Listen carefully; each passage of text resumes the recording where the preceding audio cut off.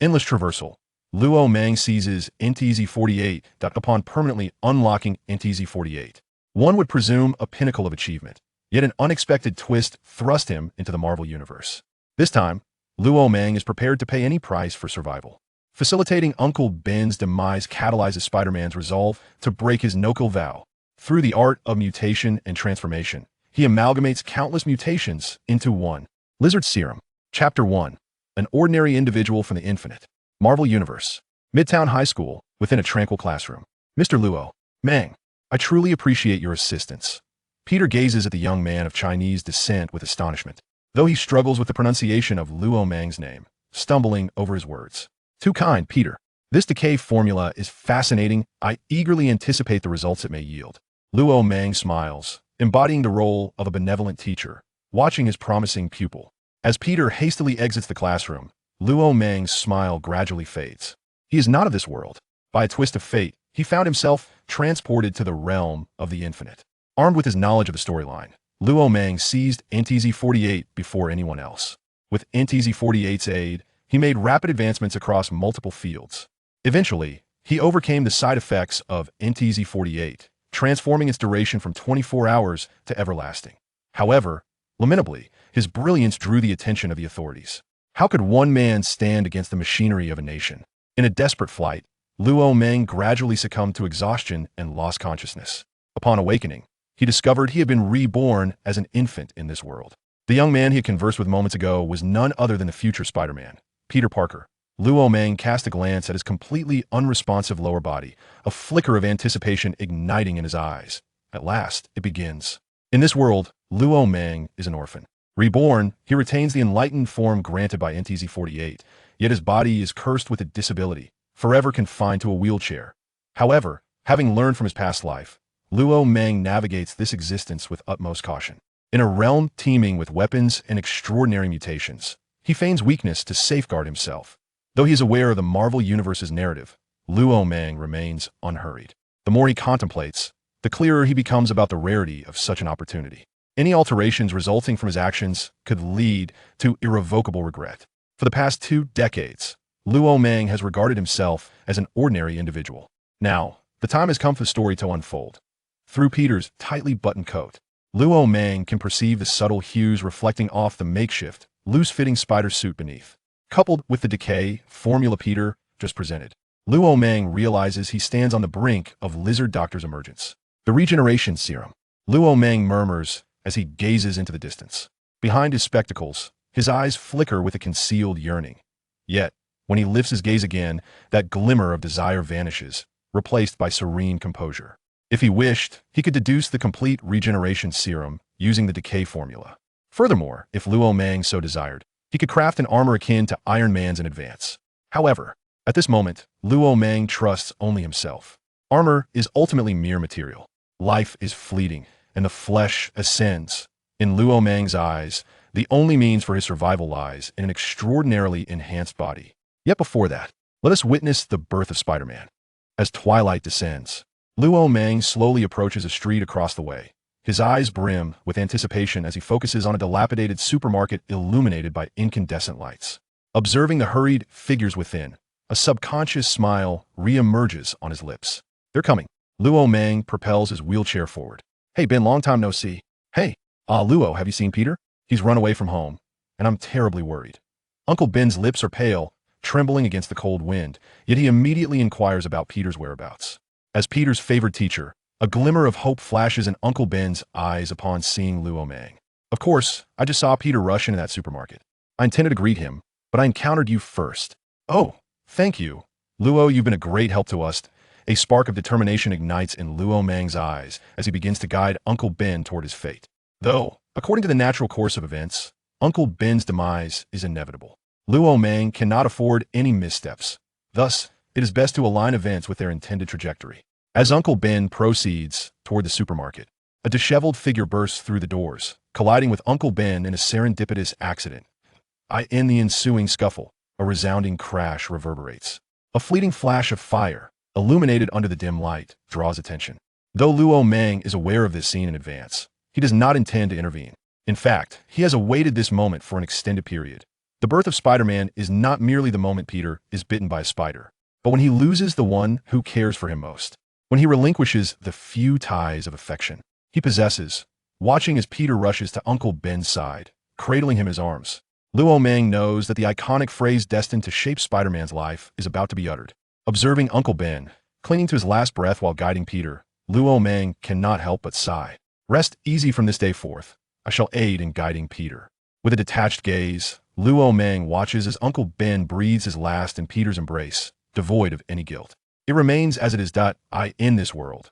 Luo Mang is willing to pay any price to survive. Having witnessed Uncle Ben's death, Luo Mang refrains from approaching Peter. Now, it is imperative for Peter to process this on his own. Pushing his wheelchair, Luo Mang gradually departs in the opposite direction, vanishing at the end of the street. You mean you require my assistance? Yes, Mr. Luo Mang. This time, Peter finally pronounces it correctly. His bloodshot eyes are filled with resolve. Though Luo Mang is not surprised by Peter's request, he feigns astonishment, donning a habitual smile. Luo Mang maneuvers his wheelchair closer to Peter, placing a reassuring hand on his shoulder. You are my most exceptional student. Whatever you wish to pursue, I shall wholeheartedly support you.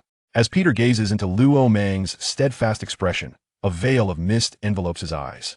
Apart from Uncle Ben and Aunt May, perhaps only Luo Mang treats him with such kindness. Regrettably, Uncle Ben is. At this thought, a tempest of rage and hatred flashes within Peter's eyes. Blood debts must be repaid in blood. He will find that individual and make him pay for his transgressions. Chapter 2, a carefully orchestrated encounter. This is the final adjustment, Peter. A special chemical substance, transformed into a viscous and elastic web through this wristband. Ramon adjusted his glasses and handed a ring-like device to Peter. I never expected you to possess such power. I hope you will not squander it. Ramon regarded Peter with a profound expression. Thank you, Professor Ramon. I will utilize it wisely. The animosity in Peter's eyes had not diminished with time. This, of course, was largely due to Romang's guidance.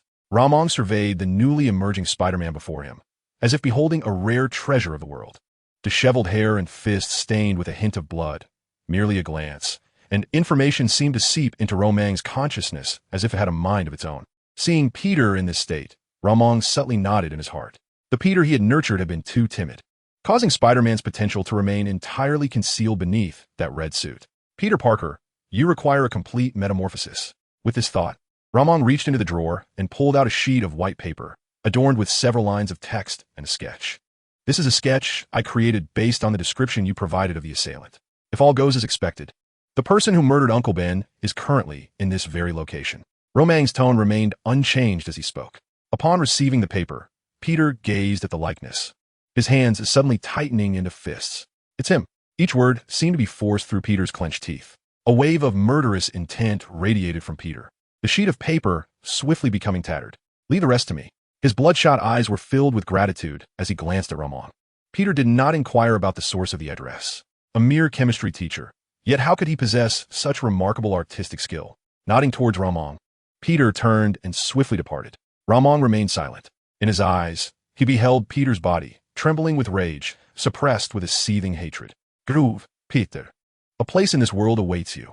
Ramon watched Peter's receding figure, murmuring to himself. However, Romang's plans extended beyond this.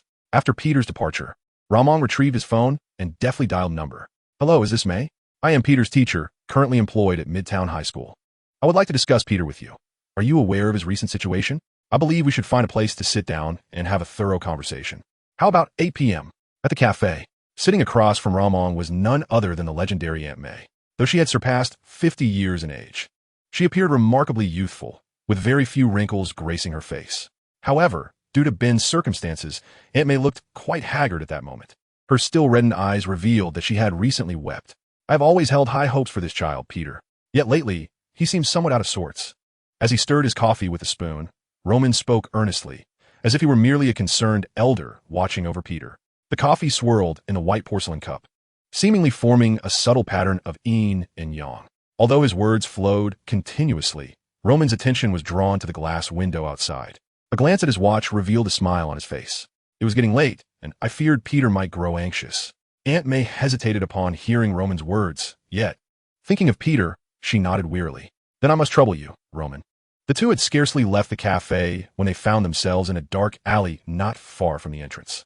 Suddenly, a commotion erupted from the street behind them. Amidst the gasps, a figure with golden hair burst forth from the crowd. Upon seeing Aunt May's frail form and Roman seated in his silver wheelchair, Danny's eyes brightened. He rushed forward, fiercely dragging both Roman and Aunt May into the shadowy alley. "You and this cripple, hand over everything you have." Despite appearing somewhat disheveled during the scuffle, Roman showed no signs of fear, as if he had anticipated this encounter. "Please do not harm us. I will give you everything." At that moment, Roman feigned innocence. His forehead glistening with sweat, his arms trembling slightly. Under the subtle control of his mind, he played his part with remarkable authenticity, resembling an ordinary individual genuinely concerned for his safety. His hands continuously retrieved the carefully prepared items from his person.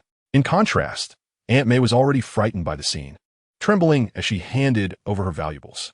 However, when it came to the final diamond ring, she hesitated. Her right hand firmly clutched her left ring finger. Her eyes filled with reluctance. As Danny demanded the ring, neither he nor his companion noticed Romanesque gaze. "You filthy woman, hand it over quickly." Danny's breath quickened, glancing anxiously toward the alley's entrance, as if evading something. Seeing Aunt May's hesitation, Danny, having lost all patience, yanked her arm, accompanied by a piercing scream. Due to Danny's brutality, a sharp crack echoed as Aunt May's finger was forced. "I have memorized your faces." Ignoring Aunt May's plight, Danny departed with a chilling threat. Roman, now on the ground, observed Danny's retreat with calmness. Indeed, this Danny was the one responsible for Uncle Ben's demise. Roman had calculated the timing of Peter's attempt to apprehend Danny and had made subtle adjustments while crafting the web shooter, ensuring that Danny could escape before the police arrived. The combination of time, place, and an analysis of Danny's character allowed Roman to ascertain the high probability of Danny's passage through this very location. Moreover, stepping out of the cafe at the opportune moment rendered a near certainty of their convergence. It remained uncertain whether Aunt May had realized that this man was the murderer of Ben, yet such details were inconsequential. With the witness, Roman, present, it suffices. "May, are you all right? Do not fret. I shall summon an ambulance at once." Observing Aunt May's pallid complexion as she clutched her severed finger, a faint smirk danced upon Roman's lips. At this very moment, under the veil of night, Danny raced forward, cradling Aunt May in his arms, when her phone suddenly illuminated. The screen revealed none other than Peter Parker. Chapter 3. Why do you not spare them? "Hey, Peter," Roman called, propelling the wheelchair toward Peter, who was beckoning from a short distance away by the ambulance. Peter, his eyes reddened and breaths labored, was overwhelmed with panic, allowing his abilities to surge forth instinctively. In the blink of an eye, he materialized before Roman, disregarding the surprise evident in Roman's gaze. His immediate concern was for Aunt May, who sat at the back of the ambulance, receiving care for her injuries. Her face, drained of color, occasionally contorted with unbearable pain, eliciting a surge of crimson in Peter's eyes. Clenching his fists, the latent power within him was palpable. Peter's body trembled slightly, torn between grief over Uncle Ben's departure and the anger he struggled to suppress. "Who did this?" he demanded, each word punctuated with barely contained fury. "Do you really wish to know, Peter? Your current state? Tell me." Before Roman could finish, Peter erupted, the tempest of rage and bloodlust spilling forth unabashedly. His fists tightened as he yanked Roman's collar, their faces mere inches apart. In that moment, Roman felt as though he had plunged into an icy abyss. The rapid thumping of his heart urged him to escape, yet he managed to regain his composure in the face of Peter's wrath. Their eyes locked in a fierce contest. It was Peter who faltered first, a flicker of clarity crossing his gaze as he lowered his head, his demeanor suddenly subdued. "I apologize, Roman. I lost control. But with Uncle Ben gone, I cannot bear to watch Aunt May suffer." Peter cradled his face in his hands, the crimson glimmer in his eyes a harrowing sight. This child, having lost his beloved in such a short span, teetered on the brink of peril, at risk of plummeting into an abyss from which there would be no return.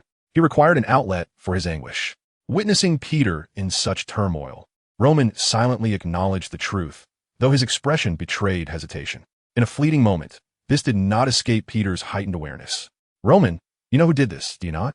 Tell me." You saw his face clearly. Peter implored with a tone of near desperation, his mind racing, disregarding all else. He was not Spider-Man.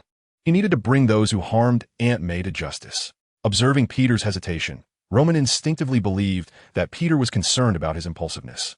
Peter immediately adopted a serious demeanor and addressed Roman earnestly. "Rest assured, I shall never resort to extrajudicial measures. Criminals must face the judgment of the law. However, upon hearing Peter's words, Roman's brow furrowed even more tightly. With an expression of near disbelief, he revealed a fact that Peter found hard to accept. But the one who robbed us is the same individual who murdered your uncle. What? Are you certain? Peter's confidence wavered momentarily. Even a formidable Spider-Man felt a sense of helplessness at that moment, his body swaying slightly. Although he had his suspicions, he pressed on with relentless inquiry. I regret to inform you, Peter. However, after meticulously sketching the features of the suspect you provided, I cannot forget his long golden hair. Roman's tone was somber, his gaze lowering with unwavering certainty. Seeing Roman's serious demeanor, devoid of any jest, struck Peter like a thunderbolt.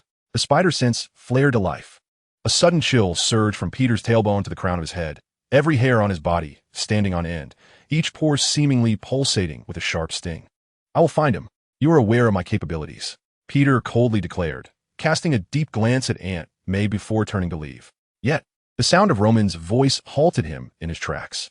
Let me assist you. I know his current location. Peter turned back, his expression questioning as he regarded Roman, whose fingers were interlaced. How did you manage to install tracking on your phone?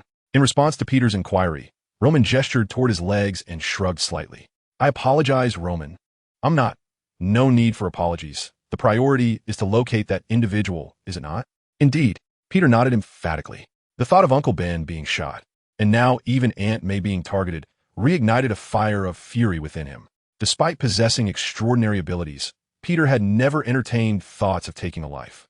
Yet, the instinctual demeanor of a top-tier predator, manifested at a genetic level, was beyond the capabilities of an ordinary individual. Had anyone else stood before him instead of Roman, they would likely have been paralyzed with fear.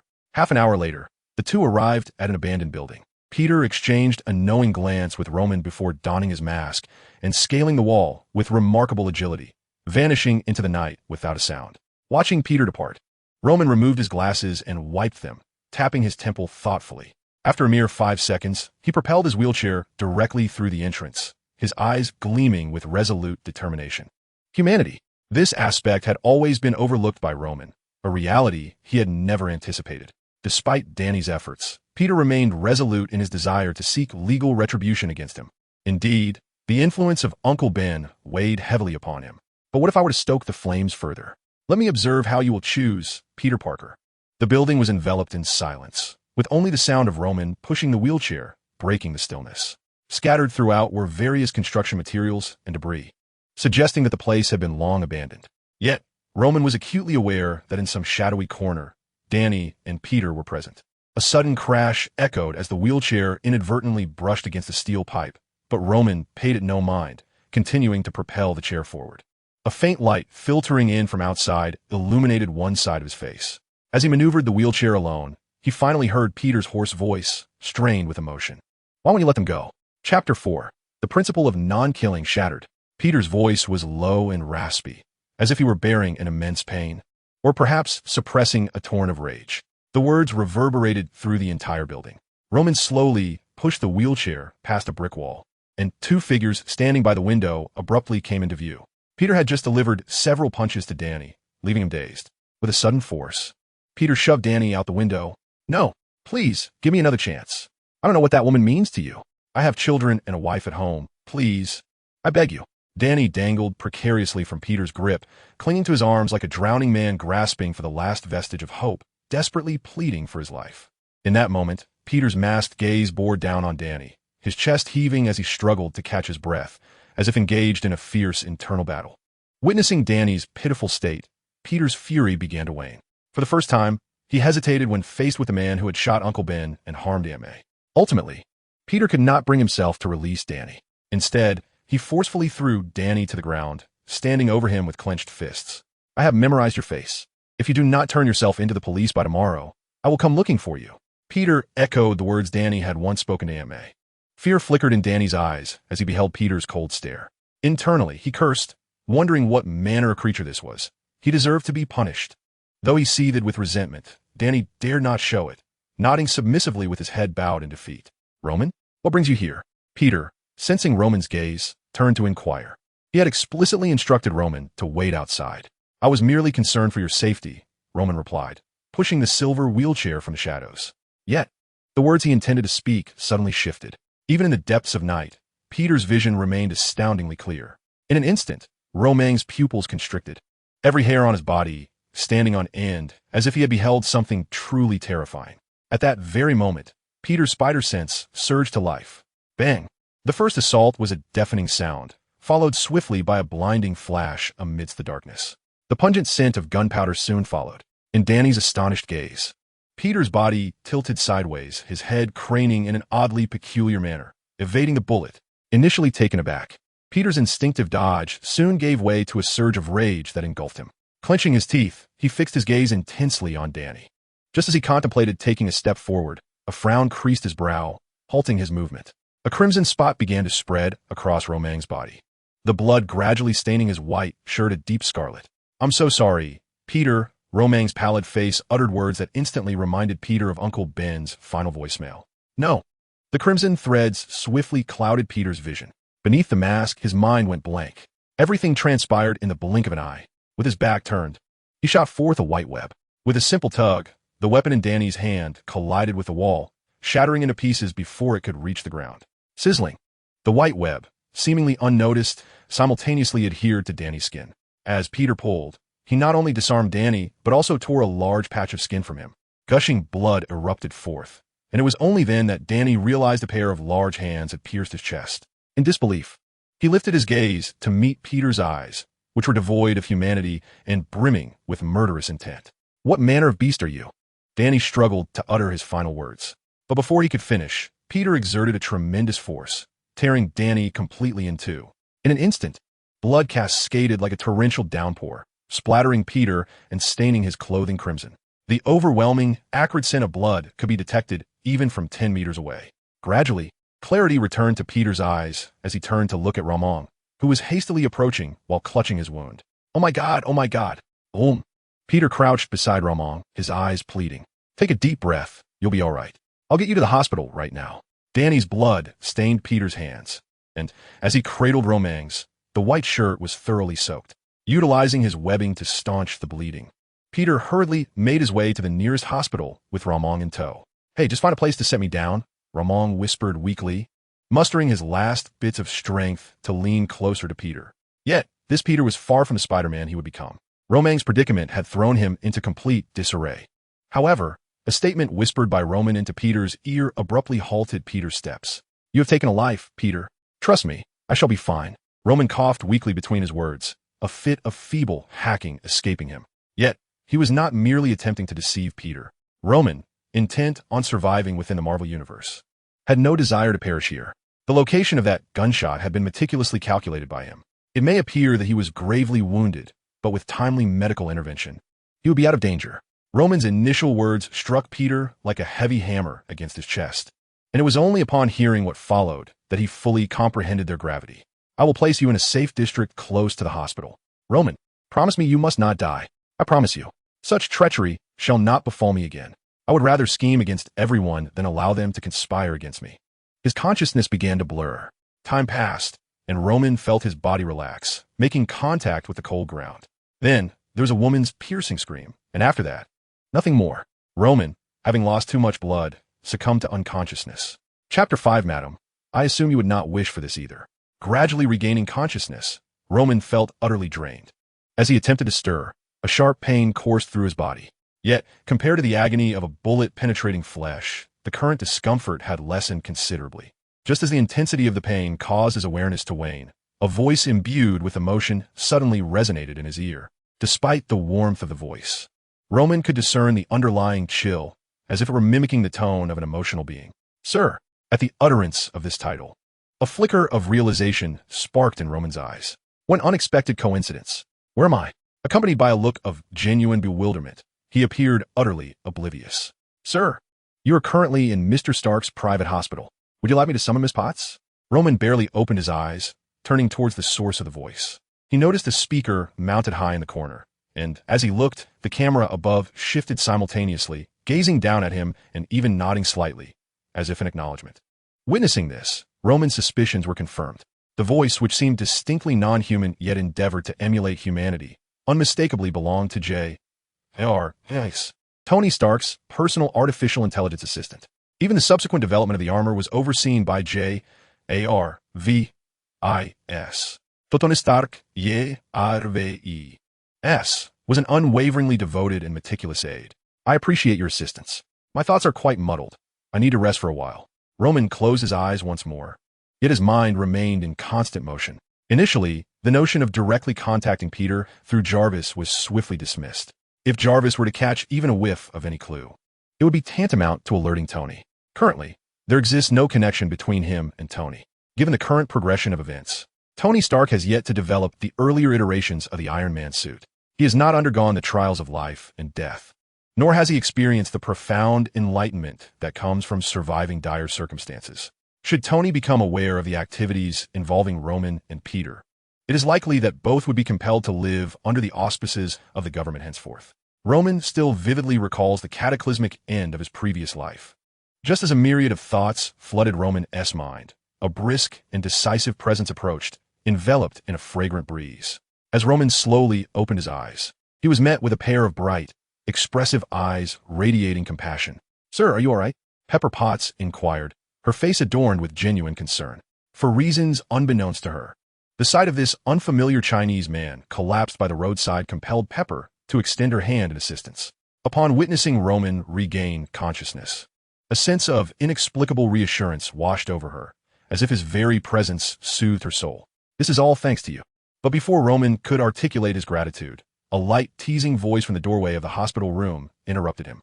"Indeed, you are Roman, raised in an orphanage, lacking any remarkable achievements, and currently employed at Midtown High School. To be precise, if it weren't for Pepper, no one would have come to your aid. So you ought to express your gratitude." A man with a small mustache swaggered into the room, removing his sunglasses and chattering incessantly as if his mouth were a machine gun. "Who are you?" In response to Tony's remarks, Roman felt no anger. Instead, he maintained his smile. Just as he was about to correct Tony's misstatement, he was once again interrupted. "Indeed, you stand before the illustrious Tony Stark, just as you imagined, the Stark of Stark Industries. Lucky lad, you've struck gold. Now you have the opportunity to work at Stark Industries, which undoubtedly pays significantly more than your high school teacher's salary. Wouldn't you agree?" Tony exuded an unparalleled confidence, as if it were his natural state. He paid no heed to Roman, this seemingly inconsequential individual in his eyes. In truth, even if Roman were the universally recognized rival of Stark, this genius would hardly pay him any mind. With that, Tony disregarded Roman's reaction and turned his attention to Pepper, playfully remarking, well, isn't this the famous Pepper Potts? How does it feel to have personally rescued someone?" At this juncture, Roman finally grasped the reason behind Tony's sudden benevolence. Yes, benevolence. Despite Tony's somewhat abrasive manner of speaking, it was merely a facade. Just as Roman habitually masked his feelings with a smile, Tony's intentions were not aimed at pleasing Roman, but were directed elsewhere. Roman's gaze followed Tony's toward Pepper. "I recall your flight was scheduled for an hour and a half ago. I had assumed that my plane would naturally wait for my arrival before taking off. Otherwise, what would be the purpose of owning a private jet?" It seems that when Tony boasts, it flows from his lips with an effortless nonchalance. However, I'm rather curious as to when Miss Pepper developed a penchant for altruism. Tony raised an eyebrow, finally revealing his true intentions. He cared little for Roman, but he was deeply concerned for Pepper, which is precisely why he made the effort to come in person. Yet, this only piqued Roman's curiosity further. For Pepper's sake, what was her motivation? Surely it cannot be for him. Nevertheless, Roman was certain he had never encountered Pepper before. One must treat oneself to a gift on their birthday, no? Your birthday? Today? How peculiar. It falls on the same day as last year.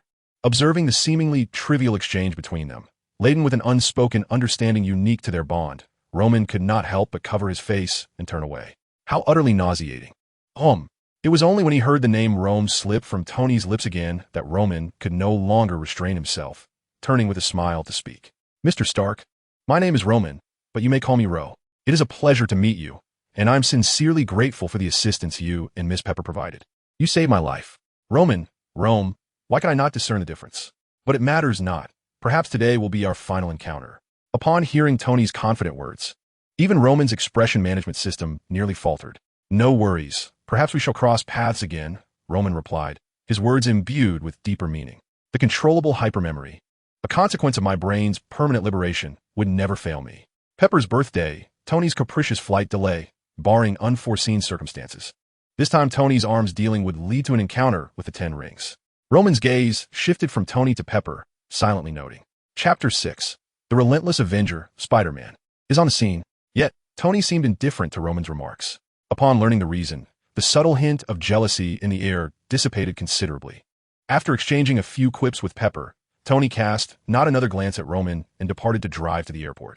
Roman, in turn, declined Pepper's offer to stay, claiming he had matters to attend to, and casually grabbed a wheelchair to leave the hospital. However, before exiting, he cast a lingering glance at Pepper. Peter and the school must be searching for him. The wound in his chest continued to bleed, the bandage subtly tinged crimson. It is no wonder, given Stark Industries' private hospital, that the wound had not opened further. Calmly, he stroked the injury and muttered to himself. Yet at that very moment, the water in the transparent glass beside him trembled slightly. Roman had not opened a window, and there was certainly no breeze. But why? As this thought crossed his mind, Roman's expression remained unchanged. He slowly raised his head to face forward, attempting to speak in a steady tone. Peter, I know you were there. But in the next second, from the darkened corner of the room devoid of light, a figure clad in black began to emerge, climbing the walls with agility, inching closer from the shadows.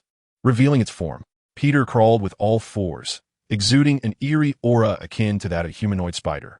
It was not until he reached the ceiling above Luo Mang that he sprang down in an instant. Yet, despite this, Peter remained utterly silent, embodying the inherent qualities of a top predator. He faced Luo Mang, removing his mask to reveal a visage even paler than Luo Mang's, with eyes ablaze in crimson. I cannot locate you. I feared you had been taken by the nearby gang. Peter rasped, his voice hoarse like that of a frenzied beast on the brink of death, desperately clutching at the last vestiges of hope. As Peter approached Luo Mang, a potent scent of blood enveloped Luo Mang's nostrils, refusing to dissipate. How many have you slain in these past days? I do not know, Peter replied, his tense voice softening considerably upon seeing Luo Mang. After a brief silence, he offered this answer. At the moment he tore apart Danny, it felt as though a new door had swung open within him.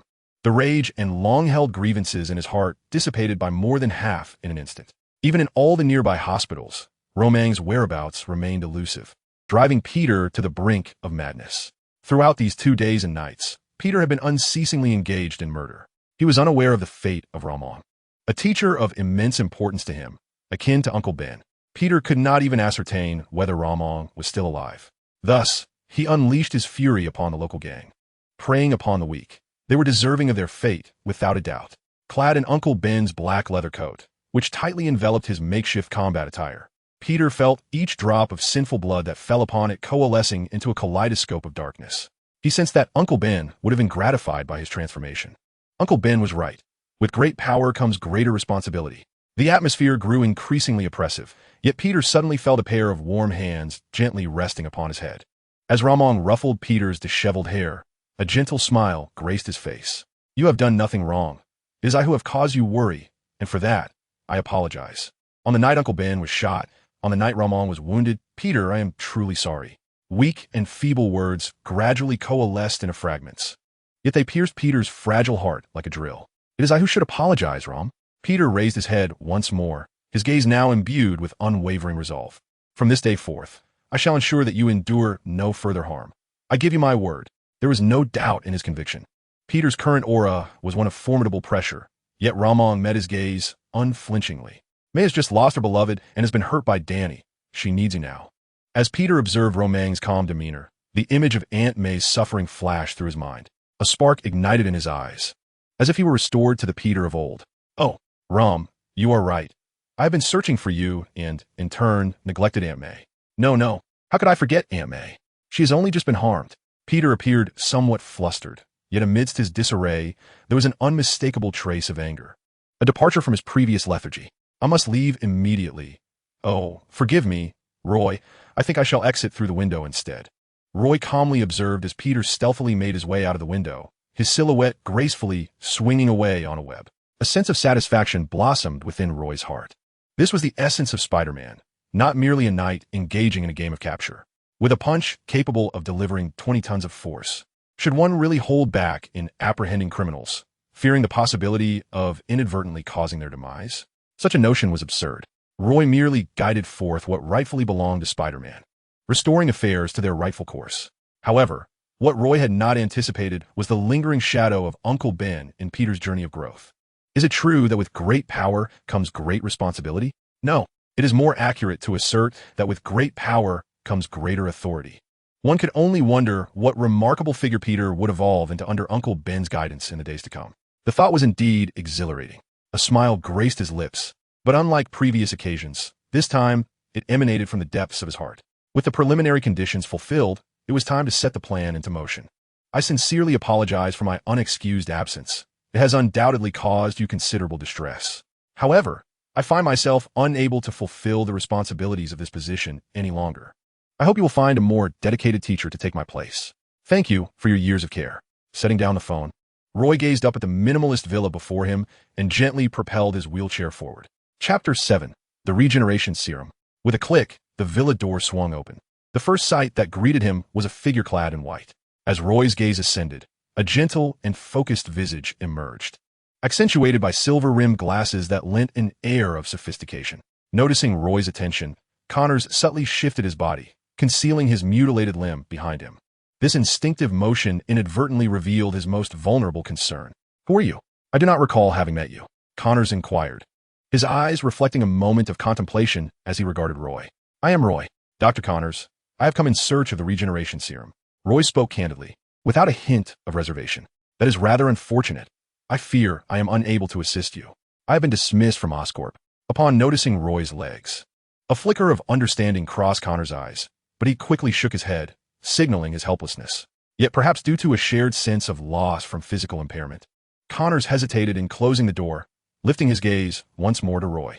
Though I'm unaware of how you acquire knowledge of the serum, if you seek it, you might try your luck at Oscorp. After all, they are currently conducting human trials on the regeneration serum. At that moment, Dr. Connors appeared to have lost all hope, his demeanor reflecting despair, and the pungent scent of alcohol wafted from him. A self-deprecating glimmer appeared in Connors' eyes. While Roy might have ulterior motives, he himself had nothing left to lose at this point. Just as Connors was about to close the door, a hand unexpectedly reached out to stop him. Pushing the door open revealed a benign smile.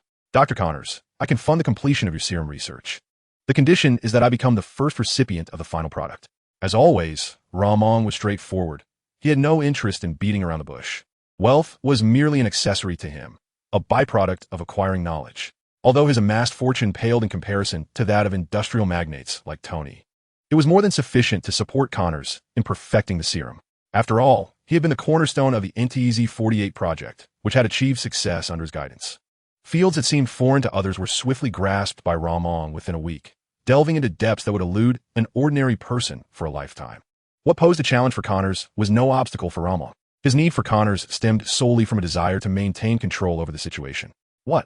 Hearing Luo Mang's words, Connors' pupils constricted, instinctively glancing at his own mutilated limbs, a fleeting struggle evident in his gaze. Luo Mang noticed every nuance of Connors' actions. Who among humanity lacks a weakness? Only the dead, only the deceased are devoid of vulnerabilities, for as long as one lives, there will invariably be obsessions to exploit. What initially appeared complex was, in fact, quite simple. Luo Mang could almost see the excitement and yearning flickering in Connors' eyes. Indeed, the next moment, Connors looked at Luo Mang with newfound seriousness. If I can complete the regenerative serum, I am willing to do anything. Connors had tried to remain steadfast, yet he realized that in the face of reality, ideals were meaningless. Like Osborne Industries, perhaps in their eyes, he was worth less than an obedient dog. A flash of resentment crossed Connors' eyes as he silently vowed that if he ever had the opportunity, he would present Osborne with a grand gesture. It's customary to reciprocate. I assenti it. I've been waiting for those words, Dr. Connors, Luo Mang exclaimed, clapping his hands, his smile broadening. And you need not worry. I am just like you, merely a person striving to survive. Upon hearing Luo Mang's words, Connors instinctively glanced at Luo Mang's disabled legs and nodded emphatically. He then extended his only intact arm, shaking hands with Luo Mang, who sat in his wheelchair. In that moment, both men seemed to glimpse the hope reflected in each other's eyes. 3 months swiftly passed, in a cold yet impeccably clean and tidy basement. A figure clad in a white lab coat paced the laboratory. Suddenly, a container, seemingly shrouded in a veil of white mist, emitted a soft chime. Connors' gaze immediately locked onto the container. Almost instantaneously, the container, with its frosted texture, transformed dramatically. The 4 hard walls suddenly became transparent, revealing their contents to Connors' eyes. His gaze narrowed slightly, as if he were in the process of confirming something, when he beheld the intact little white mouse within the container. The excitement and exhilaration in his eyes threatened to overflow. It was accomplished, finally accomplished. Of course, the regeneration serum in its complete state still required human trials. However, according to my calculations, there should be no issues. No. The first to use it should be Ro. Without Ro, I would never have been able to complete the serum. Connors resembled a person with split personality, incessantly muttering to himself. The conclusion he had just voiced moments ago was promptly overturned by his own thoughts. He paced around the laboratory in small steps, a smile he could no longer suppress curling at the corners of his mouth. This expression had not graced Connor's face in the past 2 months. Excitedly approaching the computer to record the experimental results with the camera, he was completely oblivious to Ro's arrival in the wheelchair. What a splendid day. Our Dr. Connors has lost his composure. The changes of the last 3 months seemed trivial compared to the past decades, yet the smile lingered on Ro's lips. Ro. Connors' face lit up with joy. The regeneration serum is complete. Connors hurried to Ro, gesturing towards the little white mouse in the container. Next, we just need to find a volunteer. Just inject me directly. Upon hearing Ro's words, Connors' voice abruptly halted. Interrupted by Ro, Connors felt no displeasure. Instead, his brow furrowed slightly, a concerned expression directed at Ro. Ro, I understand that you are suffering, but the final experiment is crucial, perhaps due to their shared affliction. Connors could empathize with Ro. However, adhering to the meticulous nature of a researcher, Connors was reluctant to allow Ro to take risks. You promised me, didn't you? When the regeneration serum is confirmed effective, I will be the first to receive the injection. Come on, Connors, I am the first test subject. A rare madness flickered in Ro's eyes, his words akin to the temptations of a devil. Noticing Connor's silence, Ro leaned forward, pushing against the arms of his wheelchair. Their gazes colliding. Let me remove the last obstacle for your rebirth. Chapter 8. Regeneration Serum? Lizard Serum. The pale green serum slowly coursed into Ro's veins. As the serum entered his bloodstream, the faint green hue spread through the blood vessels in his arms, permeating his body. What followed was a chilling sensation that penetrated deep into his bones. The cold that spread from within compelled Ro to clench his fist slightly, attempting to counteract the icy invasion. A wave of weakness washed over his body, as if every cell were thirstily absorbing the serum. Had Ro not been seated in his wheelchair, he would likely have succumbed to the floor by now. Yet, following the brief chill, an overwhelming heat surged forth, as if a furnace were raging within him. Under the oppressive heat, each pore seemed to harbor a tiny claw, incessantly itching. At this moment, Connors appeared to witness something terrifying coming into existence. Instinctively, he gaped, staring at Luo Mang in the wheelchair. What is happening to me? Thanks to the permanent liberation of his cerebral state, Luo Mang's consciousness restored rapidly. Upon hearing Connor's words, he instinctively glanced at his own body. The orderly arrangement of emerald green scales resembled the meticulous craftsmanship of a skilled artisan. Even within the confines of this underground laboratory, they radiated a profound yet unobtrusive glow. At that moment, they were breaking free, still clinging to remnants of Luo Mang's flesh and fabric. Luo Mang tilted his head towards the transparent glass, using its reflection to observe his current form. The armor-like green scales extended from his neck down to his feet. Rather than mere scales, they resembled a meticulously selected armor, flawlessly safeguarding every part of Luo Mang's body. His tail, swaying unconsciously behind him, lent a peculiar sensation of having an additional limb.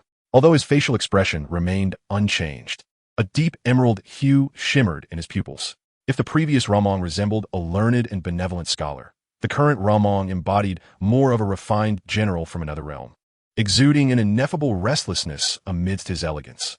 Luo Mang, are you all right? Connors swallowed hard, approaching Luo Mang's side. He raised his hand as if to stroke the scales adorning Luo Mang's body, yet he restrained the impulse, awkwardly lowering it. I am splendid, better than ever. With just a slight exertion of his arm, the metallic wheelchair contorted and warped. Joy emanated from Luo Mang's emerald eyes. Since arriving in the Marvel Universe, this was the first time he experienced such a profound emotional surge. Savoring the transformations within his body, he felt no discomfort whatsoever. It was as if Luo Mang existed perpetually in warm water, and the sensation of newfound power intoxicated him. However, almost in the next moment, Luo Mang's expression abruptly shifted. An intense aura of danger began to radiate from him. Why? Luo Mang exerted himself with a sudden force, causing the entire wheelchair to disintegrate, scattering countless fragments across the ground. Without the support of the wheelchair, Luo Mang fell to the floor with a thud. Gazing at his powerless legs, he was perplexed. Memories of the past month's data on the regeneration serum flashed through his mind. Yet in the end, everything proved to be accurate, deepening Luo Mang's disappointment. If the earlier surge of joy marked Luo Mang's first emotional upheaval since entering the Marvel Universe, this moment shattered that record, as an overwhelming sense of frustration engulfed him. Decades of planning, and he had stumbled at the very first step? This was emotion Luo Mang had never experienced since acquiring NTZ-48. His previously smooth journey had led him to harbor excessively high expectations. But where did the problem lie? This is impossible. I have tirelessly recalculated all the data countless times. And such a situation should not arise. Connors observed Luo Mang's reaction and understood immediately that Luo Mang's bodily restoration had failed. Watching Luo Mang's expression, Connors buried his head and softly repeated this phrase. This represented the culmination of his life's work, his enduring aspiration. If Luo Mang were to fail, it would imply a significant likelihood of his own failure as well. Yet, here it was a grim reality. After a moment of venting, Luo Mang calmly turned to Connors. However, from his vantage point, the first thing that caught his eye was Connor's severed arm. The area where the arm had been severed retained the same pale hue as the rest of Connor's body. The grotesque appearance of the bone close to the surface was impossible to overlook. A severed arm, gazing at Connor's exposed stump. A glimmer of hope reignited in Luo Mang's eyes. What have you thought of? Is there a flaw in the calculations? Connors could not help but ask. No. Luo Mang shook his head. The earlier feeling of defeat completely vanished. A smile began to curve his lips, and he felt a surge of excitement. If my hypothesis holds true, then give me a day, and I shall provide you with a solution. Luo Mang, are you certain you wish to proceed with this? Peter cast a reluctant glance at the formidable chainsaw in his hands, his head slightly lowered. His gaze swept over Luo Mang's armored shell. The infamous, ruthless Spider-Man had taken countless lives, yet now his palms were clammy with sweat. Were it not for Luo Mang's insistence, Peter would never dream of harming a single hair on Luo Mang's body. Of course, Peter, this is my only hope of standing again. Luo Mang maintained a smile. The chainsaw gleamed ominously under the harsh light, but it did nothing to diminish his resolve. If this is your desire, I shall act. After a prolonged silence, Peter resolved himself. He gripped the chainsaw tightly and lowered it against Luo Mang's legs. Buzz. Sizzle. Luo Mang did not cry out in pain. After consuming the modified NTZ-48, he had gained the ability to manipulate his pain perception mechanism. As he faced Peter's actions, he could only feel the burning sensation from the friction of the chainsaw. Nonetheless, as blood flowed from his body, his complexion grew somewhat pale. Luo Mang felt as though he were undergoing a transformation reminiscent of a past experience. Though he could only shift between two colors, his armored exterior, though resilient, could not withstand the relentless grinding of the chainsaw and Peter's tremendous strength. Before long, this grand surgical procedure was completed. Despite being the focal point of the operation, the smile on Luo Mang's face grew ever wider, and the curvature of his lips expanded.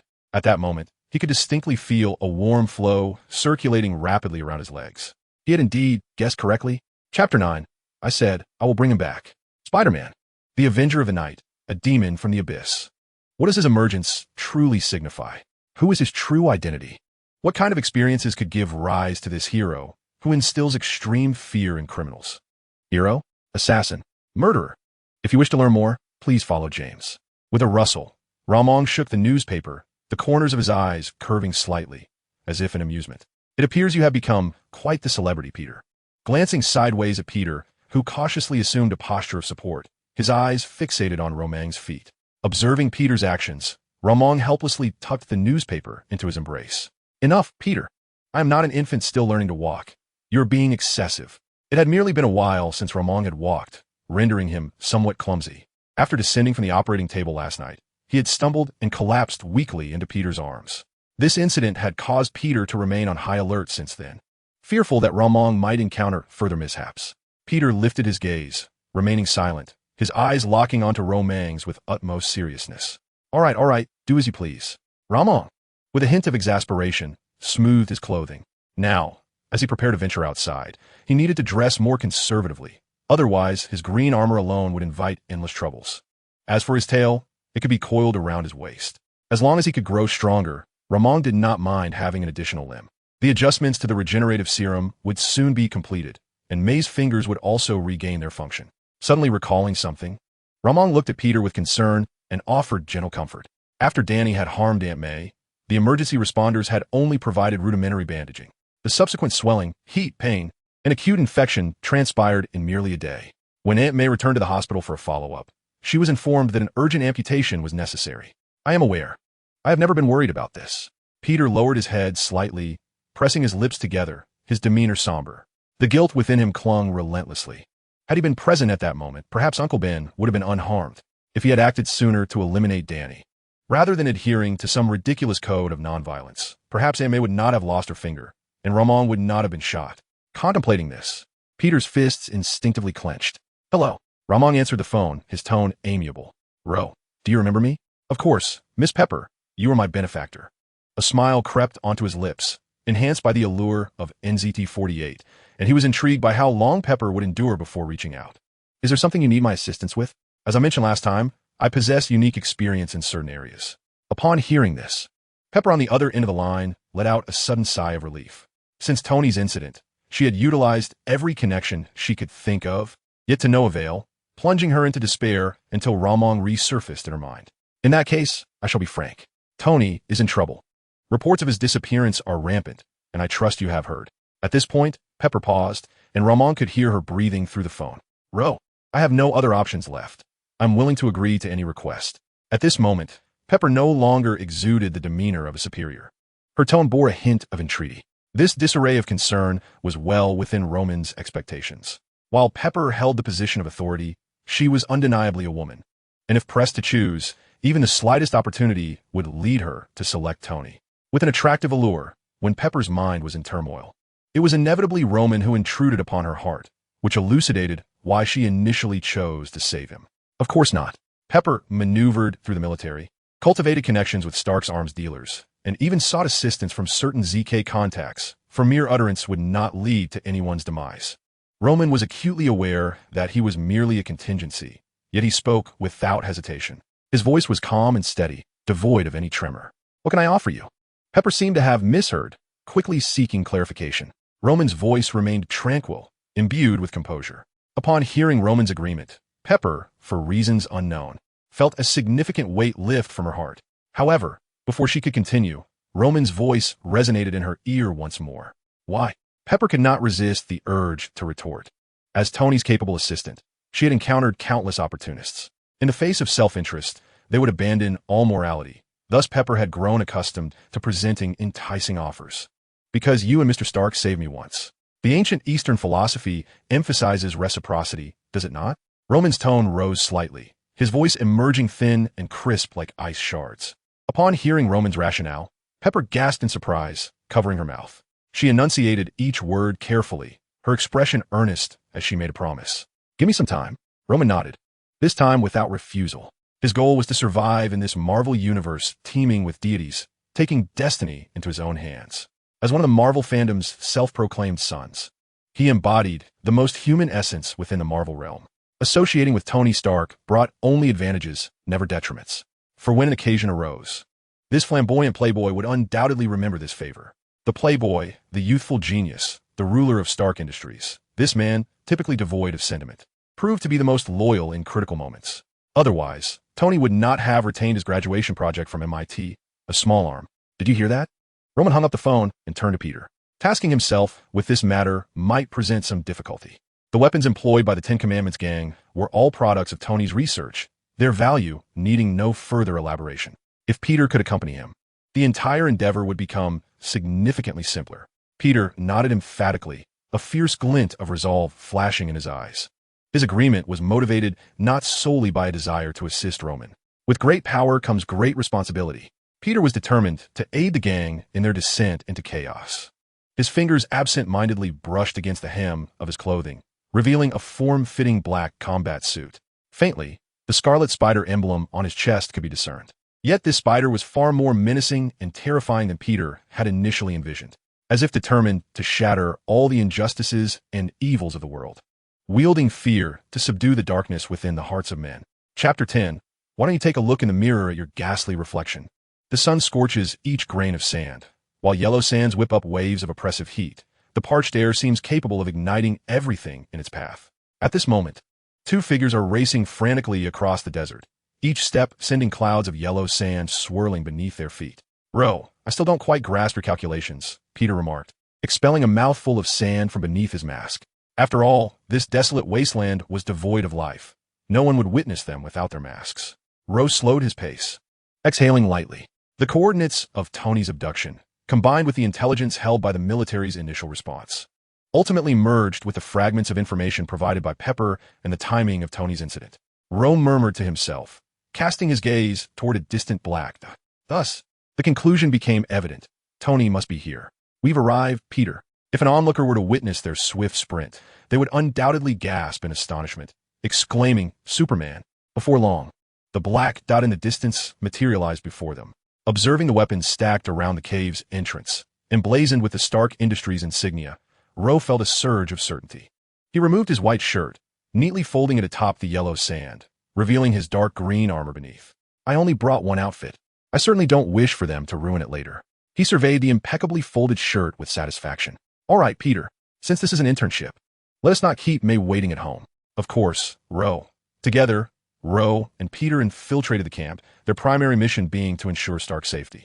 The regenerative Lizard Serum had endowed Ro with abilities that bore a semblance to Peter's. The controllable claw structure allowed Ro to scale any surface with ease. His exceptional adaptability, camouflage, and sensory perception provided him with outstanding infiltration capabilities. Moreover, his agile form, coupled with formidable strength, enabled him to effortlessly crush metal, and human bones were mere trifles. When the two melded into the shadows, they became nigh undetectable. The labyrinthine cave proved time-consuming to navigate.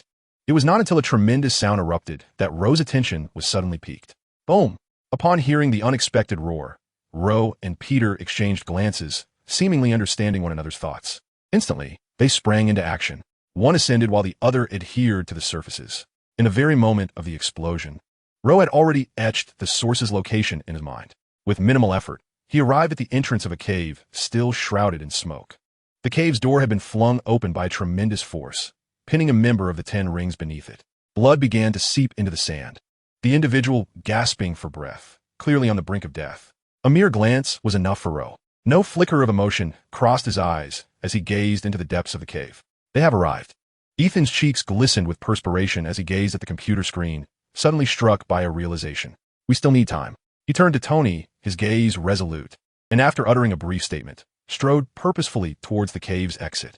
I will buy you some time. As per the plan, Tony, immobilized within his armor, could only shout to halt Ethan. Perhaps sensing the impending events, a soft glow emanated from the crystalline depths of Tony's eyes. According to plan, his voice was stifled in his throat, his eyes wide with disbelief at the unfolding scene. Ethan, clutching a machine gun, had just stepped out of the cave when a sinuous, emerald-green tail ensnared him, lifting him off the ground. The only weapon capable of inflicting harm was disarmed in an instant.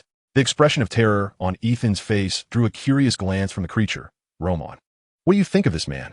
He's a good person. Peter's voice emerged from beneath his mask, tilting his head in curiosity as he regarded Ethan. His words reverberating through the cave, causing Ethan to tremble in fear. You are a good person. You need not fear me. Observing Ethan's state, Peter instinctively offered reassurance. Yet, unbeknownst to him, it was Roman that instilled fear in Ethan.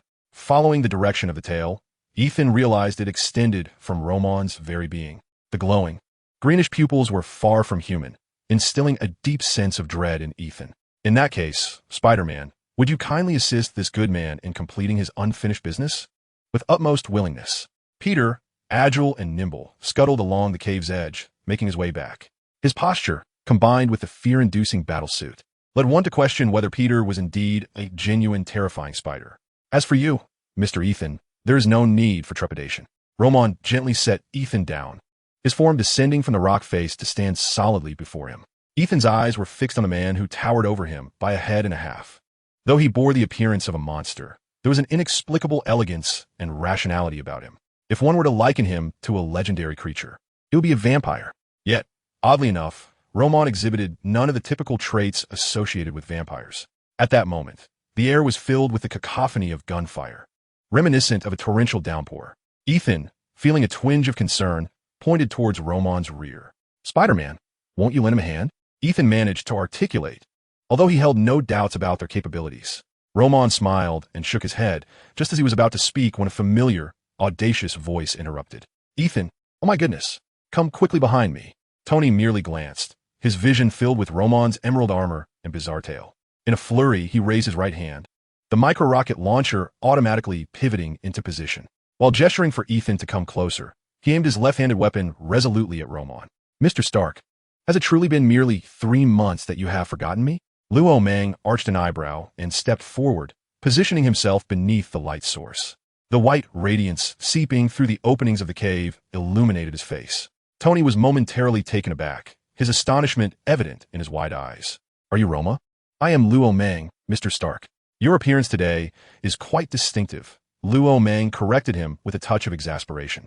"Oh, Luo Mang, why don't you take a look in the mirror at your current ghastly visage?" Tony slapped his forehead, finally recalling the correct pronunciation of Luo Mang's name. Despite having been imprisoned for over half a month, Tony's sharp tongue remained undiminished. Chapter 11. The Return of Tony. Tony's wit was indeed legendary. However, noticing Tony's intent to continue speaking, Luo Mang hastily interjected, "Miss Pepper has entrusted me with your rescue. This is not the place for conversation. Let's first depart from here." With that, Tony, encumbered by the heavy mark eye, followed closely behind Luo Mang, while Ethan brought up the rear. After navigating several corners, the first thing to assault their senses was the overwhelming stench of blood. It felt as though the very air had been saturated with it. Suddenly, a panicked member of the Ten Commandments gang rushed towards Luo Mang. He collided directly with Luo Mang, his unsteady firearm clashing against Luo Mang's armored form, producing a sharp sound. Upon seeing Luo Mang, the gang member's pupils dilated in sheer terror.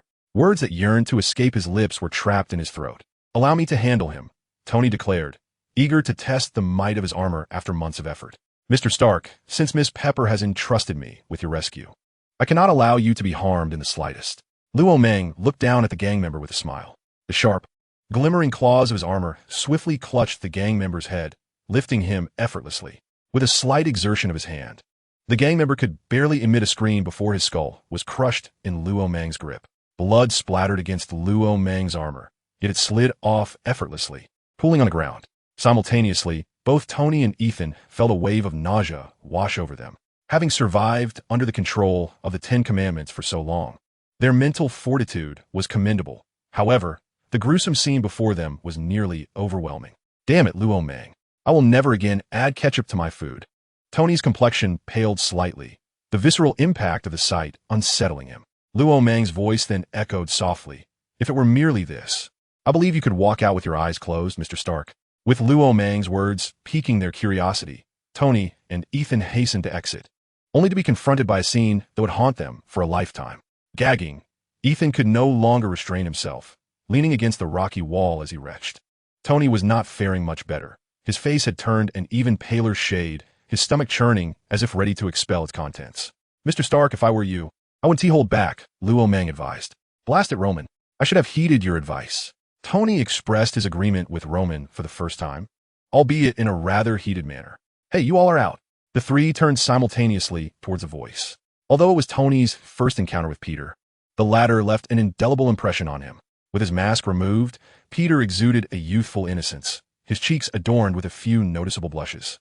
Despite being splattered with flesh and blood, the grotesque stains appeared almost decorative against his black coat. Yet, this young man was smiling at Tony with an unassuming kindness. "Come on." After regaining his composure, Tony spoke with a tone of resignation. The 10 rings had imprisoned him for 3 months, during which he endured great suffering. How could he possibly feel sympathy for them? Not to mention, as an arms dealer, countless lives have been extinguished at his hands. "I apologize, Mr. Stark. As I promised Miss Potts, I will not let a single hair on your head be harmed, but beyond that, I cannot make any guarantees." Roman slightly bowed, raising his hand in a gentlemanly gesture towards Tony. Upon hearing Tony's sarcasm, Roman merely smiled faintly, refraining from rebuttal. As the four emerged from the cave, Tony, who had been silent, suddenly pivoted sharply. With his hands hanging at a 45-degree angle, a torrent of fiery orange flames erupted uncontrollably from the tubes beneath his palms. Boom! All the weapons emblazoned with the Stark Industries logo were obliterated, the explosion engulfing a radius of several hundred meters. Within moments, Ethan found himself hoisted by Roman 100 meters away, Peter trailing closely behind. With his hands clasped behind his back, Roman's tail swayed gently. Gazing at the towering silver figure, Roman could not help but speak with fervent admiration. Truly, Tony Stark, the armor created in this shattered cave possesses such formidable power. Roman respected not only Tony's intellect, but also his indomitable spirit of survival. Just as the death of Uncle Ben was inevitable, Tony, too, had to endure such trials for the birth of Iron Man. However, Roman glanced sideways at Ethan, pondering that Tony still lacked some of the losses necessary for a hero's growth. Initially, Roman had no intention of saving Ethan, much like he had watched Uncle Ben perish.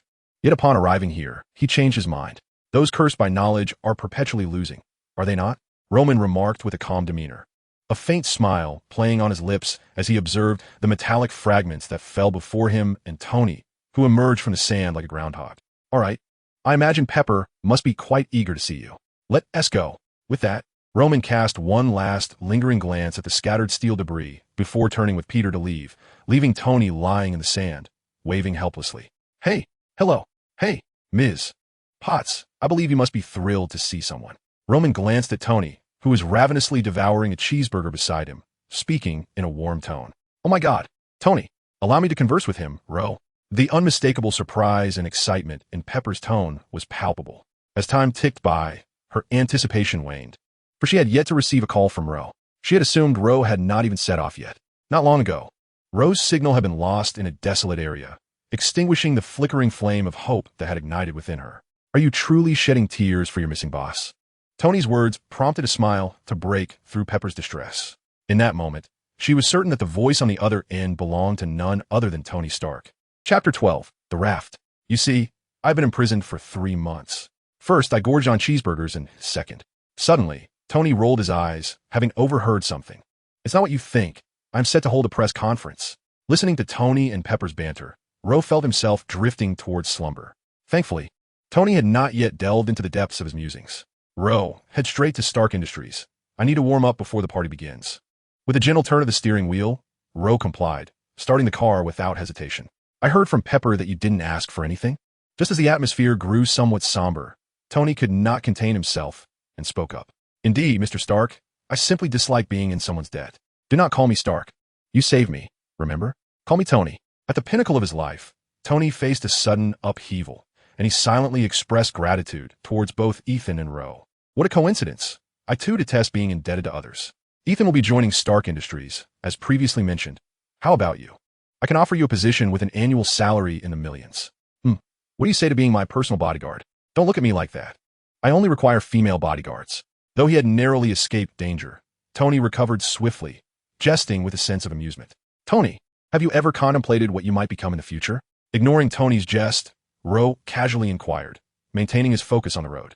Oh, I suppose I would be lost in a sea of countless dollars. What if someone sought to take away all that you have painstakingly built? Then I would ensure they pay the price. Tony's tone was calm, revealing a glimpse of his truest self. Through the rearview mirror, Ro caught Tony's gaze, and a smile involuntarily graced his lips. It seems you are quite alike. A ray of sunlight filtered through the car window, warm yet somewhat blinding. I hereby announce the immediate closure of Stark International's weapons manufacturing division. Clad in a black suit, Tony proclaimed this amidst the gaze of countless onlookers. Yet, within the crowd, Tony could easily spot Ro's figure. Perhaps due to their earlier conversation, at that moment, Tony yearned for Ro's support. Seeing Ro smile at him brought an inexplicable sense of relief to Tony's heart. Hello, I am Phil Coulson, affiliated with the Strategic Homeland Intervention, Enforcement, and Logistics Division. As Luo Mang stepped into Stark Industries, he immediately sensed the presence of someone watching him. To his surprise, it was Coulson, the ever-amiable gentleman, who had waited until now to make his appearance. Turning to face Coulson, Luo Mang politely inquired, Coulson, how are you? Gunsan watet Luo Mang zetet? While a commanding voice resonated in his earpiece. Very dangerous, sir. Despite Coulson's perpetual smile, an instinctive urge to evade his gaze gripped him. Nick Fury frowned upon hearing this. Luo Mang's file was pristine, yet one's eyes could never deceive, no matter how deeply a person concealed their true self. Coulson, provisionally classify Luo Mang's threat level as high. Monitor his interactions with Stark. Understood, sir. Coulson lowered his right hand from the earpiece, but as he turned, his pupils suddenly contracted in shock. My apologies. Did I interrupt you? Confronted by Luo Mang's smiling face, Coulson broke into a cold sweat. What had Luo Mang appeared behind him, and how had he not noticed? In no trouble at all, he stammered, forcing a smile. Though his exterior retained the facade of the good-natured man, turmoil roiled within. In Coulson's eyes, Luo Mang's smile resembled that of a demon. Do not follow me. I am considering your well-being. Having reached this point, Luo Mang felt no need for further concealment. His eerie green eyes fixated on Coulson. Luo Mang cared little for Coulson's reputation as a nice guy. The message was clear. Obstacles must perish. Should Coulson choose to invite his own demise, Luo Mang would regard it as unavoidable. Understood. Before departing, Luo Mang touched his right ear, finally taking his leave. Only when his body relaxed from its tense state did Coulson hear Nick Fury's voice. Director. Coulson swallowed hard. I believe we should elevate Luo Mang's threat level to the maximum. Approved. On the boundless ocean, a solitary and forsaken maritime prison loomed. Thank you, Pepper. You're welcome. You saved Tony, and this is the least I could do. As I promised, you will gain Stark's friendship and support. However, I am curious about your intentions at the raft. After all, it is a floating prison. Enough questions, Pepper. Luo has some. Well, you understand? Issues of that nature. From the video, Tony's playful voice chimed in as he cast knowing glances in Luo Mang's direction. Luo Mang was well aware that Tony was providing him cover. With a slight roll of his eyes, he expressed his gratitude once more before ending the call. With a splash, Luo Mang disembarked onto the infamous maritime prison. Yet, upon arrival on the island, he keenly noted several peculiarities. His lizard-like green eyes afforded him vision far surpassing that of an ordinary person. Lowering his gaze, he observed the toxic jellyfish that permeated the surrounding waters. High above, on the towering walls, 30 computer-controlled laser guns stood ready. From the moment he set foot on the island, Luo Mang's scaled armor recoiled as if confronted by a formidable foe. The biological energy damping field of the wooden raft was indeed intriguing. Adjusting his glasses, Luo Mang ambled towards the prison as if in a trance. Wow. I was just wondering when you would arrive, exclaimed a blond man clad in prison guard attire, approaching Luo Mang. Lackham. The guard shifted his baton to his left hand, extending a hand for a handshake. Luo Mang was acutely aware that this seemingly ordinary prison guard was, in fact, the true authority over the wooden raft. An agent of SHIELD. He had been tasked with overseeing the raft after being rescued by the organization, entrusted with the management of dangerous criminals and individuals with superhuman abilities. Yet, in reality, this was Lackham's personal domain. The ease with which Luo Mang entered indicated that Tony must have bestowed upon him considerable favors. Chapter 13. Luke Cage. Upon seeing Luo Mang, Lackham's enthusiasm intensified. As they walked further into the prison, their conversation flowed. Mr. Stark mentioned that you wished to enter the raft? Just as you heard, Luo Mang nodded. However, entry to the raft was restricted solely to criminals and guards. The significance in Lackham's gaze was not lost on Luo Mang, who grasped his implication instantly. For each day you stay, I will personally provide you with $1 million. Ha, you are truly understanding. Recently, we had a guard dismissed. Lackham's laughter echoed, dispelling the shadows from his eyes. Turning to the guard beside him, he commanded, Soya, why aren't you escorting our esteemed guest to change? Mr. Luo, please, he gestured. Nodding towards Lackham, Luo Mang followed Soya. Watching Luo Mang's retreating figure, Lackham abruptly turned and struck the newly arrived inmate with his baton. This is my territory. You all must obey me, understand? As a guard, many rules here were mere facades. You need only remember one thing. Obey Lackham. Soya led Luo Mang expressionlessly towards the changing room, his words dripping with reverence for Lackham. Of course, with his eyes narrowed, Luo Mang exhibited no sign of discontent. Observing the surroundings, he discerned the truth. They were indifferent to his true intentions, so long as the money was sufficient. This, however, facilitated Luo Mang's actions. Indeed, this was one of Luo Mang's forthcoming plans. More accurately, a revised plan. Ever since he acquired the Lizard Serum, an instinctive yearning had emerged from within. Perhaps the NTZ-48 had induced subtle changes. Luo Mang naturally believed he could undergo further diverse mutation experiments, fully integrating them. Thus, he shifted his target to another individual, Luke Cage, renowned as the man with the toughest skin in the Marvel Universe. He was humorously said to be at risk of dying from appendicitis due to his impenetrable skin. Luke's divine strength and impenetrable skin are the only two abilities he possesses. His skin is so resilient that he can withstand the force of 150 pounds of TNT without a scratch. While the term impenetrable may be somewhat exaggerated, it is indeed a remarkable asset for Roman at this moment. With his toughened skin complemented by an extraordinary regenerative capability, he is certainly less fragile than Deadpool. Armed with divine power, he may not rival Spider-Man in strength, but he possesses sufficient means for self-defense. Upon entering the changing room and donning the prison guard uniform, Roman's demeanor transformed dramatically. Beneath the uniform, he felt an inexplicable sense of dissonance, as if he were ill-suited for the attire. After equipping himself with a designated radio and emergency weaponry, he made his way directly to the watch area. As Sor had mentioned, there are no established rules for prison guards here. Although Roman was a newcomer, he pondered silently. Is this Luke Cage? His expression remained unchanged as he observed the solitary figure in the square. With curly hair, skin as dark as night, and a visage reminiscent of a beast, Luke stood out even in a crowd. Noticing the wounds on Luke's face stirred something within Roman. If all goes as expected, Luke is currently being coerced by Rackham to participate in illegal underground boxing matches. Therefore, it wouldn't be long before Luke's days of human experimentation commenced. In the ensuing days, as Luke was granted some freedom, Roman ventured into the prison square, a domain ruled by Rackham. There was no point in pretending. It was far better to be straightforward. Before long, a week had passed, and all the guards regarded the odd figure clutching a white book with peculiar expressions. Have you heard? This kid handed Rackham $7 million. What on earth could he be doing? Just reading? I don't know, hey, why not go ask him? What I acquire is mine. The hushed whispers of the guards naturally reached Roman's keen ears. Soon, a trio led by a burly guard approached Roman with ill intentions. Hey kid, you've been here a week. How's life treating you? Not bad, Roman replied, tilting his head towards the sun with an innocent expression. For some reason, Kevin felt a sense of futility, as if striking Roman would be akin to hitting cotton. Glancing at his companions, Kevin's irritation grew, and he barked at Roman. I hear you like to give away cash. How about you share some with me? Just $1 million, what do you say? As Kevin slowly edged closer to Roman, locking eyes with his eerie green gaze, an unsettling chill crept over him.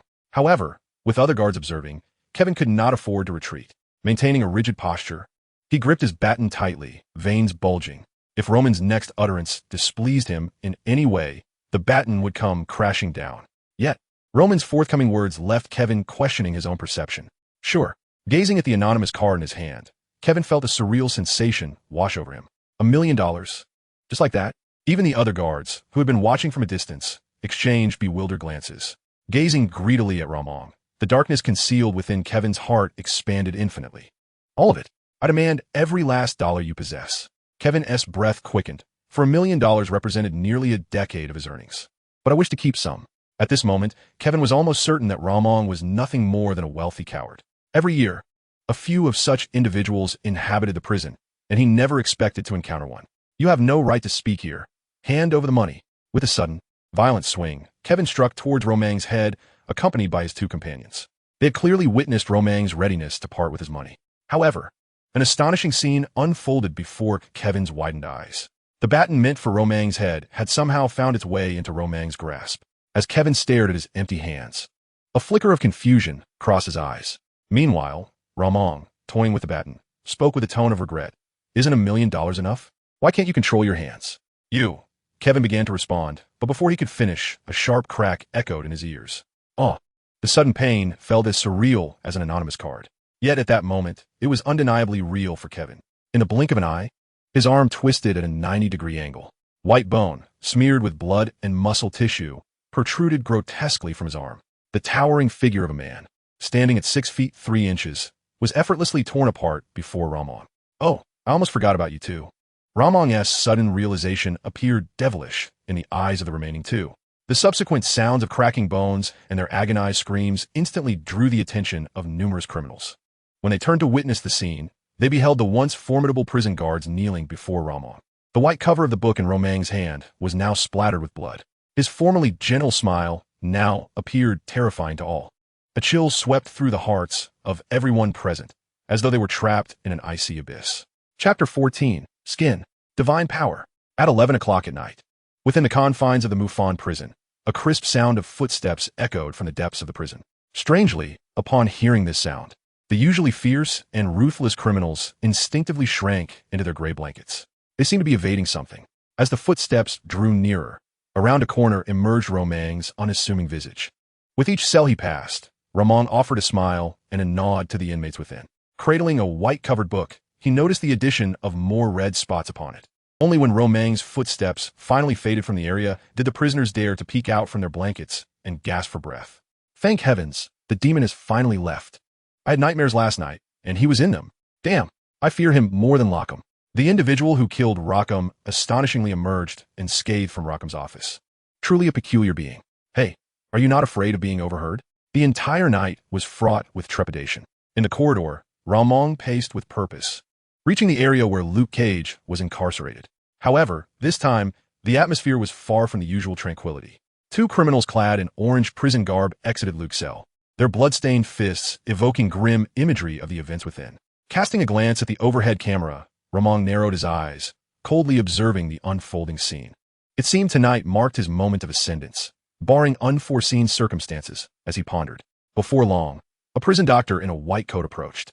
He entered Luke's cell and assisted him towards the medical room. Ramong followed closely behind, his footsteps silent as a whisper. In a sealed chamber, Luke was lowered into an experimental tank, which began to hum softly.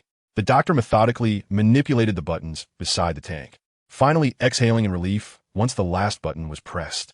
Luke, this human experiment may be flawed, but it is the only means to save you, the doctor murmured, gazing at Luke within the tank. He was the principal researcher behind Rackham's covert human experimentation project, aiding in the creation and control of a super army. However, Luke's unexpected presence sparked new ideas within him. As the liquid within the tank began to bubble, the doctor gradually relaxed.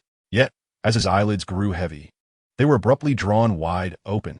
Following the direction of the doctor's gaze, a figure had silently emerged, standing quietly beside him. A sudden turn and a face-to-face confrontation caused the doctor to stumble back 3 paces, instinctively yearning to distance himself. "You shall not escape," Ramong declared, shaking his head, as a shadowy tail glided forth from behind him, unnoticed by the doctor. It slithered along the ground, entwining around the doctor's ankles and creeping up to his neck. With a gentle squeeze, the doctor succumbed, his limbs falling limp, devoid of life. His lifeless body thudded against the floor, emitting a dull thump. Ramong, as if indifferent, stepped over him and approached the experimental tank. At that moment, the tank solution had been fully infused, subtly beginning to boil. Ignoring Luke's fearful gaze, Ramong reached in and extracted him from the tank. Without the tank's restorative properties, Luke's vitality waned rapidly, his breath faint, resembling a man on the brink of death. "Luke Cage, do you know? In the distant east, there is a saying, to achieve a goal, one must have the right timing, location, and alliances. All are indispensable. The same event occurring at different times may not yield the same results. I harbor no grudge against you. We are merely 2 souls striving for survival," Ramong spoke, his tone reminiscent of an old friend reuniting after a long separation, tinged with melancholy and reflection. Luke's once wide-open eyes gradually drooped with the passage of time. When Roman glanced back again, Luke had already succumbed to eternal slumber, his chest devoid of any rise and fall. Observing this, Roman adjusted his glasses with a knuckle. The skin on his arm began to ripple, transforming into a formidable claw covered in scales. Without a hint of hesitation, he plunged the claw through Luke's heart, crushing it within. After a moment of inspecting the remnants of the heart, he discarded Luke's lifeless body aside. Taking a deep breath, Roman immersed himself into the experimental tank. The long tail of the armored creature coiling around him surged the tank's power to its utmost limit. As Roman plunged into the liquid, he felt an intense heat enveloping him. The previously simmering liquid began to boil violently, akin to water at a rolling boil. In the next moment, Lockham rushed through the door, only to be met by a blinding white light emanating from the tank. The dazzling radiance instantly engulfed the entire chamber. With a thunderous explosion, the very ground trembled beneath them. Components of the tank, along with shards of glass, scattered chaotically in the wake of the blast. Poor Lockham, upon entering, was swept away immediately. A small screw struck him squarely between the brows. The force of the screw, propelled at an astonishing speed, rivaled that of a bullet. A drop of blood trickled down from the gaping wound on Lockham's forehead. The esteemed overseer of the wooden raft fell silently into darkness. Meanwhile, as the smoke within the chamber dissipated, Roman emerged bare-chested. The green scales on his body surged outward in a frenzied growth, ceasing only when they resembled the prickly edges of a pine cone. Roman's chest heaved as he gasped for air. The scales on his claws manifested uncontrollably, mirroring the transformation of his body. A wave of satisfaction washed over him as he beheld the significant alteration. Gazing at the enclosing walls, an idea sparked in Roman's mind, and he swung a fist forward. The 50-centimeter thick wall was instantly breached by his strike. Lowering his gaze, he scraped his sharp claws across his scaled flesh, producing a disconcerting, sizzling sound. Witnessing this, Roman nodded in satisfaction. He had wholly inherited Luke's powers. The divine strength and resilient skin would undoubtedly elevate his survival capabilities to new heights. Roman paused momentarily, exerting himself to maintain control. The scales receded, revealing his smooth skin. Now, having assimilated Luke's abilities, Roman could finally manipulate his scales at will. Casting a glance at the three corpses at his feet, he abruptly turned and walked towards the exit, pausing at Locke's lifeless form. A smile graced Roman's face as he slightly bowed. "I am grateful for your care, Warden."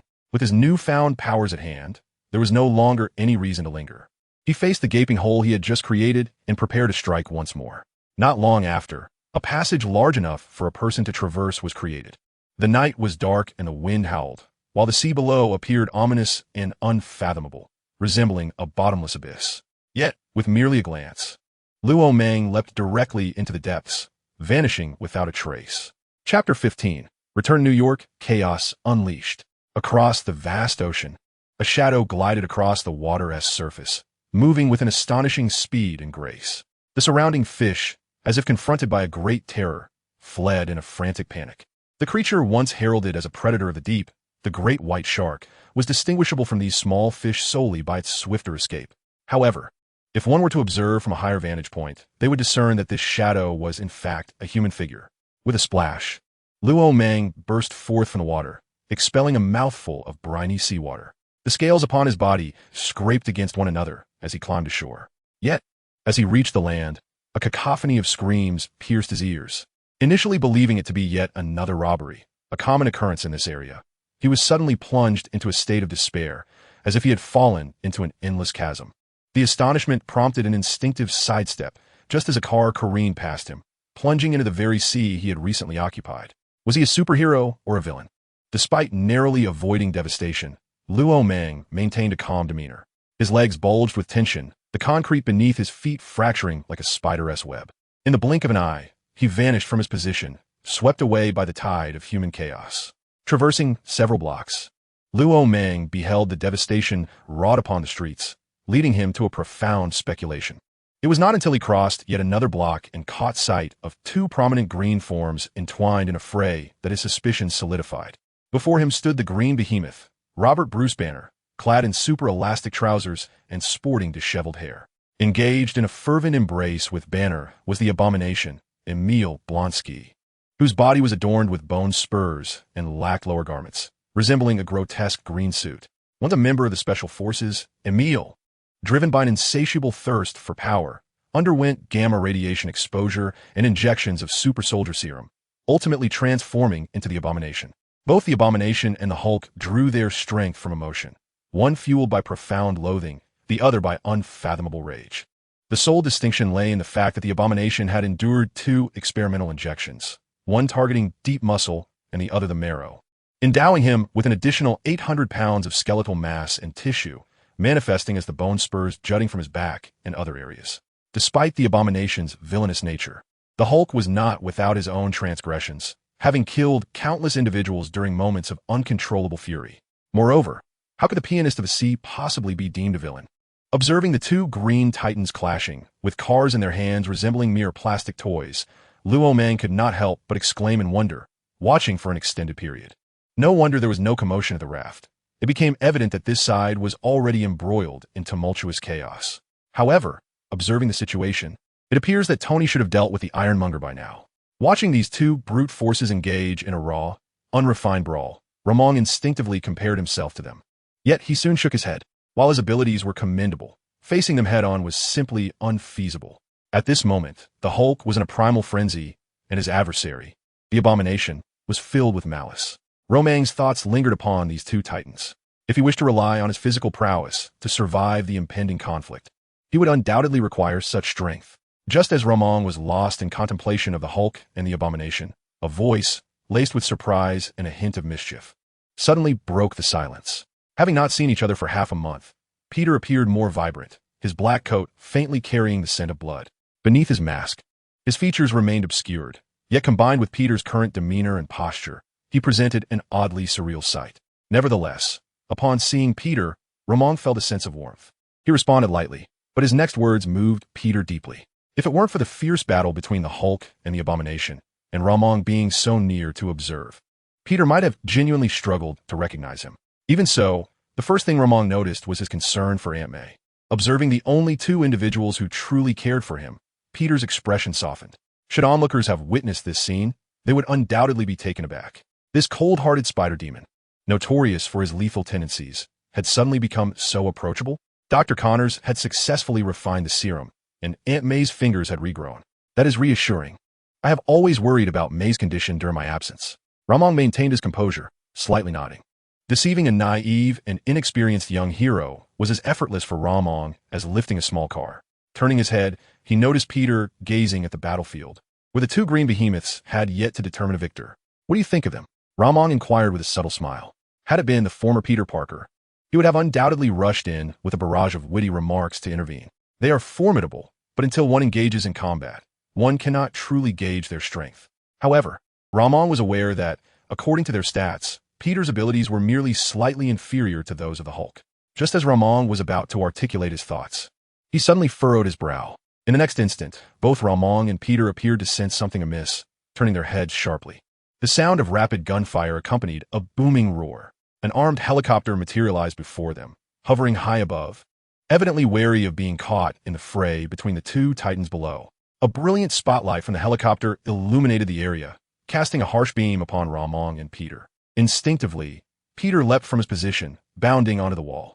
In the next moment, as the spotlight shifted, Peter's silhouette had vanished. General, we have detected other targets on the battlefield. On the armed helicopter, a soldier from the United States bellowed, striving to drown out the cacophony generated by the whirring rotors. Ignore the civilians. Focus entirely on apprehending Hulk and Emil. However, the soldier hesitated momentarily. Just moments ago, he had spotted a grotesque figure clad in a tight black and red suit beside him, which vanished in the blink of an eye. It was highly likely that this being was a mutant akin to the Hulk. Should we pursue them both? Grotesque, are you referring to me? The proximity was such that the words seemed to be whispered directly into his ear, unaffected by the din of the helicopter blades. The soldier's eyes widened in alarm, a chill racing up his spine. He spun around just in time to meet the gaze of a pair of eyes behind a contorted mask. At that moment, Peter was clinging to the side of the armed helicopter, grinning at him. Chapter 16, The Psychologist. Damn it, I fired. The soldier's expression shifted drastically, and without the time to consult Ross, he aimed his M16A2 at Peter. Bullets ignited and flew wildly toward him. Yet, once the smoke cleared, the night revealed nothing but emptiness. What the hell happened? Report immediately. Ross's voice crackled through the radio. There hung Peter, inverted on the helicopter, his head aligned perfectly with the soldier's, while his black coat draped down like a gargantuan bat. Despite the mask obscuring his features, the soldier could unmistakably sense Peter's mirth. What manner of monster are you? The soldier's eyes betrayed an unmistakable fear as he tightened his grip on his empty weapon. Enough, Spider-Man. It's time to go. Upon hearing Roman's voice near his ear, Peter abruptly halted, his fingers mere centimeters from the soldier's tongue. Buddy, perhaps you should refrain from casually commenting on others' appearances. Instantly, Peter reverted to his playful demeanor, tossing a cheeky remark before lightly leaping to Roman's side. I merely wish to impart a lesson. Peter shrugged, his tone a stark contrast to before, reminiscent of a child caught in mischief. Either do nothing or go all out. The term lesson should not exist in your vocabulary. Don't forget, you still have May. Roman gazed silently at Peter, causing him to feel a wave of shame wash over him. However, almost immediately, a warm hand rested on Peter's head, gently ruffling his hair. But fear not, I shall always stand behind you. Roman, Peter's eyes brimmed with tears once more. This was not the first time he had seen Uncle Ben's spirit reflected in Roman. Subsequently, Roman cast a deep glance at the armed helicopter representing Ross, and at the abomination entangled with Hulk behind them. With Peter, he turned away from the street corner. Now was not the time. The blood samples had been nearly obliterated, and they needed to devise another plan. Roman's voice, carried by the embers in the wind, resonated within the dark alley. 3 months later, within a clandestine military base, Emil had been remarkably stable lately, and the special confinement cell effectively restrained him. What the two individuals from that day? Apologies, General, but there have been no leads thus far. Yes, I am aware.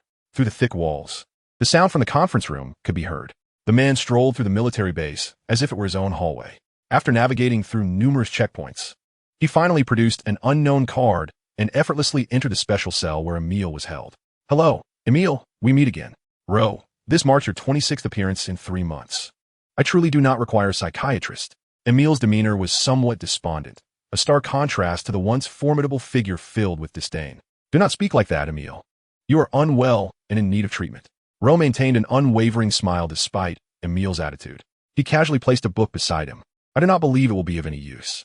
Emil shrugged, accustomed to Ro's presence, restrained by various suppressive devices and energy fields. Would you like to see the latest newspaper?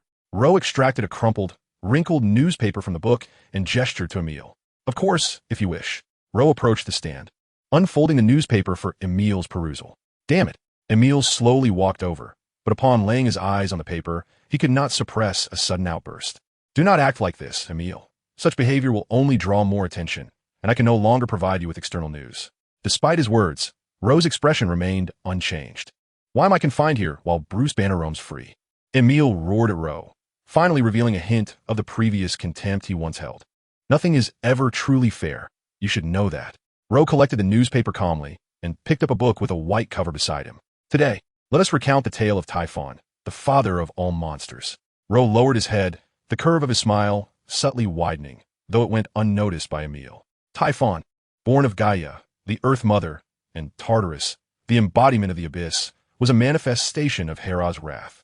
Inheriting the most potent Titan bloodline, he instilled fear in the hearts of the gods, birthed from loathing and resentment, with the intent to annihilate the deities. Over the past 3 months, Ro had stealthily visited the military base where Emil was imprisoned, masquerading as a psychiatrist while subtly nurturing Emil's psyche. The environment could foster humanity's transformation, especially considering Emil was ensconced in an isolated setting. The only individual he could interact with was Ro. Thus, the Lucifer effect was in play. At this moment, Emil was progressing in the direction Ro hoped for. Well, that concludes today's story, Mr. Emil. Until next time, Ro stood, produced a dog whistle from his pocket, blew it, and prepared to depart. Each time, Ro took note of Emil's subtle hints. However, Emil's current condition falls far short of Roman's expectations. It appears that the trickle of time must continue to flow. Do you not wish to rescue me? Emil could no longer contain himself as he gazed at Roman standing at the door. Oh, I'm a former member of the assault team. I'm well aware of my fate. If that is the case, then why is there a psychologist? And if there is no psychologist, how did you come to be here? Emil, with his head bowed, seemed to be engaging in a dialogue with himself. I initially believed you to be a figment of my imagination, conjured by my subconscious after enduring trauma. Each time you departed, I would question myself. Yet this time, I am finally certain. Emil slowly lifted his head, his eyes bloodshot, reminiscent of the Peter from the past.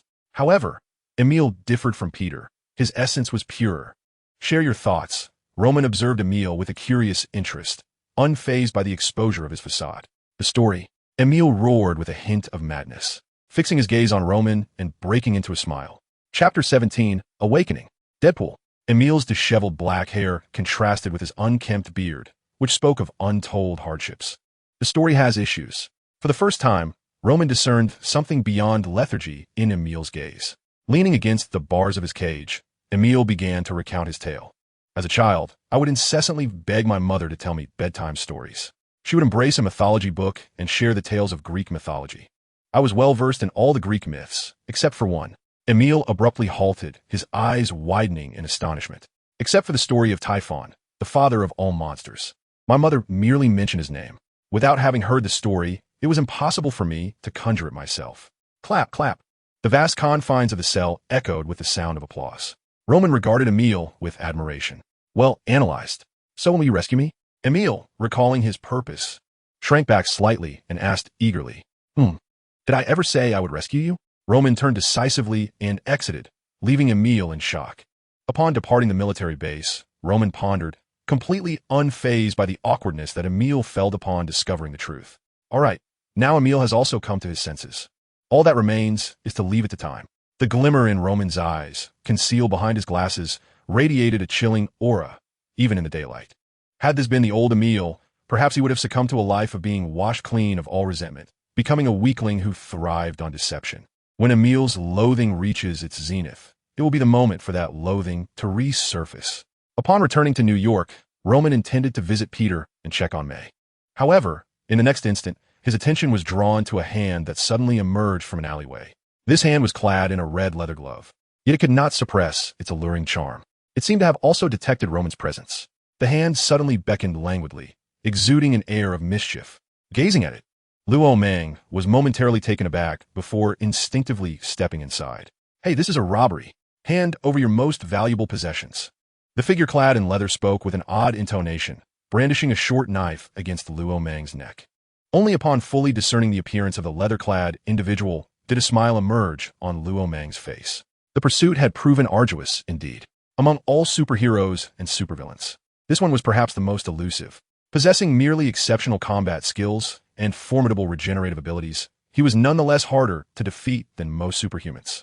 Even in the comic Deadpool's Night, he was devoured by a horde of zombies yet remained unscathed, requiring only a single cell for true resurrection. Observing Deadpool, who was threatening him with a knife, Luo Mang couldn't help but smile. "Hey, I'm the one robbing you right now. Why do you look as if you've just spotted a bikini-clad beauty? But if you wish, I could arrange that too." Deadpool's penchant for banter exceeded even that of Spider-Man. Nevertheless, Luo Mang remained unperturbed. The next words he uttered left Deadpool utterly stunned. "Do you wish to restore your appearance?" In an instant, Deadpool regained his composure. "Restore my appearance? What do you mean?" "I'm referring to the verb. Honestly, I find my current visage quite tactile." With that, Deadpool began to peel off his mask. However, just as he revealed his ghastly mouth, Luo Mang halted him. "If you accept my employment, you may consider this proposal as a condition. Naturally, if anyone else offers a higher bid, you may disregard my suggestion entirely." "Oh my gosh, are you serious?" Deadpool pressed his palms against his cheeks, feigning astonishment. "You don't want me to believe that, do you?" Luo Mang tilted his head, retorting, "You ought to recognize whom you are addressing. Should you deceive me, you will end up like this hand." With a crack, Deadpool snapped his own hand. Yet, this scene did not linger for long, as the severed wrist swiftly regenerated. Witnessing Deadpool's regenerative prowess, a glimmer of desire flickered in Luo Mang's eyes. Although Deadpool's recovery was presently slow, it nonetheless ignited Luo Mang's envy. Acquiring Deadpool's abilities would essentially grant one dominance within the Marvel Universe. After all, that was precisely how Deadpool operated. With a leap from the ground, Deadpool sprang back to life, striking a pose with hands on hips, resuming his threatening demeanor. "Believe me, no matter where you flee, you shall never escape my pursuit. I will cling to you like a parasite, tormenting every bone in your body." "Could you perhaps mute the background music before you speak?" Luo Mang helplessly gestured towards the black phone in Deadpool's hand. "Oh, right." Clumsily, Deadpool fumbled with his gloved hands, pressing several buttons before finally silencing the music. "By the way, what was it that I just said? You mentioned you agreed to my proposal, did you not? How come I have no recollection of it? Oh dear, must it truly be this way? Could you perhaps be a tad gentler with me? In truth, if you merely utter a word, I would acquiesce to anything." In the subterranean laboratory, Deadpool lay restrained upon a recliner, his limbs secured by metallic bindings. Yet, there was no trace of panic in his voice. For someone who had experienced far worse, this scene was merely a trifling matter. Dr. Connors stood beside Deadpool, holding a sizable syringe with a needle measuring a daunting 20 centimeters in length. With an unsettling precision, the needle pierced Deadpool's spinal cord, extracting a milky white fluid. What would be deemed a cruel spectacle for an ordinary person elicited from Deadpool nothing more than a languid sigh, akin to a casual stretch. Nonetheless, there was an instinctive discomfort in witnessing the unfolding scene, perhaps a remnant of past experiments. "It seems your arm has healed remarkably well, Dr. Connors," remarked Logan, who stood nearby, nodding appreciatively. The simple greeting warmed Connors' heart, a flicker of orange light dancing in his eyes. "Thanks to you, Logan." After extracting the spinal fluid, Connors appeared to recall something, gesturing towards a corner. "I saved your wheelchair from before. I've repaired it, although you may not require it anymore. It can serve as a memento, can it not?" Logan followed Connor's ruching, discovering a display case in the corner. A soft white light emanated from its base, illuminating the pristine wheelchair that Logan had occupied for many years. After being shattered by Logan, it had been meticulously reassembled by Connors. "Thank you, Connors," Logan murmured, his voice barely audible to himself as he gazed at the wheelchair. Chapter 18. Who is this effeminate figure clad in tight leather? "Hey, I fulfilled your request. When will you assist me in restoring my appearance? I cannot endure this face for even a moment longer." Deadpool sprang from the recliner, adopting a flirtatious pose at Logan's feet. Without a hint of modesty, he wrapped his arms around Logan's thigh, assuming a melodramatic demeanor that conveyed his plight. "Not at the moment, but later on," Logan replied, his initial statement causing Deadpool to squint suspiciously. Upon hearing the latter half, however, Deadpool instantly reverted to his mischievous self. "Oh, how bothersome." Yet, as Deadpool concluded his lament, Logan's expression darkened abruptly. "Remove your hand, or I shan't hesitate to ensure it remains absent for several hours before we meet again." Logan spoke sternly, glaring at the unwelcome hand that had ventured too close. "My bad." Indeed, this man, adept at creating awkward situations, brought an air of embarrassment wherever he roamed. Starting tomorrow, you shall come here daily to provide samples for a duration of 3 months. After that, I shall assist you in restoring your visage. Cool. Being grasped by a stranger and having to visit his abode for injections daily? Oh, dreams do come true, Wade. Deadpool clenched his fist and slapped it against his palm, engaging in a rather animated soliloquy. Meanwhile, the ears of Colossus tuned out Deadpool's ramblings, and he began to explain patiently. Your extraordinary self-healing ability is both a gift and the very reason you cannot restore your original appearance. You may perceive it as such. Your super healing regards the visage you have lost as zero. With each act of regeneration, it resets to 0, whereas the form you yearn for remains at 1. In response to Colossus's elucidation, Deadpool tilted his head, appearing somewhat dazed. Shit, I actually quite liked 0. Colossus, unfazed by Deadpool's erratic thoughts, noted that the experiments conducted on him revealed that alongside acquiring formidable self-healing, Deadpool's cognitive processes had become extraordinarily vibrant. His peculiar fighting techniques during battles, along with his erratic conversational style in daily life, were merely external manifestations. The rapid regeneration of gray matter in his brain would swiftly overwrite his existing cognitions. Newly formed synaptic connections could lead to such peculiarities in Deadpool's behavior. Yet, what did it matter? Whose mind was devoid of quirks?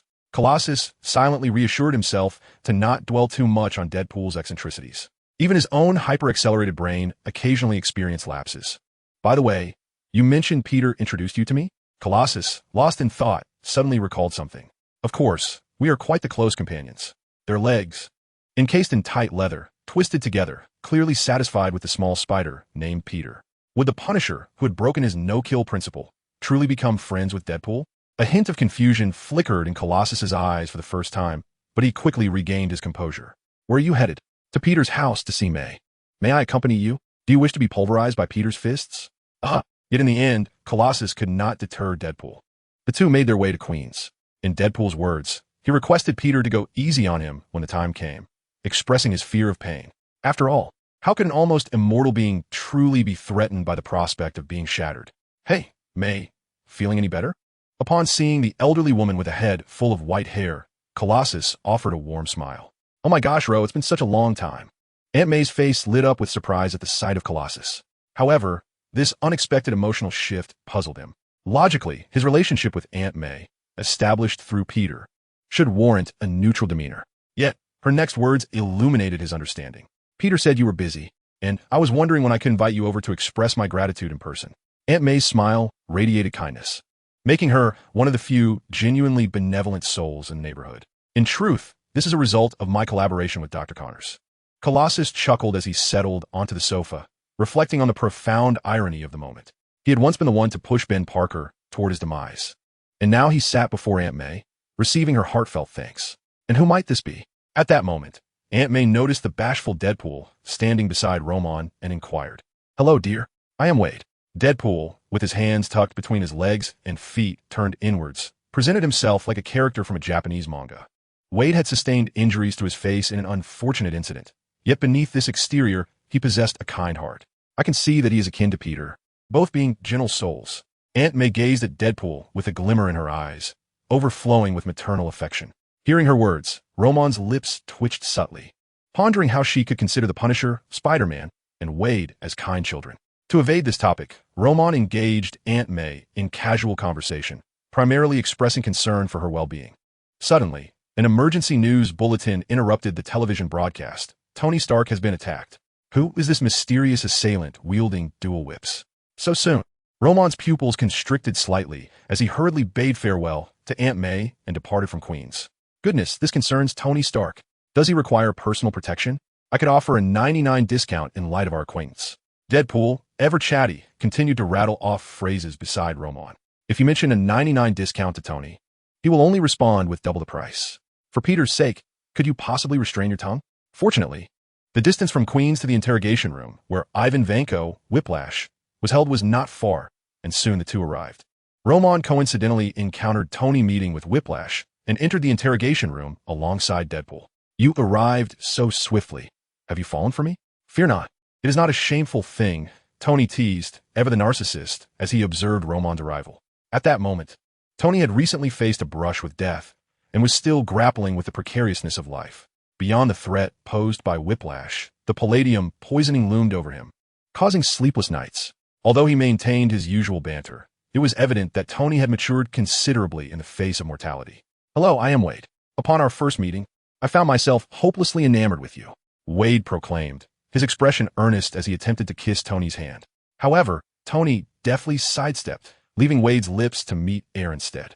Tony turned to Roman, his expression one of incredulity. Who is this flamboyant figure clad in tight leather? Roman touched his nose, regretting bringing Wade to meet Tony, as both of their tongues were sharp. Chapter 19. A conversation with Whiplash. Tony's commission? How long do you intend to chat? Would you like me to prepare afternoon tea for you? Whiplash, observing the flirtation among the three, could not resist voicing his sarcastic remark. Is that so? Splendid. I would like mine with extra sugar, Deadpool responded eagerly, never one to shy away from quip. While the technology is impressive, the refresh rate is a tad low. At this moment, Tony's smile faded, his hands slipping into his pockets as he slowly approached Whiplash. Soon followed a wave of technical analysis, during which Tony expressed his perplexities. You seem to have acquaintances in the underworld. Why not devise a way to sell this technology? You would reap substantial profits. Your family, they're all thieves and butchers. The character known as the Whiplash glared at Tony with barely concealed frustration. Meanwhile, not far away, Deadpool, who had initially stood beside Roman, turned away in apparent distress. Facing a corner, his fingers incessantly traced circles on the ground as he muttered to himself, "Why one T they listen to me? Is my presence so insignificant? Yet, I cannot comprehend what they are saying." Roman, however, attentively observed the exchange between Tony and Whiplash. Two bitter rivals, yet they sat together, speaking softly, despite the unfriendliness of their words. Suddenly, Roman erupted into laughter, drawing the gaze of both Tony and Whiplash. "Oh, it's nothing. Just a sudden thought that struck me as humorous." Watching as the two adjusted their postures to fully face him, Roman continued, "Consider this. After Tony sustained grave injuries, he fashioned a reactor from scrap metal in a cave, capable of outputting 3 billion joules per second. Yet you can only manage 18 million joules with your blueprints. Isn't that rather amusing?" As he spoke, Roman subtly gauged Whiplash's reaction. Just as he anticipated, Whiplash was now grinding his teeth, seemingly gnawing on something. His expression, one of murderous intent directed at Roman. "Very well. Remain comfortably in your cell. I shall send you some soap." With Roman's interruption, Tony rose, casting a glance at Whiplash before turning to exit. 5 minutes. I need to have a word with him. For reasons unknown, Tony always felt an uncanny familiarity upon encountering Roman, as if meeting a kindred spirit. "Fine. The soap I send will be shared between you two." Tony instinctively agreed, but quickly amended his words. "Oh no, are you leaving? Do you require personal protection, sir? Don't go. I can do anything." Deadpool trailed Tony outside, chattering incessantly. Bang! With the metallic door's closure, only Roman and Whiplash remained in the interrogation room, their eyes glistening with unspoken thoughts. "Your talents are commendable, yet they pale in comparison to Tony's," Roman remarked, unperturbed as he strolled over to sit beside Whiplash. "Just a god of defeat whose illusions have been shattered. The moment he begins to bleed is the moment his demise commences." Whiplash's voice was somber, as if gears were grinding in his throat. "Is that so? Yet, what does defeating Tony Stark truly prove? Who will remember your father's death?" Roman gazed at Whiplash with a smile, as though appraising a finely crafted artifact. Hearing Roman's words, Whiplash lifted his gaze to scrutinize him closely. "You do not seem to have come merely to mock me. You are here to offer me assistance." Whiplash was astute, and Roman did not conceal his intentions, speaking candidly. "Can you help me eliminate Tony Stark?" Confronted with the inquiries of the Soul Whip, Luo Mang shook his head. "This is your own affair, one that you must undertake yourself. However, I can assist you in your growth." Luo Mang gestured towards the Soul Whip's mind. "Since you possess the blueprints, there lies an opportunity. You help me with my tasks, and I shall aid your development. This agreement is rather straightforward." Observing the Soul Whip's silent gaze fixed upon him, Luo Mang smiled and rose to his feet. "You may ponder over it. I am in no haste. Yet your time is limited." With no lingering sentiment, Luo Mang exited the interrogation room, leaving behind the Soul Whip's dimly flickering eyes. Upon leaving the room, Luo Mang discovered that Tony had not departed, with Deadpool's incessant chatter still ringing in his ears. "Shall we depart together?" Tony nodded at Luo Mang. "I did not don my armor for this." "Certainly." Luo Mang accepted with delight. As the two entered the vehicle side by side, Deadpool could no longer contain himself. Mr. Stark, you must choose me before Deadpool could complete his thought. The car window automatically rolled down, and a check for $10,000 floated out. This left Deadpool kneeling on the ground, carefully cradling the check. Inside the vehicle, Tony inquired, "What is the matter? You aren't unexpectedly going to share half of your shares with me, are you?" Observing Deadpool's diminishing silhouette, Luo Mang casually posed the question. "Of course, if that is what you desire." To Luo Mang's surprise, Tony appeared even more nonchalant, sipping from a bottle of green liquid. "How about 35 of the shares in exchange for you becoming a dedicated consultant for Stark Industries?" Following the Ironmonger incident, Tony had gained clarity regarding many matters. Even Pepper, despite her capabilities, found it challenging to manage the vast Stark Industries. This was reminiscent of the hearing he had recently participated in. Without sufficient strength, nothing can be retained. Truly, it is a dog-eat-dog world. Sometimes what seems like regression is, in fact, the most prudent long-term strategy. Noticing Luo Mang's silence, Tony continued, "There is no need for you to manage anything or to be concerned. All of that will be handled by Pepper. You merely need to agree, and voila, 35 of the shares will be entirely yours." Tony made an exaggerated expression, yet a rare hint of tension appeared in his eyes. "You do not strike me as the sort to engage in a losing venture. Let me guess, you're on the brink of death? Your words sound as though you were delivering your last testament." A glimmer of amusement danced in Luo Mang's eyes, yet startled Tony, prompting him to hastily sip his green juice to mask his surprise. Seated in the driver's seat, Happy instinctively tightened his grip on the steering wheel upon hearing this. But his long-standing professionalism enabled him to maintain his composure, acting as if he had heard nothing. "Haha, I was just jesting. Look at how frightened you are." Just as the atmosphere became somewhat tense, Luo Mang suddenly altered his tone and erupted into laughter. "If you had said that while I was in bed with June, I would have genuinely killed you." Tony shot a discontented glance at Luo Mang, only to find him still smiling with an understanding gaze. It was as if he could see through everything. He truly knows. A sudden shock coursed through Tony's mind, that thought emerging unbidden. Chapter 20. The Sandman. "This is the most disastrous business venture I have embarked upon since the establishment of Stark Industries." Tony shrugged and quickly continued speaking. In truth, whether Roman knew or not was of little consequence. Eventually, everyone would come to know. At this moment, it sufficed that the two of them understood, and moreover, Roman had become one of Tony's most trusted confidants.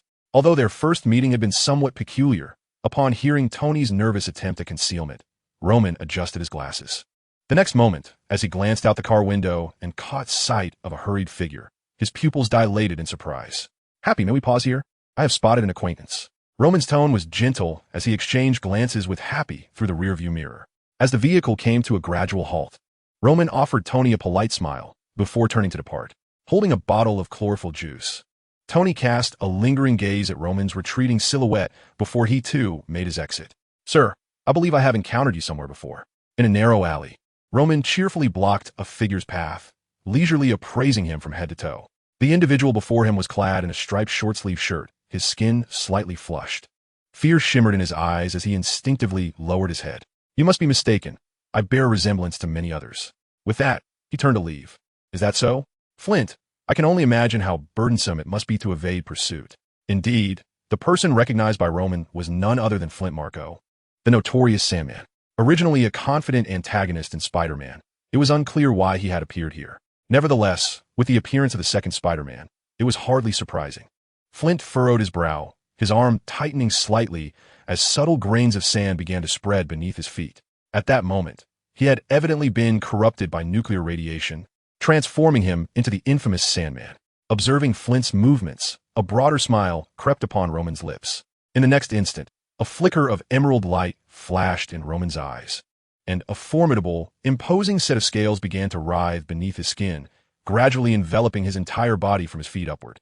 Even his face was now shrouded beneath the armor of scales, which, rather than evoking horror, reflected a chilling yet captivating gleam, exuding an aura of cold-blooded savagery. This posture contrasted sharply with Roman's earlier demeanor. Upon witnessing Roman's transformation, Flint instinctively swayed. This marked his first encounter with another individual possessing powers, aside from himself. Yet, in the very next moment, Flint's arm morphed into a sandhammer, lunging directly at Roman. Roman, unfazed, stood his ground, only to be struck forcefully by Flint, propelled out of the alleyway. In the bustling street, the sudden appearance of a scaled monster incited a cacophony of screams. However, Roman, having landed atop a car, stood up unscathed, the vehicle's roof having been crushed and deeply dented beneath him. However, Luo Mang lowered his gaze with an air of indifference, glancing at his own scales. Indeed, his defensive capabilities were commendable, though he pondered whether his regenerative abilities would suffice. Unfazed by his exposure, he instead gazed expectantly towards the alley. Yet in an instant, his anticipation turned to bewilderment. The Sandman, who had just been present in the alley, had vanished without a trace. His attention was drawn to the remnants of sand scattered on the manhole cover, and Luo Mang's tail slowly extended from his vertebra. The tail hooked the manhole cover, and in one fluid motion, he leapt downwards, the tail conveniently sealing the cover once more. Using all four limbs, he crawled through the sewer like a true lizard. If the desert was the domain of the Sandman, then the sewer was the optimal arena for Luo Mang, who had been infused with Lizard Serum. He scuttled swiftly between the walls of the sewer, leaping with agility. Before long, a faint, labored breath caught his attention, igniting a spark of excitement within him. Gotcha! Luo Mang accelerated rapidly, propelling himself forward and tackling Flint to the ground. Flint's back scraped against the bank of the sewer, dislodging a multitude of sand particles. Luo Mang raised his claw, its tips glimmering with cold light, before descending upon Flint's chest, once again seizing a portion of sand. Without a replenishment of sand, how long can you endure? Luo Mang observed as Flint tilted his head in curiosity, but Flint was unwilling to engage in dialogue. His arm transformed into a sandhammer, striking down towards Luo Mang's head. Luo Mang did not evade. He took the blow head-on, with a resounding crash. Flint's arm shattered into countless grains of sand before swiftly reconstituting. In contrast, despite being struck with Flint's full force, Luo Mang merely suffered the loss of 2 scales, which quickly regrew within mere breaths. The recovery was indeed sufficient, he mused internally, feeling the speed of his healing. At this moment, the distance between Luo Mang and Flint was minimal, and Flint, upon gazing at Luo Mang's scaled visage, felt a surge of fear. Yet, as Luo Mang's claws continued to sap the sand from Flint's body, the latter began to succumb to weakness. Penny, Penny. Flint's lips incessantly whispered his daughter's name, his eyes reflecting a flicker of despair. Just as Flint was on the verge of complete helplessness, Luo Mang halted his assault. The layers of scales peeled away, revealing Luo Mang's gentle face beneath. He extended a hand, pulling Flint up amidst his astonished gaze. I can offer you ample remuneration. I could even arrange for you to receive care at the finest hospital in New York. Luo Mang spoke with an unassuming demeanor, as if discussing a trivial matter. What do you require? Flint found himself perplexed by Luo Mang's intentions. Just moments ago, they had been embroiled in a life-and-death struggle. Yet now they were back to the semblance of their earlier encounter. Flint Marco, what I seek is your unwavering loyalty, Luo Mang stated candidly, without pretense. The capabilities of the Sandman, under ample conditions of sand, are undeniably formidable. Currently, Flint has only recently acquired his powers. He is incapable of manipulating sand to fly, and can only escape through the sewers. Should he evolve into the sand giant in the future, it is likely that even Ramon would find himself overwhelmed. It is essential to note that the Sandman is a foe that Peter must confront with utmost seriousness, distinctly different from those adversaries who restrain their strength out of fear of fatal repercussions. However, this remarkably powerful individual possesses a glaring weakness, his daughter, Penny Marco. Conveniently, exploiting such weaknesses is Romang's forte. Chapter 21. Every being has vulnerabilities. How can I trust you? Flint swallowed hard, his throat parched. He had prepared himself to seize an armored vehicle, yet now someone claims they can resolve all his current troubles? In response to Flint's skepticism, Ramon offered a faint smile, which faltered the next moment. His phone had been destroyed alongside his powers moments ago. Do you have a mobile device? I just escaped from there. At that moment, 2 formidable power wielders found themselves speechless in each other's presence. Hell's Kitchen. Flint led Ramon to his residence. Is this your home? Sure. Flint placed a finger to his lips, then peered nervously into the house. Observing the Sandman's thief-like demeanor, Ramon kicked Flint inside with a forceful shove. Oh, ugh. A startled exclamation echoed from within, quickly silenced by Flint's hand. Ramon entered the house confidently, following Flint. Do you not think we have caused enough trouble? Leave at once. Otherwise, I shall call the police. Upon seeing Flint, his wife, Jenny, exhibited no signs of surprise, only fear and anger. When Ramon stepped inside, Jenny was already gripping the phone, poised to dial for help. Jenny, I have discovered a way to treat Penny. Flint looked at his wife, a flicker of guilt crossing his eyes, soon replaced by hope. A solution? Jenny hesitated momentarily, Then her expression darkened with disdain. Are you going to engage in those activities again? Jenny shouted, filled with distrust towards Flint. She lifted the receiver, intent on calling for assistance. But her vision blurred momentarily. When she aimed her fist at Flint, it merely remained a clenched hand. Might I borrow your telephone? The man's tattered attire seemed incongruous with his overall demeanor. Jenny instinctively shielded her sleeping daughter behind her, her gaze fixed warily on Ramon. He is here to assist us. Flint hurriedly recounted the events, omitting the details of their altercation. The busy signal on Luo Mang's end ceased, replaced by a female voice. Hello, Miss Pepper. It has been a long time. I have some matters I hope you can assist with. Is this the hospital affiliated with Stark Industries? Certainly. Thank you for your assistance.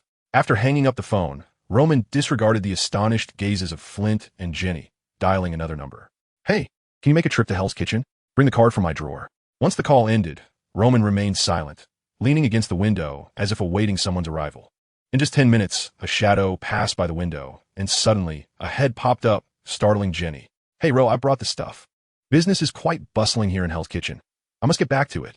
Peter tossed a small package inside, greeted Roman, and promptly departed. Although Peter's visit lasted mere seconds, it left Jenny and Flint thoroughly shaken. The notorious Bloody Punisher, Spider-Man, Stark Industries, the illustrious Pepper. Who on earth is this Roman? Here. Roman turned to Flint, flinging the small package into his arms. Flint instinctively swallowed hard, his mind racing with speculations about its contents. Upon opening it, he discovered 3 bank cards resting quietly within. All expenses for Penny's treatment will be covered by Stark Industries. This card represents my commitment to you. Each one contains $1 million. As he spoke, a flicker of subtle menace flashed in Roman's eyes. Should Flint prove disobedient, it would not be an issue. Let's not forget, Flint has a daughter. Though such a statement may seem despicable, Roman was willing to go to any lengths for survival. The Marvel Universe is fraught with peril. As an ordinary person, Flint had no right to fight for his own interests. He could only wait silently for disaster to strike. How tragic. Flint and his wife Jenny exchanged a glance, their eyes reflecting inner turmoil. However, in the next moment, a bright voice broke the tension, sending shivers down their spines. Penny, filled with delight, approached Flint and tugged at his pants, observing his daughter and then glancing at Roman's cheerful demeanor. Flint took a deep breath and approached Roman, lowering his head in submission. Uncle, who are you? Be good. Penny, you should call him brother. Roman effortlessly lifted Penny into his arms, an action that made Flint's eyelids flutter. He had seen the bloodthirsty lizard-like figure just moments ago. And considering this man could command Spider-Man, Flint's gaze towards Penny was filled with concern, fearing that those large claws might descend upon his delicate daughter at any moment. Yet Flint's worries were utterly unfounded. Roman held Penny gently, his expression radiating care, as though he were merely an older brother looking after his little sister. So, you used to work for Kingpin? Flint nodded. Although he had previously been a mere street thug, tracing back to the top. It was indeed Kingpin who ruled in Hell's Kitchen, where the word of this crime lord was law. And it seems we can pay him a visit as well. Roman gently caressed Penny's small head, a flicker of contemplation crossing his eyes. It was 11 p.m., a time when Hell's Kitchen often thrived with its most raucous activities. Malevolence festered, chaos reigned. It seemed that in every shadowy alley of Hell's Kitchen, one could stumble upon 2 or 3 unidentifiable corpses. This place was a battleground for gangs. Yet there was one man who instilled fear in the hearts of all, Kingpin. His true name was Wilson Grant Fisk, undeniably one of the supreme villains. Renowned for his strategic acumen and muscles exceeding 98 in a certain comic universe. Kingpin had once struck down Peter with a single blow and had sent Captain America sprawling with a swift kick, hailed as the pinnacle of human limits. His strength utterly unfathomable. Thus, Roman had made some minor arrangements. Hey, Ro, I've brought a friend. From the dim recesses of the rooftop, Peter crawled forth, startling Flint, who stood behind Roman. Moments ago, Flint had not noticed Peter's sudden appearance. And that was not all. Chapter 22, Fist Tower. With a wave of his hand, Peter beckoned. Emerging from the shadows was a tall figure with slicked back hair, clad in a black and gray combat suit adorned with a white skull insignia. The Punisher. A companion met during work. Peter crawled to Roman's side, casting a curious glance at Flint before introducing. The Punisher? Have you encountered Daredevil? Observing their reactions, Roman inquired with intrigue. Yes, but we couldn't find common ground. We had a skirmish and parted ways. Peter squatted at the rooftop's edge, his feet together, jesting. Remarkable. You didn't just kill him outright? Roman's curiosity was piqued, prompting another question. What pride is there in killing a blind man?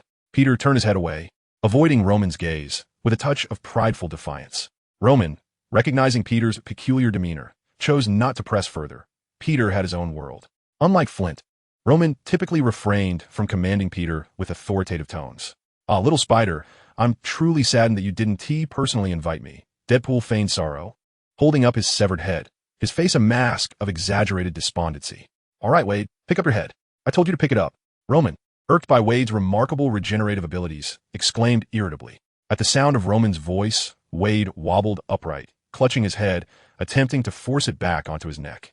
It wasn't until Peter intervened, using his webs to secure Deadpool's head in place, that the latter began to recover swiftly, unlike the time required for reattaching limbs. Deadpool's restoration of connected body parts was significantly accelerated. "Is everyone gathered? Let us proceed.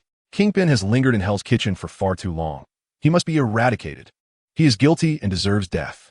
The Punisher spoke coldly, his words dripping with a sanguinary essence, epitomizing the principle of blood for blood. "And another has arrived." Roman slightly turned his head, glancing toward the opposite side of the rooftop. Amidst the gazes of the crowd, a colossal figure ascended. The massive lizard, addressing Luo Mang, nodded in acknowledgement, astonishingly articulating human speech. The overwhelming aura emanating from it caused the onlookers to involuntarily change their expressions. Unlike Peter and Deadpool, who don masks, this gigantic lizard was unmistakably non-human, embodying the very essence of a monster. Observing the creature's form, Flint instinctively glanced at Luo Mang, feeling an inexplicable resemblance in their abilities. "Doctor, we have awaited your arrival for quite some time," spoke Connors. Peter, Flint, Deadpool, and the Punisher, unbeknownst to them, had gathered in support of Luo Mang. All eyes were fixed upon him. Luo Mang slightly lowered his head, and as he raised it again, his ethereal, moonlit scales shimmered into view. His dark green eyes appeared even more chilling under the moonlight. Luo Mang bared his sharp teeth.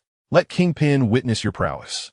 Fisk Tower, reminiscent of the raucous Hell's Kitchen, was ablaze with lights. In the office atop the tower, Kingpin's muscular frame strained against his white suit. His powerful arms were crossed, supporting his chin. "Are you implying that a little spider has recently joined our ranks?" His voice rumbled like distant thunder. "A cunning individual, appearing frequently alongside the Punisher," remarked Bullseye, clad in his tight, circular costume, as he toyed with a dart that quivered slightly at the edge of target in a blind spot. "Oh dear, such violence is quite alarming." From behind Bullseye emerged a woman with exaggerated makeup, her fear starkly contrasting her flamboyant appearance. Yet, in the next moment, her demeanor shifted entirely. "Huh, let them entertain me in battle." The woman licked her lips, raising her hand to tease Bullseye's chin, desire flickering in her eyes. However, Bullseye, seemingly unfazed, remained motionless. Moments later, the woman's aggressive aura surged. All nuisances must be eradicated." As she bellowed, flames erupted around her. Yet, neither Bullseye nor Kingpin responded to her fervor. Kingpin tapped his ring with his finger, and the woman's frenzied state abruptly ceased. "Mary, should that reptilian creature appear again, you and Bullseye will handle it." Despite lacking the formidable abilities of a certain Mary, Kingpin exerted an oppressive presence that left her breathless. "Understood," she mumbled, her fingers intertwined nervously, resembling a chastised student. From the blink of an eye, Mary's expression froze, as if witnessing something extraordinary. An invisible wave radiated from her, causing her visage to erupt with alarm. Before she could utter a word, an energy force erupted from her hand, obliterating the entire elevator and its doors. Bullseye's expression shifted dramatically at the sight. Although Typhoid Mary often exhibits eccentric behavior, she undoubtedly will not err in this matter. Bullseye, with a few steel marbles mysteriously conjured from his grasp, unleashed them like streaks of light toward the elevator. In stark contrast, Wilson had yet to rise from his chair, even at this critical juncture. The aura of a formidable leader was palpable. "Damn you, Ro, forcing me to be the meat shield." Just then, an absurd remark echoed from within the elevator. Deadpool, blood oozing from his body, disdainfully extracted a few marbles from his insides and discarded them onto the ground. "You all." Before Deadpool could finish his thought, a dart struck his forehead. "It's not you all. Can you let me finish I'm truly about to get angry. Enough." After being knocked down by Bullseye numerous times, Deadpool finally rose, brandishing two short blades. He swung the blades wildly around him, successfully deflecting Bullseye as hidden projectiles. Thus, he advanced towards Bullseye, swinging his blades, until he was directly in front of him, at which point he made a fierce slash. Yet, the sensation in his hand indicated a miss. Just as Deadpool sought to locate Bullseye, he he was abruptly hurled back by a burst of flames. He crashed against the wall, stirring up a cloud of smoke. It was only then that Wilson slowly rose, pondering aloud. Who gave you the audacity to come see me alone? As the smoke dissipated, Deadpool coughed several times before lifting his head, playfully regarding Wilson. Who told you I came alone? Chapter 23. Submit or perish. Wilson furrowed his brow. With years of strategic experience, he instinctively sensed something amiss. At that very moment, a colossal shadow began to loom from the glass window, gradually enveloping Wilson entirely. Bang! Wilson abruptly turned his head, only to lock eyes with a pair of amber-hued, vertical pupils, cold and piercing, accompanied by a thunderous sound and a cloud of smoke. Wilson stood motionless before Connors. The robust arms clad in a white suit collided fiercely with Connors' claws. Faced with Connors in a fully lizard-like state, Wilson surprisingly held his ground. As the two engaged in a contest of strength, Bullseye's fingers twitched slightly nearby. In the next moment, 3 darts shot forth from his hand, soaring directly towards Connors. Despite the earlier collisions, the reason behind Deadpool's survival after numerous fatal injuries remained a mystery. However, in terms of sheer intimidation, Bullseye leaned towards the lizard man form of Connors. At this moment, Connors found himself completely ensnared by Wilson. His orange-yellow eyes widened in astonishment at this purely human figure before him. A glimmer of cold light flickered in the corners of his eyes as he observed the sudden projectiles. Their speed left Connors utterly unprepared. Yet at that instant, another flicker of cold light emerged behind Connors. Then, the air was filled with the sound of clinking. The 3 darts fell helplessly to the ground. A spring-loaded knife grazed the cheek of the target, firmly embedded not far behind him. Yet, before he could react, a tempest of yellow sand surged in, engulfing the entire Fisk Tower in a deluge. In an instant, the trio of Kingpin found themselves isolated in disparate zones. Typhoid Mary, after unleashing a shockwave that yielded no results, swiftly followed up with a burst of flames, barely managing to carve a passage between herself and the target. I will kill them.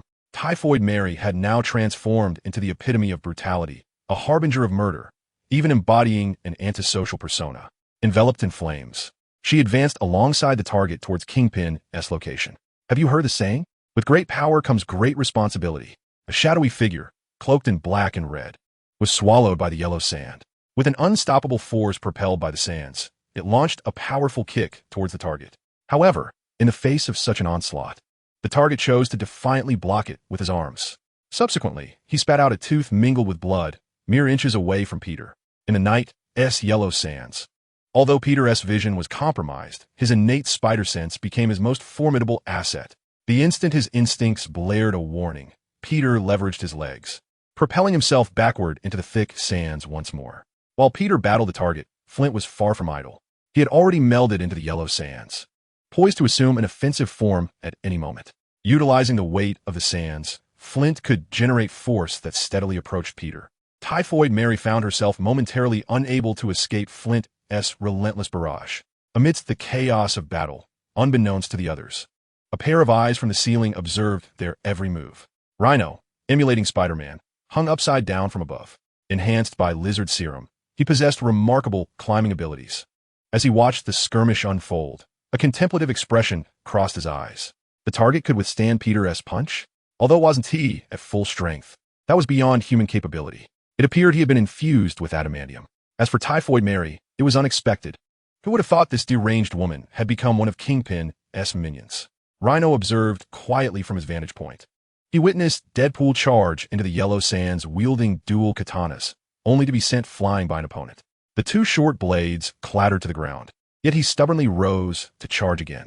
Damn it, if I had that tight-suited idiot's abilities, I'd be reckless too. Deadpool's antics made Rhino envious. After a moment's contemplation, Rhino slightly parted his lips and spoke softly. Flint, as if by magic, the moment his words fell, the suffocating yellow sands dissipated, revealing a middle-aged man clad in a striped shirt in the corner. The sands before him vanished abruptly. Yet this did not cause the target or Typhoid Mary to lower their guard. They cautiously regarded the intruders. Meanwhile, Connors, who had been entangled with Kingpin for some time, slowly retreated, suppressing his battle fervor as he awaited Rhino's command. Though Jean Bing is but a mere mortal, his formidable strength was evident when he effortlessly shattered dozens of Connors' bones. Had it not been for Connors' remarkable self-healing abilities, he would likely have been expelled from the fray. A rope silently descended from the exterior of the Fisk Tower, and the Punisher, clad in a black and gray combat suit, dropped in beside Connors. The instant the Punisher entered, Bullseye's gaze fixated upon him, internally acknowledging his presence with a sense of foreboding. A former Marine, now a 10th-level operative. The Punisher's prowess was undeniable. "What brings you to my presence?" Jean Bing inquired, maintaining the imposing demeanor of the Supreme Emperor of the Underworld. After surveying the intruders, his gaze ultimately settled on Luo Mang, who was clinging to the ceiling. "Mr. Fisk, I am Luo Mang," he announced as he descended from the ceiling, landing squarely within the encirclement formed by the fearsome duo, the formidable Mary and Bullseye. Despite being surrounded by Jean Bing's feared subordinates, Luo Mang exhibited not a trace of trepidation. In stark contrast, the once courageous Mary recoiled in fear at the sight of Luo Mang. Luo Mang maintained a courteous smile, albeit his sharp teeth were somewhat unsettling. His audacity sent a chill down Bullseye's spine. Besides the Punisher, at least 4 other empowered individuals pledged their loyalty to Luo Mang, who himself was also a force to be reckoned with. What organization could Luo Mang possibly hail from to possess such influence? Though no words were exchanged, a silent vigilance enveloped the two parties. As Luo Mang approached Jean Bing, he lifted a glass from the desk and took a sip. "A delightful vintage.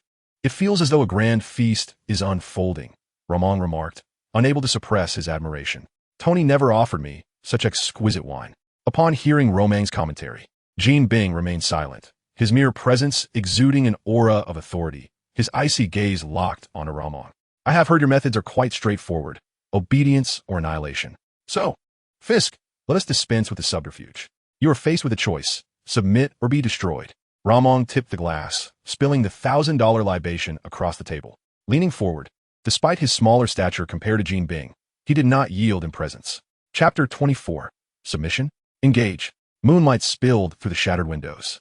As Luo Mang's words echoed, the top floor of Fisk Tower fell into a profound silence. Even Deadpool, typically irreverent, ceased his banter. Only Connor's labored breaths pierced the stillness. In truth, Luo Mang held a favorable view of Jean Bing, this legendary figure among ordinary men. His immense power and machine-like execution could sway the balance of national influence. Moreover, after his son was assassinated, Jean Bing personally extinguished his wife's life, severing his final ties. In that moment, Jean Bing became a flawless execution machine, a cold weapon. With Jean Bing at his side, Luo Mang could achieve much with greater ease. While Tony Stark's industries were commendable, they paled in comparison to Jean Bing in this respect. Pepper, in many ways, represented a significant flaw. There are numerous tasks that Luo Mang cannot delegate to her, and Pepper would not choose to assist him in any case. This was subtly indicated by Pepper after the last incident with the raft. 2 weeks after Luo Mang arrived at the raft, the warden perished, and it was revealed that he had been conducting human experiments in secret. If one were to claim that this bore no relation to Luo Mang, Pepper would hardly believe it. Thus, Luo Mang now finds himself in need of a pair of black gloves to help him manage matters that are inconvenient or impossible to address directly. Faced with Luo Mang's pressing demeanor, Jean did not utter a word. His gaze shifted from Luo Mang, surveying the onlookers around him. The enforcer behind him furrowed his brow, yet remained silent. The lizard man was panting, his orange-yellow slit pupils glowing vividly in the darkness. The small spider mentioned earlier resembled a true arachnid, dangling from the ceiling, coldly observing him. Amidst the swirling yellow sand, Jin's attention settled on the least conspicuous individual in the corner. The power of this yellow sand user, among those he had encountered, would certainly rank in the top 5. Then there lay a figure clad in a red, skin-tight leather suit, propped up on one hand while picking at his nails. Damn, was this fellow merely a placeholder? Luo Mang bore some resemblance to Connor's, yet he was entirely different. His hauntingly beautiful emerald eyes seemed capable of ensnaring the soul, with each scale appearing as an exquisite work of art. However, based on Jin's years of experience, he would not question the defensive capabilities of Luo Mang's scales. Gazing at Luo Mang's scaled visage and the subtly revealed sharp teeth, Jin suddenly felt as though he were negotiating with a demon from the depths of hell. Were it anyone else, Jin would have already roared, daring to challenge him, and would have unleashed his fists in response. Yet now he hesitated. Jin sensed a kinship emanating from Luo Mang. Should they sever their tenuous alliance, the ensuing battle could obliterate the criminal empire he had painstakingly built throughout his life. But to submit, Jin found it unacceptable. His body trembled, not from fear, but from an overwhelming sense of indignation and fury. At this moment, Jin was doing his utmost to maintain his authority and presence. I submit. The cunning hero knows when to bend and when to stand tall. However, Gazing at Jean's lowered eyes, it seemed he was both fearful and submissive while desperately concealing his simmering wrath and thirst for vengeance. Witnessing this scene, Luo Mang suddenly burst into laughter, were Jean to angrily brandish his fists, revealing everything. Perhaps Luo Mang might choose to believe him. Yet, Jean's current demeanor left Luo Mang restless even in his sleep. Although losing this capable black glove was regrettable for Luo Mang, survival was paramount, was it not? In response to Luo Mang's smile, an inexplicable panic surged within Jin's heart. But in the next instant, a fierce battle reignited. A pair of claws surged towards Jin's neck, leaving a crimson mark upon his skin like a streak of light. Observing the severity of Jin Bing's injuries, Luo Mang couldn't help but express his astonishment internally. Could this truly be an ordinary individual, untainted by mutation? Act now. Faced with a life-threatening situation, Jin Bing gritted his teeth and decisively severed ties with Luo Mang. At Jin Bing's command, not only did Typhoid Mary and Bullseye spring into action, but so too did Peter, Deadpool, and others. The Punisher, standing beside Connors, revealed a bloodthirsty grin upon hearing Luo Mang's words. In a surge of exhilaration, he unleashed a speed that even surpassed Connors for a brief instant. Flint remained silent, opting not to revert to a sandstorm, but instead expanding his form until he transformed into a colossal sand giant. The giant bore a slight resemblance to Flint and was now swinging its massive arms directly towards Jin Bing. This was both an order from Luo Mang and a manifestation of Flint's selfish desires. Flint, merely a small-time thug, could not perceive the grandeur that lay in Luo Mang's vision. For Flint, eliminating the most powerful crime lord would significantly ease the burdens on him and his family. Yet, in a shocking turn of events, Jin Bing withstood the blow. A searing pain coursed through him as he pierced through Flint's sandy grasp. However, before Jin Bing could catch his breath, a flash of green light propelled him backward, landing him firmly in Connor's embrace. Connors tightened his grip, a gleam of vengeful pleasure flashing through his orange vertical pupils as he squeezed Jin Bing tightly, the sound of cracking bones echoing in the air. The fist that had struck Jin Bing belonged to none other than Luo Mang. Bolstered by divine power and Lizard Serum, Luo Mang's strength was formidable at that moment. Even Jin Bing could not help but spit out a mouthful of blood from the force of Luo Mang's punch.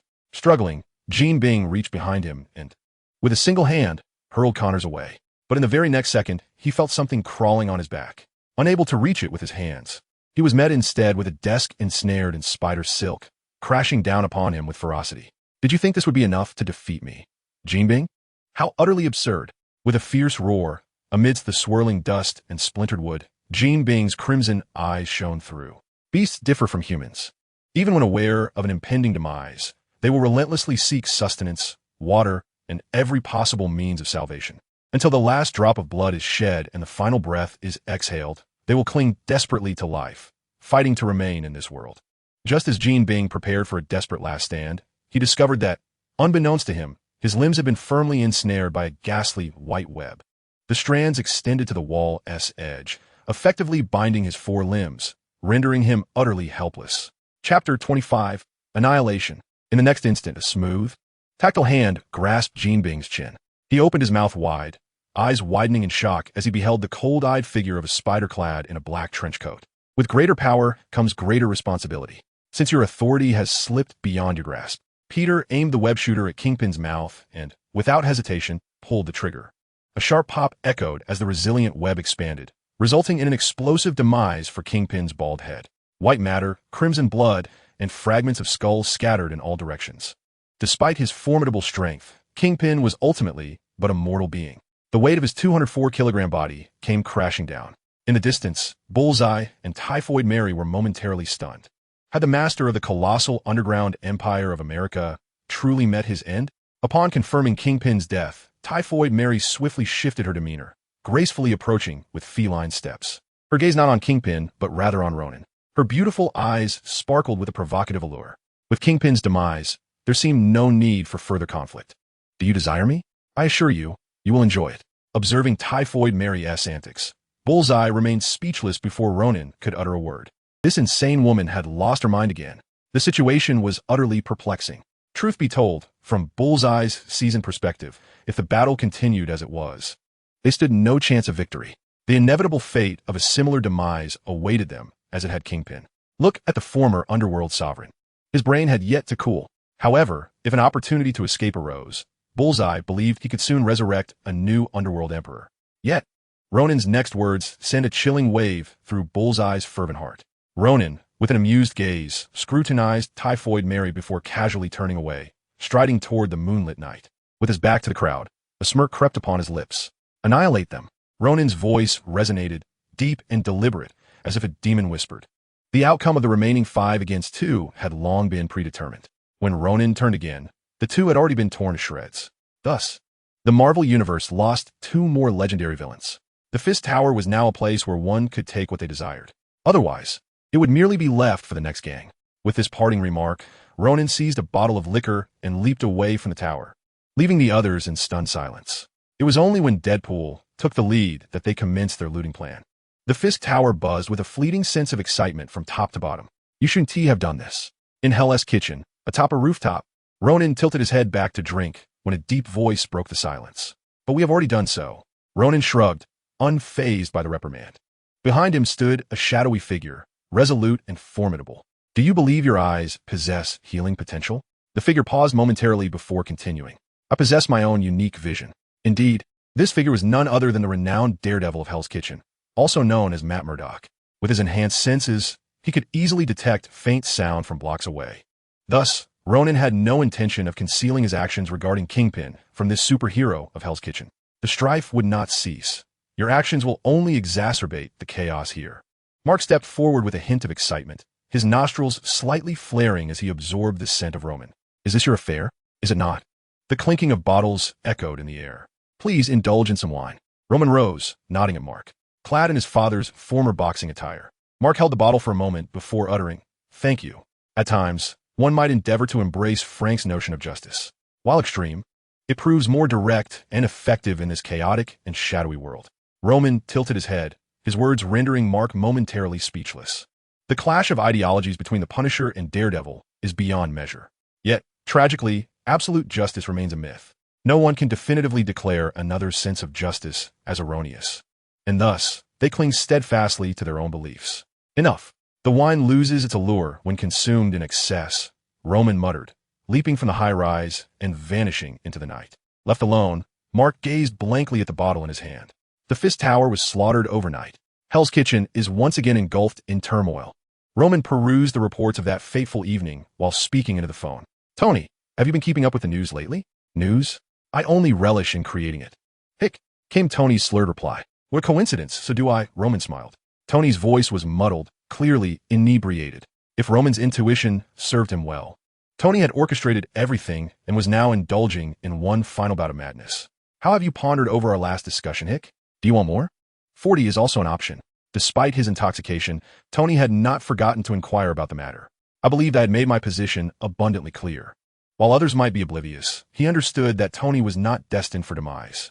Roman, though not inclined to manipulate, saw value in deepening their bond, recognizing that once money enters the equation, purity is often compromised.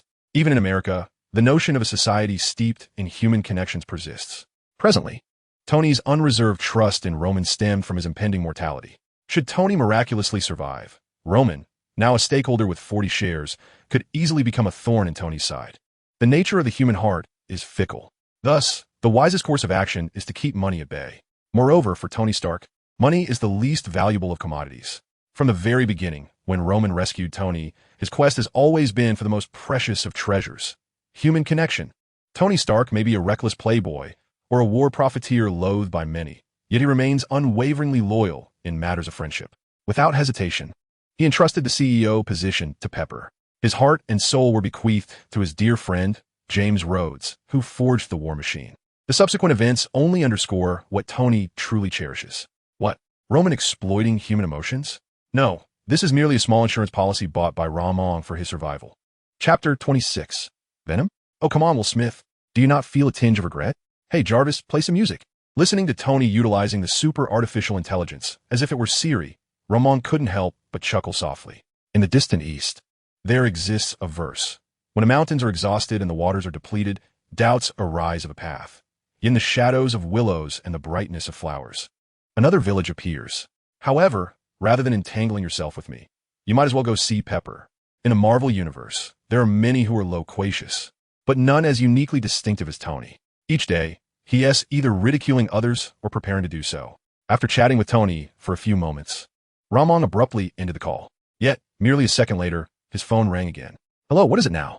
Luo Mang frowned, his tone less than cordial. To his surprise, Peter's somewhat flustered voice came through the line. It is worth noting that since Peter awakened as the Punisher Spider, he had never sounded so agitated, not even when he had hunted down and personally vanquished Kingpin. Calm down, speak slowly. Luo Mang's voice remained composed, seemingly influenced by Luo Mang's demeanor. Peter gradually calmed himself. However, the words he uttered caused Luo Mang's eyes to narrow. There is something new on me. Come to the lab. I'll be there shortly. In truth, even without seeing it, Luo Mang had already surmised much.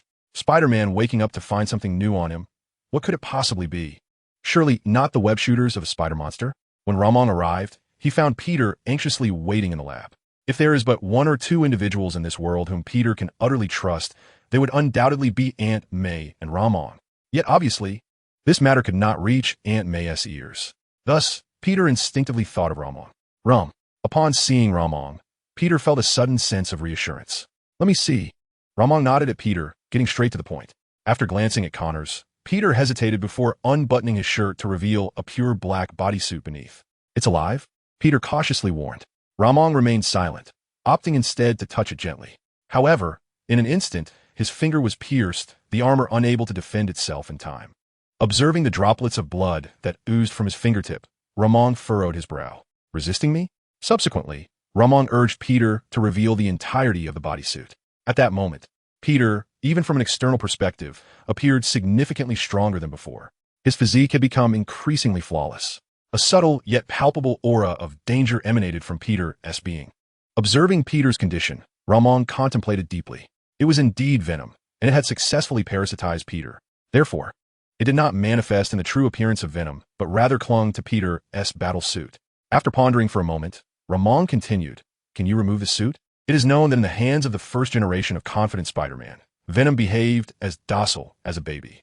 To speak plainly, it is what it is. To shed it, simply let it go. When needed, it serves as a formidable ally. When not, it becomes merely a garment, carelessly tossed into the corner of the wardrobe. I shall give it a try. Without hesitation, Peter grasped the fabric of his battle suit as Luo Mang had suggested. Yet, despite Peter's grimacing efforts, the suit remained unscathed, showing no signs of yielding. Come out. Do not provoke me into action. Luo Mang's cold gaze fixed upon the suit, aware that venom resided within. However, as time passed following Luo Mang's command, the suit remained intact, and venom did not respond. Playing dead, are we? Luo Mang raised an eyebrow, a smirk forming on his lips. He casually seized a bottle of ethanol from the table and shattered it upon Peter, drenching him in the liquid. With a flick of his claw, Luo Mang created a spark merely by the friction of his fingertips. In an instant, Peter was engulfed in flames, accompanied by a piercing scream emanating from within. He charged towards Luo Mang with all his strength, panic rising within him. I cannot control myself, Peter thought, feeling no resentment towards Luo Mang, believing him to be in pursuit of a method to rescue him. Meanwhile, Luo Mang merely observed as Peter, aflame, bolted out the door. In the presence of Connors, he raised his fingers and began a countdown. 3, 2, 1. As Luo Mang completed his count, a frenzied symphony of music erupted outside the laboratory, pulsating with rapid rhythm and grand sound, evoking a palpable sense of adrenaline. Peter, utterly spent, collapsed before Luo Mang. I specifically summoned a death metal band for you. How does it feel? Truly like death? Luo Mang inquired, watching Peter and Venom writhe and struggle. At that moment, under the relentless stimulation of the triple speaker system, Venom began to liquefy, adhering to Peter and revealing the original black and red hues of the suit beneath. Now come to me. Otherwise, perish. Luo Mang's voice bore no emotion as he observed Venom intently. After several minutes, Venom could no longer resist, shifting its viscous form and extricating itself from Peter. Luo Mang extended his fingers, and Venom vanished at his touch. Simultaneously, Luo Mang felt a powerful force surging within him, akin to a deflated balloon expanding rapidly. Upon ceasing the death metal, Luo Mang endeavored to summon his scales. Empty. His capabilities had once again been dramatically enhanced. Luo Mang's scales transformed into countless barbs. Connors, observing from a distance, instinctively took a few steps back. At that moment, Luo Mang exuded an overwhelming aura of power and malevolence. Strange symmetrical patterns began to emerge on his face, untouched by the scales. What on earth is this? Peter instinctively inquired. Venom, a symbiote from another world. Venom? Alien? Symbiote? Regardless of whether it was Peter or Connors, upon hearing those three words, their gazes towards Venom brightened involuntarily. However, the expression of Luo Mang, caught in their line of sight, subtly furrowed his brow. The sense of repulsion was even stronger in his complete state. Was it because I am not the host chosen by Venom? Luo Mang mused inwardly. Almost immediately, an overwhelming sensation of hunger surged within him. Even he could not help but glance at Peter, instinctively licking his lips. Luo Mang! Peter could not suppress a soft exclamation. Alright. At Peter's words, he quickly rose and raced toward the exit. Peter was indifferent to whether Venom could enhance his own strength. His sole concern was whether Venom would pose any threat to Luo Mang. Tony had given Luo Mang that nickname as a means of mockery. Chapter 27. Terminal Illness. It was not just a sense of repulsion. Even the consumption of energy had intensified. Glancing down at the scales adorning his body, Luo Mang felt his rapidly depleting stamina and thought to himself. A voice resonating with urgency echoed in Luo Mang's mind. Deep, frantic, and laced with insatiable desire. Yet, Luo Mang was not anxious. Instead, he extended his right hand and pointed into the distance. In the next moment, a strand of pure black webbing instantaneously adhered to the wall. It appeared that one could indeed inherit the genes of the host. But if Peter was not a confident spider, how could he also inherit the webbing? Luo Mang found himself perplexed, but then a bold idea surfaced in his mind.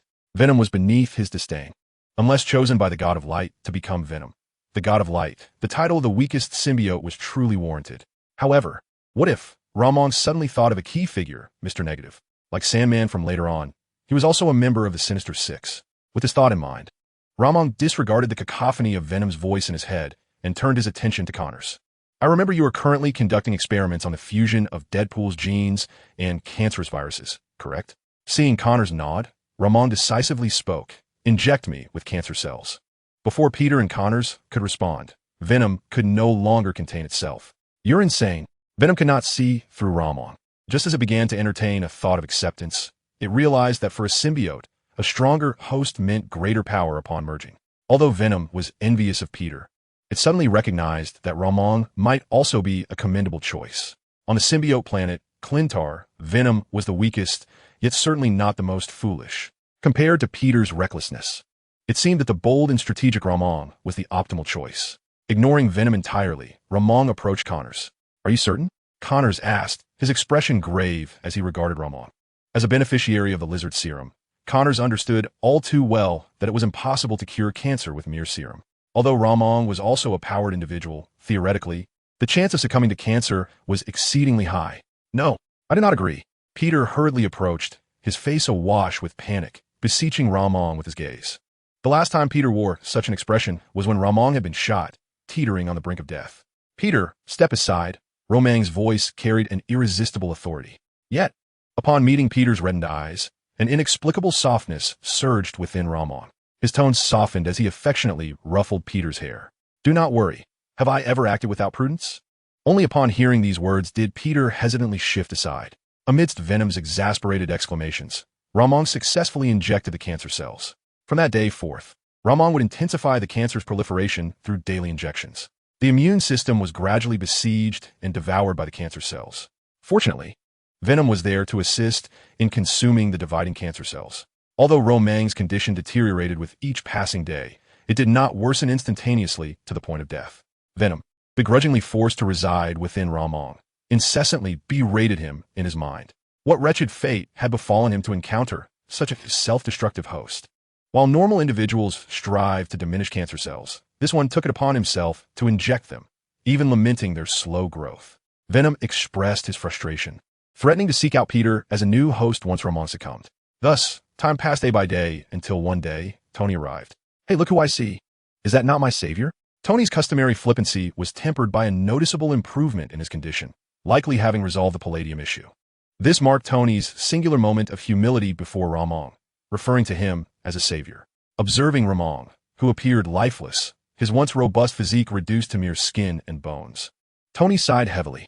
No wonder you were reluctant to agree back then. It turns out you were battling cancer. He set the flowers in his hand down and took a seat beside Luo Mang's hospital bed. Not long ago, it had been Tony Stark on the brink of death. Now, fate had cruelly twisted their roles. After a prolonged silence, Tony continued, gazing intently into Luo Mang's eyes, speaking each word with deliberate seriousness. Would you like to go to a Stark Industries hospital? I will not abandon you. Did you not seek medical help when you were near death? Ramon looked at Tony and managed a weak smile. Hearing Luo Mang's words, Tony fell silent once more. With his pride, would he choose to die in a hospital? Likewise, would Ramon opt for such a fate? Hey, do not be this way. Remember Ethan? He is well now, has met a woman, and is eager to rebuild a family. Tony spoke softly, as if sharing a bedtime story. Ethan wants me to attend his wedding with you as his child's godfather. You cannot die here. A soft chuckle escaped Ramon, quickly followed by a fit of coughing. You should go, Tony. Grant me the dignity I deserve, just as I have given you. Although Ramon was on the brink of death, he met Tony's gaze with unwavering resolve. Tony's eyes were slightly reddened. Even this notorious playboy could not shield himself from the pangs of separation. Yet at that moment, Ramon silently chastised, Tony, do not disrupt. The plan is nearing its conclusion. In the ensuing moments, Tony regarded Ramon with a deep, lingering look, as if wishing to imprint Luo Mang's visage in his memory. Before stepping out, Tony donned his sunglasses once more, as though nothing had transpired. Half a month passed, and Luo Mang's condition deteriorated gravely. True to his earlier promise, Tony did not return. However, on this particular day, Ramon mustered the strength to rise once more.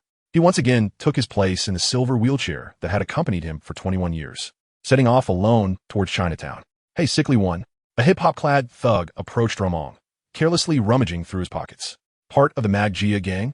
Ramon weakly lifted his gaze, his hollow eyes meeting those of the thug. Recognizing the insignia on the thug's attire, a flicker of clarity crossed Luo Mang's eyes. Yellow-skinned monkey, what is your problem? AIDS. Shit. The hammerhead will send you to hell. The thug covered his mouth, recoiling as though he had encountered something vile, and swiftly vanished into the alley with his companions. Ramon sighed with relief only after confirming the thug's background before continuing toward Chinatown, a voice echoing softly, Magia gang. Knowing the name is sufficient. Every grievance has its source. Every debt, its owner. Hammerhead, one of New York's most notorious crime lords, suffered severe head trauma during a gang confrontation, resulting in a metal skull implant that rendered him impervious to blades and bullets. He stands in opposition to Mr. Negative and his demon gang. Chapter 28. The trap is set. Chinatown, at the Rue E restaurant, Ramon entered, his gaunt face revealing his frailty. The attendant at the entrance approached to assist with his wheelchair. What would you like to eat? A young Chinese woman leaned closer, speaking softly into Luo Mang's ear. Her expression bore no trace of disdain or hostility. Rather, her gentle demeanor reflected a genuine concern for Ramon, who shared her heritage. Ramon scanned the bustling restaurant, which was filled with patrons during this midday hour. Spotting an empty table, he prepared to speak, wishing to present himself as a gravely ill patient. However, before he could finish, several figures appeared at the door. Among them, only one stepped inside the restaurant. Upon his entrance, the atmosphere instantly became tenfold more vibrant. As this individual approached Ramon and the Chinese woman, he paused beside them. The Mandarin words reached Ramon's ears, prompting him to lift his gaze. He was met with a pair of gentle, water-like eyes. Luo Mang's heart stirred. It was Mr. Negative, Martin Li, who had arrived. Shortly thereafter, the Chinese woman leaned in to whisper something to Martin Li. He then turned to Ramon, saying, "There's no room here. Let us dine together, shall we?" "Very well," Ramon replied, a subtle smile gracing his lips. The parched lips parted just enough, yet no blood flowed forth. Martin Li pushed Roman's wheelchair, and together they arrived at the only vacant table. "What ailment has beset you?" Martin Li, far from being a figure of grandeur, exuded the warmth of a compassionate middle-aged man. As he inquired, he thoughtfully helped Roman cleanse the utensils with tea. "Cancer, it's incurable. I wish to savor the flavors of my hometown while I still had the strength." A hint of nostalgia flickered in his eyes, emanating from the depths of his heart. "Were you sent by the snakehead?" Martin Li paused, then asked with genuine concern. "Something like that. They say there's fortune to be found here." Yet, only now did he realize that life and loved ones are the true treasures. A fleeting expression of bitterness and regret crossed Roman's face. What constitutes a montage of lies? It is merely a small surgery performed on the truth. Each word spoken is indeed the truth, yet when woven together, they morph into something else. Thus, it could be said that Roman did not deceive Martin Li. Unexpectedly encountering a compatriot at dinner, he found their fates strikingly similar. Had he not acquired his abilities, he would likely not fare much better than this fellow. Beneath his kind demeanor, Martin Li was the philanthropist behind the construction of the Feast Homeless Shelter. He naturally believed Roman's words. If your illness were to be cured, what would your next steps be? A Chinese woman wheeled in dishes, the rich aromas of various Chinese delicacies wafting through the air, yet Roman could only manage to swallow a spoonful of soup. Upon hearing Martin Li's inquiry, Roman maintained a facade of calm, though internally he resolved, here it comes. The purpose of Roman's visit was to utilize Mr. Negative's abilities to reverse his cancer and, in doing so, preserve a portion of Martin Li's power. Though merely a temporary measure, possessing the toxin would alter everything. A bitter smile crossed Roman's lips as he felt a momentary daze, as if caught between anticipation and deep contemplation. It's hard to say. I just want to live well for now, he revealed, seizing upon Martin Li's question to disclose his long-standing intention. Do not fault me for my short-sightedness. Only those who have brushed against death truly comprehend this sensation. To Roman's surprise, Martin Li nodded in agreement. Once, he had been betrayed by the Magia, rendered a subject for experimental drugs. He too had experienced a brush with death. Thus, the two engaged in conversation, steadily consuming the table's bounty. The flavors reminiscent of home felt worth it, even if it meant facing death today. Roman exhaled deeply, a blend of weariness and pain mingling with a sense of satisfaction. In that moment, as he spoke those words, he remained acutely aware of Martin Li's demeanor. From the moment Roman entered this auspicious restaurant, he had been subtly hinting to Martin Li. The underlying meanings in each statement conveyed his desperate plea for salvation. I do not wish to die just yet. Can someone save me? However, should this endeavor fail, he feared he would lose the opportunity for Martin Li to willingly heal him. Do not speak in such a manner. Perhaps there will still be opportunities, Martin Li remarked, rising to offer a comforting pat on Luo Mang's shoulder. He left Luo Mang alone, head bowed, with a grotesquely radiant smile plastered across his face, nearly pressed against the table. Luo Mang's shoulders trembled uncontrollably, appearing to outsiders as if he were weeping. Yet, he alone understood that this was a suppressed fit of manic laughter, forced out from his throat in a low, constrained manner. As he stepped outside the Rui restaurant, Luo Mang could barely contain his excitement, rising eagerly to his feet. He swept back his long untrimmed hair, revealing a fresh visage adorned with a self-satisfied grin. His eyes sparkled with cunning and madness, as if he were intoxicated by the moment. Finally, I've been deceived, he mused, a mixture of astonishment and satisfaction in his tone. Martin Li's seemingly casual pat had infused Luo Mang with the transformative power of the film, flipping over all the malignant cells within him. The residual force began to meld gradually with the venom coursing through him. A cacophony of screams echoed in Luo Mang's ears, emanating from the venom. In the next instant, the venom erupted from his fingertips, a swirling mass of black liquid, its essence revealing a semblance of fear. Luo Mang grasped the fleeing venom, his emotions momentarily settling. Upon hearing his words, the venom fell utterly silent, becoming a lifeless, black mass, reminiscent of a moribund slime. Upon arriving at the laboratory, Peter and Connors awaited his arrival with bated breath. Suddenly, with a sound akin to a release, scales erupted across Luo Mang's entire body. In an instant, the once emerald scales transformed into a ghastly shade of blood white. His form began to swell, his physique doubling in strength. The blood-white scales crept upward until they enveloped his head entirely, halting at last. Simultaneously, a visage of sheer savagery manifested before the onlookers. Crimson eyes exuded an aura of madness and bloodlust. The scales, once sharp, became even more menacingly pointed. His mouth widened grotesquely, exposing a set of terrifying fangs. Luo Mang's claws elongated, resembling glimmering sickles, their edges gleaming ominously. At the moment of Luo Mang's transformation, the venom reacted as if confronted by a natural enemy, shooting into Peter's body with alarming swiftness. Gasping for breath, Luo Mang slowly raised his head, bearing a bloodthirsty grin. We are anti-venom. Chapter 29, Serum. As he felt the relentless surge of power within him, the disparity between this force and the venom was akin to comparing the heavens to the earth. Luo Mang clenched his fists tightly, finally feeling as though it was all worthwhile. Luo Yu. Peter stammered, rendered speechless by Luo Mang's sudden metamorphosis. Initially, Peter had been concerned for Luo Mang's health, witnessing his gradual decline in strength, which only amplified his worries. However, at this moment, Ramong not only appeared to be in perfect health, but his strength seemed to be ascending in an upward trajectory, leaving Peter utterly astonished. Peter's focus was entirely on Ramong, rendering him oblivious to the fact that venom had once again manifested. Ramong, is that truly you? In stark contrast to Peter, Connors swiftly transformed into a formidable lizard-like creature. His gaze fixated on the indistinct visage of the serum, inquiring in a deep, resonant tone. I am unharmed. Emerging from his joyful reverie, Ramong finally acknowledged the reactions of the two. Upon witnessing this scene, both Peter and Connors exhaled a collective sigh of relief. If Ramong had indeed been compromised by some insidious force, what course of action would they take? What was this phenomenon? Peter stepped forward, harboring a persistent notion that the venom manifesting on Ramong bore some connection to his own experience. The serum.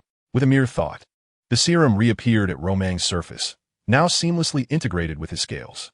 As the sovereign of the serum, Ramong could acutely perceive its capabilities. The ability to remain unaffected by flames and sound waves was merely a fundamental trait. The serum's greatest advantage lay in its role as the nemesis of symbiotes. It possessed all the basic abilities of any symbiote while lacking any of their vulnerabilities. Furthermore, the serum could effortlessly extricate symbiotes from their hosts. Even in close proximity, it could directly manipulate the abilities of the wielder. By rearranging cellular structures, it could temporarily nullify any wielder's powers. The final point, and the one Ramong valued most, was that the serum, unlike other symbiotes, lacked any form of consciousness. Fundamentally, it could only be wielded and controlled by Ramong alone, in stark contrast to Venom, which possessed its own consciousness and often stirred up trouble. Regardless, it is a relief to hear you are well. I was quite worried about you. Peter, after all, was still a child. Despite his physical capabilities surpassing the majority of other wielders, in Romang's presence, Peter seemed perpetually like a fragile child. I am fine. Ramong gently patted Peter's head, speaking not only to him but also to himself. After spending such a long time in this world, he had finally acquired the strength to negotiate at the same table as other formidable beings. Just as Ramong was lost in contemplation, a figure entered through the door. "Oh, what on earth is that?" An exaggerated and somewhat irreverent voice echoed throughout the laboratory. Everyone turned to see Deadpool cautiously waddling in, his legs clamped together. Approaching Ramong, he raised his diminutive finger to poke Romang's chest. Ramong glanced at Deadpool's newly sprouted miniature finger and, with an exasperated flick, dismissed it before speaking. "It's me. Have you been fighting again?" "Oh, for the love of." To Romang's surprise, Deadpool had an even more exaggerated reaction upon hearing his voice. He reached for two carbon steel blades from behind, clamoring to engage Ramong in a sparring match. Yet at that moment, Deadpool's tiny finger was far too short to reach the short blades behind him. At last, the bewildered and infuriated Ronin delivered a punch that sent Deadpool hurtling through the air. Accompanied by the crisp sounds of bones fracturing, blood spilled onto the ground. Despite this, Deadpool strained to raise his head, utterly disregarding his unresponsive body. "Why are your abilities so incredibly cool? Hand me a bow and arrow, and I would merely resemble Hawkeye." Spitting out a mouthful of old blood, Deadpool buried his head once more. Yet, undeterred, he lifted his head again, declaring, "Are you certain you aren't from DC? Everything appears so dark." With that remark, Deadpool fell into a state of utter despondence, pressing his nose against the cold ground and falling silent, leaving Ronin and Peter Connors exchanging perplexed glances. After a refreshing slumber, Deadpool awoke in a daze, only to discover himself bound to a frigid operating table. Rather than panic, he cheekily inquired, "What's this? Are you planning to harvest my kidneys? Goodness, I should have opened a barbecue joint instead." Hearing Deadpool stir, Ronin approached with a smile, saying, "Wade, I am about to attempt restoring your visage, and it would be splendid if you could keep that foul mouth of yours shut." "Really? I'm ready. Feel free to proceed." "Oh, am I really going to regain my appearance?" "Oh, Canada." Deadpool squirmed with excitement on the operating table. "Shall I get a new suit after I regain my looks?" "As long as it ISNT green, of course." Naively, Deadpool remained caught up in his thoughts. But in the next moment, a massive fist suddenly struck him, rendering him unconscious. With a dull thud, Ronin observed the dented skull in silence for a moment, concluding that he would have to wait a little longer. If Ronin permitted Deadpool to undergo the procedure in his current state, it might very well lead to Deadpool's demise. As he awaited Deadpool's self-healing, Ronin took a moment to reorganize his thoughts. This suppression ability differed from a suppression collar. The collar seemed to imprison the power within the wielder's body. Though the ability appeared to vanish, it remained concealed within. In contrast, the serum could temporarily render the wielder completely powerless. This limitation acted at the cellular level. Simply put, in Ronin's presence, Deadpool could only be regarded as an ordinary individual skilled with weapons, devoid of his regenerative capabilities. Unless, of course, he had already encountered death itself, facing off against the likes of Thanos. Post the undead curse imposed by Thanos, Deadpool had transcended the capabilities of Wolverine, achieving a true form of immortality. In the moment of death, he would be repelled by it, instantly resurrecting. Observing Deadpool's skull gradually swelling, Ronan nodded slightly, increasingly convinced of his plan. By temporarily depriving Deadpool of his superpowers to facilitate facial reconstruction, he could subsequently lift the restrictions on his healing abilities, defining the restored visage as a baseline of 0. Henceforth, Deadpool's regenerative capacity would effectively reset to 0, akin to bypassing the manufacturer and adjusting the factory settings of the equipment. With a crisp sound, Deadpool's skull suddenly bounced, fully restored. He was a jester in every sense, exuding humor from head to toe. Luo Mang sighed, instantly transforming into a blood serum state. The tail at his spine slowly extended, directly injecting into Deadpool's body. A peculiar essence gradually faded from Luo Mang's perception. The surgical knife he raised glimmered under the pale light, illuminating Deadpool's visage. His moon-like face, pockmarked and scarred, silently narrated the excruciating experiments he had endured. Prepare to embrace your handsome face, Wade. Chapter 30. I initially intended to include you in my fun vomit. Deadpool groggily regained consciousness, a wave of nausea surging within him, prompting an involuntary retch. He then cast a complex gaze at Luo Mang, his lips pale, trembling as he spoke. Luo Mang, be honest. What did you do to me after you knocked me out? Swish. The only response was a fleeting glint of cold light. As Luo Mang presented a mirror, Deadpool finally beheld his appearance. His cheeks were smooth and unblemished, devoid of any pits. The wound Luo Mang had inflicted was slowly healing, but unlike before, the restored visage was not the grotesque one that made Deadpool want to retch, but rather the face of Wade captured solely in photographs. Deadpool was taken aback, cradling his cheeks with disbelief. Turning to Luo Mang, he noticed Luo Mang tossing a transparent box in his direction. He glanced down to find it contained his original face, a thin layer skillfully peeled away by Luo Mang's surgical knife. A keepsake for you. After today, you likely won't see this face again. Luo Mang shrugged, slightly astonished by the smoothness of the procedure. He had spent 3 days acquiring medical knowledge, compounded by the rapid healing properties of the regeneration serum. Deadpool's face had indeed become Luo Mang's practice model.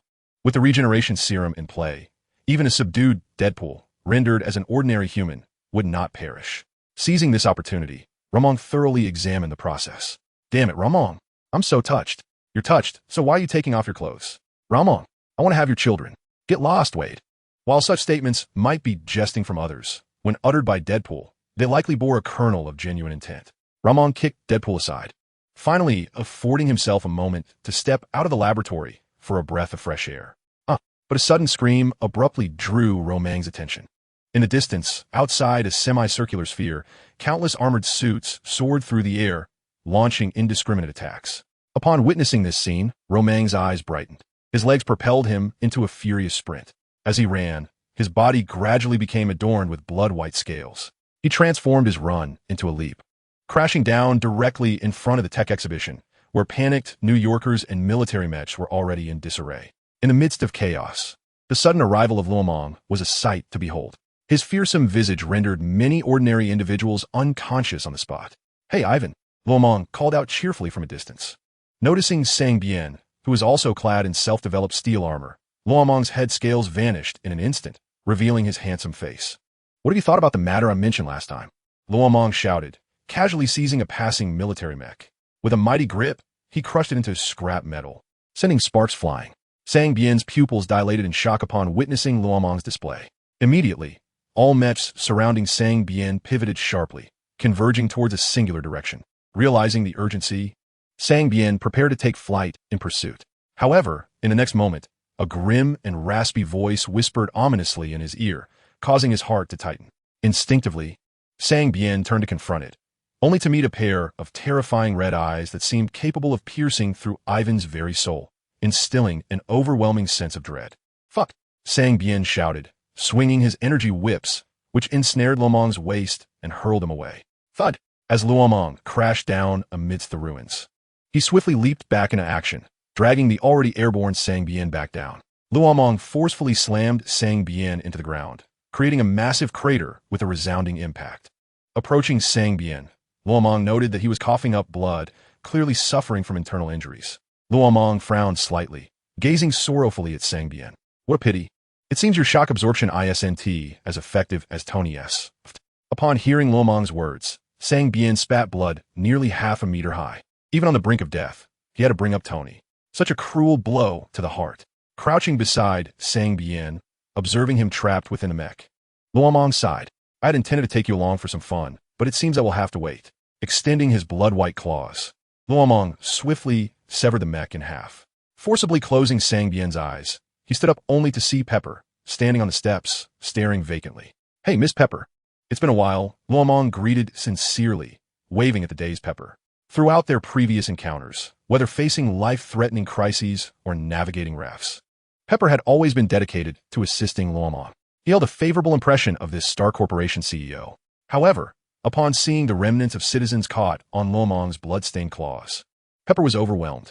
If not for her legs failing her, she would have stood firm at a distance as Luo Mang waved kindly. Yet, when Luo Mang noticed the red lights blinking from the mech's chest at Pepper's feet, his brow furrowed in alarm. In an instant, he vanished from dozens of meters away and reappeared beside Pepper. No, Pepper. With the assistance of Jarvis, Tony did not perceive Luo Mang as he truly was. Instead, a towering creature, standing at 2 meters in height, effortlessly grasped Pepper within its hand. Tony maximized the power at his feet, recklessly charging towards Pepper's direction. Yet, in an instant, the tremendous force generated by countless exploding mechs propelled Tony away. Mid-air, he managed to stabilize his form, his gaze sharp as that of a hunting hawk, scanning the ground below for Pepper's silhouette. J-A-R-V-I-S, are you there? Scan for Pepper's precise location. Unable to determine location, sir. Identify Pepper's position. Tony nearly screamed in despair. Sir, Miss Pepper may no longer be in this vicinity. No. In a state of frantic concern, believing he had lost Pepper, Tony descended into the depths of despair, a moment of hopelessness that surpassed even his near brush with death. Sir, your adrenaline levels are soaring. Please take a deep breath. Shall I connect to the satellite for further searches? Conduct a comprehensive search. Locate that entity. Tony's expression was grim, the sudden heartbreak nearly causing him to falter. The once commanding Tony Stark now felt an overwhelming sense of helplessness and loss. Chapter 31. What do you think about making Rodden the Godfather? On the bustling streets of New York, Rodden carefully clutched Pepper in his hands, gazing at the towering Stark Tower, one of the tallest structures in the city. A spark of excitement flickered in Rodden's eyes. Bang! The sound resonated like a missile explosion. Rodden crouched slightly before leaping high into the air. The apex of Stark Tower drew nearer, but soon, this powerful propulsion began to wane. His jumping ability was commendable, yet it paled in comparison to the ability to fly directly, resembling the leaping prowess of Banner. Thoughts raced through his mind as Rodden continued his ascent. In a mere matter of seconds, he reached the pinnacle of the 347-meter tower. Oh! Pepper screamed, startled as Rodden unexpectedly set her down. Looking around, she realized they were indeed at Stark Tower. Before Rodden could utter a word, a sudden beam of energy struck him, causing him to stagger. Huh? Pepper! Get out of here! Tony shouted hoarsely. The moment Rodden arrived at Stark Tower, Jarvis had already detected his presence. Tony lunged into Rodden's embrace, the powerful force causing both to tumble several times upon landing, shattering everything in the upper hall. Yet as Tony lifted his head, locking eyes with Rodden, even he couldn't suppress a shiver of trepidation. What kind of visage was this? Scarlet eyes, sharp teeth, exuding an indescribable malevolence. Despite this, Tony instinctively began to taunt. What is the matter? Hungry? Shall I treat you to an energy blast? The mockery served as a distraction. The moment his words fell, the energy cannon at his chest converged with a sudden intensity. A tremendous force surged towards Luo Mang, resulting in a thunderous explosion. A blinding white light enveloped the top-floor hall, reducing it to ruins. Glass shattered instantly, and electrical appliances began to spark and smolder. However, as the dust settled, the sight of Luo Mang left Tony wide-eyed in astonishment. This strike, infused with 40 units of energy, barely breached his defenses. The charred areas of Luo Mang's body twitched as if infused with life. Once the smoke cleared entirely, the wounds on the blackened skin healed completely, leaving no trace of prior injury. The armor, devoid of energy support, became nearly inoperative, just as Tony contemplated discreetly summoning Jarvis. A voice from across the room rendered him momentarily paralyzed. The white monstrosity approached slowly, its menacing maw and crimson eyes vanishing to reveal Luo Mang's gentle smile. Tony, could you perhaps adhere to the old custom of negotiating before a brawl next time? Tony gazed at Luo Mang, the words he intended to utter morphing into, Rom? How is it you? He instinctively glanced at Pepper, only to find that aside from a slight fright, she bore no injuries. With a series of clicking sounds, the armor automatically opened at its center. Maintaining an unruffled demeanor, Tony settled onto the only remaining sofa, pouring himself a drink as if to ease his vigilance. Yet, his seemingly casual gesture elicited a bemused chuckle from Ramon. At Tony's feet lay two protruding grooves, which, if Romang's intuition served him correctly, were indeed Tony's portable armor, cleverly concealed after being folded away for unexpected circumstances. People often label you a mere playboy, but such judgments are far too superficial. The moment Ramon sat down, his keen senses detected a tension in Tony's body. Yet, this was Tony Stark. No predicament was dire enough to extinguish his spirit. Relax your feet, I assure you. I'm truly Ramon. He poured himself a glass of wine, casting a disapproving glance at Tony. Given the state of affairs, I should have perished by now. Tony's hand subtly found its way to the armrest of the sofa. However, Romang's next remark halted his movement. If you can survive, why can't I? Few were aware of Tony's precarious condition, aside from select few at S, H, L, D, and those close to Tony, like Pepper and Happy. Only Ramon seemed cognizant. Is it really you, Rom? Upon hearing Romang's assertion, Tony's expression shifted to one of astonishment, tinged with disbelief. Had the cancer truly been vanquished? Why else would I rescue Miss Pepper? Ramon inquired, observing Pepper approach Tony with resolute determination. He chuckled softly. In the vast Marvel universe, Tony and Pepper were undoubtedly among the few enviable couples. Upon reflecting on Romang's words, Tony realized the truth in them.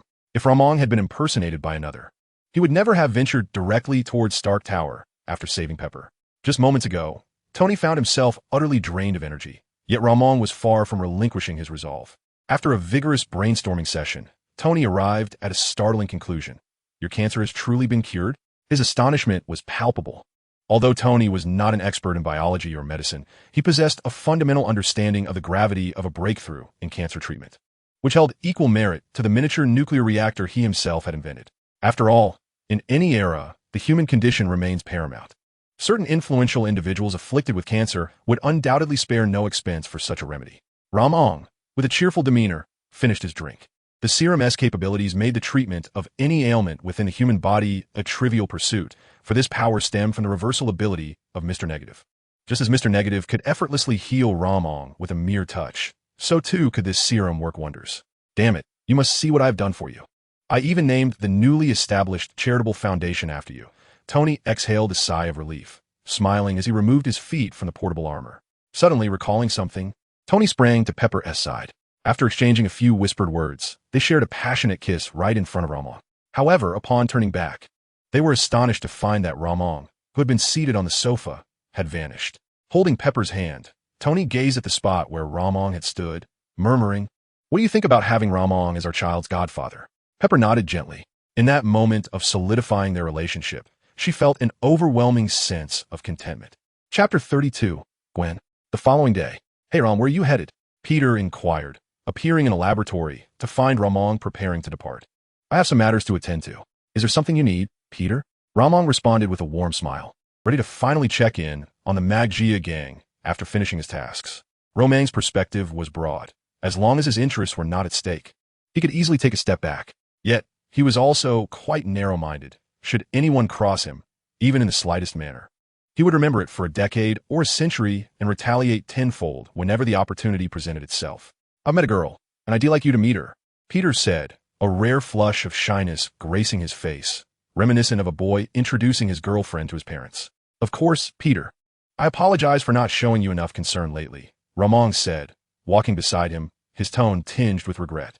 No, Rom, you have always been wonderful to me," Peter replied, flustered, waving his hands dismissively.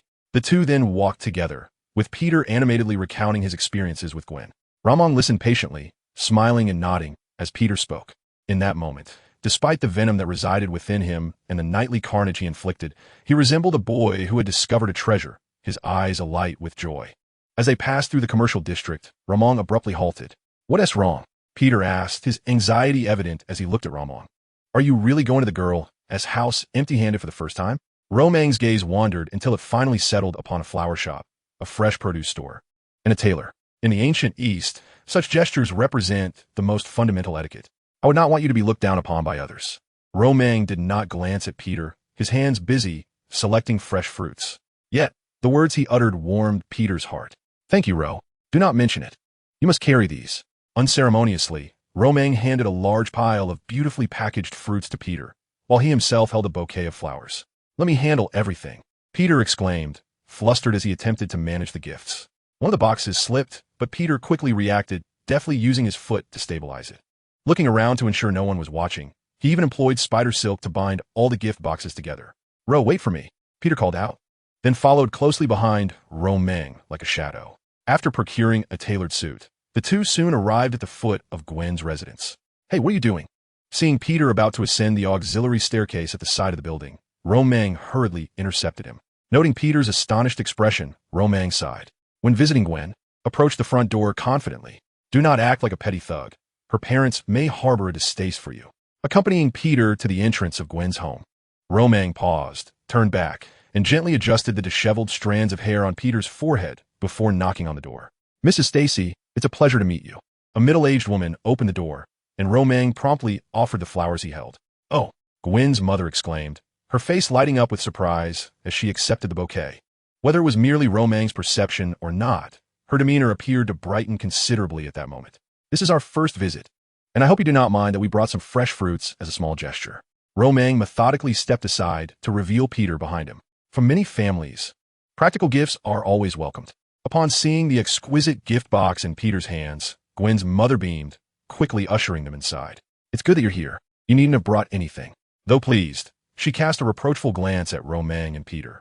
Recognizing her half-hearted admonishment, Luo Mang felt compelled to respond. It is customary for younger guests to bring a token of appreciation on their first visit. At that moment, Luo Mang, dressed in a rich brown, vintage suit, exuded an air reminiscent of a young European nobleman, complemented by his youthful and handsome visage. Behind him, Peter, clad in a pure black suit, appeared somewhat youthful. Nevertheless, his bright eyes and an indescribable aura caught Gwen's mother's attention. However, were she to discover that Peter's aura stemmed from a past steeped in violence, it would likely send the flowers from her hands tumbling to the ground. "Please, come in and have a seat. I will fetch Gwen," Gwen's mother said, eager to assist once Peter set down the gift box. As Luo Mang and Peter entered the living room, they were greeted by a man with deep-set eyes. A golden-haired figure bore a striking resemblance to Gwen. "You must be Peter," she remarked. George Daisy took a few steps closer, her gaze directed at Peter, imbued with an interrogative intensity. "Good day, sir. It is a pleasure to meet you," she said. Peter clasped his hands together, a hint of anxiety evident in his demeanor, as he inhaled deeply and nodded awkwardly. It was unexpected to witness such a side of the formidable spider demon. "I am Roman, sir, Peter's brother." Roman introduced himself with a smile, his demeanor disarming George's aura. "Hey, Peter," Gwen emerged from the room, her eyes immediately fixating on him. Noticing the exquisite suit Peter wore, a glimmer of satisfaction flickered in her gaze. She approached him warmly, her eyes continuously glancing towards him, filled with admiration. "If everyone is present, I believe it is time to commence dinner. How about lemon base? I hope you'll enjoy it." George nodded at Roman and Peter before turning to enter the kitchen to prepare the tableware. At the dining table, the sound of metal utensils clinking against plates filled the air as everyone took their seats. Thanks to Roman's gentle reminder, Peter managed to avoid any awkwardness regarding the lemon base. "George, please share with us what transpired today," Gwen's mother said with a smile. She had always taken pride in George's work, and now, a topic was indeed needed to alleviate the awkwardness of the gathering. "Did you manage to catch Spider-Man?" asked young Tacy, Gwen's little brother, his face alight with admiration as he looked at his father. "No, we have not apprehended him yet, but we certainly will. Based on his actions, he must be a dangerous individual," George replied bluntly, categorizing Spider-Man's behavior as that of a terrorist. Peter, upon hearing his name being invoked in such a manner, felt compelled to interject. After a brief exchange of words with George, an air of discomfort enveloped the table, with each person's expression subtly reflecting the tension. It was not until Roman cast a glance at George that the atmosphere began to shift. Chapter 33. The surprise at Gwen's home. Roman picked up his napkin and gently dabbed his lips, speaking softly. "George, do you know? This world is not as beautiful as people often imagine. Many things may appear wonderful, but they are far too idealistic. I believe your intentions and stance are commendable. The exceptions do exist, such as..." George's gaze shifted from Peter to Roman, his attention keenly focused on him. Roman's words instantly transformed George into an interrogator in this exchange. "For instance, Mr. Stark," Roman indicated towards the news currently playing on the television, where Tony and James were prominently featured. The two were embracing a senator, giving a thumbs up to the camera, all three of them sharing hearty laughter. It was only when George turned his attention to the television that Roman continued. If my memory serves me correctly, not long ago, Senator Stern confronted Mr. Stark during a hearing. But now, look at him. He is the first to commend Mr. Stark. What exactly are you implying? George inquired, his brow furrowing slightly. It is essential to acknowledge that one should not merely listen to what others say, but rather observe what they actually do. At this juncture, Roman paused, his gaze sweeping across the dining table before finally resting on Peter. Since the emergence of Spider-Man, the crime rate in New York has plummeted by 80%, ensuring the safety of women and children traversing the streets at night. Even a number of criminals with extraordinary abilities has significantly diminished. Can you fathom how the citizens might regard Spider-Man? Turning back, Roman steadfastly maintained his gaze with George, a subtle smile lingering at the corners of his mouth. However, a wrongdoing remains a wrongdoing. I bear a badge while he dons a mask. He is a fugitive, not a hero. George was unyielding, embodying his convictions and principles. You may hold such beliefs, yet others may not share your perspective. Perhaps by tomorrow, Spider-Man will leap forth to become a hero celebrated by the masses. Roman regarded George. Could he possibly concede in this debate to a police officer? Uncertain of Roman's professional affiliations, George's resolve faltered, and he seized the opportunity to change the subject while dabbing his mouth with a napkin. He managed a small laboratory, conducting research with promising results. Subsequently, he turned to Peter, determined to ensure that Peter remained the focal point of the evening's discourse. Me? Peter, feeling the weight of everyone's attention, was momentarily taken aback. Although he had yet to graduate, Peter had recently received an invitation from Stark Industries. He found himself torn between Stark Industries and my laboratory. Upon hearing Roman's words, even Gwen's younger siblings couldn't help but glance towards Peter. Stark Industries is a name known throughout the entirety of America, not to mention that Tony Stark, the illustrious Iron Man, has made remarkable contributions to the nation. Surely, he cannot be fabricating this. Moreover, what is there to deliberate? The choice between a small laboratory and Stark Industries is undeniably clear. What is the name of your laboratory? Tacy could not restrain her curiosity from spilling forth. It's merely a small lab, Peter replied. However, we have recently developed a serum that can assist patients in regrowing lost limbs. I'm not sure if you've heard of it. A serum for limb regeneration? Are you referring to the regenerative serum? Gwen's mother exclaimed in astonishment. This is a cutting-edge medical breakthrough capable of helping patients regrow lost limbs. The price for a single vial has skyrocketed to $3 million, circulating almost exclusively among the affluent. Were it not for George's position as police chief, they would likely remain unaware of it. Yet, this laboratory is apparently managed by Peter's brother. Observing Roman's demeanor, Gwen's mother began to entertain the possibility more fervently. After all, $3 million is more than sufficient to procure every item within their home. In an instant, Gwen's mother's gaze towards Roman and Peter softened considerably. Judging others based on their circumstances is a universal phenomenon.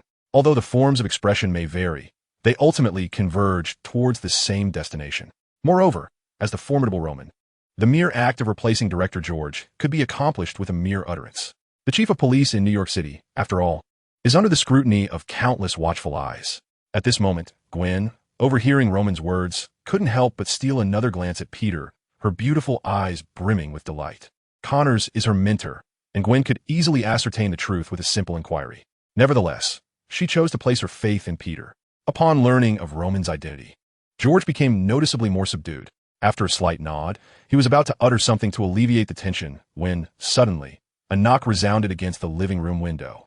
The sound of metal striking glass reverberated through the air. Instinctively, George reached for his firearm and approached the window. Upon opening it, he was met with a familiar face that seemed almost impossible to find here. Tony Stark? George couldn't help but exclaim. Hey, I understand I'm quite renowned. But could you summon Roman? Tony, clad in his Mark 6 armor, hovered outside Gwen's window. Once again hearing Roman's name, everyone instinctively turned their gaze back to him. What brings you here? Roman inquired, furrowing his brow at Tony. There's a skirmish between a gang called the Demon Gang and another named Magia. We're our neighbor from New York, Tony remarked, casually glancing at Peter. Peter's identity had been exposed during the rescue of Tony. Not just you. You need to come as well. Their firepower is formidable, and the gang includes individuals with abilities, Tony whispered to Roman. The Magia gang? Roman paused for a moment. Then a faint, cold smile graced his lips. He had thought he wouldn't have the chance to visit the Magia gang today. Yet here they were, unable to contain themselves. Mr. George, Mrs. Stacy, I believe our dinner concludes here for today. Oh, very well. Just moments ago, George had been contemplating whether Roman was lying. Yet now the real Tony Stark had arrived at their doorstep. George looked at Roman, feeling a mix of embarrassment and guilt. Let us go, Peter. Upon hearing Roman's words, Peter rose without hesitation. Noticing Peter's subtle movements, Roman remained outwardly silent, yet pondered inwardly whether to eliminate Gwen's family. Peter's connection to May was already a liability. Adding more complications would only hinder him. After a moment's contemplation, Roman shook his head. Observing the encroaching symbiote upon Peter, Roman's own blood-white scales began to materialize. Chapter 34, Osborn. Tony soared through the night sky, the flames emanating from his palms and calves strikingly visible. Below him, two figures in black and white were racing with fervor, their speed nearly matching Tony's jet propulsion. As they zipped past 3 blocks, Roman looked up at Tony. Are we there yet? Almost. Tony's voice was laced with a mechanical tone. As his words faded, the Osborn Tower came into view for the onlookers. At that moment, beneath the tower, 2 factions were engaged in fierce combat. The Demon Gang, clad in masks of torment and armed with specially crafted weapons that radiated a purple glow, wielded immense power. Meanwhile, the Magia, having somehow acquired an arsenal of advanced technology, matched them blow for blow. Defeat them. Find Osborn. At the forefront of the fray stood Mr. Negative, Martin Lee, donning a mask and exuding a formidable presence, with the power to manipulate and transform energy into lethal force. Each strike he unleashed decimated a significant number of Magia members. Opposite him stood a fearsome man, fiercely pummeling the Demon Gang's ranks with relentless fists. Witnessing this, Ramon felt a pang of confusion. While it was clear why the Demon Gang sought Osborn, after all, it was Osborn who had once experimented on Mr. Negative. The alliance of the Magia with Osborn remained a mystery. Tony, having arrived first, launched an assault on both factions simultaneously. Ramon, however, restrained Peter. First, eliminate the Magia, Mr. Negative, you remain still. Understood, Peter replied without hesitation. Despite his uncertainty, he was determined to follow Romang's orders. Swinging through the air on webs, Peter plunged into the ranks of the Magia, his agile form evading all attacks. The symbiote Venom, residing within him, would occasionally surface to consume entire foes. This brutal scene repelled onlookers from approaching Peter. Yet, as the Magia retreated, they collided unexpectedly with something solid. With every swipe of Romang's white claws, the sound of splattering blood echoed in the air. Yet, the river of blood could not taint his pristine white scales. Ramon swung his claws with wild abandon, exuding an air of elegance amidst the chaos. To call Ramon an elegant butcher would not be an exaggeration. Why are you aiding me? He heard a voice nearby, causing him to pause. Turning around, he found Martin Lee standing behind him, transformed into a monochromatic figure clad in a perfectly tailored suit. His eyes glowed white as he gazed up at Ramon. This time, we share a common grudge against Osborn. Ramon concealed his true intentions, instead revealing a wide, toothy grin at Martin Lee.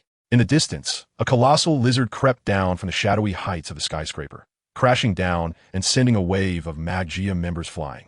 Noticing Ramon amidst the crowd, Connors nodded in acknowledgement. Connors had been summoned by Ramon, and with Osborn involved, it was only fitting for him to make an entrance.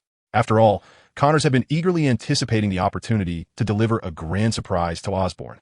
With a roar, Connors unleashed his fury. With each swipe of his claws, he could sever a person in two, contrasting starkly with Peter, who could evaporate a man with a single punch. The entrance of Romang's faction shifted the battle's tide decisively. Hammerhead, the leader of the Magia, sensed the unfolding chaos and intended to call for his men to retreat. Yet upon turning, he was confronted by 2 spectral figures clad in white. Martin Lee leaned on his cane, observing Hammerhead from short distance, while Ramon, with his elongated tongue flickering, approached with a menacing grin directed at Hammerhead. The Magia? Hammerhead swallowed hard, nodding slowly. Though he was stubborn, he was not a fool. The men before him were clearly not adversaries his Magia could handle. Then it is settled. Blame your subordinates, Ramon replied, nodding. In a heartbeat, amidst the terror-stricken gazes of countless Magia members, he seized Hammerhead effortlessly. His claws plunged ruthlessly into Hammerhead's skull, instantly rending the hard metal apart, along with the shattered remnants. Both Hammerhead's head and body were cleaved in two, a feat achievable even against an ironclad frame capable of toppling a car.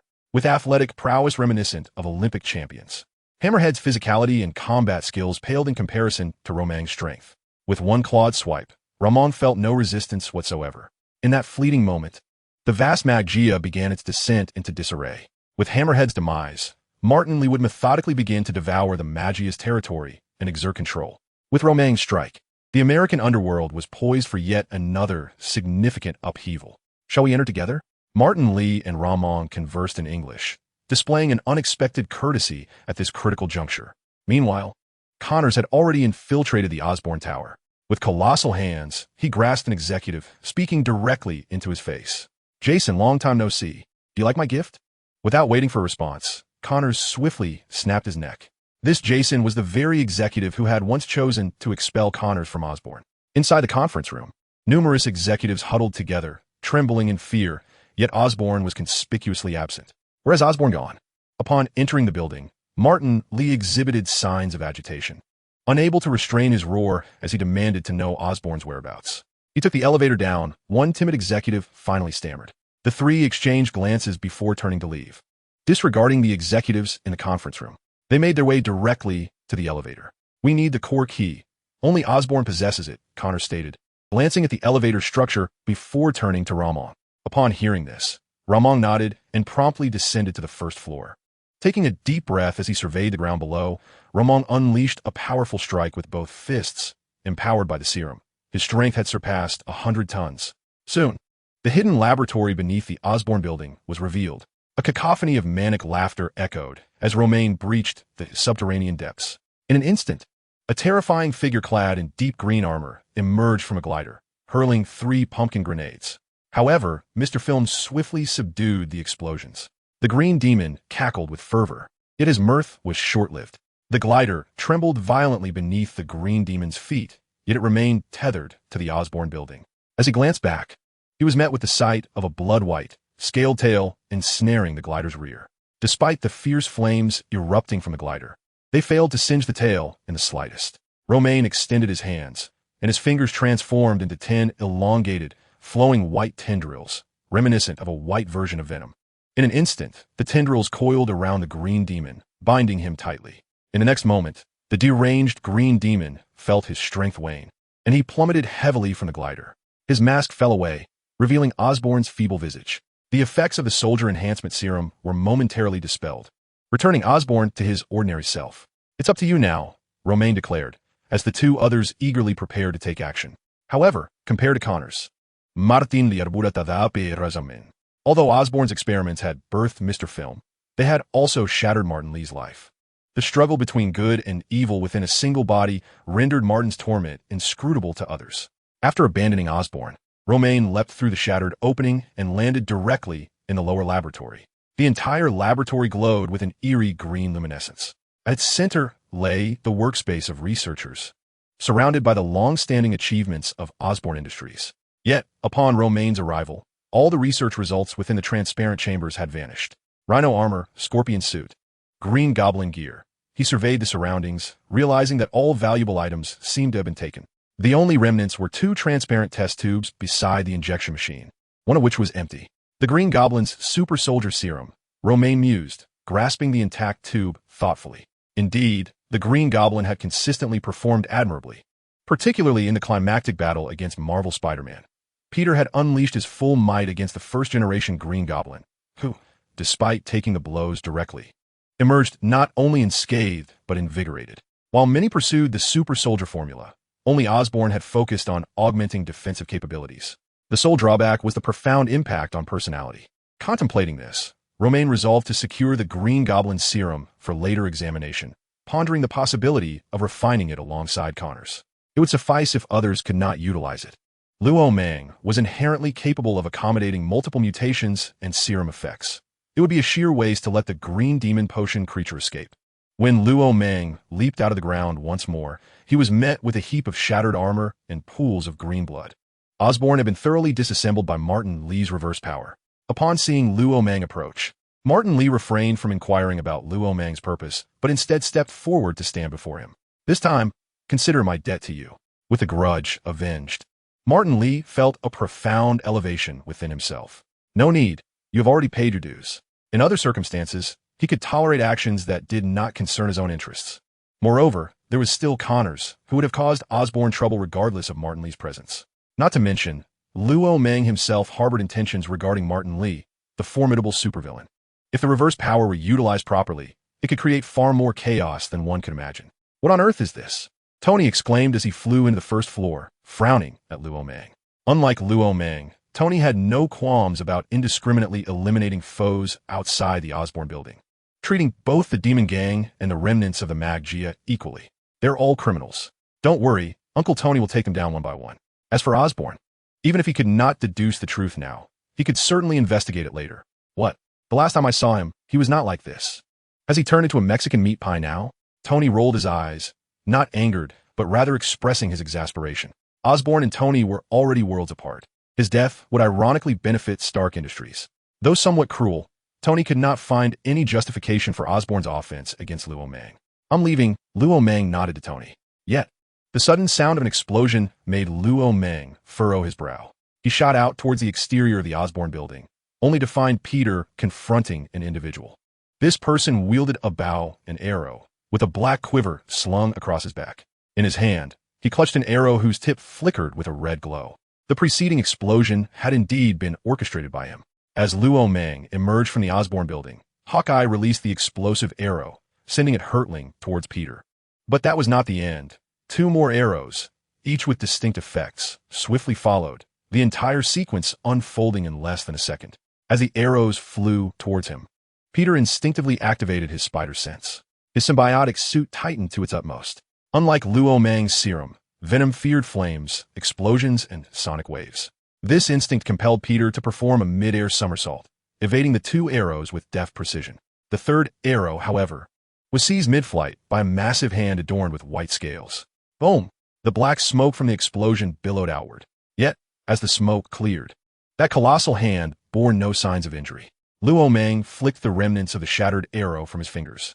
Such a weapon, even prior to acquiring the serum, would have been incapable of inflicting harm upon Luo Mang. The explosive force is far beneath the threshold of what resilient skin can endure. I do not recall any confrontations with S.H.I.L.D. Tilting his head, Luo Mang voiced his internal perplexity. Whether there is a problem is not for you to decide. Hawkeye stubbornly loosed a few more arrows, which Luo Mang ruthlessly swatted aside. In Luo Mang's perception, as Hawkeye moved, several special operations teams were gradually encroaching upon their position. Each individual bore the most advanced military weaponry. Did Nick Fury not alert you? Approaching in this manner will result in your demise. Luo Mang spoke with utmost seriousness. It was not yet the time for a clash with S.H.L.D. I beg to differ. Hawkeye shifted his neck, adopting a menacing demeanor, leaving Luo Mang momentarily speechless. There always exists a particularly confident individual who utters unexpected words. However, Luo Mang soon discerned the source of Hawkeye's confidence. Buzz. Within the encroaching squads, each member wielded not firearms, but rather uniquely designed sonic weapons. Under the combined effect of dozens of sonic devices, Peter swiftly collapsed to the ground in agony. Peter and Venom shared a symbiotic relationship. The sonic weapon's effects did not only impact Venom, they also afflicted Peter. Chapter 36, Retreat. The sudden excruciating pain compelled Peter to forcibly detach Venom. Venom gradually sloughed off Peter's suit, resembling a puddle of sludge. Observing the scene, Luo Mang narrowed his eyes. It appears that this time S.H.I.L.D. was indeed targeting them. He pondered why the intelligence had faltered. Why did Peter suffer and fall while Luo Mang remained unscathed? Yet, Luo Mang would not grant him the luxury of time to react. With both hands digging into the ground, he surged forward, suddenly appearing before Hawkeye. Hawkeye's reflexes were, of course, commendable. After a slight constriction of his pupils, he utilized both hands and feet. Arrows erupted from his grasp, while he forcefully propelled himself, vanishing a few meters away in an instant. However, this distance proved trivial for Luo Mang. He needed not to charge again. A blood-white claw extended, aimed directly at Hawkeye's chest. Should this claw connect, given Hawkeye's physique, it would likely sever a significant portion of his body, resulting in instant death. But in the next heartbeat, a red-blue circular afterimage surged forward, its target unmistakably Luo Mang's outstretched arm. Though arc-shaped, Luo Mang held no doubt regarding the ferocity of this strike. In a fleeting moment, several countermeasures flashed through his mind. Yet, casting a sidelong glance at Peter behind him, Luo Mang abandoned his offensive. His body halted, and he unexpectedly countered with a swift withdrawal. Clenching his 5 claws, he forcefully swung his palm toward the arc. The arc collided with Luo Mang's white-scaled armor, creating a shower of sparks. The arc was sent soaring high, flipping several times in midair before landing in the grasp of a blue-clad figure. Upon recognizing this figure, Luo Mang finally felt intrigued. Steve Rogers? Many believe you to be deceased. Despite the current circumstances suggesting that Luo Mang is at a disadvantage, he remains unperturbed. The gathered crowd falls silent as Captain America strides forward, shield in one hand, his imposing figure exuding confidence. Luo Mang, Spider-Man, you have squandered the power you possess. Captain America asserts, raising his shield towards Luo Mang with a grave tone. Yet I have just resolved a significant predicament for you, have I not? Luo Mang grins, revealing a set of sharp teeth as he gazes at the corpses strewn outside the Osborn building. However, Captain America seems disinclined to engage further with Luo Mang. I could spend the entire day with you, he taunts, laughter lacing his voice. The atmosphere grows heavy, only to be interrupted by Tony's playful tone. The crowd turns to see Tony emerging from the Osborn building, a look of bewilderment crossing his face as he observes Luo Mang and Captain America. What did I miss? He inquires, swaggering closer to the battlefield, his hands casually poised, clearly ready for confrontation. To Tony, both Hawkeye and Captain America are mere strangers. Yet Luo Mang holds a distinctly different significance for him. Tony has always been protective of his own. The distinction between allies and outsiders is stark in his mind. Stark? I know your father. He was a great man. But you disappoint me. Is that so? I hadn't realized you were a relic from 70 years ago, Tony retorts, lifting his mask and defiantly tilting his chin towards Captain America. Hand over these two, or I will take you as well. Hawkeye interjects, his bowstring drawn taut against his cheek, addressing Tony in a low voice. Hand over. Now it is Luo Mang's turn to laugh, he scoffs. Luo Mang himself, even without Venom Symbiosis, could easily eliminate Hawkeye. Although uncertain whether the captain before him is the legendary figure of lore, even Spider-Man alone could navigate this predicament with ease. Not to mention Luo Mang, enhanced by the serum, is present. Luo Mang's claws twitch as he surveys the special operations team poised around him. Let them go now, and you may spare a life. Just as Hawkeye is about to respond, Nick Fury's voice cuts through the tension. Let them leave. Nick Fury's acumen and vision as S.H.I.E.L. DS director are unparalleled.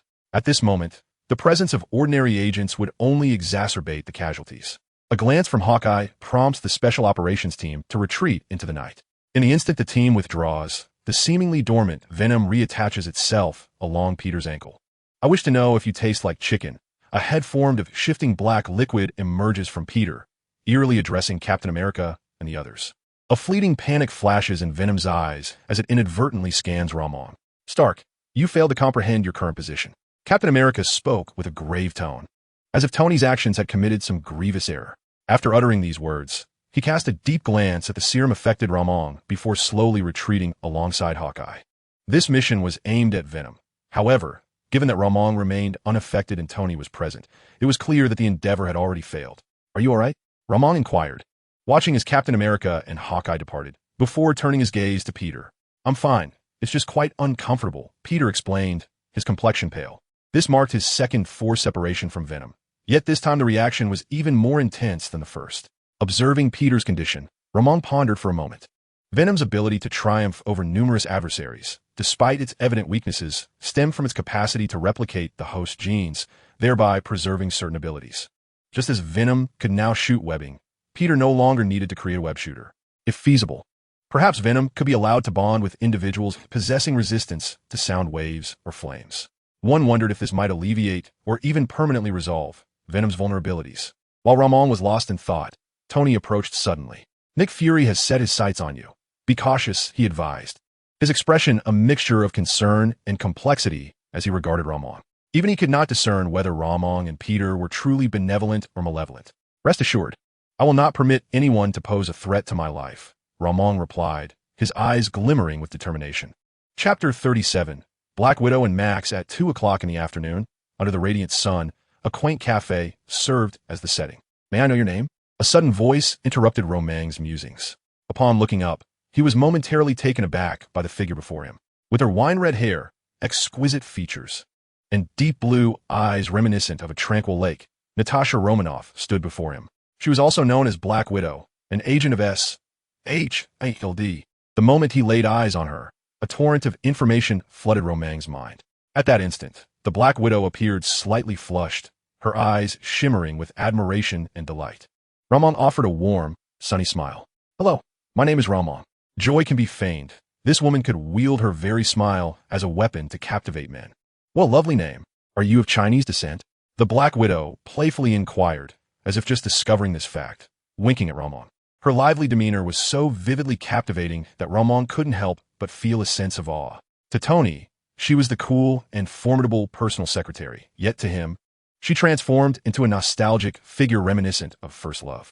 Standing before Ramon, even the mere curve of her smile was enough to ensnare one's heart. The allure of beauty is indeed a potent strategy, Ramon silently mused, unable to suppress his admiration. Nevertheless, he maintained a cordial demeanor, nodding gently at the Black Widow. Why not sit and chat?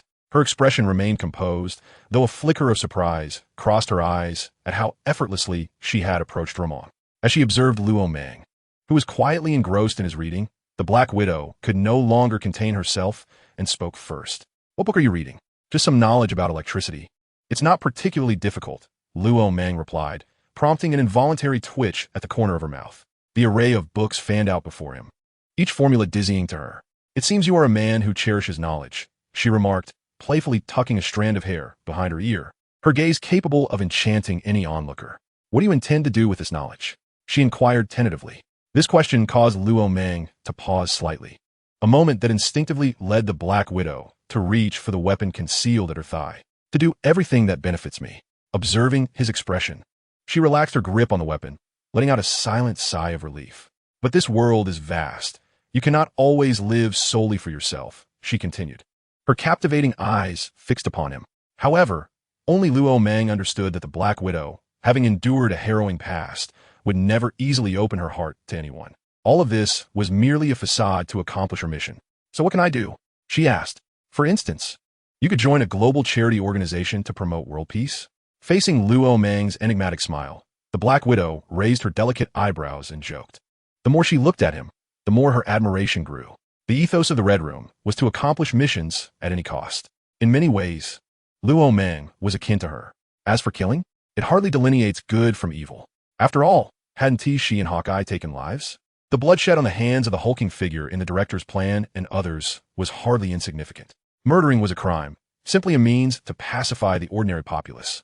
Viewing the bigger picture, the deaths of a few were merely sacrifices for a more stable path. "I thought you came to befriend me, but it seems you are here to promote something," Luo Mang said, shaking his head in mock regret. The more individuals aligned on the same wavelength, the easier the tasks became. When challenges beyond one's capacity arose, more companions were needed. The Black Widow remained undeterred, her gaze steadfast on Luo Mang. "If that is the case, I will end everything in my own way. And I'm not alone." Luo Mang gathered his books and stood up. "Apologies. My friend has arrived." With a smile and a nod towards the Black Widow, he approached a plainly dressed man. "Max, I've been waiting for you." The man, referred to as Max by Luo Mang, shyly smiled, revealing a gap in his teeth large enough to hold a seed. "Sorry, Ro, I had to work overtime." Indeed, this Max would soon become the Electric Man, the supervillain that Luo Mang intended to recruit next. The abilities of the Electric Man were of a cataclysmic nature. In today's Blue Star, where humans congregate, where is there a place devoid of electricity? Furthermore, compared to other villains, the likelihood of Max joining Luo Mang's ranks was significantly higher. Max rubbed his hands together, casting an apologetic glance at Luo Mang. "Ro, did you bring the photos?" "Of course." Luo Mang extracted a photograph from the book, and Max, upon receiving it, regarded it as a treasured possession. The image prominently featured a close-up of Peter in his dark spider form. The quality was exquisite and remarkably clear, entirely devoid of any hint of forgery. "Thank you, Luo. One day, I shall stand behind Spider-Man," Max exclaimed, trembling with excitement as he gazed at Peter's photograph. Perhaps that day would arrive sooner than anticipated. Luo Mang looked at Max as one gazes upon a child with dreams of heroism. When he first encountered Max, he was astonished that Max did not feel disillusioned by Peter's transformation into the Punisher Spider. Instead, Peter's metamorphosis subtly reshaped Max's mindset. Today, Max had evolved into a much purer version of his former self. Indeed, the last time I met Spider-Man, he stood right before me. He told me I could also be a significant figure. He said he needed me. As he recounted this, pride swelled within Max, lifting his head high. His eyes sparkled with a brilliance that marked the most meaningful day of his 30 years. "It is truly wonderful. I am a friend of a future luminary." Luo Mang smiled, each of his words seemingly healing the depths of Max's heart. They walked together, with Max animatedly narrating his tale, gesturing enthusiastically, while Luo Mang listened quietly. His demeanor gentle. Director, it seems this idea may not be so easily realized, Black Widow mused from her seat in a cafe. As she touched her earlobe, Nick Fury's voice resonated. Concerning Luo Mang, he hoped he would not pose a threat to the Blue Planet. Nick Fury found Luo Mang to be quite a conundrum. Yet he was uncertain how to address the situation. His earlier life had been utterly ordinary, akin to that of an average individual. Yet in just a few months, Luo Mang had astonishingly evolved to such an extent. He stood alongside numerous empowered beings, and even Tony seemed to subtly lean in his favor. Today, Luo Mang's power was such that even S.H.I.E.L.D. had to tread carefully around him. Opening a drawer, Nick Fury gazed intently at the red button, remaining silent. Chapter 38, Mach's birthday. Luo, you are always so audacious, Peter remarked as he observed Connors preparing to inject the vibrant green serum into Luo Mang's body. Unable to suppress his voice, just the sight of the needle piercing Luo Mang's skin made him instinctively close his eyes. I'm sorry I couldn't attend your graduation ceremony. Facing Luo Mang's sincere gaze, Peter's eyes reddened. I should be the one apologizing. I am too weak and often unable to assist you. If Peter's words were to circulate, they would likely induce embarrassment among most empowered individuals, considering that some could claim to be superheroes merely by donning a single wing. Do not worry, Peter. This situation will soon change, Luo Mang replied. Feeling the green goblin serum coursing through his veins, his tone growing markedly colder. I will no longer allow anyone to threaten us. Luo Mang's gaze fixated on the ceiling, as if he could see a vast blue sky beyond it, along with the figures that dwelled beyond the heavens. Yet in the next moment, a flash of green light ignited in Luo Mang's eyes. The originally verdant gaze now appeared as if it were to be entirely suffused with green. In that moment, the blood coursing through his veins surged with fervor. Within the veins of his arms, there seemed to be a creature writhing, pushing against the skin, swiftly flowing along the blood vessels.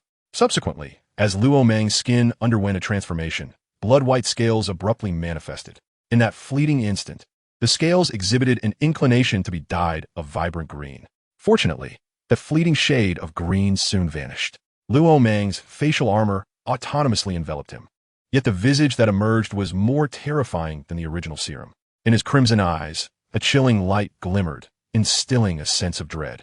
From the moment the scales appeared, the air was thick with a foreboding aura.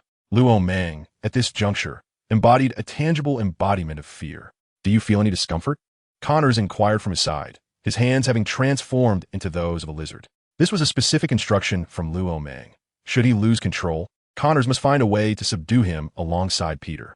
Upon Connor's inquiry, Luo Mang's armor swiftly receded, revealing a visage as gentle as water. I am well. Thank you for your concern. Upon hearing this, Connors finally breathed a sigh of relief. Facing Luo Mang, the pressure on Connors was considerable, not to mention Luo Mang's formidable strength. Even if he were an ordinary person, Connors would be reluctant to engage him in combat. Following the Osborn incident, Connors had completely submitted to Luo Mang. In essence, wherever Luo Mang pointed, Connors would follow. How'd it go with Max? As he felt the enhancement of his physical prowess, Luo Mang casually inquired Peter.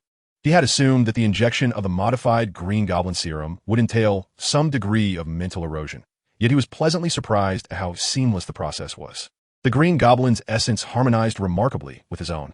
Perhaps under the influence of NTZ-48, Luo Mang effortlessly amalgamated various mutations, extracting the essence while discarding the dross. Osborn was indeed a breeding ground for supervillains, far surpassing the mediocrity of Hammer Industries. Max's reaction was exceptional. Even I did not anticipate such fervent enthusiasm from fans. Speaking of Max, a smile involuntarily graced Peter's lips. In the words of the Punisher, Max was a good man, ideologically aligning closely with Peter. Having such an ally in the future would not be a misfortune. Alas, Max was merely an ordinary individual. A hint of regret flickered in Peter's eyes at this thought.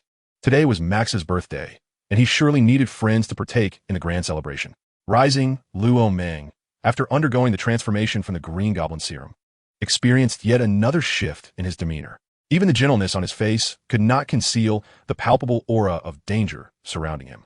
If one were to establish a clear demarcation between superheroes and supervillains, it was evident that Luo Mang would unequivocally be classified within the realm of supervillains. I also invited some friends. Luo Mang's lips curled into a smile as he strode towards the laboratory, with Peter closely trailing behind. Mukshaboda. Luo Mang gazed at the modest dwelling, a glint of intrigue flashing in his eyes. Unlike Peter, Luo Mang's disposition diverged sharply from that of Max. Their thoughts were worlds apart. His interest in Max was primarily driven by a desire for the latter's physical form. Luo Mang was acutely aware that tonight marked the debut of the Electric Man. His visit to Max's residence was a calculated effort to evoke emotion within him. Sensitive, fragile, isolated, and lacking in self-assurance, Max embodied the archetype of an insecure personality. A mere gesture of kindness from others was enough to fill him with profound gratitude. The mere recollection of his name by Gwen could send him into a state of elation. This time, Luo Mang aimed to win Max's complete allegiance, exploiting the insecurities of the self-doubting. Though it appeared base, it proved remarkably effective. "Hey, Colin Evans, could you please dismount from my sports car?" Tony's voice suddenly pierced the air, drawing the attention of Luo Mang and the others. They turned to see Tony chiding the Deadpool, who was sprawled across his crimson vehicle. Ever since Luo Mang had restored Deadpool's face, the latter had acquired a mirror, incessantly yearning to remove his mask and admire his visage. Upon spotting Luo Mang, he somersaulted off the car, subsequently striking a dramatic pose, his face alight with joy as he exclaimed, "Luo, I recently thought of a new name for myself. How about Captain Deadpool?" Luo Mang shook his head in response. Deadpool's quips were perpetually inventive, always crafting new material. If he were to participate in someone's show, he might very well clinch the championship. Luo. A massive sandstorm descended from the heavens, and as it converged, Flint's visage emerged. Gratitude filled Flint's gaze as he looked at Luo Mang. Penny's condition was now under control and gradually healing. Following closely were a muscular man and a blind lawyer. "I despise this feeling," the Punisher remarked, casting a glance at Mark, unable to refrain from expressing his disdain. A stretched limousine then glided to a halt before the group, and Martin Lee emerged from within. "It's you." Martin, embodying his benevolent persona, was momentarily taken aback upon seeing Luo Mang. This encounter had been arranged under the pretense of discussing the serum. Whoosh! The sound of a jetpack landing echoed, as War Machine touched down beside Max's humble abode. The armor opened, and Rhodes stepped out. "Did you really have to arrive in the suit?" Tony couldn't help but comment.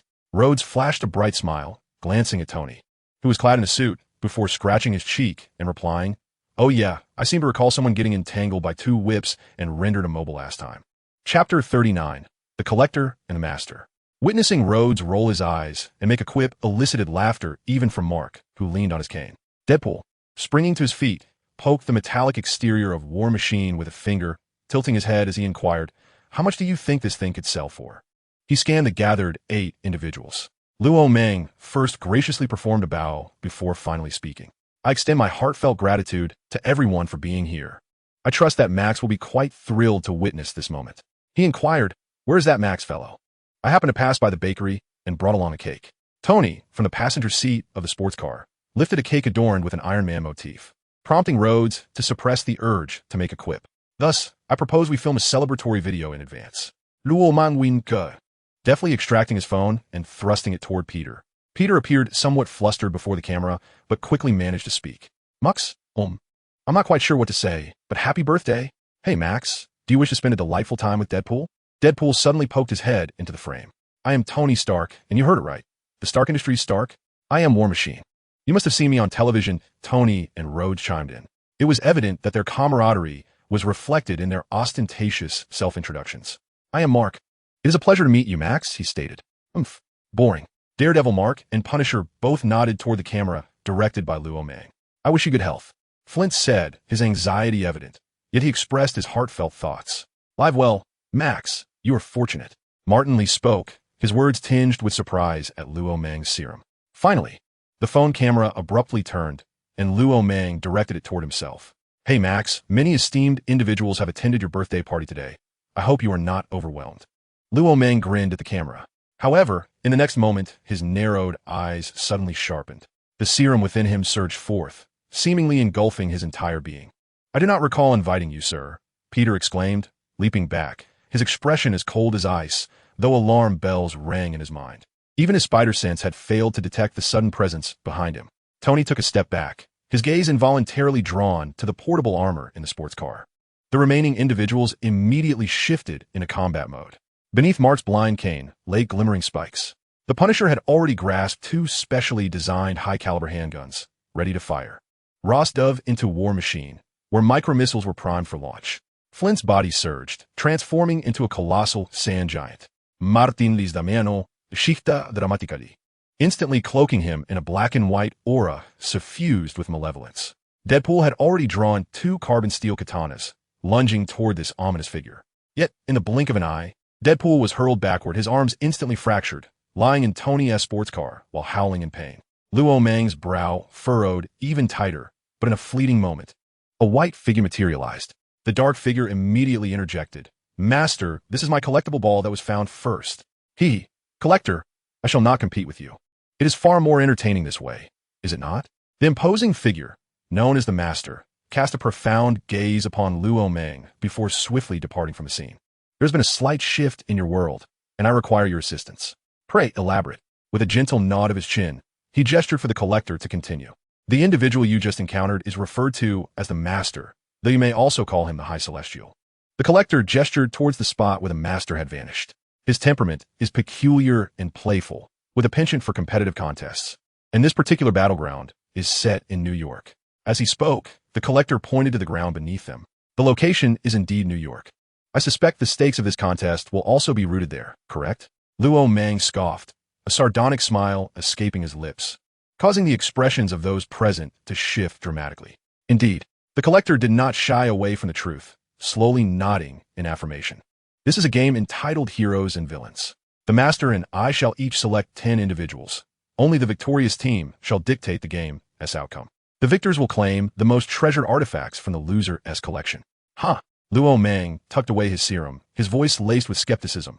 "Why should I assist you?"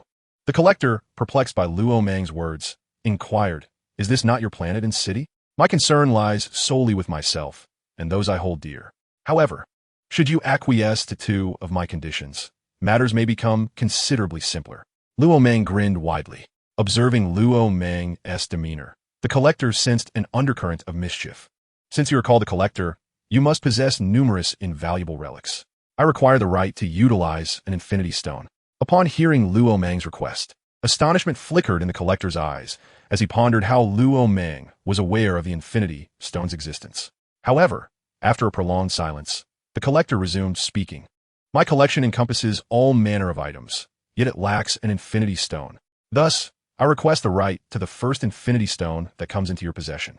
Luo Mang cleverly left himself a contingency, seeking mere usage rights rather than ownership. The collector had no grounds to refuse. After a moment of contemplation, the collector eventually nodded in agreement. Satisfied with this development, Luo Mang proceeded to present his second condition. "Secondly, I wish to select the 10 participants myself. This is no issue." The collector readily consented. In the next instant, Luo Mang experienced a fleeting moment of disorientation, finding himself in a peculiar realm. Meanwhile, the collector stood face to face with the Master. Before them lay a holographic projection of the entire city of New York, accompanied by 10 holographic cards. However, at present, only one card displayed the image of a figure clad entirely in white scales. Undeniably, it was Luo Mang. Witnessing this, Luo Mang quickly spoke up.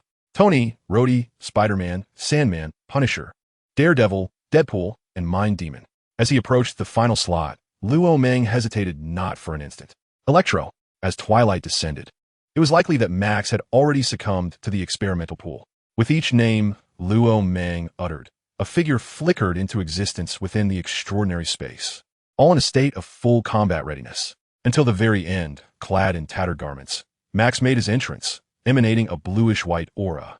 "Oh dear, mate, have you been bitten by an electric eel?" Deadpool remarked, unable to resist the urge to tease Max. Chapter 40, 10 versus 10.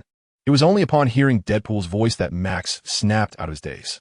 His gaze swept across the array of figures, and with each silhouette he beheld, his mouth unconsciously widened slightly. It wasn't until his eyes landed on Roman and Peter that he finally came to a halt.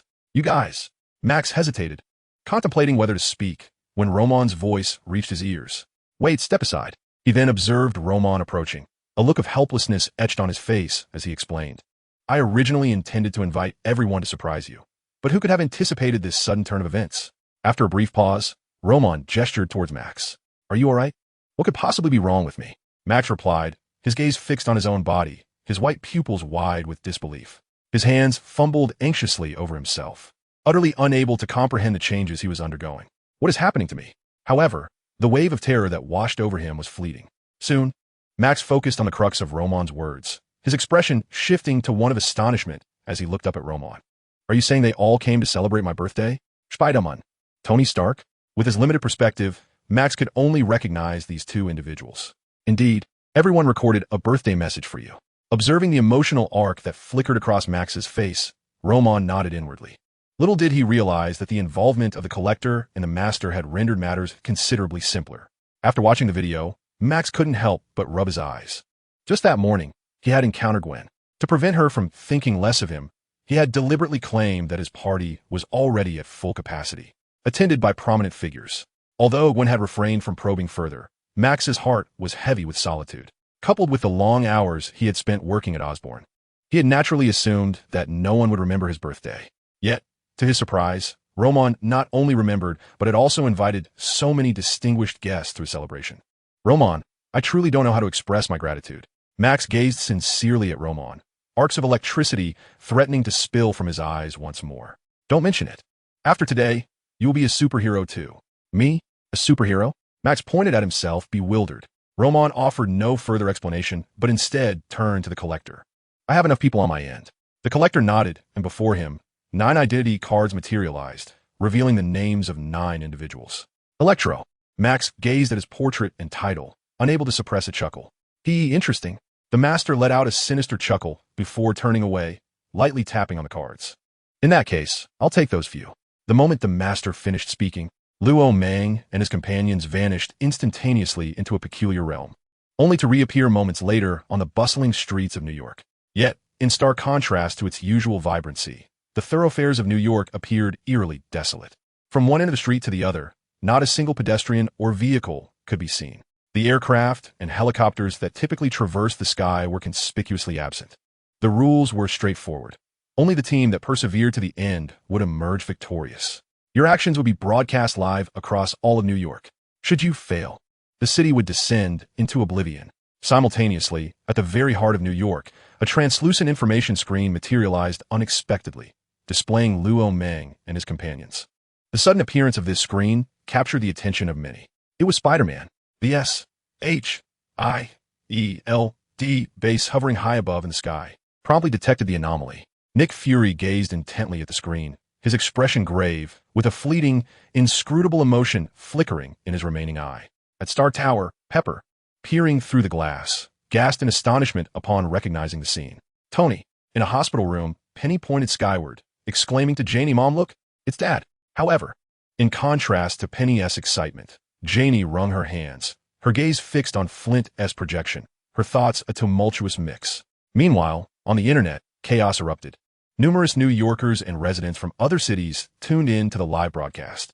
In the simulated New York, shortly after Luo Mang and his companions' arrival, figures chosen by the Master emerged across the street. The metallic glimmering rhino, the crazed scorpion with his green attire, the green goblin gliding on his glider, and the rock-like absorbing man appeared. Additionally, a defiant man whose powers were indiscernible joined them, followed by 4 symbiote entities akin to Venom.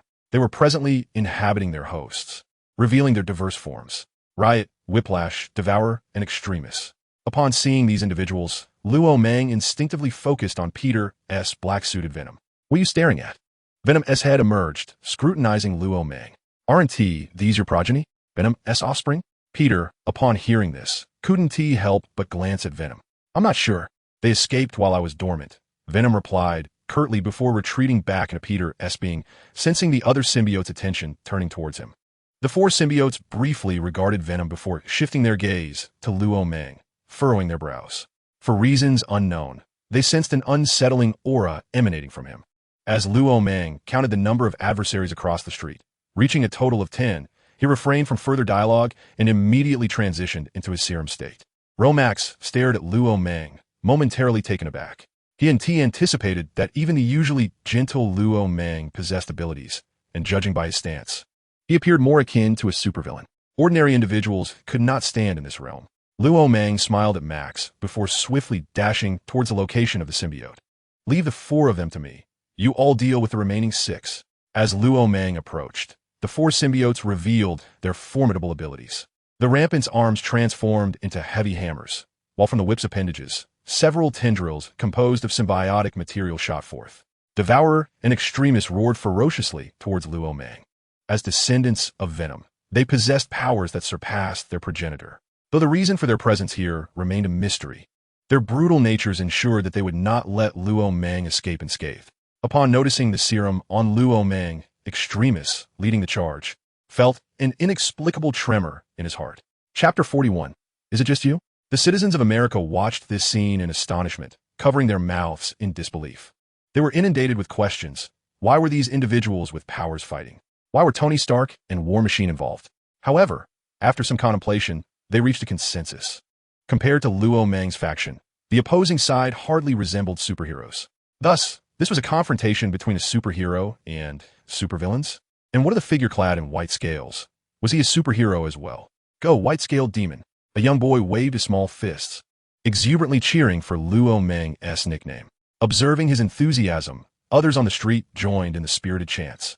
Sometimes, the power of collective enthusiasm is remarkably simple. Some even fashioned flags emblazoned with Luo Mang's likeness, parading through the streets to rally support for the hero in battle. In a virtual New York, Luo Mang sprinted with fervor. His fingers gradually morphed into flowing liquid, extending several meters. At this moment, he bore a striking resemblance to the whip. As he saw Luo Mang's hands elongate, Extremis slightly slowed his pace, yet he underestimated Luo Mang's strength. With just a few flickers of white shadows, Luo Mang materialized before Extremis. Ah! Extremis screamed, panic visibly etched across his bizarre features. This was the first time he had encountered such a situation since his birth. Ignoring Extremis's reaction, Luo Mang's fingers ensnared him completely. In an instant, Extremis found himself tightly bound. Before he could react, an intense heat enveloped him from all directions. Terror-stricken, Extremis gazed at Luo Mang, feeling a sensation unlike that of being burned by flames. At that moment, he felt akin to an ice cream cone, slowly melting away. Extremis's screams caused Rampant and the others behind him to halt in their tracks. They watched in disbelief as Luo Mang effortlessly extracted Extremis from his host. Devourer couldn't help but take a step back, and the ensuing spectacle made the symbiotic entities shudder. After detaching Extremis, the scene that unfolded next was astonishing. Without a moment's hesitation, Ramon raised his head and opened his gaping maw to consume the Extremis. The incessant screams of Extremis finally ceased, silenced as it was drawn into Romang's very being. It seemed as though it had been completely digested, leaving no trace of movement. At that moment, both the whip and the chaos recoiled a few steps, compelled by the overwhelming aura of dominance and menace emanating from Ramon, who now fixed his gaze upon them. The remaining 3 symbiotes hesitated for a fleeting instant before turning to flee. Peter and the others watched from a distance as Ramon seized the upper hand, their hearts finally releasing a sigh of relief, now steeling themselves against the 6 adversaries that remained before them. Each of the individuals across from them, save for the Green Goblin, were unfamiliar powers. None could ascertain what abilities their foes might possess. Yet this Green Goblin elicited confusion not only in Peter, but also in Tony and Martin Lee. Wasn't Osborn dead? What manner of fiend was this Green Goblin? Could it be that the foe they vanquished was merely a counterfeit? It was no wonder it had been so easily dispatched. If the late Osborn were to learn of these thoughts, he would undoubtedly be enraged enough to regurgitate the Green Goblin serum. If Ramon had not suppressed the Green Goblin's powers, could they have so effortlessly met their end? Under the collective gaze of the onlookers, the Green Goblin astonishingly removed his mask, revealing a visage that left Peter astounded. Ha ha ha, Spider-Man, Harry, came the simultaneous exclamations from the Green Goblin and Peter. However, at that moment, Harry remained oblivious to Peter's true identity. I placed all my hopes in you, yet you have betrayed me. Harry's features were now entirely consumed by the Green Goblin serum. Were Ramon present, he would surely be taken aback, for he had distinctly taken the last vial of the Green Goblin serum, now coursing through Harry's veins. Trust me, everything will be all right. You have stolen my hope. I have risen from the depths of hell, and I shall gradually strip away your hope. Harry had no intention of heeding Peter's words. As the Green Goblin's declaration echoed, the others braced themselves for battle. Max, visibly anxious, cautiously assumed a superhero stance of his own design, though it appeared somewhat awkward and comical. Fortunately, no eyes were upon him at that moment, just as everyone anticipated the Green Goblin to be the first to engage. A seemingly unremarkable man from the villainous faction stepped forward.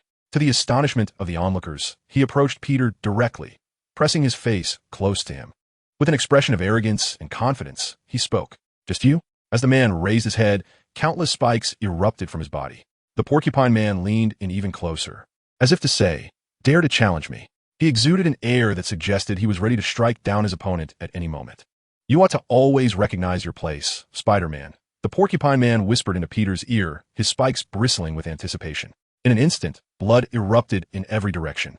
The Hedgehog Man, having lost his upper body, slowly collapsed, leaving the remnants of his form behind.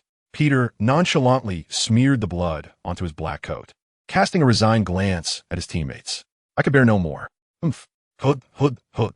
Accompanied by a cold snort, the Rhino Man charged forward. The villains had always operated in isolation. Encounters of fewer against many were not unheard of. Did they truly believe that a mere increase in numbers would compel him to surrender? Such folly. With the Rhino Man's advance, all rushed forth simultaneously. The long-suffering Deadpool surged to the forefront, confronting the Rhino Man, only to be sent flying dozens of meters away before he could even swing his blade. "My face! You son of a dog!" Deadpool's furious roar echoed, gradually fading from Tony's ears. "He must have bribed Ross." Tony observed the scanning information on his visor, making a sarcastic remark. The Punisher and Daredevil had confronted the Absorbing Man, while Martin, Lee, and Max approached the Scorpion. Peter was entangled with the Rhino Man, and Flint quietly manipulated the swirling sands to envelop Harry. A great battle was on the verge of erupting. Chapter 42, The Game of the Master and the Collector. "Come into my body, do not fear." In the silent city, Roan's voice trembled with barely contained excitement. Before Roan, the Riot and Whiplash were in flight. Just moments ago, the Absorbing Man had also been caught and easily consumed. Fuck, what manner of monster is he? Whiplash could not help but curse. She had realized that they had no means to fight back against Roan, their only option seemingly to flee. Yet, Whiplash forgot that she herself was a creature of monstrosity. How do we end up here? Weren't we in a human experimentation facility? Riot also voiced his thoughts, glancing back at the white figure behind him, feeling as though his symbiotic soul might be lost. Unbeknownst to him, he had never encountered such a symbiote before. He could not even sense any intelligence within it. It seemed like a weapon specifically designed to target symbiotes. A flicker of fear crossed Whiplash's otherwise human features. Even with the memories of her father, Venom, she had never faced such a terrifying counterpart in Clintar. It was akin to a pig witnessing the processing of its kind in a slaughterhouse. Even among the millions of symbiotes in Clintar, Roan could undoubtedly be deemed a monstrous serial killer. No, he was a man-eater. At this thought, Whiplash shuddered involuntarily. Yet, she remained oblivious to the enormous hands approaching from behind. Snap! Like a duck, Whiplash was seized by Roan's large hand, firmly gripped and utterly unable to escape. In a daze, she seemed to feel the despair that preceded consumption and utter annihilation. Crunch, crunch, with a series of swallowing and chewing sounds. Whiplash, too, was drawn into Roan's body. A wave of satisfaction surged from within, resonating with Roan's innermost being. Luo Mang could distinctly sense his newfound strength. As he turned to search for the figure of the rebel, he realized that the latter had already fled several kilometers away. Wiping the corner of his mouth, Luo Mang revealed a terrifying smile. He then pursued the direction in which the rebel had escaped.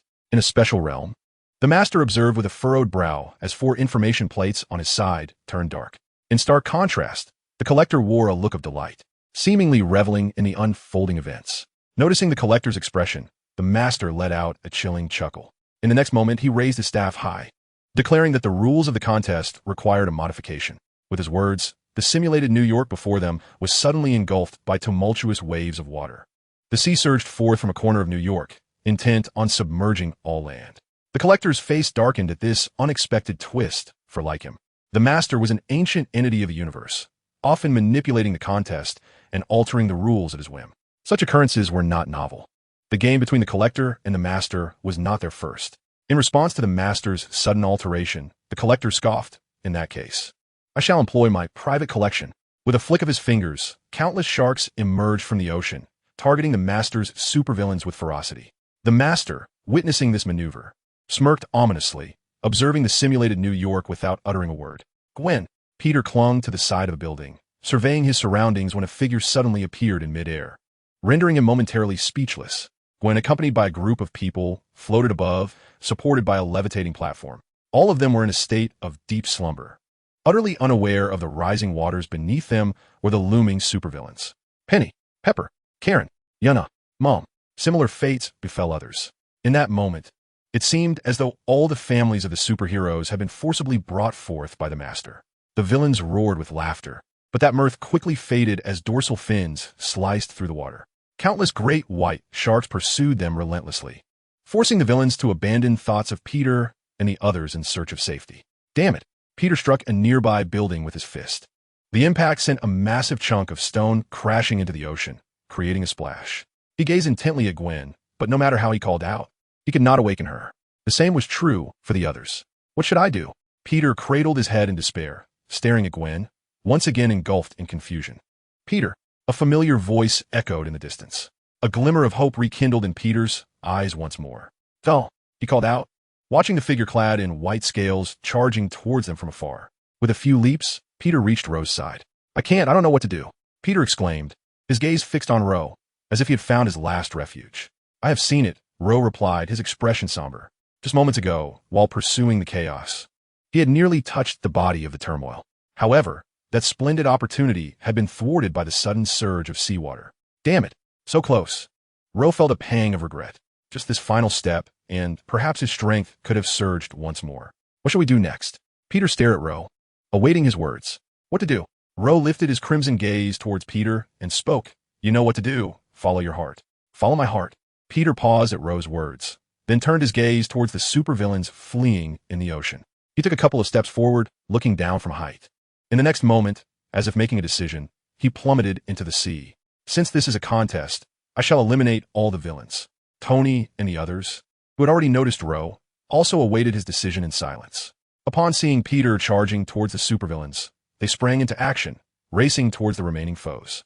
Unlike before, this time, they were fueled by fury, exerting all their strength. As he watched everyone engage in battle, Ro took advantage of the Stark Tower's vantage point to search for the signs of the chaos. The scope of this championship match was vast enough to encompass the entirety of New York. If the chaos was determined to hide, it would not be an easy task to uncover its whereabouts. Chapter 43. The Chaos Deadpool? Ro squinted suddenly as he looked down. Not far away, a current in the ocean appeared. Whoa. However, what caught Ro's attention was not Deadpool, but the shark he was riding. This great white shark, unlike its grayish-white counterparts, bore a silvery hue. As it swam wildly, its two large eyes darted restlessly. One moment they appeared with normal pupils, and the next they shone a pure silver. The simultaneous appearance of Deadpool and the great white shark made Ro's heart feel a sense of foreboding. Wade, get out of there quickly, Ro shouted urgently, but he could not stop Deadpool's reckless behavior. What? You say Deadpool is really impressive? Oh, you are too kind. We are friends. Let's not make a habit of it. After some antics, Deadpool suddenly noticed a sticky substance on his feet. In the next moment, he found himself unable to utter another word. The viscous liquid gradually crept upwards, and no matter how hard Deadpool tried to shake it off, it only clung tighter. Eventually, the thick liquid reached his mouth and nose, seeping in with a splash. Witnessing this scene, Luo Mang plummeted downwards. Mid-air, he pressed his feet against the structure of Stark Tower and propelled himself with great force, resembling a missile aimed directly at Deadpool. However, upon reaching Deadpool, he found himself a moment too late. At that moment, Deadpool was enveloped in a triad of colors, silver, white, and black. Shortly thereafter, a flowing silver liquid began to exude from his body, completely encasing him. Deadpool's physique swelled to nearly 3 times its original size, ultimately replaced by a grotesque skull that bore a striking resemblance to Venom. Mayhem roared at Luo Mang. Within the symbiote, the stronger the host, the more formidable the resultant power. After parasitizing Deadpool, Mayhem's strength surged tremendously. Mayhem was discerning. Witnessing this unfold, Luo Mang's heart sank. With all 10 fingers, he resolved to repeat his previous tactic, attempting to extricate Mayhem from Deadpool. However, as the 10 liquid tendrils writhed, a flash of white light darted by. Almost upon contact with Mayhem's form, all 10 of Luo Mang's fingers were severed cleanly, the cuts smooth and precise. Instinctively, Luo Mang attempted to activate his healing ability, but the response was sluggish, taking ages to restore even a single digit. It was then that he noticed the gleam of silver. To his astonishment, Deadpool's carbonadium sword had sprouted from Mayhem's symbiotic tissue, coupled with Mayhem's unique ability to manifest various weapon forms from the symbiotic material. The carbonadium sword in Mayhem's grasp was now at its most potent. Let me send you on your way. Mayhem rasped, brandishing the carbonadium sword with murderous intent. He had no intention of avenging the whip, extreme or otherwise. His sole target was Luo Mang's serum, a natural counter to all symbiotes. Luo Mang could absorb them to enhance his power, and thus Mayhem sought to directly consume the serum to attain the ability to counter symbiotes. Hey, darling, care for some lunch together? As Mayhem contemplated this, he was about to swing the carbonadium sword in attack when another phrase escaped his lips. At the moment he uttered those words, even Mayhem momentarily froze. In contrast, Luo Mang, who had been quietly observing, allowed a smile to curve upon his lips. Indeed, he had not been mistaken. Although Mayhem had acquired Deadpool's sword and even his regenerative abilities, he had also inherited Deadpool's weaknesses. The speed at which Deadpool's brain updated was so rapid that his chaotic thoughts often leaped forward with great swiftness. This meant that the current Mayhem Deadpool was not to be treated as a typical powered individual. Hey, Ro, that was my line. Deadpool strained to emerge from within Mayhem. The symbiotic material of Mayhem was nearly being pulled into strands by Deadpool's struggle. Get back in there. Observing Mayhem's predicament, an idea ignited in Luo Mang's mind. With Mayhem in pursuit behind him, Luo Mang remained unfazed. He glanced at Tony and the others, who had already dealt with Rhino and Scorpion, and called out loudly, Tony, Rhodey, Max, make some noise. In Max's eyes, a flicker of panic emerged.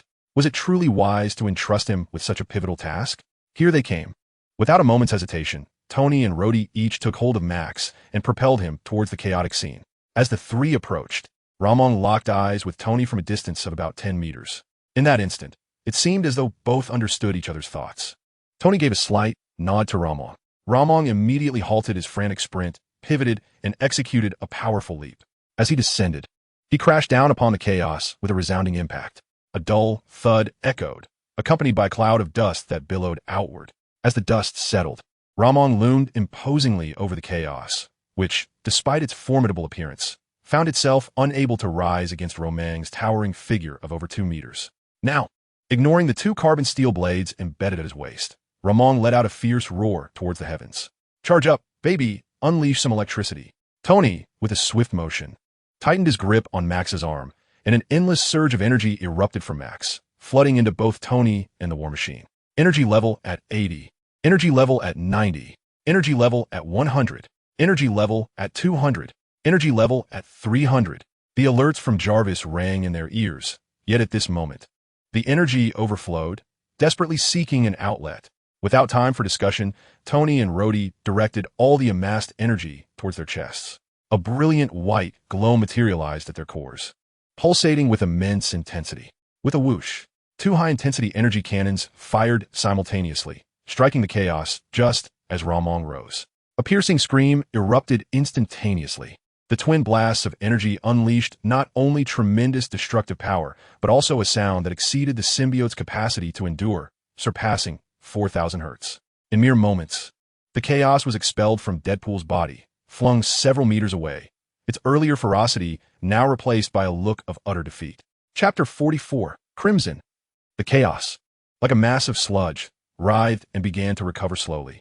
Witnessing this, a glimmer of surprise flickered in Luo Mang's eyes. He swiftly stepped on the chaos, now sluggishly approaching Deadpool. Without hesitation, Ramon opened his mouth and consumed the chaos. As the 4 symbiotes converged within Luo Mang's body, an extraordinary reaction seemed to unfold. The 4 symbiotes began to merge, akin to a source uniting in harmony. The white scales covering Ramon began to shed, revealing his pale complexion. As beads of cold sweat cascaded down his face, drenching him within mere seconds. Are you all right, Rom? Deadpool inquired, lying beside Ramon, his head tilted in curiosity. As he looked down, he saw Deadpool's lower half propelled far away by a powerful strike from Tony and Rhodey. Yet, Deadpool appeared utterly unfazed by pain, curiously gazing at Ramon. Move aside. The command squeezed through Luo Mang's clenched teeth. This torment felt as if it were gnawing at his very soul, relentlessly assaulting his sanity. In his ears, voices thrummed, inaudible to others. Not merely 1, but 4. They entwined around his mind, clamoring and incessantly chattering. In that moment, Ramon began to grasp the essence of Deadpool's experience. Ramon, typically a man of profound restraint, found himself unable to contain his frustration. Be quiet, he bellowed, his eyes wide with fury, veins bulging. His composure shattered completely. This was only the second time since entering the Marvel Universe that Luo Mang revealed his truest self. But in the next instant, upon his furious roar, the cacophony vanished. The swarm of buzzing voices dissipated, and the world returned to its usual state.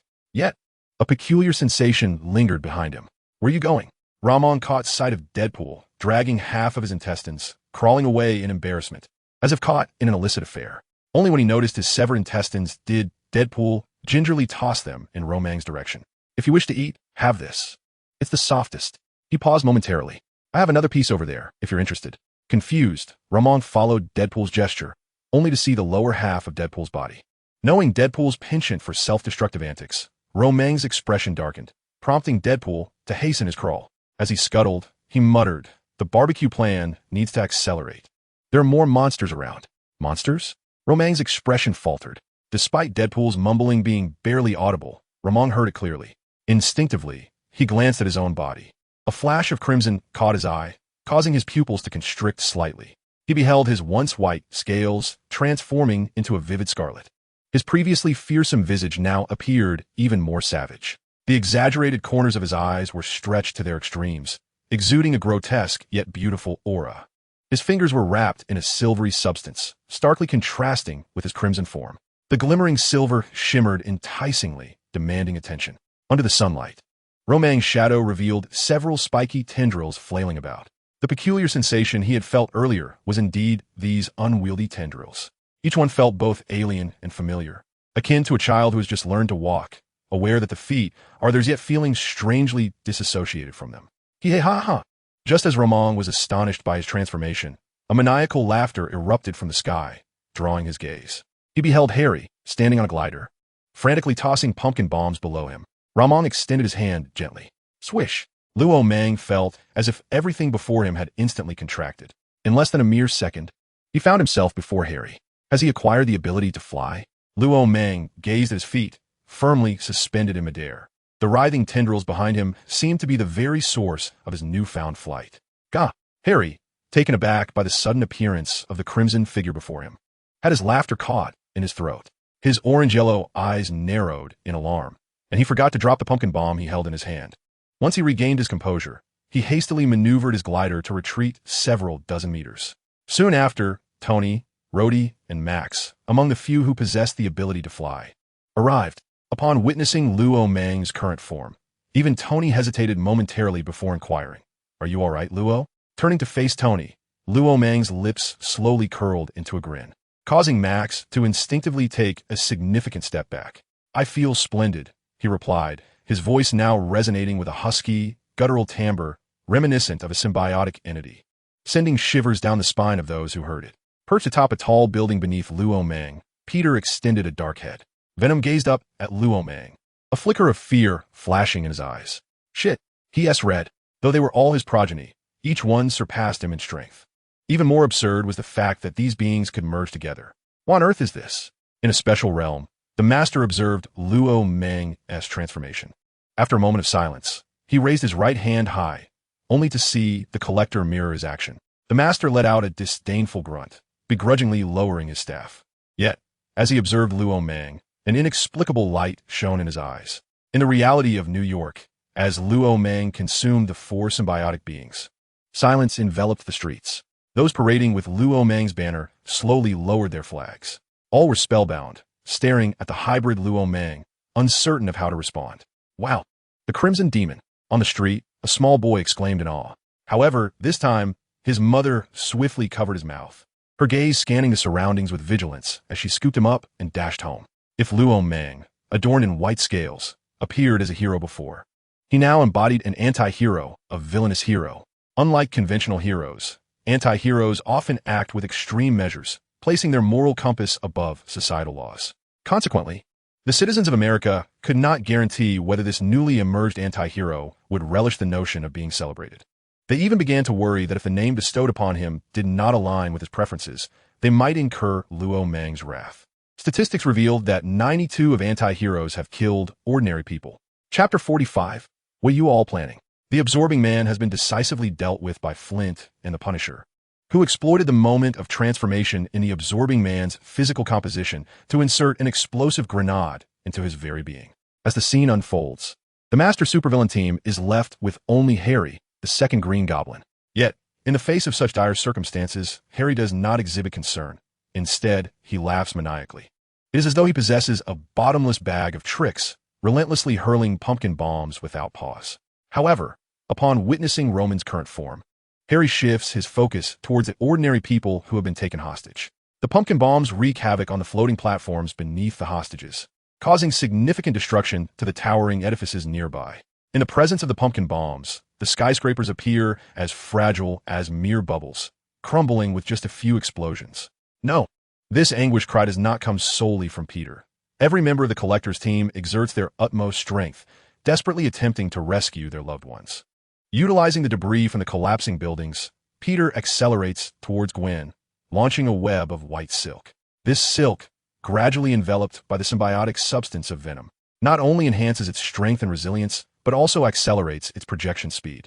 As Peter watches Gwen plummet towards the sea, his pupils constrict. The impact of her fall into the water would be scarcely less devastating than that onto concrete. Gwen could suffer catastrophic injuries. Yet, Peter's current distance is insufficient to save her. A warm sensation spreads from the corners of Peter's eyes, and in a moment of despair, he cries out, "Gwen, help! Is there anyone who can save her?" Gritting his teeth, Peter endeavors to increase his descent speed, but Gwen's fall appears to quicken, the gap between them ever widening. Peter's heart begins to harbor a grim suspicion, one he is loath to accept. No. In mere seconds, his body grows weak and limp. A flash of crimson sweeps past him with alarming speed, creating a wave of air that sends Peter's airborne form into a tremor. Before long, the red tendrils overtake Peter's black webbing, gently enveloping Gwen and bringing her safely into Peter's embrace. Simultaneously, this miraculous scene unfolds elsewhere. The velocity of the red tendrils surpasses that of all present, rapidly rescuing every hostage in an instant. The onlookers follow the tendrils' path, only to behold a crimson figure, arms crossed behind his back, nodding at them from the rooftop. At this moment, Roman possesses an enhanced version of whip-like abilities. Although he remains stationary, his tendrils can swiftly traverse great distances. Roman lifts his gaze, locking onto the green figure suspended in midair, his lips moving slightly. "Harry, if you were to perish now." I doubt Peter would protest. With a flicker of crimson, he vanishes. Ronan reappeared before Harry. At this moment, Harry had removed the Green Goblin mask, revealing a face marred by the corrosive effects of the Goblin Serum, streaked with transparent trails of tears. So that is how it is. As he observed Peter's reckless attempt to rescue Gwen, realization dawned upon Harry. Spider-Man is indeed him. However, before Harry could utter another word, a crimson blur sliced through the air, swiftly silencing him. In a single stroke, it effortlessly breached the Green Goblin's armor, severing Harry's head from his body, which still bore the taste of blood, his eyes wide open, gradually losing their vibrancy. Only when his head toppled from his body did Harry's form slowly succumb to the ground. The glider, now devoid of control, plummeted into the ocean alongside Harry's body, spiraling down to its watery grave, ultimately vanishing from sight.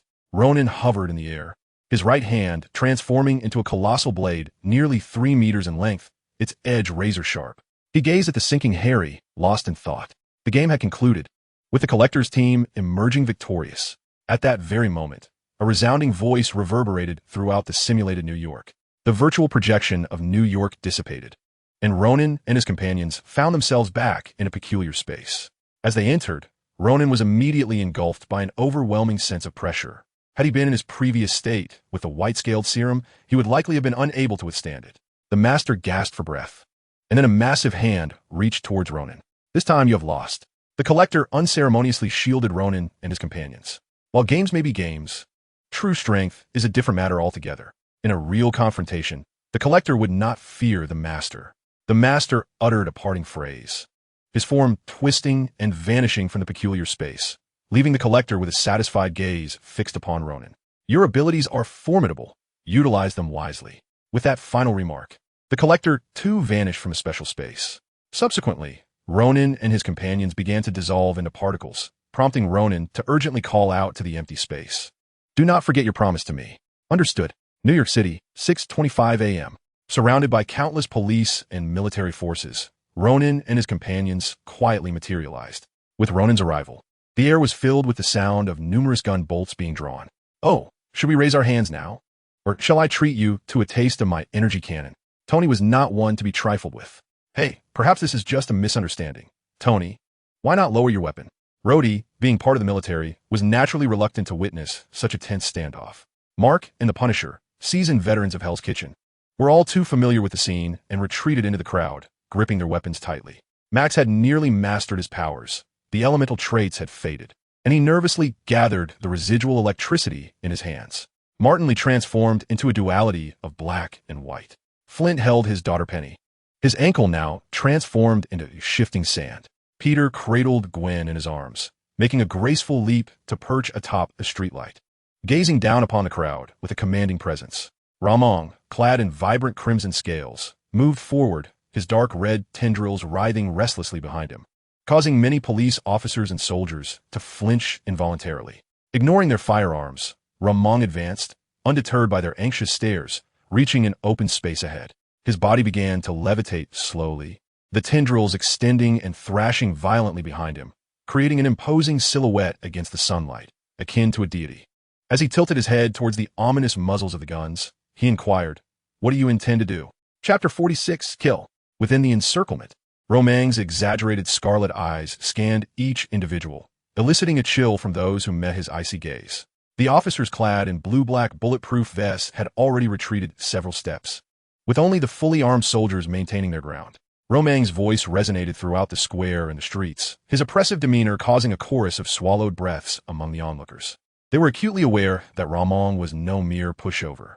Yet, bound by orders from above, they could not afford to retreat. "Fools, lower your weapons."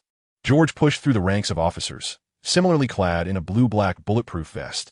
From the moment he entered the scene, his gaze fixated on Gwen in Peter's arms, filled with anxiety for his daughter's safety. "Sir, you cannot advance any further." A captain stepped forward from the police ranks, positioning himself in front of George. "Damn it, that is my daughter." George's fury proved ineffective, merely prompting more officers and sheriffs to position themselves before him. "My daughter, Gwen." In that moment, George's earlier assertiveness vanished, replaced by desperation as he observed Luo Mang's approach. Every soldier in the army gripped their weapons tightly, while a tank slowly rolled in, halting behind the troops. Its 28-meter barrel aimed resolutely at Luo Mang's figure suspended in the air. Armed helicopters whirred overhead, their machine guns and wing-mounted missiles subtly trained on Luo Mang. They refrained from launching an immediate attack, biding their time for orders from the highest command. "General, the target has appeared. Please issue the command." A soldier, huddled inside the tank, called out over the radio. "Attack." "Yes, General." This command swiftly echoed in the earpieces of every soldier. In the next moment, a deluge of bullets rained down from all directions. Their target was not merely Luo Mang. The indiscriminate barrage was a merciless assault of death. "Pepper, you better have insurance," Tony remarked, his expression shifting in disbelief as he realized these soldiers were truly willing to open fire. Tony and Rhodey swiftly descended, half kneeling on the ground, one in front of the other, resolutely shielding Pepper with their bodies. In this moment, the captives brought by the master became the Achilles heel for everyone present. If it were merely a battle, these soldiers would likely pose little threat. However, the presence of innocent civilians transformed the entire scenario. "Damn it, I will make these politicians pay." Martin Lee held his wife tightly, gritting his teeth as he raised his head. Clearly, in Martin Lee's eyes, this was yet another scheme orchestrated by American politicians. Faced with the overwhelming barrage of fire, everyone unleashed their abilities at once. The bonds of family hindered them from exhibiting their true strength. Peter cradled Gwen, burying his head as he braced for impact. Yet in the next instant, Venom instinctively began to manifest a pure black shield to deflect the incoming fire. "I cannot block at all," Venom roared in anguish. Peter gazed at the soldiers, who were meant to protect the citizens, now aiming their weapons at him and Gwen, and his eyes suddenly reddened. A surge of malevolence and fury swelled within him. Feeling the pain coursing through his body, Peter fixed his gaze on the fully armed soldiers, hatred surging in his heart. "You stay with Gwen, and get her out of here first. But, listen to me. I will not abandon you. We are Venom. Afterward, you must let me feast on them to my heart's content." Venom cursed, then surged from Peter's body, entering Gwen's. The black symbiote enveloped Gwen entirely, controlling her body to rise and leap away, vanishing from square. The symbiote flowing over Ronan was like an unending stream of blood, extending along numerous tendrils. The moment the army opened fire, Ronan instantaneously obliterated an armed helicopter. Unlike Tony and Rhodey, who had to consider the military and politicians, Ronan believed that anything threatening his existence must be annihilated. Seeing that others had protected their families, Ronan's tendrils suddenly multiplied, dozens sprouting from his back. Hundreds of tendrils grew simultaneously, extending infinitely, morphing into countless shapes of weapons and heavy instruments. Each swing of the crimson tendrils could sweep away a large number of foes. Roar!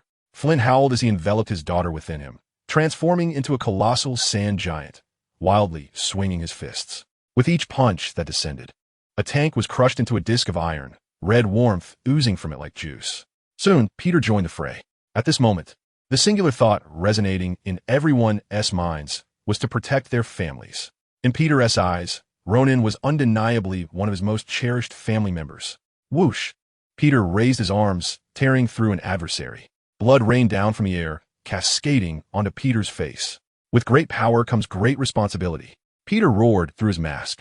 The army, capable of surrounding the entire square, was now in disarray. Yet before these 10 individuals, there was an utter inability to fight back. Had it not been for the presence of ordinary people, this farce might have long since concluded. The once yellowed stones of the square now bore the crimson stains of blood. Throughout the plaza, it appeared as though every corner was strewn with the bodies of soldiers. While the police had long since retreated, their departure unnoticed. A trace of dark blood dripped from Peter's fingertips as he gasped for breath.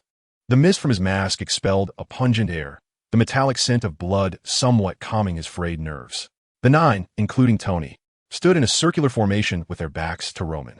Although the slaughter had ceased, the group had yet to emerge from their bloodthirsty state, their vigilant gazes scanning the surroundings. "Hey, Pepper, are you all right?" Tony, noticing movement in his arms, carefully lifted Pepper. "Where am I, Tony? What has happened?"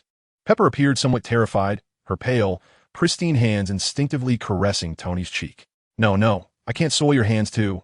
Tony gestured for her to speak, grasping her small hand firmly. "Is this retaliation from those senators? I will make them pay."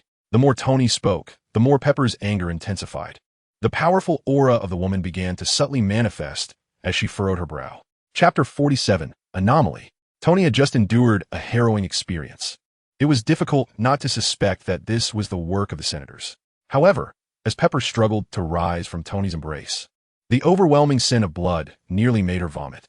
Tony, instinctively, Pepper clung to him, her eyes filled with disbelief as she surveyed the corpses surrounding them. She could hardly fathom what had just transpired. "No!" A sudden wail drew everyone's attention. Roman frowned as he looked at Max, whose clothes were soaked in blood. Max was cradling a woman with graying hair. Her lips were pale, and she bore a fatigued visage, clearly on the brink of death from blood loss. Mum. Max called out to her in a choked voice, but she showed no signs of awakening. Her hands, however, clutched Max's tightly, refusing to let go. "Mum, I've become a superhero. Please open your eyes and see me." Max exited the state of blue light, tears streaming uncontrollably down his face. Tony glanced at Pepper before taking heavy steps forward. "Jarvis, scan her vital signs." This was Tony's first encounter with Max, and it could be said that all events of the day stemmed from him. However, for this earnest newcomer endowed with abilities, Tony was willing to lend a helping hand as best he could. "Sir, the target's vital signs are rapidly declining, and blood loss is severe," Jarvis's mechanical voice reported, effectively condemning the woman to death. The others, witnessing this, clung tighter to their loved ones, as if only the warmth of family could provide them with a moment of solace. "No," Max wept like a child, his emotions oscillating violently, causing the air around him to crackle with electric arcs that emanated an acrid scent. Ramon, with hands clasped behind his back, gently descended from the air to stand beside Max. "I wish to be with my mother for a while," Max stated, his gaze unwavering from his mother, instantly recognizing Luo Mang's presence. "I can try." Following a fierce and bloody battle, Martin Lee had once again reverted to his benevolent persona. With a cane in hand, he knelt beside Max, who looked up with hopeful eyes as Martin Lee tenderly brushed his fingers against the woman's forehead. In an instant, her form transformed into a stark black and white negative. Yet within mere seconds, Martin Lee shook his head. The last flicker of hope in Max's eyes extinguished, leaving behind an abyss of despair. The electric arcs around them intensified, causing even the scattered weapons on the ground to tremble slightly. The onlookers stepped back, feeling a pang of sympathy for Max, yet helpless to intervene. At that moment, countless tendrils surged from behind Luo Mang, enveloping the woman entirely before Max's astonished gaze, as if the tendrils were consuming her whole. Release her. Max's emotions were in turmoil, witnessing Luo Mang's actions. He was suddenly reminded of the grotesque sight of Luo Mang devouring the 4 symbiotic beings. Despite Luo Mang's apparent danger, Max harnessed his powers, unleashing a fierce roar at him. Electric arcs danced across Max's form, and in an instant, he transformed into a brilliant blue entity. With electric orbs coalescing in his hands and his pale eyes fixed intently on Luo Mang, even the others present regarded Luo Mang with a hint of trepidation. Peter stepped forward, his voice barely a whisper as he addressed Luo Mang. Ro. Though Peter was perceived as a ruthless killer by outsiders, he still harbored a tender side. The sight of Max's mother evoked memories of Uncle Ben and Aunt May. As Peter gazed into Luo Mang's eyes, a flicker of doubt emerged within him. Yet, oblivious to the strange looks from the crowd, Luo Mang showed no sign of halting his actions. The tendrils tightened their grip, constricting around the woman as if she were suffocating within their embrace. Electric arcs crackled from the corners of Max's eyes. Clutching the electric orb, he hesitated to strike at Luo Mang, caught in a painful struggle between his best friend and his mother. The events of the past 10 hours had surpassed all experiences of his previous life. Max teetered on the brink of losing control. Meanwhile, Luo Mang remained unperturbed, casually raising a finger. The multitude of tendrils suddenly constricted, molding the woman into a human-shaped figure. Luo Mang turned to face Tony, who was aiming his repulsor at him, the white glow illuminating the scene. Release her. Tony, observing Luo Mang's bloodied visage, instinctively assumed he had succumbed to control and lost his sanity. After all, the actions of the present moment are certainly not those that the reckless Roman could have executed in the past. Observing Tony's movements, the onlookers stood amidst the ruins, the tension escalating once more to a peak. The Punisher had already drawn his weapon, ready to strike at the slightest indication of Roman's intent. Flint glanced at his daughter, his expression wavering. The crowd exhibited a spectrum of emotions. With a snap of his fingers, Roman released the crimson tendrils, causing the woman to fall gracefully into Max's embrace. As Roman let the woman go, nearly everyone exhaled in relief. Roman had single-handedly vanquished 5 supervillains, while the others had struggled for ages to deal with the remaining 5. Judging solely by strength, there was no doubt that Roman was the most formidable among them. However, Roman's current behavior raised questions. Just as the crowd sank into contemplation, Max's voice, filled with astonishment, broke the silence. They turned their gaze to see the woman, once on the brink of death, now awakening with a rosy complexion. What transpired? The bittersweet taste of regaining what was lost lingered in the air. It was only upon witnessing this scene that the crowd comprehended that Roman had acted to assist her. Wiping away tears, Max instinctively sought Roman's presence. Yet upon turning, he found himself meeting the gaze of a restored Roman, who had long since discarded his glasses after undergoing enhancements. Roman smiled warmly at Max, a feeling of warmth enveloping him. Let us depart from this place. There will be others who will seek accountability on my behalf. Roman disregarded Max's hesitations, having already ingrained his sense of inferiority and timidity within him. The misunderstandings stemming from a lack of deliberate explanation would take root in Max's heart, becoming a persistent specter. Furthermore, with Roman having saved his mother as his closest friend, Max would henceforth find himself aligned with Roman as a formidable ally. However, the thought lingered in Roman's mind with a sigh. Had Max managed to restrain himself and successfully approached, the resulting transformation would surely have been even more profound. At that moment, this man, who harbored dreams of heroism, would have been irrevocably committed. Chapter 48. As long as they wish, we shall depart, revised. S.H.I.E. Ed. How goes the situation over there? Nick Fury twisted his neck, attempting to focus his good eye on Black Widow. She remained silent, instead placing the tablet before Fury, her expression far from pleasant. Fury's gaze fell upon the screen, and his countenance turned ashen. Suppressing the urge to kick over his chair, he glared with his single eye and roared, "Who issued them orders? How dare they?" Fury could not fathom why the military had inexplicably launched an assault on Roman and his companions. Setting aside the question of their capability, Roman and his team were already exposed to the gaze of the entire populace of New York City, revered as heroes by its citizens. Now, have they not considered the consequences of their actions? Should we inform Steve? The Black Widow tentatively inquired. Agents are weapons, and Nick Fury is the mastermind behind their manipulation. Do not let him know. Nick Fury furrowed his brow. He harbors no good impressions of Romanoff. and I do not wish to provoke this monster further. Given Steve's temperament, this knowledge would undoubtedly incite yet another confrontation with Romanoff. Nick Fury closed his eyes, contemplating for a moment. Let Coulson handle it, and you accompany him to clarify matters. Understood. The Black Widow nodded and exited, thoughtfully closing the door behind her. The moment the door clicked shut, a barely contained roar echoed within the room. Damn it! Yet the Black Widow remained composed, waiting patiently. 3 minutes later, Nick Fury emerged from the room. Very well, I shall accompany you. A civilian helicopter soared through the air. Here is the New York Daily News. We are drawing near. Oh my goodness. Dressed in a tan suit with impeccable makeup, Mia suddenly covered her mouth in astonishment. Following the direction of her gaze, she beheld Romanoff suspended in midair, his tendrils suddenly straightening. From a distance, Romanoff's figure appeared even more colossal. Surrounded by a throng of figures, Mia keenly observed that the fallen soldiers had perished in a surrounding formation. With her beautiful eyes wide open, the reporter could not suppress a bold speculation. No, it is the military that is attacking them. How can this be? Who granted them such authority? These are the very heroes who just saved all of New York. Mia quickly composed herself, her expression serious as she addressed the camera. Her words brimmed with indignation, and a flicker of worry danced between her brows, presenting the image of a steadfast journalist dedicated to justice before the citizens of New York. I believe we should proceed now, but you might be attacked. The cameraman interjected, winking at Mia. Even if it costs me my life, I shall unveil the truth to the public. Moreover, I have every reason to believe that superheroes would never harm me, Mia proclaimed with righteous conviction. Soon, the helicopter descended. Will you join us? Mia winked at the pilot. Ahem. No need. I must keep an eye on the helicopter. The pilot awkwardly gestured towards the dashboard, his gaze frequently darting towards the distant figures, fear flashing in his eyes. This is not mere slaughter. They're taking the lives of real people. Mia, accompanied by the cameraman, cautiously advanced. Beneath her tan suit, her fair thighs were exposed as she carefully navigated her high heels, avoiding the bodies of soldiers and debris. The more she observed, the more harrowing the scene became. Fortunately, they soon arrived at the epicenter. Tony Stark, hello. May I inquire why you are slaughtering soldiers?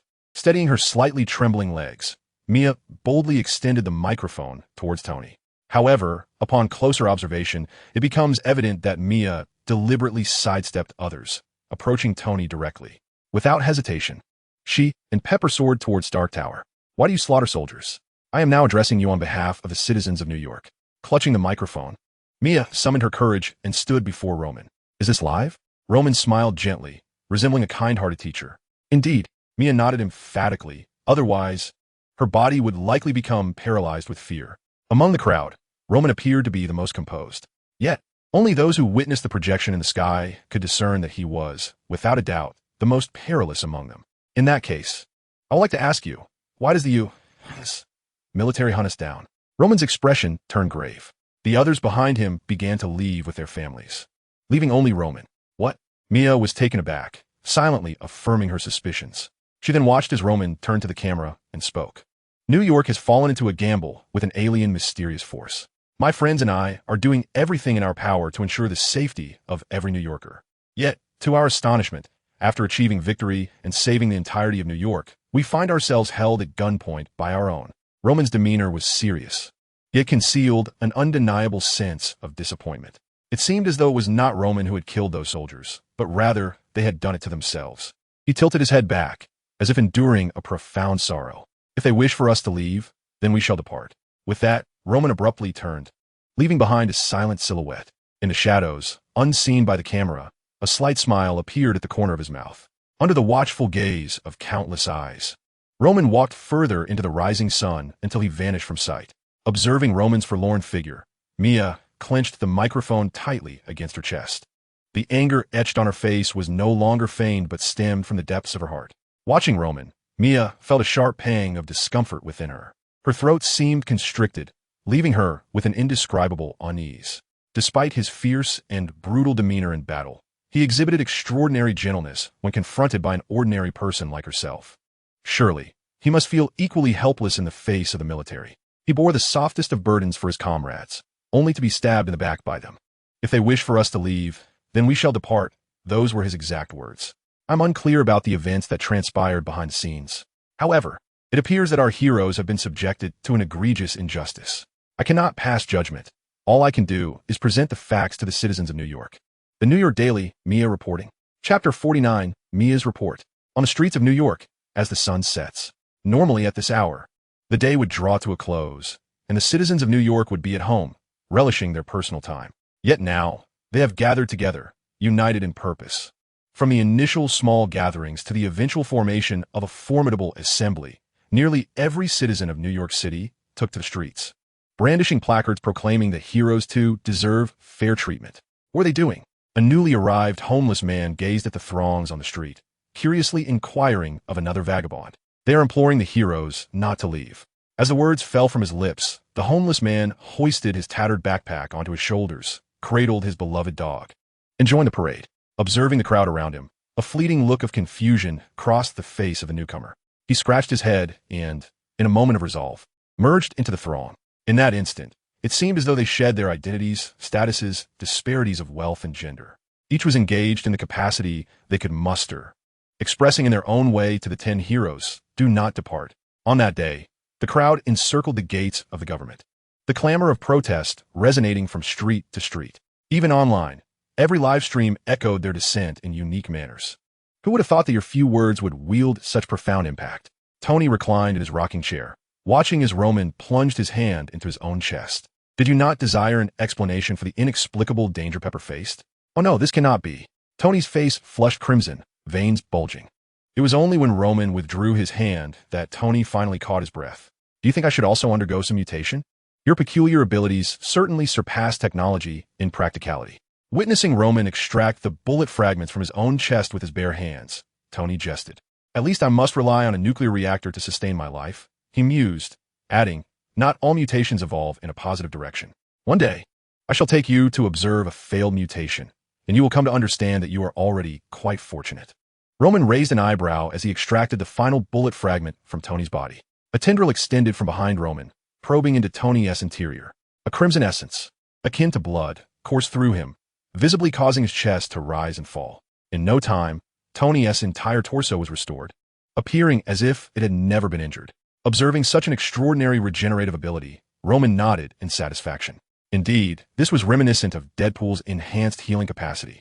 At this moment, Roman had acquired Deadpool's regenerative prowess. In this regard, Roman owed a debt of gratitude to the chaos. Had he not parasitized Deadpool, obtaining his genetic abilities, acquiring such a level of regeneration would have required considerable effort. The amalgamation of Deadpool's and Lizard's healing abilities seemed to induce subtle transformations.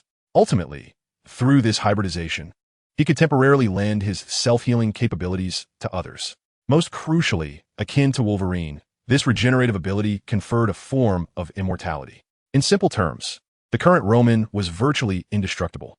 At least on this blue planet, there was none capable of achieving such a feat. Even that bald giant could only resort to exile, unable to truly eliminate Ramon. What are you gazing at?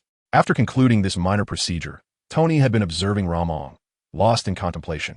I am pondering what kind of armor would be required to vanquish you. Tony rose and savored a glass of whiskey. Ramon smiled at Tony and inquired, why must you defeat me? We are not destined to become adversaries. Who knows? In truth, the thought had already crossed Tony's mind while watching Ramon envelop Max's mother.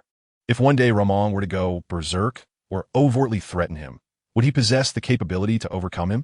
Observing Luo Mang's formidable and multifaceted abilities evoked a sense of awe within Tony. It is worth noting that when Tony first encountered Ramon, he was merely an ordinary individual, nearly succumbing to a gunshot wound. Yet now, the mere act of standing beside Ramon instilled a sense of trepidation in Tony. Previously, he had believed Luo Mang's strength was unparalleled. However, witnessing Ramon manipulate public sentiment to achieve his goals made Tony feel as though he was seeing Ramon anew, prompting a sense of caution to arise within him. Tony had tried repeatedly to convince himself that he was overthinking the situation. Nevertheless, the notion of constructing anti-Luo Mang armor lingered obstinately in his mind. While lost in thought, Tony abruptly realized that the preliminary designs for the anti-Luo Mang armor had already taken shape. He could only reassure himself that all of this was a necessary measure for Pepper's safety. Reflecting on this, Tony shook his head. After all, who could predict what the future holds? J.A.R.V. Ice, display the news, he said, stretching his body and addressing the air. Sir, the news from the past week has been compiled. J.A.R.V. I.S. responded. Before Tony and Ramon, a semi-transparent virtual screen suddenly materialized, showcasing a plethora of significant news items. Among them, a headline rose to the top, which Tony promptly selected. Mia, clad in professional attire, appeared before them. Upon seeing this woman, Tony instinctively glanced at Luo Mang beside him. If I recall correctly, this woman seems to have interviewed you alone. Noticing Tony's tone and the implication in his gaze, Luo Mang couldn't help but roll his eyes. Do not conflate me with you. We merely conducted a straightforward interview. Tony's reputation as a notorious playboy was not unfounded. For instance, he had lured every attractive female journalist who came to interview him into his bed. Upon hearing Luo Mang's words, Tony's smile froze on his face. Ever since he and Pepper had solidified their relationship, these old tales had undoubtedly been resurrected by Pepper countless times. Clearing his throat tactically, Tony swiped his finger to fast-forward the news to the crux of the matter. Thus, we finally learned that in addition to Tony Stark, other heroes exist in this world. They silently safeguard us, yet invariably face unjust treatment. As Mia's words concluded, the news footage abruptly transitioned. A small boy appeared on the screen, excitedly waving his arms and addressing the camera. Are you referring to the Crimson Demon? I was the one who bestowed that title upon him. He is the most formidable hero I have ever encountered. Alas, the young boy was abruptly pulled away by his mother before he could finish his thought. The scene swiftly transitions to a young woman, seemingly on the bustling streets of New York. Her short-sleeved shirt bears the bold crimson lettering. I cannot assert that all of Crimson's actions are justified. However, in times of peril, it is only Crimson and his comrades who rise to the occasion. Regardless, the military should never train their weapons upon them. The scene then shifts once more, revealing an elderly man. In contrast to the previous two, the elder's reaction appears rather irritable. As for Crimson, I wholeheartedly support him. What? You claim he has slain numerous soldiers? Umph. The soldiers of this nation often seem oblivious to their duties. They fail to emerge when they ought to protect the populace, yet they rush forth when they should not. What do you mean by that question? Are you looking to challenge Old Bush? Come on, you shameless little rascal. Old Bush would gladly kick your sorry backside with his hard-soled shoes. The camera jolts, and the screen abruptly goes dark. Chapter 50, A Visitor Arrives. After watching the video, Tony's face is etched with astonishment. I had anticipated the citizens would vociferously condemn us. I was even prepared for a courtroom battle at any moment. Who could have expected that the citizens would rally in our favor? Tony then turned to glance at Roman. Are you quite certain that this Mia has had no involvement with you? The entire discourse revolved around you. What about me? Am I, the illustrious Tony Stark, to be overshadowed by mere friendship? Tony's expression conveyed his discontent. Enough, Tony, do not be rude in front of our guest. Guest. Roman's words caught Tony off guard. He turned to look, only to find an unfamiliar bald figure had appeared. The stranger was toying with the Rubik's Cube on Tony's desk. Upon hearing Roman's voice, he finally lifted his gaze. Are you not aware that it is impolite to intrude upon another's abode? Tony squinted, the alert from J.A.R.V. Ice, arriving belatedly. If it were anyone else, it might have been improbable. But if this individual is the director of S.H.I.E.L.D., then it becomes a possibility. After all, Nick Fury himself is a seasoned agent. Let us bring out our old friend. After all, we are all acquainted. A crimson tendril stealthily extended from behind Roman. Observing from the shadows, Black Widow emerged, her demeanor confident. She had witnessed the prowess of Roman's crimson tendrils and dared not test them herself. With a smile, Roman's eyes squinted at the uninvited guests. That military force could not possibly be your doing, could it? Despite Roman's verbal denial, a chill instantly enveloped the room. It was not us. After our last failure, we had no reason to deploy ordinary personnel again. Seeing Roman's demeanor, Nick Fury could no longer maintain his composure and immediately stood to clarify. After witnessing Roman's terrifying strength, Nick Fury firmly established that there should be no enmity between S.H.I.E.L.D. and Roman, even if there is no bond of loyalty. This thankless task is one that only those who wish to engage should undertake. S.H.I.L.D. will not be involved. Although Roman's methods oscillate between righteousness and malevolence, he is still preferable to a purely antagonistic villain. Would you not agree? I share the same sentiment. Roman flashed a grin, a fleeting crimson hue appearing on his face. Despite the chill dissipating, the underlying threat in Roman's words was unmistakable. Isa'aki is not a passive entity. It must guard against both the machinations of the Black Egg and the actions of the Serpent Shield. A moment's negligence could lead to unexpected maneuvers from these individuals. In fact, this time, I wish to extend an invitation for you to join the Avengers initiative. Nick Fury remarked, casting a glance at Tony. The future will invariably present us with uncontrollable forces, which may arise from within the blue planet or beyond its confines. Much like the confrontational game experienced in New York. Noticing Roman's silence, Nick Fury continued. The Avengers initiative aims to recruit individuals of justice or those with noble aspirations. When danger looms, we can unite to confront the threat. Upon hearing Nick Fury's words, Roman turned to Tony. Did you know about this all along? Tony nodded slightly. He mentioned it during the palladium poisoning incident. What are your thoughts? Tony hesitated, shrugged his shoulders, and Roman instantly understood. Tony's father, Howard, was one of the founders of SHIELD, and Tony had no compelling reason to decline. However, having shared numerous experiences with Roman, he was curious to see if Tony would exhibit any divergence in perspective. Yet, it appeared that there indeed existed a disparity in their thoughts. Despite sensing the hopeful gazes of Black Widow and Tony, Roman shook his head in refusal. He did not inquire as to why, nor did he allow a sense of national duty to bind him. Nick Fury nodded and departed with Black Widow. His visit was twofold: to prevent any misunderstandings on Roman's part, and to extend a personal invitation for him to join. With matters settled, they had no further reason to linger. I had also envisioned a future where we would fight side by side, much like in a confrontational game, Tony remarked, downing his whiskey with a hint of frustration. Roman picked up a physics book and placed it on his lap, contemplating its contents, when suddenly his brow furrowed, and the crimson scales re-emerged, enveloping him entirely. What is it? Tony asked, momentarily taken aback by Roman's transformation. Don your armor. We truly have guests arriving. Roman scanned the vicinity surrounding Tony's home, which appeared normal for miles, yet he could discern countless rapid heartbeats apart from his and Tony's. Without hesitation, Tony called out for JARVIS. The armor was promptly delivered from a vault. Leaning back, Tony swiftly completed the transformation into his suit. Just as the final screw was tightened, a burst of flames erupted within Tony's home. Countless transparent windows shattered in an instant, and the ensuing powerful shockwave propelled Tony away. Meanwhile, Ramon stood with his hands clasped behind him, levitating effortlessly, unfazed by the overwhelming force of the blast. He gazed coldly in the direction of the approaching flames. Such destructive power. Had missiles been deployed? The bombardment was far from over. Ramon emerged from the ruins, floating alongside Tony in midair. His vision magnified exponentially, revealing an army stationed on the mountaintop several kilometers away. Upon realizing it was the same battalion, Ramon could hardly contain his laughter.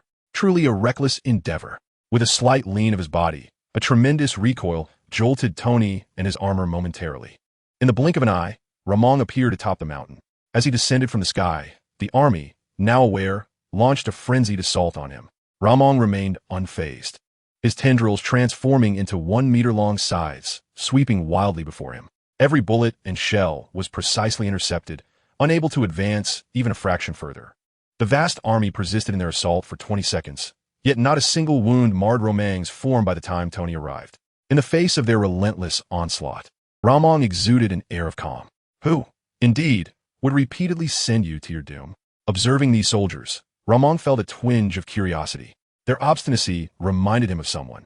However, to strike without understanding would be somewhat impolite. As Ramon drew closer, the soldiers gritted their teeth and unleashed a desperate barrage. Even as their firearms glowed red-hot and their skin burned against the metal, they resolved to muster their last ounce of strength to slay Ramon. Enough. I need only to suspect, and he is guilty. Shaking his head, Ramon suddenly vanished from sight. The gunfire ceased, replaced by the dull thud of bodies hitting the ground. In a speed imperceptible to the soldiers, he swiftly decapitated them before they could react. Sensing the rising tide of panic within the ranks, Ramon paused, fully revealing his form. He strolled leisurely through the throng of soldiers, dozens of crimson tendrils transforming into scythes behind him. With a swift motion, the remaining heads soared into the air, spinning and dancing, exuding a macabre beauty unique to bloodshed. Chapter 51. Hatred Unleashed. In a certain military base, Ramon traversed the cold, dark corridors devoid of sunlight. Only the pale glow of circular lights illuminated the surroundings. Following the army's second assault, Ramon deduced the identity of the mastermind orchestrating these forces. Though lacking concrete evidence, Ramon had never required such validation. When a threat emerged against his life, he needed no hesitation. It was clear that the situation was wrong, and it should never have come to pass. Hey, just stay at Stark Tower and send my regards to Pepper, Roan said, a smile lingering on his face. Despite the tense atmosphere, it felt as casual as chatting with an old friend while shopping. What's that noise on your end? Tony's voice came through, initially surprised, but soon transforming into an odd tone that only men could comprehend. Don't misunderstand. With all these incidents happening, I need someone to vent my frustrations on. You know I'm no gentleman, and my patience is not boundless. Roan chuckled as he continued forward. Under the harsh white lights, countless shadows of tentacles danced wildly on the walls. Indeed, Tony nodded in agreement. He had heard rumors regarding the Magia. It could be said that Thor had crossed Roan, and thus met his deserved fate. At least, given Roan's strength and reputation, dying by his hand was no disgrace. However, to perish at the hands of some obscure foe would indeed be a fate unworthy of rest. All right, I'll stop here. I've arrived. Roan looked at the imposing, pure gold gates before him, weighing at least 50,000 pounds, and into the call. Behind him lay countless severed limbs scattered around, seemingly reflecting the pale light in a crimson hue. A closer inspection would reveal that those slain by Roan were part of the same group that had attacked him and his companions. Gazing at the towering metallic gates, the myriad of tentacles morphed into fleeting shadows, thrashing about wildly. The gate, capable of containing ferocious beasts, disintegrated within 3 seconds into countless shards that crashed to the ground, stirring up clouds of dust. Before the dust could settle, a sharp whistle resonated through the air. Inside the force field prison, Emil abruptly lifted his head, his dark eye sockets fixated on the gate, his eyelids twitching involuntarily. The moment he heard the dog whistle, it felt as though something extraordinary within him had been fully awakened. Hope surged uncontrollably across his face, and his hands and feet began to fidget anxiously, akin to a dog excited to see its master. Upon witnessing Roan emerging from the dust, Emil could no longer contain his exhilaration, pounding against the force field prison, causing ripples to spread outward. As Roan entered the prison, his gaze fell upon Emil. The transformation in Emil was stark. In just a few months, he had changed dramatically. If Emil had once been a man, now he resembled a beast, with murder and bloodshed ingrained in his very essence. Seeing Emil's state, Roan nodded in satisfaction. His initial decision to provide Emil with subconscious cues had evidently borne fruit. The combination of these suggestions, along with Emil's solitary confinement and the harsh experiments he endured, had pushed the remnants of his humanity to the brink of collapse. Yet the final vestige of humanity remains perfectly intact, allowing Emil to harbor his loathing without fostering excessive personal thoughts. Although Roman's abilities are escalating dramatically at this moment, he must retain a measure of caution in the face of the giant race, whose power can swell boundlessly through emotion. Stepping closer, Roman gazes at Emil, his expression still adorned with that familiar smile. Emil, the time has come. As promised, I have come to retrieve you. However, Emil appears to have utterly lost the capacity for communication, fixating his gaze upon Roman while incessantly murmuring Banner's name. Witnessing this, a flicker of satisfaction glimmers in Roman's eyes. This final test yields the outcome he desired. With a slight elevation of his finger, crimson tendrils erupt wildly, directly dismantling the oppressive stance of loathing. The instant Emil breaks free from the gravitational field, his form surges dramatically. His skin, now exhibiting an eerie shade of green, is adorned with coarse textures. In this moment, the loathing manifests a more formidable presence than it did months prior, exuding a far more perilous aura. The pent-up loathing accumulated over the past months is unleashed in an instant. A thunderous roar reverberates through the air, causing the surrounding walls and objects to tremble. Yet this beast, in the end, obediently kneels before Roman. The massive figure, towering at 4 meters, collapses at Roman's feet with a thud. Its enormous head lowers slightly, seemingly to signify submission. Good. I shall take you to meet an old friend. Roman shows no sign of fear towards the loathing. Rather, he reaches out to stroke its head, feeling the rough texture beneath his palm, and chuckles softly. General Ross, the cage holding Emil Bronsky, has lost contact. An aide suddenly removes his earpiece and reports to the somber-faced, middle-aged man beside him. The cage containing Emil is checked for safety every 30 minutes and every 3 days. It is open to verify Emil's presence firsthand. The man referred to as General Ross taps his fingers lightly on the table, a shadow of turmoil clouding his expression. After 2 failed attempts at extermination, the base has suffered significant losses. The public is demanding accountability, and the Parliament is issuing Ross an ultimatum. To compound matters, an incident has arisen concerning Emil at this critical juncture. Ross finds himself momentarily at a loss, his expression shifting rapidly. Eventually, he relaxes his furrowed brow and turns to the person beside him, inquiring, "Dr. Blue?" The large-headed figure, imbued with a green hue, approaches. Taking a seat before the computer, Dr. Blue's fingers strike the keyboard with rapid precision. The screen ultimately settles on a flickering image from a camera within the cage. Dr. Blue magnifies the image, revealing Roman's face. "General, if I were you, I would immediately assemble all the soldiers. They're already on their way." Upon hearing Dr. Blue's words, General Ross does not dare to be complacent. He unlocks the telephone beside him and issues a command for the entire military to be on high alert. Mr. Blue is both a beneficiary and a victim of the Hulk incident. As the serum dripped onto his forehead, the gamma rays promptly catalyzed his evolution. In that moment, Mr. Blue's head expanded threefold, while his intellect surpassed his previous capacity by several magnitudes. Even among the empowered on Blue Star, Mr. Blue ranks among the most astute individuals. Chapter 52. The Red Giant? What should I do next? General Ross gazed at Dr. Blue, a flicker of panic in his eyes. This unease stemmed not only from the emergence of the abomination, but also from the sight of Luo Mang's silhouette. Damn it! How did that monster arrive so swiftly? General Ross inwardly cursed. Those individuals can only hold them off for a short while. The remainder relies on you. Me? General Ross furrowed his brow at Dr. Blue's gaze, feeling a sense of discomfort. For reasons unknown, he perceived a resemblance between Dr. Blue's look and how he once regarded others. One crimson, one deep green. Two figures leapt gracefully to the entrance of the military base, where tanks were already amassed. It seemed they had detected the approach of Luo Mang and the abomination, quickly closing in on them. "It's in your hands now. Let me witness your current prowess." Luo Mang did not hasten into the fray, but instead patted the abomination beside him, speaking softly. "Roar." Upon hearing Luo Mang's words, the abomination threw back its head and roared. With a ferocious stomp, it propelled itself from its position, soaring through the air to bring down an armed helicopter. Emerging from the inferno, the abomination was astonishingly unscathed, shoving aside the remnants of soldiers draped across its shoulders. It charged headlong into a barrage of gunfire and artillery. There were no words, no negotiations, only an unending body driven by pure loathing. Luo Mang followed closely behind the abomination, refraining from utilizing his powers, merely strolling at a leisurely pace.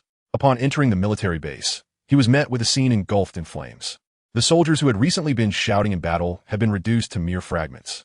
Luo Mang kicked aside a half-dismembered body that clung to his pant leg. With a lift and a drop of his foot, a crack echoed, accompanied by the sound of bones shattering. Scalding blood instantly splattered across Luo Mang, even leaving a few crimson droplets on his cheek.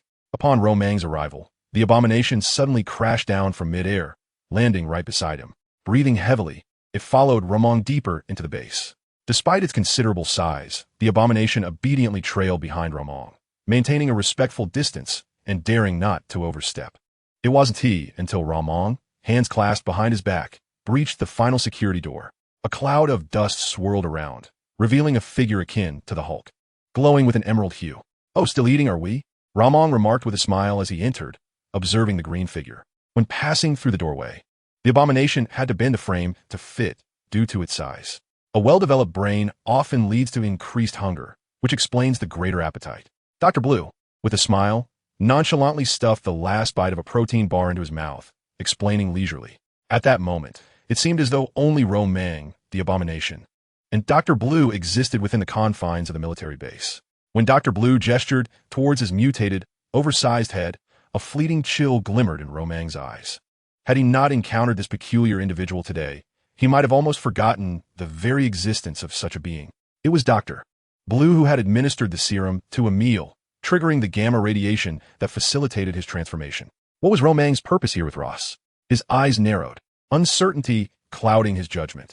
Sometimes the most calculating individuals are the smartest, and the unfathomable are often the cleverest. A conscious being would never engage in an endeavor devoid of meaning. In other words, any action propelled by human intent must inherently possess a concealed objective and profound significance. Therefore, Dr. Blue's appearance here could not possibly be without reason. Luo Mang's nostrils flared, and his ears subtly twitched, fully unleashing the sensory amplification of NTZ-48. Thump, thump, thump. Whose heartbeat resonates so intensely? No, that cannot be right. Luo Mang's expression darkened, his gaze turning icy. In the blink of an eye, crimson enveloped Luo Mang entirely. In just 2 or 3 seconds, the tranquil atmosphere was shattered. A red figure burst through the wall beside Luo Mang. Just as he was about to be pounced upon, the abomination, having waited long enough, threw himself into the fray, colliding with Luo Mang and sending them both crashing into the opposite wall. Like two ferocious beasts fighting for survival, they swung their fists at one another. As Luo Mang beheld the red figure, he softly uttered its name, the Red Giant. Presumably, this was the giant mutated from General Ross. Besides gamma radiation, it had also absorbed cosmic radiation, hence its crimson hue. Unlike the Hulk and the Abomination, the Red Giant possessed immense power while maintaining complete control over its faculties, remaining perpetually lucid, capable of absorbing all forms of energy, including gamma radiation from other beings. One could say the Red Giant was a complete counterpart to the Hulk. In terms of strength and defense, it was nearly identical to the Hulk. Within mere seconds of their encounter, the Abomination was already at a disadvantage against the Red Giant. The Abomination was pinned to the ground, each punch from the Red Giant causing the earth to tremble, as if triggering a magnitude 10 earthquake, even causing the ground to crack beneath them. Strong. Exceedingly strong. This is the kind of giant's might I yearn for. Luo Mang gazed at the Red Giant with glistening eyes, unable to resist applauding, exclaiming in awe. At the very least, the current Hulk would likely not surpass the Abomination by much. Faced with the Red Giant, he would merely find himself overpowered. You flatter me. My latest creation, the Red Giant. Dr. Blue adjusted his attire, approaching Luo Mang as if to receive an award. Are you not afraid that I might simply end your life? Luo Mang's tendrils writhed erratically behind him, not appearing to jest. If the Red Giant were to lose, wouldn't you come to kill me anyway? Dr. Lon and Luo Mang exchanged glances, their words eliciting hearty laughter from both. Such peculiar scenes often unfold in the most bizarre environments. On one side, a frenzied battle raged against the Abomination and the Red Giant, while on the other, the two bantered amiably. I am Luo Mang, he declared, abruptly ceasing his laughter to introduce himself. You may call me the Chief, Dr. Lon chimed in, shaking his enlarged cranium at Luo Mang. I surmise the Abomination is no match for the Red Giant, is it? Standing side by side, Luo Mang and Dr. Lon resembled longtime friends. Although the Abomination was ostensibly on Luo Mang's side, he appeared utterly indifferent to the unfolding chaos. Indeed, from the perspective of mutation levels, the disparity is vast. Dr. Lon unreservedly nodded, a smile of satisfaction illuminating his pale green visage, akin to a father reveling in compliments about his child. Luo Mang sensed that, had the circumstances permitted, Dr. Lon might have laughed with uncontained pride. Chapter 53. The Fall of the Abomination, the Rise of the Crimson. Pray tell, is there any possibility of my transforming into something like that? Luo Mang inquired, his tone suddenly shifting. You? The grotesque visage and undulating tendrils that danced behind him were anything but human. Though I cannot discern the source of your power, one thing is certain. Currently, you cannot withstand even the Red Giant, let alone any other form of mutation. At this juncture, Dr. Lon paused momentarily. If you were to forcibly merge, the outcome would be singular. Boom. He exaggeratedly spread his fingers, illustrating the impending catastrophe. But I believe I can. Luo Mang tilted his head defiantly, a hint of obstinacy in his demeanor. Dr. Lon felt a wave of disappointment. He had anticipated encountering an intelligent mutant akin to himself, only to discover a hubristic fool instead. If you think you can, then that is your belief, Dr. Lon replied, shaking his head, no longer regarding Luo Mang as an equal. Dr. Lon had long understood the principle of not reasoning with the mundane or the foolish. Luo Mang noted the shift in Dr. Lan's attitude, but felt no anger. He alone comprehended the breadth of mutations he could endure, far exceeding that of the average individual. Even now, after integrating at least 3 mutations, he felt nowhere near his limits. Let's make a deal, Luo Mang proposed, standing with his hands clasped behind his back, observing the steadily retreating Abomination. What? Dr. Lon looked at Luo Mang in astonishment. The Abomination falls, and the crimson rises. Should I succeed in vanquishing Ross, you shall replicate the Red Giant's mutation upon me. Luo Mang flashed a grin, revealing a row of menacing teeth, yet at that moment, his demeanor resembled that of an elegant gentleman, softly negotiating with Dr. Lon. That will not be easy, Dr. Lon shook his head. Are you afraid? Luo Mang Jialin. Fear me? Let us see. Let us see indeed. Dr. Lon glared at Luo Mang, his eyes brimming with fury. Indeed, to openly declare the intent to destroy another's creation before their eyes would elicit ire from anyone.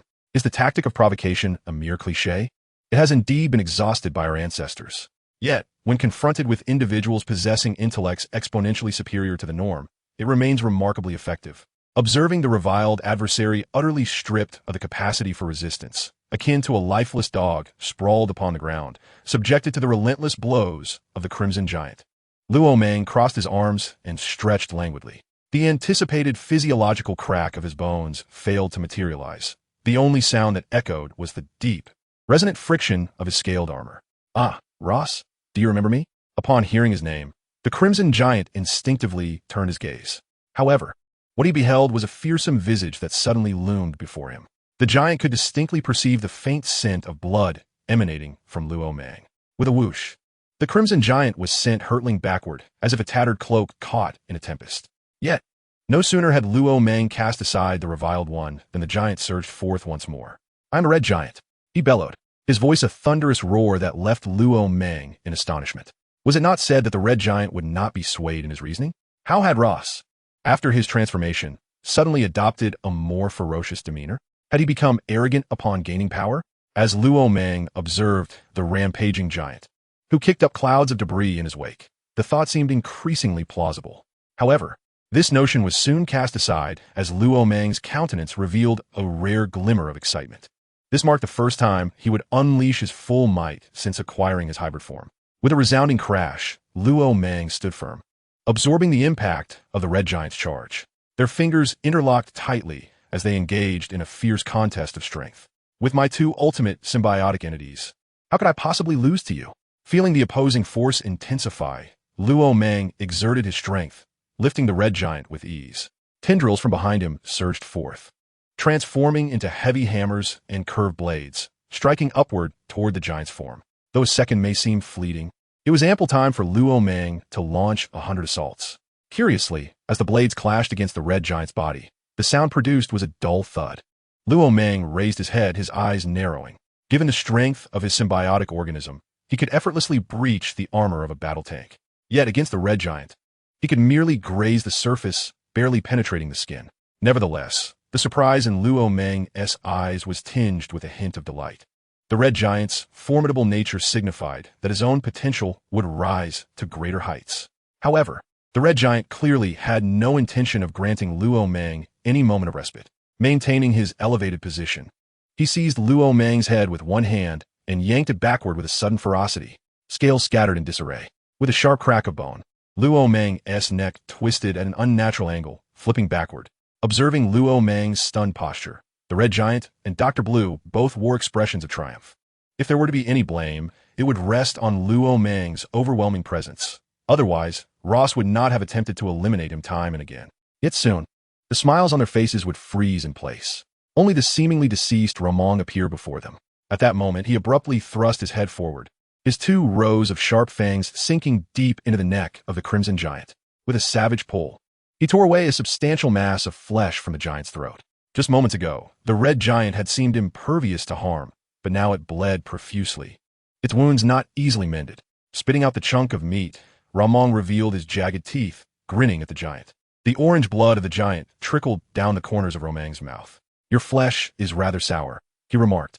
The corrosive nature of the giant's blood allowed noxious gas to emanate from between Romang's teeth, rendering him seemingly unscathed in the eyes of both the red giant and Dr. Blue. The red giant was formidable, yet Ramong was equally impressive.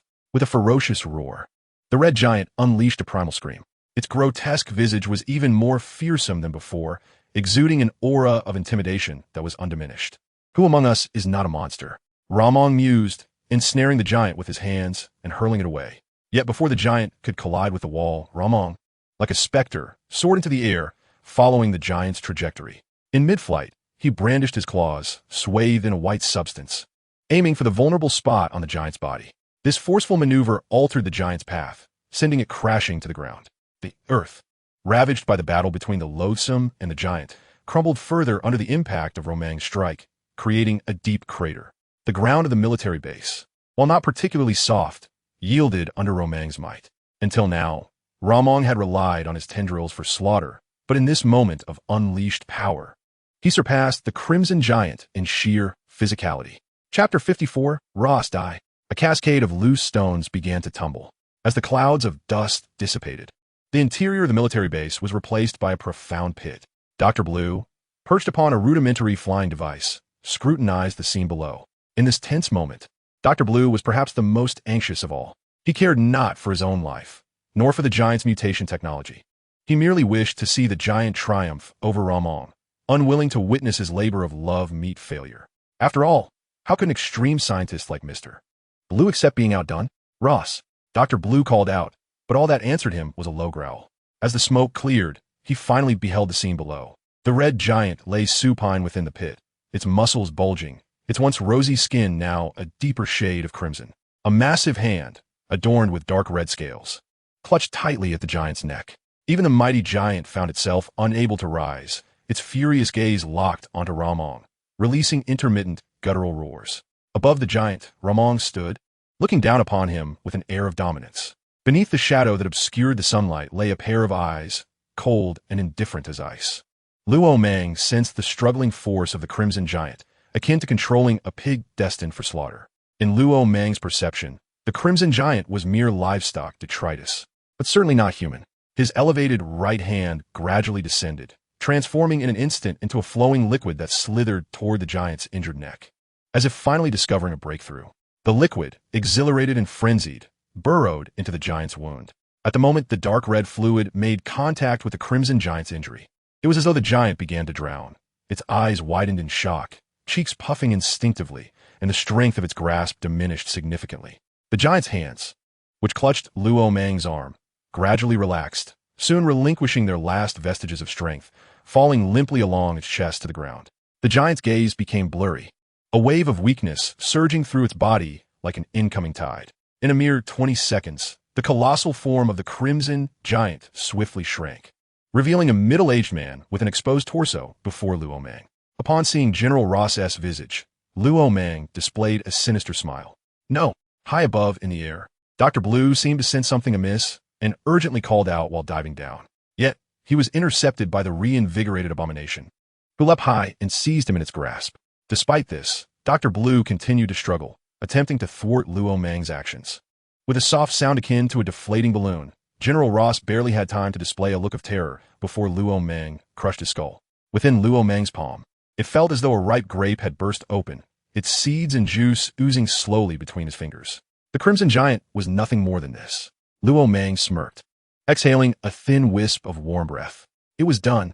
Dr. Blue, clutching his own head, felt a wave of despair wash over him. He could not fathom that his proudest creation could be so easily annihilated by Luo Mang. Yet, they had only been entangled for a mere 2 or 3 minutes. In an instant, a torrent of thoughts flooded Dr. Blue's mind, the overwhelming deluge causing him immense agony. Luo Mang, floating effortlessly from the pit's depths, had expended little energy during the struggle with the giant.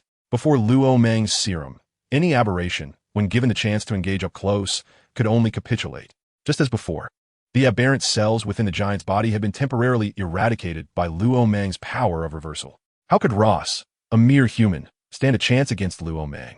All of this had been anticipated by Luo Mang. Approaching the abomination and observing the tender green figure it held, Luo Mang couldn't help but smile in triumph. No matter how clever you are, you still fell into my trap. The wager in game with Dr. Blue brought a rare sense of exhilaration to Luo Mang.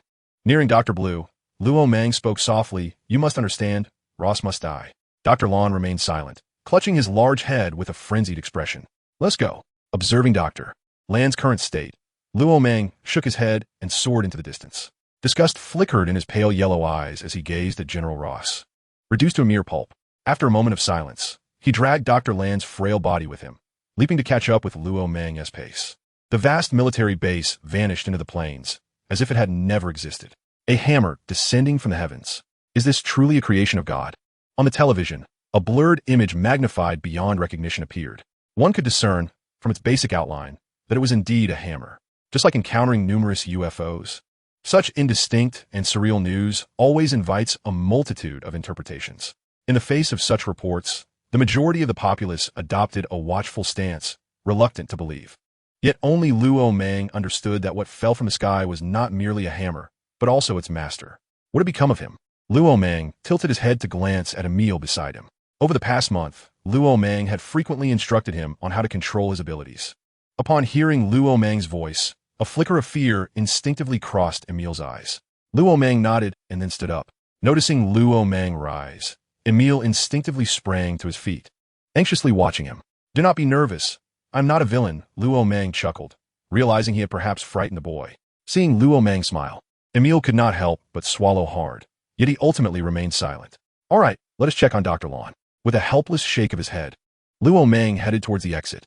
Emil promptly followed closely behind, not daring to leave his side.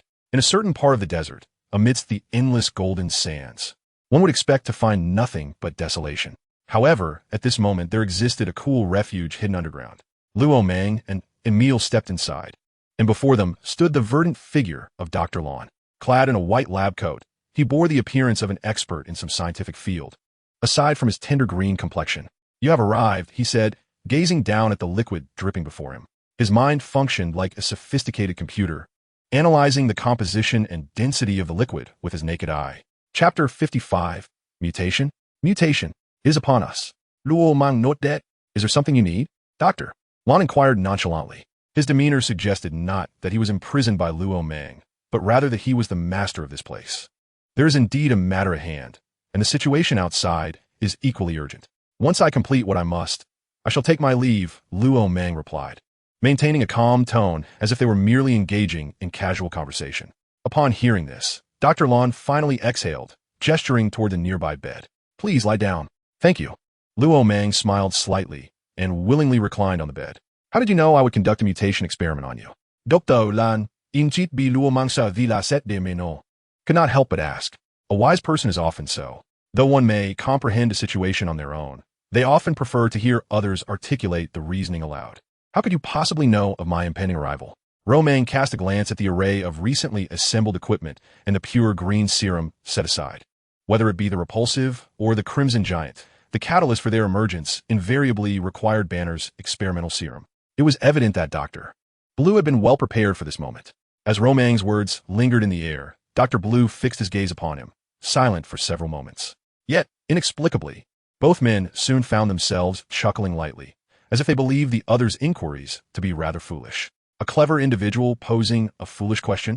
Such a juxtaposition held a certain charm. Dr. Blue wiped a tear from the corner of his eye, the glistening droplet shimmering with a greenish hue. Oh, how wonderful it would have been had I first met you instead of Banner, Dr. Blue remarked earnestly, his eyes locked on Luo Mang's. Having been thoroughly exposed to the scrutiny of the outside world following his encounter with Banner, I found myself in desperate need of a refuge. As Dr. Blue tinkered with the instruments, he chuckled nonchalantly, despite the somewhat grotesque appearance of his oversized head when he smiled. Then General Ross sought me out. You understand, with him, the undertaking becomes significantly more manageable. Dr. Blue restrained Luo Mang's limbs in iron fixtures, not once meeting his gaze. They all claim I am exceedingly dangerous. Without you, I might never have seen the light of day again. This statement from Dr. Blue caused a flicker of discomfort to cross Emil's face, who remained ever vigilant. Yet, no one comprehends that I am merely a scientist with a penchant for research. My initial intention was simply to utilize gamma rays to explore medical technology, with the added aspiration of securing a Nobel Prize. At this juncture, Dr. Blue's hands faltered in their motions. So, what prompted this sudden clarity? Luo Mang inquired with a smile, seemingly unconcerned that Dr. Blue might have ulterior motives. My body has been experiencing some minor issues, Dr. Blue replied, shaking his arm in Luo Mang's direction. It was evident that his once vibrant green skin was beginning to fade, mingling with a normal complexion, resembling someone who had been splattered with paint. Ah, I see. Luo Mang chuckled softly, choosing not to elaborate further. The two settled into a tranquil silence. Luo Mang lay with his eyes closed, lost in contemplation, while Dr. Blue diligently adjusted the equipment, ultimately inserting the vial of serum into the adjacent apparatus. As the serum was introduced, the entire machine erupted with a radiant glow. Without uttering another word, Dr. Blue approached the isolation glass. Arriving at the control room, he gazed intently at Luo Mang and firmly pressed the red activation button. Almost instantaneously, the entire chamber enveloping Luo Mang was shrouded in green light. Observing events reminiscent of those that had transpired within himself, Emil scrutinized the scene with utmost seriousness. The verdant luminescence pulsed as the serum was simultaneously propelled through countless translucent needles into Luo Mang's body. Yet, curiously enough, as the serum was nearly injected, Luo Mang remained with his eyes tightly shut, exhibiting no signs of abnormality. Dr. Lon fixated on Luo Mang, attempting to discern his reactions. From the very beginning, Dr. Lon had informed Luo Mang of the possibility that the experiment might fail. Yet, Luo Mang persisted obstinately. Initially, Dr. Lon attributed this to Luo Mang's arrogance and chose to disregard it. However, after spending a month in this laboratory, he began to contemplate deeply, realizing that Luo Mang was far from simple. Indeed, as the serum was fully administered, Luo Mang's entire being suddenly transformed into a grotesque sight. The tendrils behind him flailed erratically, yet miraculously avoided all precision instruments, accompanied by the flickering green light in the air. The crimson scales adorning Luo Mang's body began to shift gradually toward a vivid green hue, seemingly reverting to the form he had taken after the injection of the Lizard Serum. Each piece of his flesh began to swell, resembling the grotesque sight of a giant animal carcass. His once defined cheeks now appeared bloated, akin to a mass of putrid flesh. The scales upon his body lost their tightness, lifting slightly under the pressure of the engorged flesh beneath, revealing portions of skin marred by bulging veins. Luo Mang's muscular physique was unmistakably transforming toward that of a giant. At this rate, you truly will burst, Dr. Lon murmured, watching Luo Mang intently. He could not bring himself to believe that Luo Mang would willingly seek his own demise. Surely, he had some contingency plan. Observing Luo Mang's condition, Dr. Lon steeled himself and decisively pushed the lever beside the button to its limit. The illumination within the isolation chamber instantaneously morphed into a sea of blood-red light, reminiscent of the crimson flesh of the red giant. This was cosmic radiation unleashed. Any ordinary person exposed to it would face almost certain demise, yet it seemed to react with the serum coursing through Luo Mang's veins. In just 10 fleeting seconds, the swollen flesh of Luo Mang appeared to deflate like a balloon, expelling excess gas, and his visage regained clarity. Yet, as his flesh tightened completely, Dr. Lon and Emil were astonished to discover that it was merely the bloating that had dissipated. The transformed, perfect physique remained intact. The faint green tint had vanished entirely. The vivid crimson covering Luo Mang intensified, exuding an almost palpable strength. A mere glance at this ghastly sanguine hue could leave an onlooker in awe for an extended duration. Each piece of scale seemed to be enveloped in a layer of flesh, heavy and textured. Luo Mang's entire form had more than doubled in size. Though lacking the exaggerated, exposed muscles of the red giant, he now stood at an imposing height of 28 meters, exceeding the length of the experimental bed. Such a creature emanated an overwhelming sense of suffocating pressure merely by its presence. Chapter 56. Let the red giant overlook the entire world. He has truly succeeded, Doctor. Lon muttered to himself. The scene unfolding before him transcended his comprehension. How could Luo Mang successfully embrace the mutated state of the red giant? Why did Luo Mang's transformation harmoniously merge with the original mutated genes of the red giant, as if they were kin? At this moment, it seemed only natural for Luo Mang to succumb to the overwhelming power of Hulk and erupt in chaos. Although he had prepared himself for this eventuality, Dr. Lon was nonetheless struck by an awe that momentarily clouded his senses. However, this astonishment quickly gave way to an intense fervor igniting within his gaze. Luo Mang, Luo Mang, Luo Mang. Dr. Lan's lips could not help but utter the name repeatedly. Unconsciously, his feet shifted, and before he realized it, he found himself standing at the threshold of the isolation chamber. A hand, faintly glowing with a green hue, rested upon the doorknob. Dr. Lon looked up in bewilderment, only to be met with an empty experimental bed. Simultaneously, a hoarse, low murmur echoed in his ears, reminiscent of a devil from the depths of hell, whispering ominously. Even Dr. Lon felt a shiver run down his spine, a chill that surged from his tailbone to the crown of his head. An overwhelming coldness threatened to unravel the intellect of a mind far superior to the average. The first sight that met his vision was a row of bone-like serrated teeth, glistening with a faint chill. Though they appeared skeletal, Dr. Lon harbored no doubt that they could easily rend him asunder. His gaze traveled upward, where he found himself staring into a pair of eyes. Yet, instead of comfort, an even greater chill gripped his heart. The eyes served as a window to uncontrollable thoughts, yet in that moment, Dr. Lon realized he could not discern any emotion within those orbs. The obscured gaze and indistinct features only deepened his dread. It was only now that he fully extricated himself from the throes of ecstasy, replaced by a profound terror. What manner of monstrosity have I created? The thoughts swirling in Dr. Lan's mind became utterly disordered in the face of fear. Even his extraordinary intellect faltered, as if it had been frozen by the chilling presence before him, rendering him incapable of thought. Before him stood a crimson figure, bent low, scrutinizing Dr. Lon with its immense form. Behind its terrifying head lay a physique that surpassed human standards in strength. The red symbiotic material spread across each visible muscle, writhing as if the very flesh contained a nascent intelligence. Luo Mang. In that moment, Dr. Land's emotions erupted, his voice laced with wails of despair, as he celebrated the birth of his greatest creation. I am here. Luo Mang's voice resonated with a duality, as if two individuals were speaking in unison. Dr. Lan blinked, expecting to see the imagined grotesque visage, yet instead, he was met with the radiant smile of Luo Mang. Sensing Dr. Land's gaze, Luo Mang maintained his smile and reiterated, I am here. At this moment, Luo Mang's voice had completely returned to normal. Everything witnessed moments ago seemed merely an illusion, a fleeting bubble that had vanished without a trace. You succeeded, not I. I have become. Dr. Land's eyes sparkled with a frenzied delight. Witnessing the reemergence of the red giant within Luo Mang, Dr. Lan danced about with wild exuberance. His large head swayed as if intoxicated, and he staggered forward to Luo Mang. He extended his fading hand, gently caressing Luo Mang's skin. Despite Luo Mang currently appearing as an ordinary person, he remained irresistibly captivating to Dr. Lan. Feeling the warmth radiating from his fingertips, Dr. Lan's gaze became enraptured. You have surpassed Ross. You have unequivocally transcended the red giant. You are my greatest creation, the treasure of a new era. Dr. Lan, somewhat incoherent with excitement, shared his fervor with Luo Mang. Luo Mang watched Dr. Lan with a smile that never faltered. Taking Dr. Lan's hand, he guided him to sit beside him, quietly listening to the outpouring of Dr. Lan's thoughts, akin to a father observing his child. Yet, it is ironically amusing. At this moment, the blood and cells coursing through Luo Mang were undeniably the fruits of Dr. Lan's labor. If there were to be a father in this equation, it would be Dr. Lan who held that title.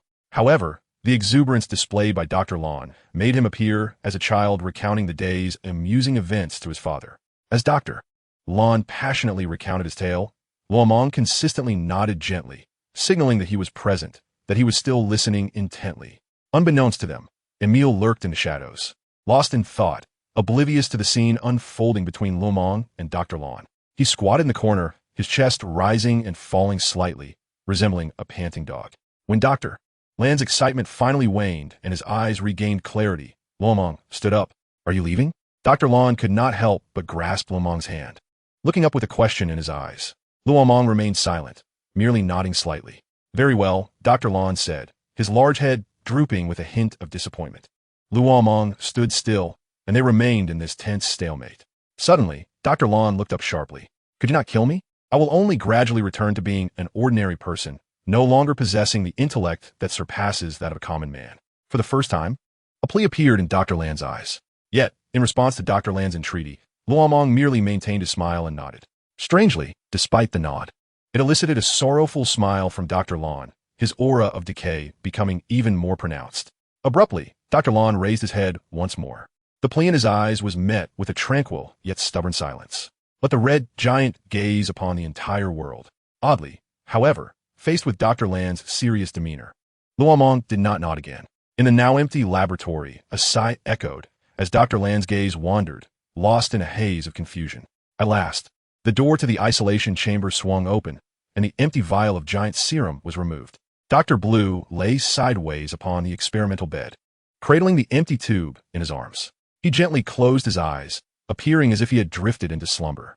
In the next moment, the entire laboratory trembled violently. A pair of colossal red hands emerged, descending with oppressive force. The laboratory began to collapse, and a surge of green blood spread amidst the scalding sand that poured in. The once desolate desert regained its eerie tranquility. Chapter 57. The Hammer of Thor. In the United States, in the state of Mexico, a crimson figure materialized at the center of a temporary structure. Luo Mang lowered his head, glancing at the iron hammer that had created a sizable crater in the ground. A glimmer of light flickered in his eyes. He pondered for a moment, yet astonishingly, he went unnoticed by the passing agents of SHLD. Subsequently, as if having made a profound decision within himself, Luo Mang extended his hand, enshrouded in crimson, reaching towards the hammer.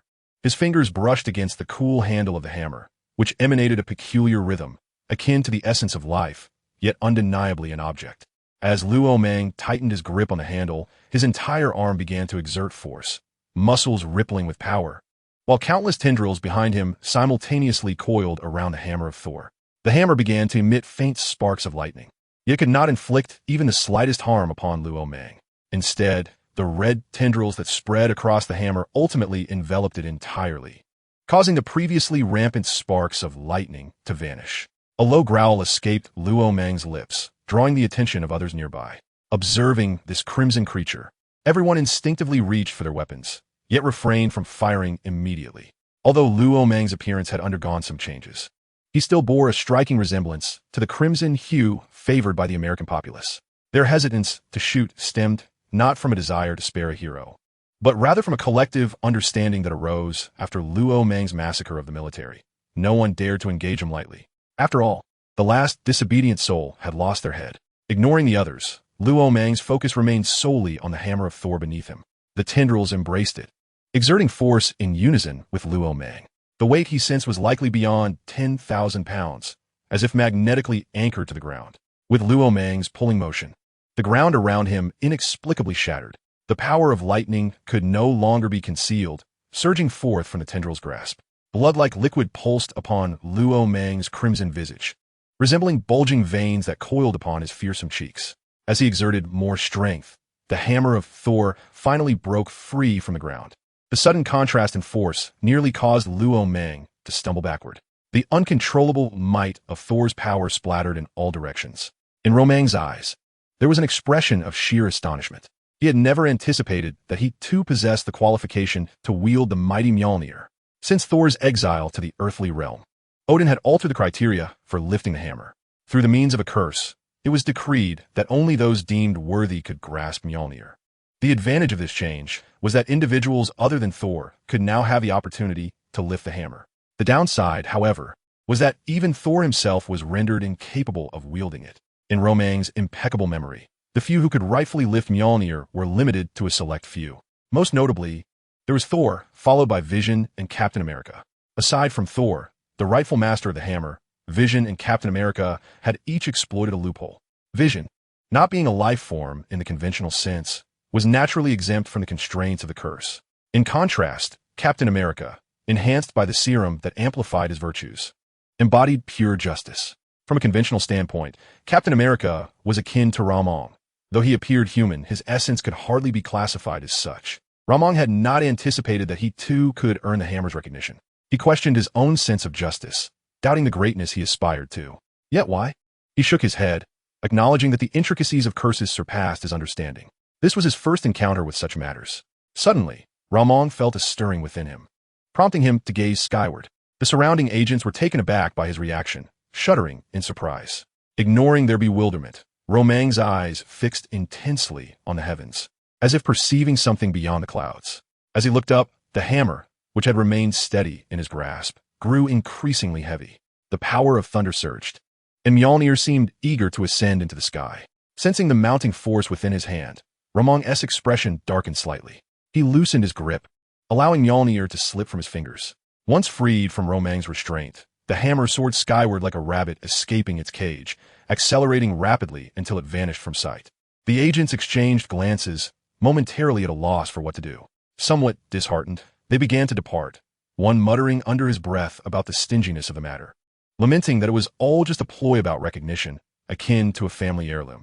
In the growing list of individuals capable of disconcerting Luo Mang, Odin's name had now joined the ranks. Indeed, while it was true that one could lift Mjolnir upon gaining worthiness, the act of lifting it and wielding it were two distinct matters. However, upon reflection, Luo Mang realized that Thor was, after all, Odin's chosen heir. The challenges he faced were merely the trials of a princess adventure. Are you saying you've resolved that immense problem? Peter, hanging upside down from the ceiling, gazed at Luo Mang with incredulity, feeling as though he had missed an entire universe. I apologize, Luo Mang.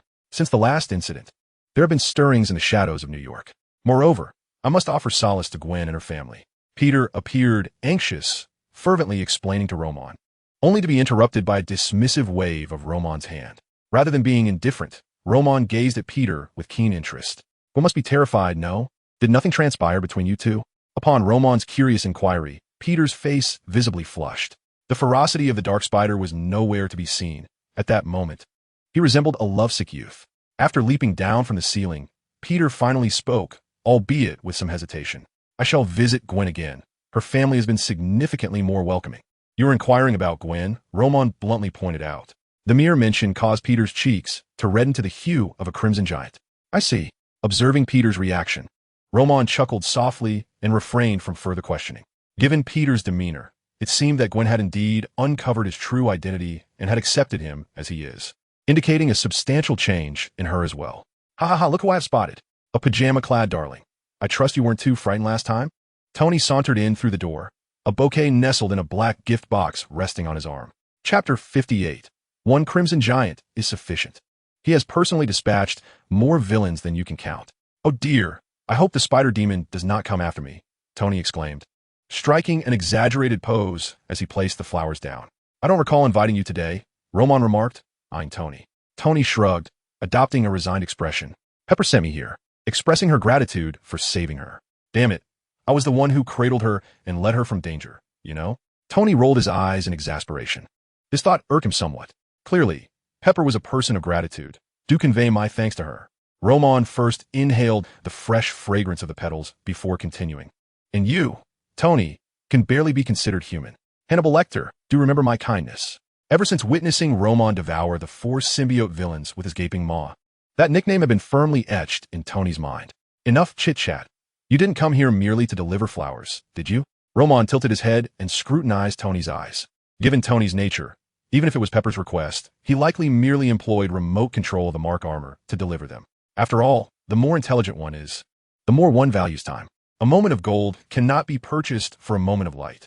This was a lesson imparted to him by his father, Howard Stark. Perhaps Tony would prefer to flirt with Pepper over a glass of wine rather than reminisce with Roman. Yet, under Roman's gaze, Tony was the first to concede. All right, now I need you to listen attentively. Tony's demeanor shifted to serious, the jest and playfulness evaporating from his face. After enduring all these experiences, Tony had matured considerably. He locked eyes with Roman, articulating each word with intent. I implore you to surrender Dr. Blue. Upon hearing Tony's words, Ronan couldn't help but chuckle inwardly. Meeting Tony's gaze, he replied, Is it your desire, or that of the Avengers behind you? Ronan raised an eyebrow. If my estimations are correct, the Avengers have already begun to take shape. Tony and Dr. Blue share no connection. Thus, the one who seeks Dr. Blue is certainly not Tony himself. The true individual demanding Ronan to relinquish Dr. Blue has made their presence known. As Ronan finished speaking, the air grew momentarily tense. Peter remained silent, yet he was ready to act. Did Peter harbor a grudge against Tony? Certainly not. However, if he were compelled to choose a side, he would unwaveringly side with Ronan. The exchange between Ronan and Tony, which had begun as a casual conversation akin to that of old friends, swiftly turned confrontational. Listen, I'm not here to quarrel. I merely wish to obtain Mr. Blue. At this moment, Tony was without his armor, his tone slightly softened. Yet, recalling the purpose of his visit, he emphasized once more. Come on, Mr. Blue serves no purpose for you. He is merely a scientist, involved in researching some green spotlight or another. Though Tony appeared to be engaging in idle chatter, each word was laden with significance. If you harbor any doubts, I can assure you on behalf of the Avengers that Mr. Blue poses no further threat to your safety. Tony spoke with unwavering conviction. After his final statement, even Peter found it hard to suppress a laugh. Guarantee Ronan's safety? He should first ensure Mr. Blue's well-being. I shall kill him. Ronan did not conceal his intentions. He spoke decisively. If he remains alive, I might even find it impossible to sleep. As he toyed with a petal, Ronan elaborated. His actions were transparent, warranting no need for concealment. Those capable of killing Ronan require no justification. Those who need justification cannot kill him, as long as his existence is not threatened. All is negotiable. But why? Tony furrowed his brow, perplexed. Yet this time, Ronan chose silence. Deep down, however, Ronan understood that the power of the Red Giant is sufficient in this world. Should Dr. Blue survive, complications are inevitable. It is better to eliminate him. Is Ronan callous and unfeeling? Perhaps. He merely prioritizes his own survival above all else. Ironically, the one who understood Ronan best was Dr. Blue, whom Ronan had personally slain. Ultimately, Ronan did not acquiesce to Dr. Blue's request. For words, no matter how eloquent, could never influence the world as effectively as tangible actions. However, regardless of the circumstances, Dr. Blue would never witness it. 2 figures appeared at the doorway, their shadows elongated by the sunlight behind them. It is time for you to depart.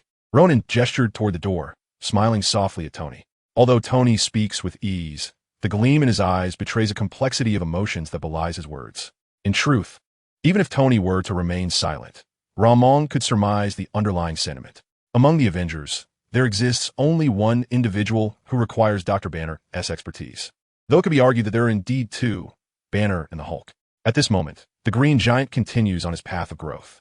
Ramon crosses paths with Emil, who, slightly averse to meeting Ramon's gaze, greets him softly. Following closely behind is Flint, who merely nods in silence at Ramon before retreating to a corner beside Emil.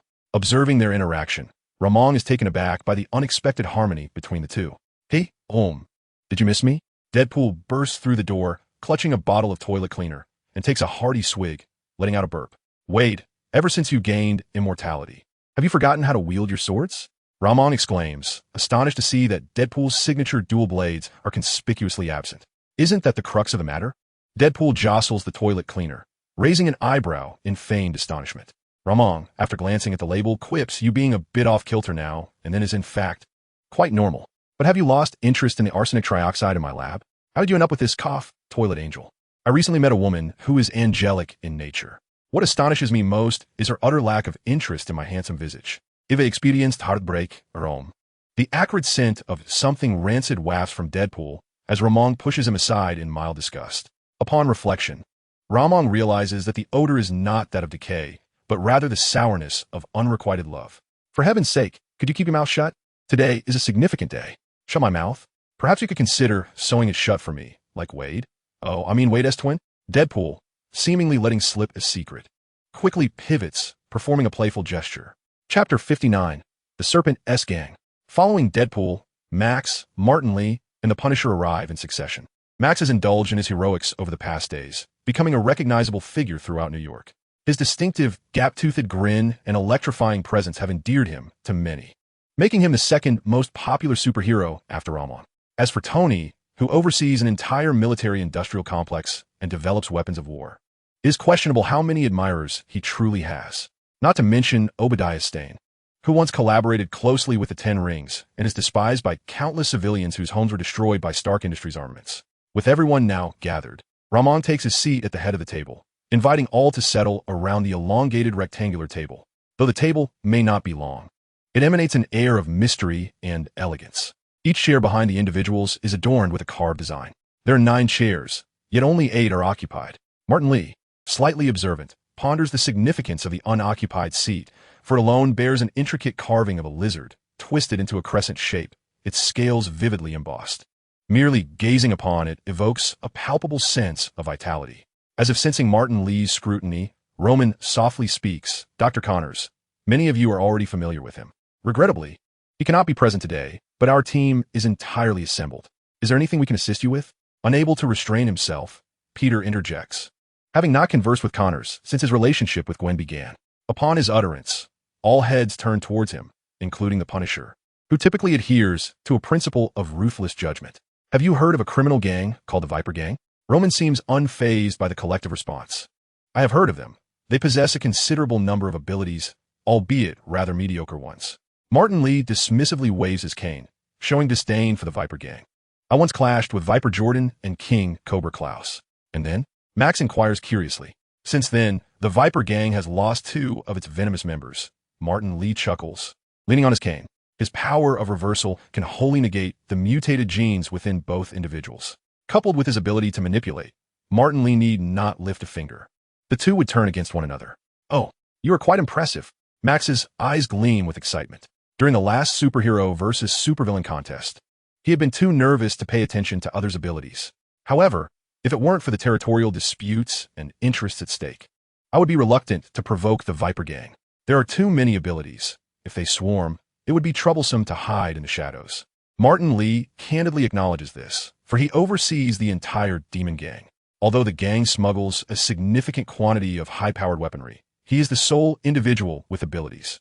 Should the Viper Squad conceal themselves, transforming into true Vipers waiting to strike, Martin Lee would find himself ensnared in an endless cycle of passivity, overwhelmed by sheer numbers. Indeed, Roman nods in agreement, surveying the room. To my knowledge, the Viper Squad comprises at least 20 individuals with unique abilities. While their powers may be average, their greatest strength lies in their unity. At this point, even Roman cannot help but express admiration. Members protect one another and share the spoils of victory. This is why they have risen to prominence as a second-tier criminal organization on the world stage. Roman pauses, emphasizing that his assertion is not mere conjecture. After all, outside, the Venom Squad, also known as the Righteous Serpent Squad, is as united as kin, akin to brothers and sisters. In terms of teamwork, few criminal organizations can surpass them, making them one of the highest benchmarks in the industry. As Luo Mang's words fell, expressions varied on each face. Accustomed to solitary battles, everyone seemed to ponder how they would handle this criminal organization if it were their own responsibility. Observing the deep contemplation of each individual, Deadpool and Max, however, curiously scanned their surroundings. One, lacking mental normalcy, and the other, a novice hero, were baffled by the actions of their peers. Luo Mang cleared his throat, drawing all eyes to him. Thus, I contemplated, perhaps we need a common organization, sharing intelligence together, confronting crises collectively, thereby minimizing our survival risks. After much deliberation, Luo Mang finally revealed his true thoughts. Since his past life, when he was hunted by the government, he had harbored a concealed notion within. Among all his plans, this was undoubtedly one of the most pivotal: to possess one's own influence, to enhance personal threat levels while diminishing those of the enemy. On the path ahead, one would inevitably encounter like-minded individuals. If they were not aligned in purpose, Luo Mang would endeavor to align them. With this in mind, Luo Mang glanced at Peter. I agree. As long as we unite, the dangers will diminish. Peter, as an ardent admirer of Luo Mang, had no reason to hesitate. Upon sensing Luo Mang's gaze, he promptly assented. Following him was Max. The largest war I participated in was the recent confrontation match. My most immediate realization is that without you all, I certainly could not have emerged successfully, nor save my mother. I hope we can unite. This marked Max's first speech before such a multitude of empowered individuals. Despite summoning great courage, his voice still trembled slightly. Observing Max's reaction, Luo Mang could not help but silently lament the arduous journey ahead for someone with an inferiority complex to transform. I will join. The Punisher's voice resonated with unexpected decisiveness. This was an outcome Luo Mang had not anticipated. The Punisher was distinct from Peter and Max. One was a steadfast supporter of Luo Mang, and the other, a deeply grateful friend. Yet, the Punisher had always lingered on the periphery of Luo Mang's circle. Rather than being a true member of Luo Mang's group, he was more a fellow traveler on a somewhat overlapping path. However, fundamentally, their views on violence were clearly divergent. Luo Mang nodded at the Punisher and turned his gaze to the others. Next to nod were Emil and Flint, both of whom were direct subordinates of Luo Mang. Their silence stemmed from observing the attitudes of others. Chapter 60. An eye for an eye, a tooth for a tooth. Me? Deadpool noted everyone's gaze fixed upon him. A subtle chuckle escaped from the lips of the irreverent one as he gestured towards the toilet cleaner in his grasp. Personally, I have a preference for the 84 brand. Wade, a member of the organization, receives a stipend of 100,000 for each action taken, with no upper limit. What do you think of naming our organization the X-Special Agent Squad? Upon hearing this, Deadpool excitedly slammed the toilet cleaner down onto the table, causing the caustic liquid to sizzle and bubble as it splattered across the surface. Deadpool's reaction was, in fact, anticipated by Roman, who had always operated within the realm of mercenaries. As for the source of funding, Connors could handle that entirely, adhering to the principle of excellent after-sales service. Roman diluted each regenerative potion into 3 portions. This meant that to achieve the effect of 1 portion, one must pay thrice the price. What? You suggest the market will inevitably become saturated? Huh. The market may indeed reach saturation, but money never does. When that time comes, it will simply be a matter of artificially creating some demand.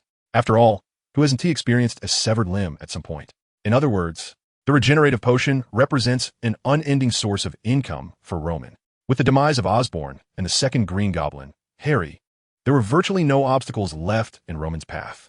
With this in mind, Roman turned his gaze to the final individual, Mr. Negative, Martin Lee, leaning on his cane. Martin Lee pondered for a moment, seemingly deliberating between his benevolent and malevolent personas. This flicker of indecision did not last long, meeting the hopeful gazes of those around him. Martin Lee ultimately shook his head. Roman was the one person Martin Lee found most inscrutable since his arrival in America. Upon their first encounter, Roman appeared to be a terminal cancer patient, on the brink of death. However, by their second meeting, Roman's demeanor had begun to instill a sense of wariness in Martin Lee. Despite Roman never having displayed hostility towards him, this is a world rife with interests and deceit, where a moment of negligence could lead to utter ruin. Martin Li's benevolent persona consented, yet under the strong influence of his malevolent side. He ultimately decided to decline Roman's invitation. Were Roman able to hear Martin Li's inner thoughts at that moment, he would surely express astonishment, asking how he knew what he was contemplating. As for deceit, from the very beginning, Roman had resolved to manipulate Martin Li. In this foreign land, perhaps it is the Chinese who scheme against their own kind. Even now, Roman sought to entice Martin Li, aiming to incorporate his demon gang into his plans. Presenting himself as a hero before the American public, it would be inconvenient to engage in actions that starkly contrast that image. Furthermore, with Peter and Max having recently dismantled numerous gangs, and with Kim also deceased, leaving a power vacuum, promoting the demon gang to manage America as underground factions might be a prudent choice. After all, among the myriad of gangs, the demon gang boasts a relatively high overall caliber, far surpassing those of inferior rank. Upon hearing Martin Li's resolute refusal, Roman shook his head with a hint of regret. Yet, who could have anticipated that the expression inadvertently revealed by Luo Mang would instill a sense of dread in Martin Li? His malevolent persona surged forth, akin to a deity descending upon the mortal realm. Grasping a golden-headed cane, the transformative power coursed along his arm and gradually enveloped the cane, which instantaneously morphed into a black and white apparition, its lethality magnified manifold from its previous state. Martin Li's actions caused the countenances of the other participants in the conference to shift, the atmosphere thickening with palpable tension. A subtle rustling sound echoed as Flint's legs inexplicably transformed into sand, spreading beneath Martin Li's feet. Emil, with one hand resting behind him, clenched the armrest of his imposing chair, ready to metamorphose in an instant, poised to strike Martin Li with the very seat itself. Peter maintained a sullen demeanor, his gaze averted, yet aware that should conflict erupt, his spider sense would elicit the most optimal response. The Punisher, arms crossed, scrutinized the situation, his brow furrowed in silence. Max, looking bewildered, raised his hands in a gesture of placation, seemingly urging calm among the gathering. Meanwhile, Deadpool had mysteriously vanished from his chair, only to be spotted at the entrance, attempting to jam his calf into the door latch. Noticing the collective gaze upon him, he sheepishly lifted his head and offered an awkward explanation. I was merely concerned he might escape. And by the way, does the $100,000 start counting from now? With Deadpool's inquiry, it became clear that in terms of strength, cohesion, and financial resources, Luo Mang was undoubtedly the rightful leader. All awaited his command. What are you all doing? Luo Mang's words unexpectedly caused a momentary pause among the group. What do you mean? What are we doing? We're here to eliminate the traitor and establish authority.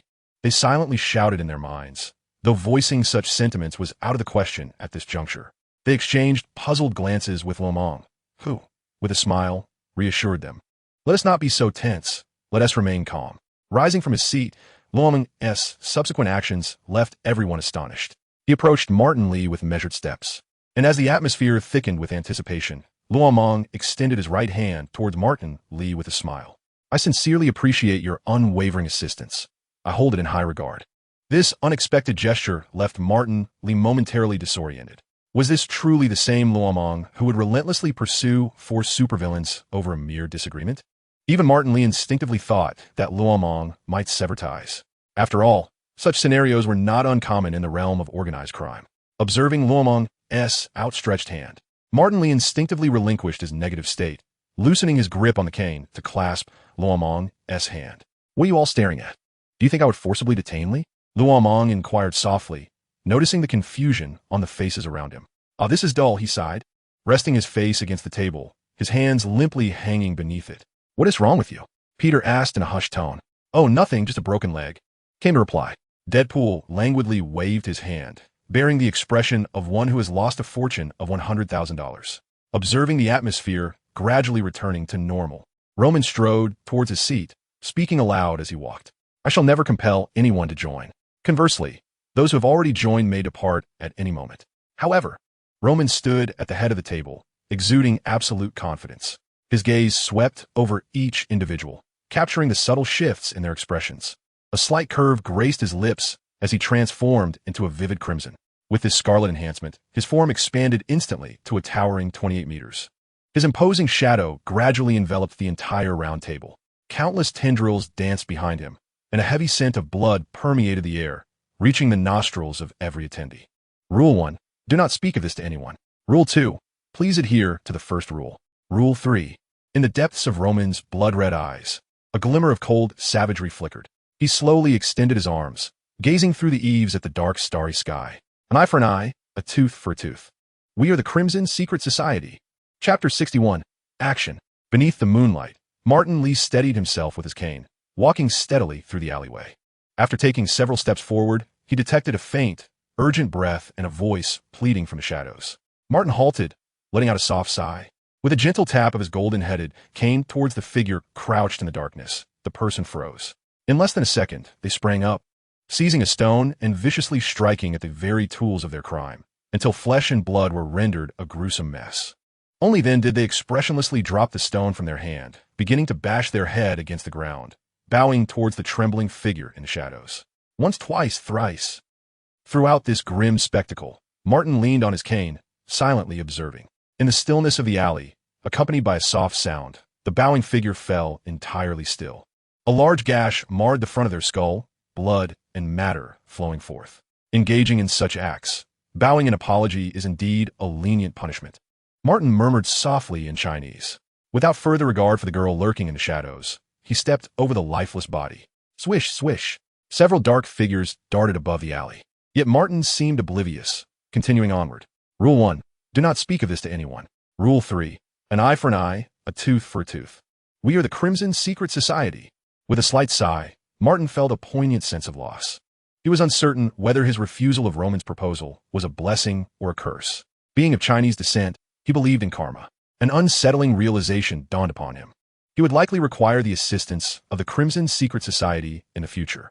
Yet, having departed not long ago, he already felt a pang of regret. Hey, I've taken flight, Deadpool exclaimed, reveling in a sensation more exhilarating than receiving 10 rewards in a single day. Woohoo! He strolled through the pitch-black expanse, only to be ensnared by Peter's venomous webbing. Moments later, they were ensnared by Luo Mang's tendrils and flung into the air once more. Occasionally, they would linger amidst the sands of flint. In the darkness, several silhouettes soared through the air and raced across the rooftops, subtly converging toward a common destination, each exhibiting their unique postures. Despite their varied forms, the sole unifying feature among them was a ring adorning their right hands. The rings were unassuming in design, exuding an antiquated charm. Although each individual wore theirs in different positions on their right hand, they fit remarkably well. Upon the rings, 2 elegantly engraved capital letters were inscribed. SS. This marked the inaugural collective action of the Scarlet Secret Society. In mere moments, they found themselves atop a distant skyscraper. From another direction, a green figure was seen scaling the building's edge, its carapace glistening coldly under the moonlight. The green figure moved in a quadrupedal manner, and as it passed a railing, a crisp, cracking sound echoed. In the next instant, the massive green figure vanished, replaced by a gaunt humanoid form with an exposed torso, also adorned with a similar ancient ring on its right finger. Dr. Connors, long time no see, Ramon greeted, holding a white shirt as he approached. Thank you, Ram. Connors replied, warmth flickering in his eyes as he watched Ramon drape the shirt over his shoulders. What of our new ally? Ramon inquired nonchalantly. At the mention, a flicker of wrath crossed Connor's face. The initial encounter was too abrupt. 20 vials of the regenerative serum were seized. The quantity I have consumed since then has already surpassed what they took. A shadow of gloom settled upon Connor's visage. The inexplicable targeting and the loss of numerous vials of serum igniting a smoldering fury within him, which he struggled to release. As long as you're unharmed. Ramon seemed unconcerned by the lost vials, regarding Connors with a scrutinizing gaze. Then, with a chilling smile, he remarked, regardless, even if they took but a drop of the serum, they shall pay with their lives. What shall we do? Connors asked, impatience evident in his tone. He had suffered too many losses at the hands of the Viper Squad in recent days. Ramon strolled toward the edge of the rooftop, with Connors closely trailing behind. Gazing into the distance at the abandoned asylum, Ramon softly inquired, is that their Viper Castle? Connors nodded. There are many traps. Although their overall capability is average, their coordination is remarkably high, and every member of the Viper Squad possesses potent venom. The entire Viper gang operates solely around their castle. An assault will undoubtedly provoke a relentless barrage from them. Did you hear that? Ramon tilted his head slightly, noticing the diverse stances of the individuals behind him. Deadpool unabashedly lay on the ground, nonchalantly propping himself up. Peter crouched at the edge of the rooftop, on tiptoe, his expression concealed beneath the mask, making it impossible to discern whether he was silently observing or simply lost in contemplation. The Punisher meticulously arranged his weapons, ensuring that each bullet was primed for action. Flint leaned against the rooftop edge, rubbing his daughter's photograph between his fingers. Max awkwardly waved at Connors. Emil fixed his gaze on Roman, awaiting his command. Unfazed by the postures of the others, Roman slightly spread his arms. An eye for an eye, a tooth for a tooth. Let them witness your prowess. No sooner had Roman's words left his lips than several figures surged forth from his side, plummeting directly from the rooftop into the engulfing darkness below. Eventually, only Deadpool remained, sauntering leisurely to Roman's side, stepping onto the rooftop's edge. What are you looking at? This is how superheroes make their entrance. Deadpool quipped in response to Connor's gaze. He then took a step into the void, plummeting straight down, his figure swiftly vanishing into the thin mist of the night. Yet, scarcely 2 seconds had passed before a chorus of anguished cries ascended from below. Thick-skinned Shet. The unmistakable sound of cracking bones echoed from the depths, causing even Connors to twitch involuntarily. He turned to look at Roman, his expression peculiar, as if he wished to say something, caught between words. Roman closed his eyes and shook his head helplessly. Those who seek to play the hero must inevitably pay a price. Chapter 62, The Asylum. The moon waxed fuller. The clouds scattered across the night sky. Roman traversed the desolate streets at the fringes of New York, followed closely by Connors. The two moved at a leisurely pace, gradually drawing closer to his singular destination. With each step, the streets appeared increasingly deserted, as if many had abandoned this place. Household items lay strewn about, while cobwebs danced in the gentle breeze. Even Hell's Kitchen seemed more vibrant than this. People hurried past, as though fleeing from some unimaginable horror. Look at what SHIELD has assembled as Avengers, protecting the nation but neglecting its people. Roman shook his head, a hint of disappointment lingering in his tone. Or has always been thus. Regardless of the circumstances, the citizens remain the casualties. Connor spoke gravely. Not long ago, he had been but one among those citizens. Even if he was at the forefront of research in biological medical technology, it mattered little. He was still subject to the whims of capital. Had he failed to produce the Lizard Serum and regenerative agents, he and his family might have unwittingly been swept into chaos, losing their lives without explanation. Who would they turn to for justice then? They would simply have to accept their misfortune. After all, they were merely ordinary people at that time. Contemplating this, Connors couldn't help but glance at Roman. Without his glasses, Roman's features became markedly clearer. Although his Asian visage lacked the pronounced sharpness of an American, it possessed an ineffable charm. The smile that often graced his lips rendered it difficult to associate him with the Crimson. While the details of Roman's past remained a mystery, his aura captivated Connors. It is hard to fathom that all of this transpired within the life of a man in his 20s. What is the matter? Ramon noticed Connor's expression and inquired softly. It's nothing. For the man who had irrevocably altered the course of his life, Connors felt an overwhelming sense of gratitude, admiration, and even reverence. By the way, it seemed that Connor's interruption sparked a sudden realization in Ramon. He halted his steps and turned to face Connors. Remaining in the underground laboratory is not a viable solution. We should secure a building to serve as the stronghold for the Crimson Society. Bring your family over. Their safety will be ensured by the Crimson Society. Connors opened his mouth slightly, taken aback by Ramon's willingness to go to such lengths for him. It is important to note that in the United States, the notion of employment and collaboration runs deep.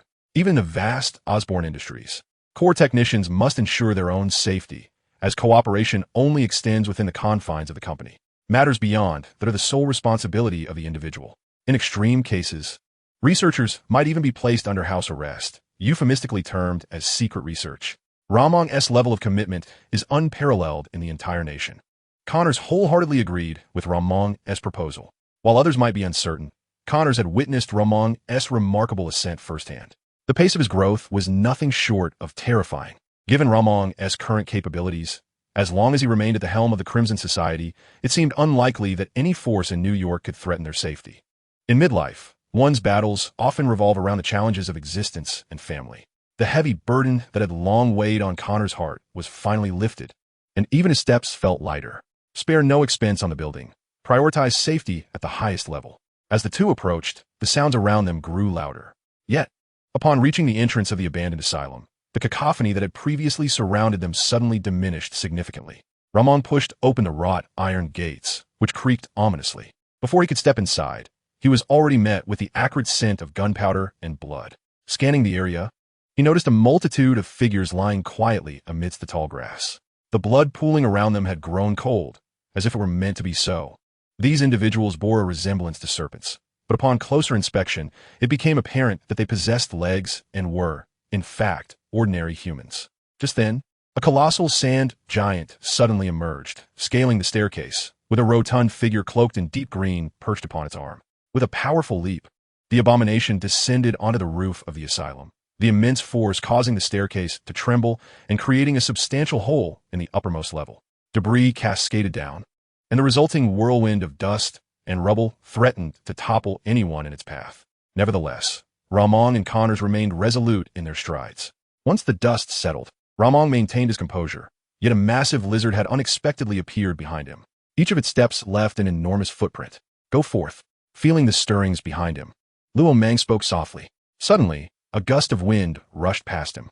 Unlike the frenzied roars of hatred, Connors exuded a predator-esque calmness and bloodlust. Without making a sound, he ascended the stairs to the 4th floor and hurled himself into the air, crashing down at Luo Mang's feet. It was a creature with a glossy blue body. A sea eel, Leopold Strick. Luo Mang paid his respects to the corpse with a gentlemanly gesture, then unhesitatingly stepped over it. The crunch of bones and flesh echoed as a peculiar transparent fluid splattered across the ground. This was his unique venom, yet before Luo Mang, it was far less lethal than a glass of milk. As Luo Mang withdrew his foot from the sea eel, it transformed into a large clawed foot of dark crimson. Under the moonlight, a monstrous shadow, sufficient to terrify the elderly and children alike, suddenly lifted its head. Its tendrils slowly rose, writhing in anticipation. Luo Mang slightly raised his arm, making a grasping motion towards the psychiatric hospital structure. In less than a millisecond, the 5th floor began to crumble.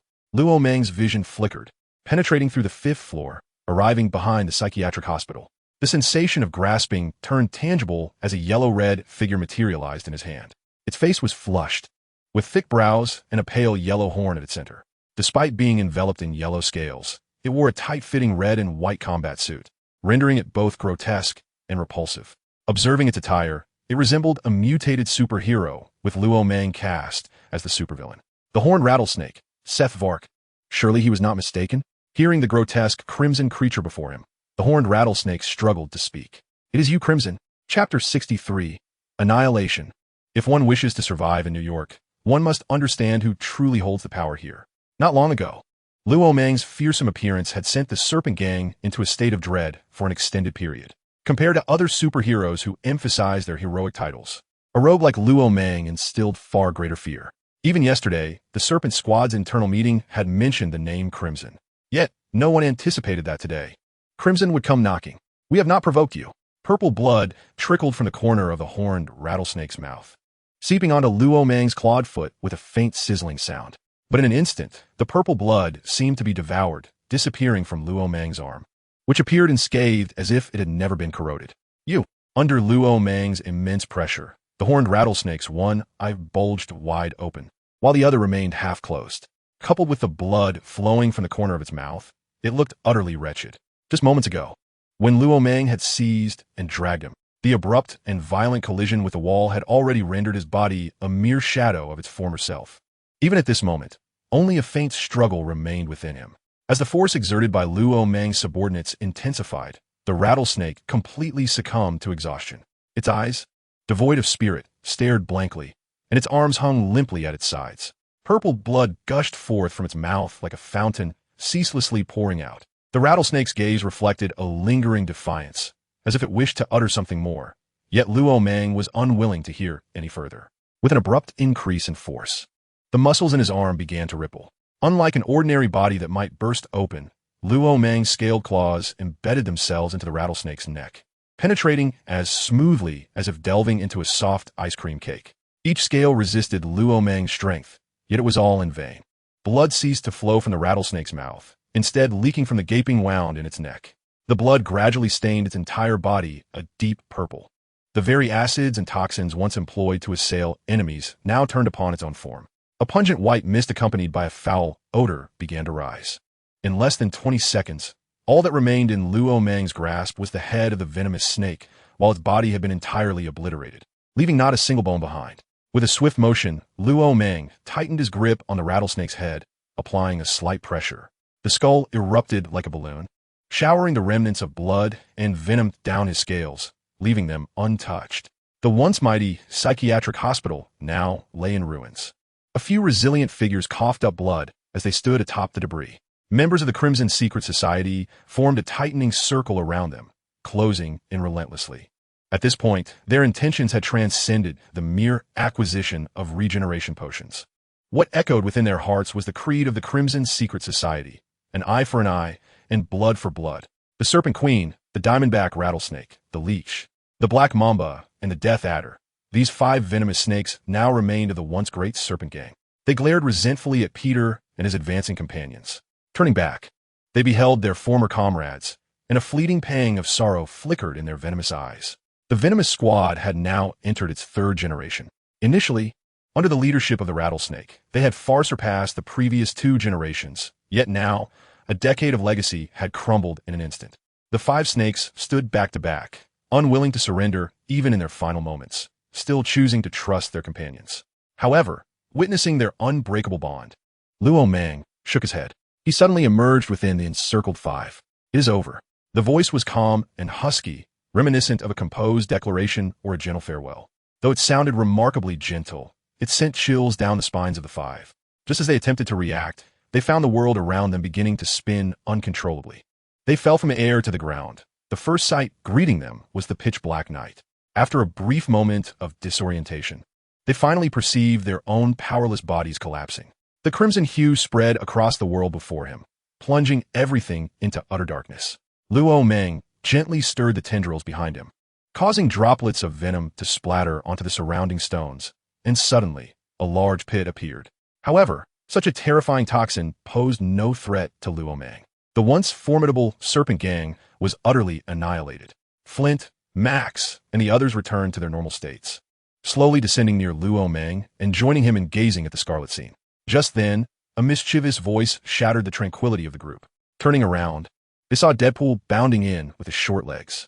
Judging by the blood on his dual blades, it was evident that he had suffered severe injuries below the waist, his body forcibly severed and regrown. Yet this comical figure, clutching 2 short knives and exuding a murderous aura, charged forward. "Where is everyone?" Deadpool exclaimed, proudly rubbing his finger under his nose as if he had anticipated this moment all along. Luo Mang and the others exchanged silent glances, shook their heads, and swiftly departed from the scene, leaving Deadpool behind, head tilted back, blades raised high, his little feet bouncing beneath him. "Hey, wait for me. At least take me along." Watching Luo Mang ascend higher into the distance, Deadpool's expression fell, and he lowered his blades. But then he abruptly lifted his head again. "Is there a share of that $100,000 for me?" "Hello." A sudden gust of cold wind sent a shiver through him, and with a comical expression, he tugged at his tight leather suit and hurriedly left that cursed place. A week later, with the Serpent Gang's demise, the supply of regeneration potions resumed, and the Scarlet Society experienced its first wave of flourishing growth. In the heart of New York City, at some point, the emblem on a building changed dramatically. A blood-stained white claw, prominent amidst countless skyscrapers, marked the work of Connors. According to Connors, this claw symbolized Luo Mang. Atop the blood-red building, on an open-air platform, Luo Mang was engrossed in reading explorations and mysteries of the multiverse, completely oblivious to a fleeting glint of gold and silver in the sky. Subsequently, in the midst of Luo Mang's slight surprise, Tony descended from above. From the appearance of the armor, it was clear that Tony had made new improvements. The Mark armor landed precisely at the edge of the open platform. Before Luo Mang could utter a word, Tony stepped out of the armor, clad in a deep brown suit, his expression serious as he fixed his gaze on Luo Mang, his eyes filled with a blend of suspicion and inquiry, as if verifying something. "Did you come to see me last night?" Chapter 64. Gods do not die. "No." Tony's words left Luo Mang somewhat perplexed. Nevertheless, he candidly stated that he had remained at the blood-red building and had not ventured out. Not ventured out? Tony's brow furrowed tighter. Then, as if struck by a sudden thought, Tony abruptly turned to look at Luo Mang. Their eyes met, and as Luo Mang wore a smile at the corners of his mouth, it seemed a flash of realization sparked in Tony's mind, confirming certain suspicions.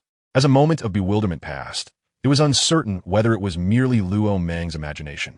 Roman had an inkling that Tony's gaze towards him had undergone a peculiar transformation.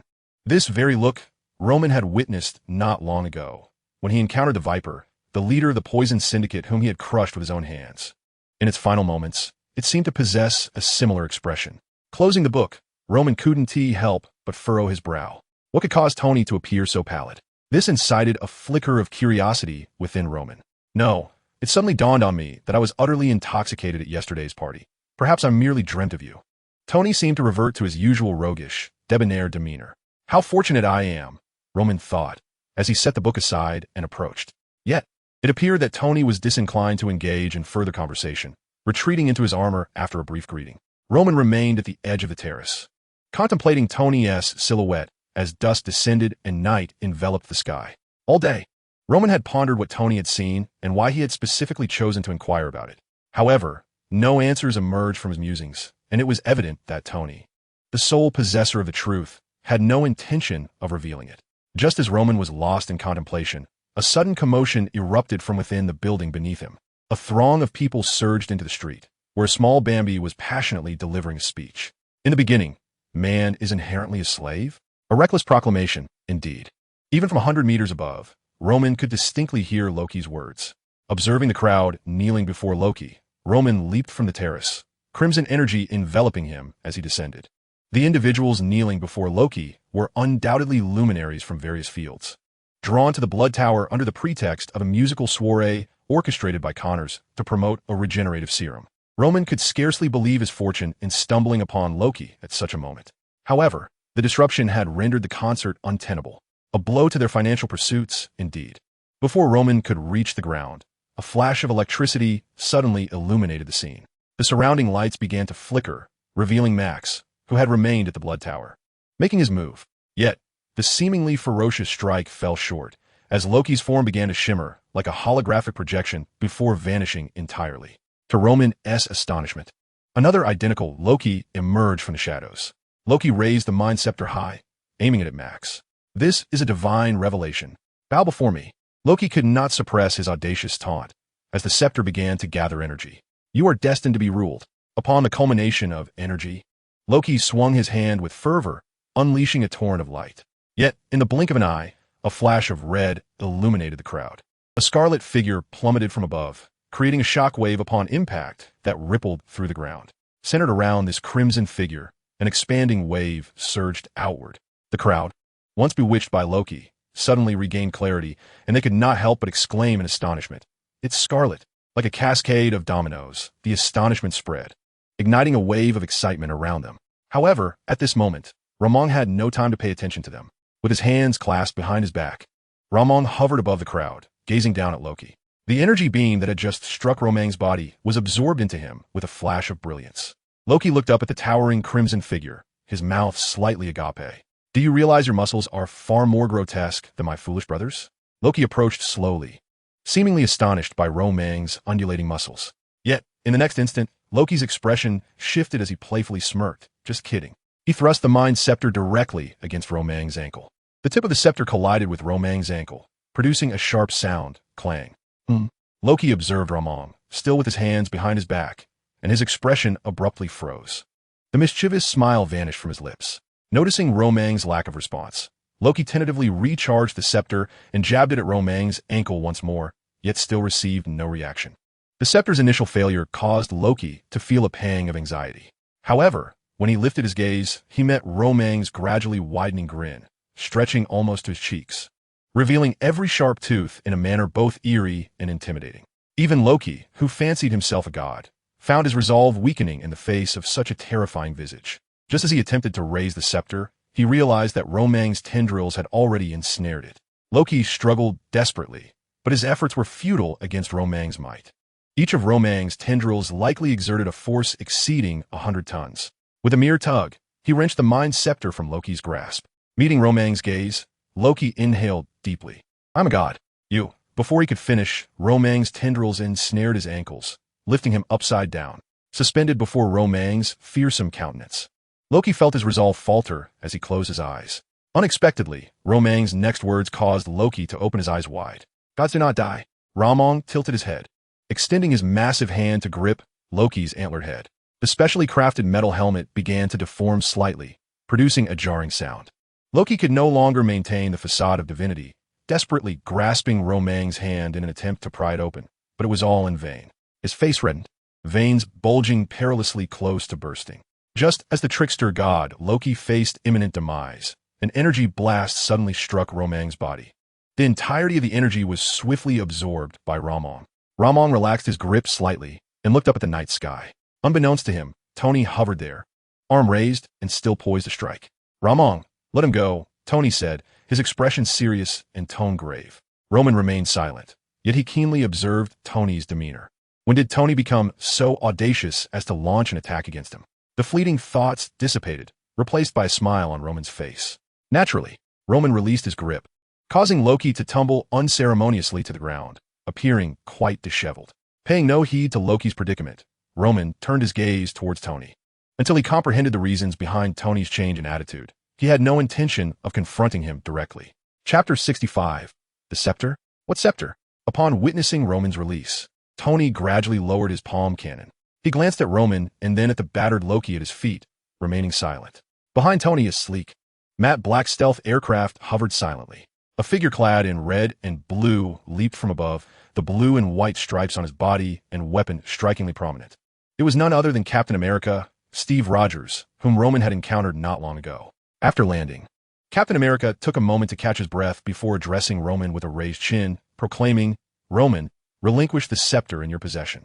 His tone exuded a sense of righteousness, as if Roman were duty-bound to comply. At Captain America's command, the gazes of the crowd, including numerous bystanders, converged upon Roman.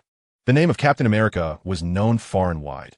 If he demanded it, surely the Crimson would acquiesce. Yet, to the astonishment of all, Roman grasped the mind scepter tightly and swiftly concealed it behind him. The scepter? What scepter? Roman's expression was a mix of confusion and bewilderment, as if he genuinely did not comprehend. The Mind Scepter was synonymous with the Mind Stone, a fact perhaps lost on others, but one Roman understood all too well. Given that Loki had presented himself willingly, Roman saw no reason to surrender it voluntarily.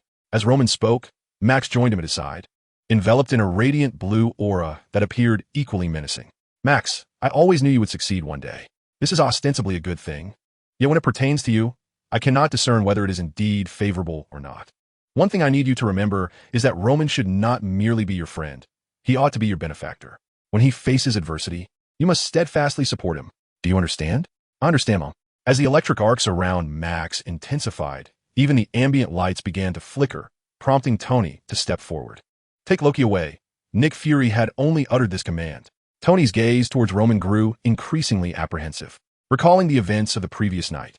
The hair beneath his armor bristled involuntarily. "Take Loki away." Captain America glanced at Tony, while simultaneously receiving a message through his earpiece for Black Widow.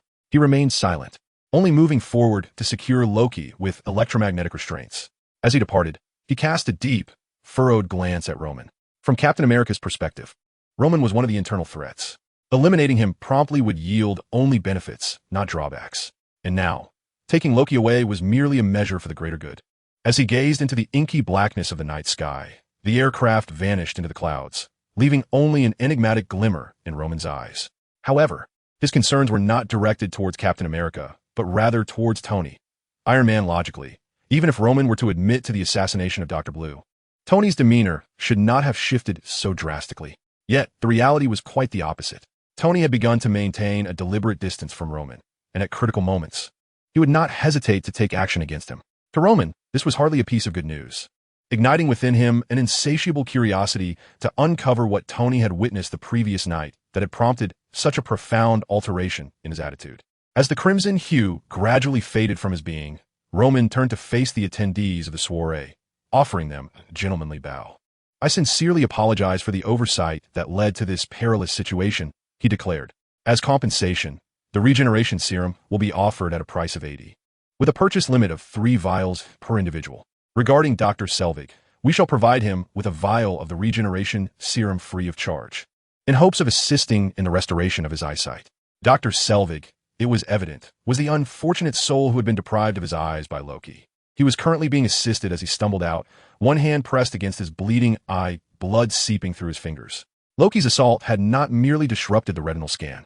It had utterly obliterated Dr. Selvig's eyeball, revealing a gaping, dark cavity beneath his palm. "Crimson, I am immensely grateful for your generosity," Dr. Selvig uttered through gritted teeth, bowing in pain. To restore his eyesight, it seemed that the regeneration serum was his sole recourse among his connections. This revelation made it clear to all present that the elusive regeneration serum, which had been in such high demand over the past few months, was indeed linked to Crimson. Realizing this, the crowd instinctively lifted their gazes to the emblem emblazoned upon the blood-hued edifice, a white, claw-like substance tainted with crimson. In retrospect, this served as the perfect symbol of Crimson's essence. With this understanding, the previously panicked crowd found a semblance of calm. Throughout New York, even Iron Man Tony Stark's residence had been subjected to destruction. In terms of safety, it appeared that only this blood-colored tower could be deemed secure. Moreover, did they not notice the electric figure of Max trailing closely behind Roman? The crowd's gaze towards the blood tower was now tinged with a mix of trepidation and envy. After dispersing the assembly, Roman lifted his eyes to the suddenly flickering night sky. "Roman, what shall we do next?" Much mused, questioning his own capabilities as a leader and decision-maker. Maintaining his electric state, he approached Roman. The gods who had descended upon Blue Star were not limited to Loki alone. A fleeting glimmer of intrigue flashed across Roman's eyes. He vividly recalled the last encounter with Odin, where he had been outmaneuvered. If Odin was beyond his reach, perhaps it was time to seek trouble with his son. After all, a prince's journey was destined to be fraught with adversity. With this thought in mind, Roman ascended into the air.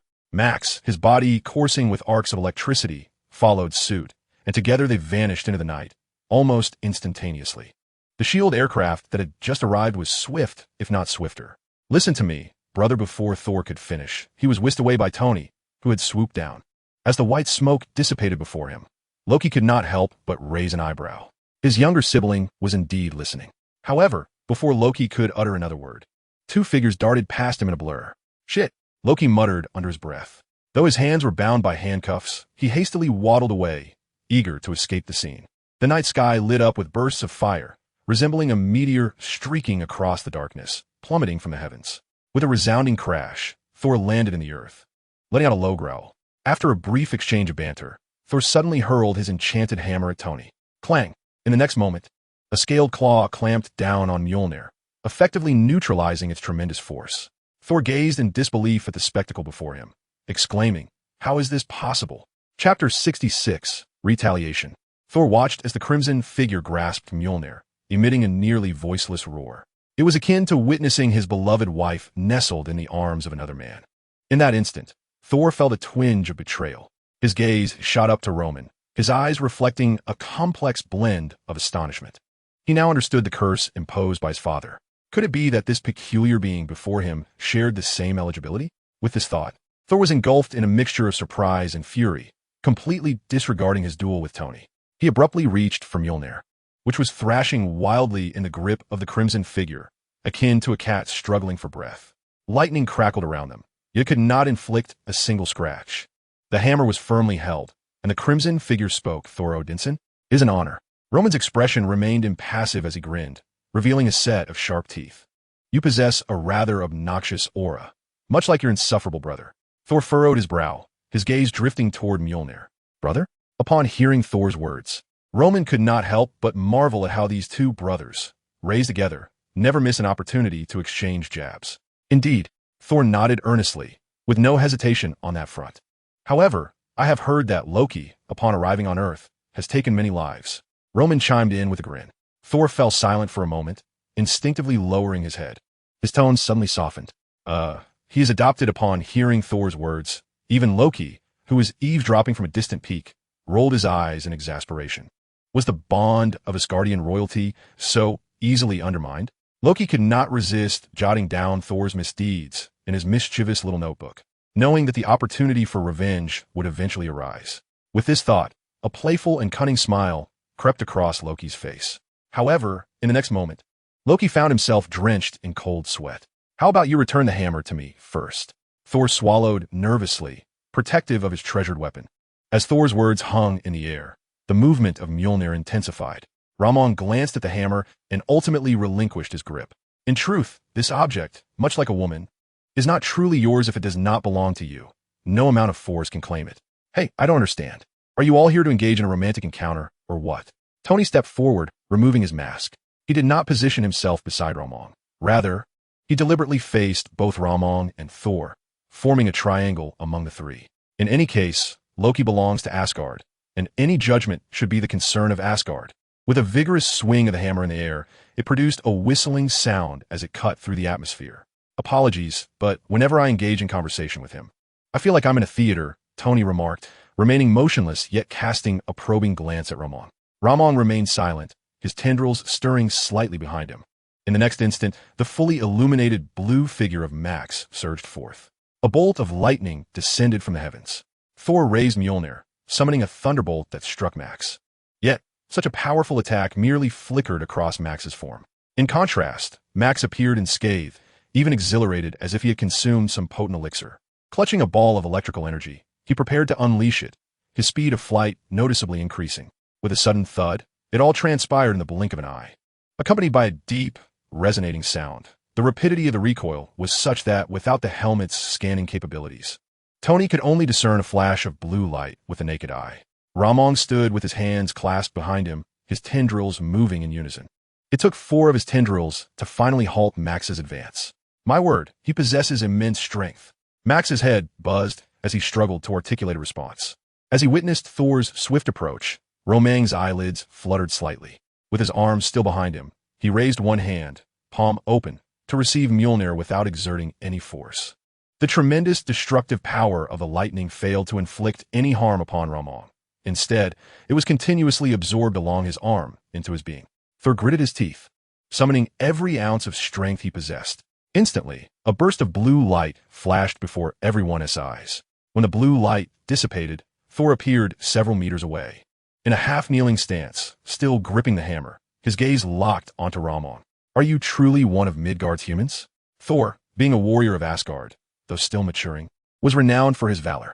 Spending his days in the arena, toppling dozens of other warriors was merely routine. Yet even so, he found himself unable to land a blow on Ramon. The overwhelming pressure emanating from Ramon felt more divine than that of a god himself.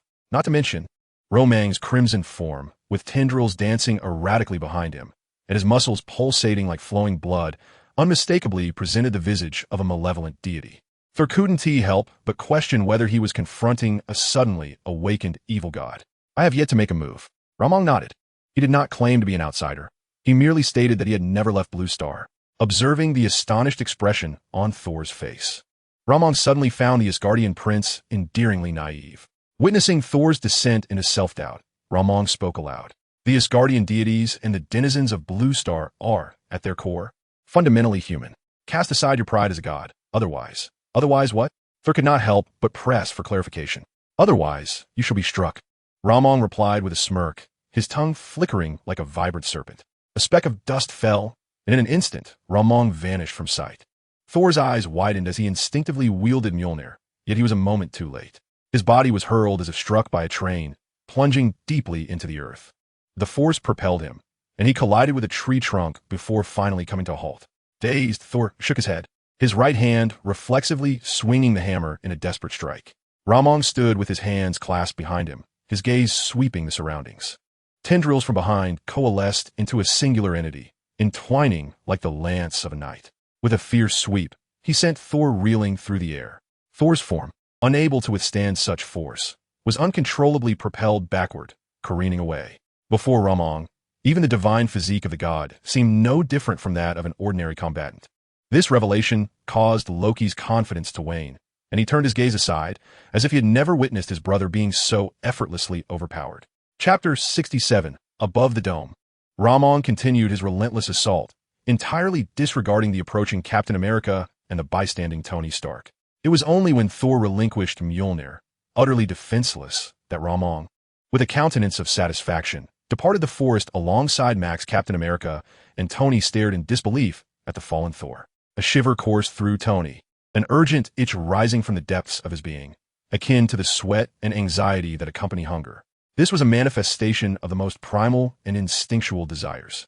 The visor before him illuminated with information regarding the countermeasure against Ramon. Staring at those 5 words, Tony felt a tightening in his chest. Compared to the last time he was on the brink of life due to palladium poisoning, this sensation was even more intense and ferocious. The advanced armor began to wobble precariously, prompting Captain America to swiftly support him. Tony! Yet at that moment, Tony found himself devoid of the strength to respond. His gaze became distant, blurred, In a haze, he seemed to relive the events of that fateful night. Confronted with those icy eyes, he could not help but take a deep breath, clutching Captain America's arm as if he had been rescued from drowning, regaining his clarity. "Jarvis, are you there?" "At your service, sir," came the response. "Scan my vital signs." Tony inhaled sharply, beads of cold sweat dotting his forehead. "Sir, no abnormalities detected." Jarvis's voice whispered close to Tony's ear, seemingly aware of his current distress, and continued to inquire. "Do you need assistance in contacting the hospital and Ms. Pepper for a comprehensive examination?" "No, thank you." Tony exhaled deeply, allowing his emotions to settle. The sensation he had just experienced stemmed from a psychological ailment, akin to a panic attack. Upon hearing Jarvis mention Pepper, a flicker of tenderness and determination crossed Tony's gaze. His focus sharpened, marking the countermeasure against Luo Mang with significance. "I'm fine." Tony instinctively released Captain America's hand, turning to observe Thor, who was cautiously rising from crouch. He gestured towards Thor's long golden hair, which remained unruffled despite the recent thrashing from Luo Mang. Thor, still somewhat withdrawn from the encounter, nodded in silence. The prince appeared slightly displeased. The twilight cloaked the surroundings, the sky painted in soft hues of yellow. In ancient Eastern traditions, one might predict impending rain under such skies.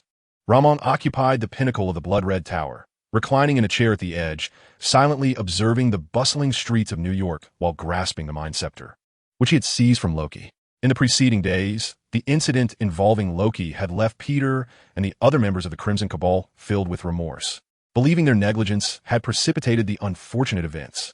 Consequently, under Peter's leadership, they divided into 3 groups, radiating outwards from the blood-red tower to eliminate potential threats in the surrounding neighborhoods. Their collective efforts resulted in the eradication of local dangers. With the formation of the group, their collaboration became increasingly harmonious. Astonishingly, the area surrounding the blood-red tower became the neighborhood with the lowest crime rate in New York's history. Reports of incidents from this zone dwindled to near zero.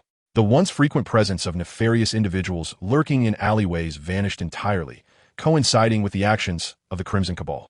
As for their whereabouts, no one inquired, nor did anyone dare to answer. However, from that day forth, property values in the vicinity began to soar once again. Many affluent individuals and officials flocked to the area, transforming it into a new trend among the elite. Each resident of this upscale neighborhood took quiet pride in their status, even tipping their hats in respect as they passed the blood-red tower.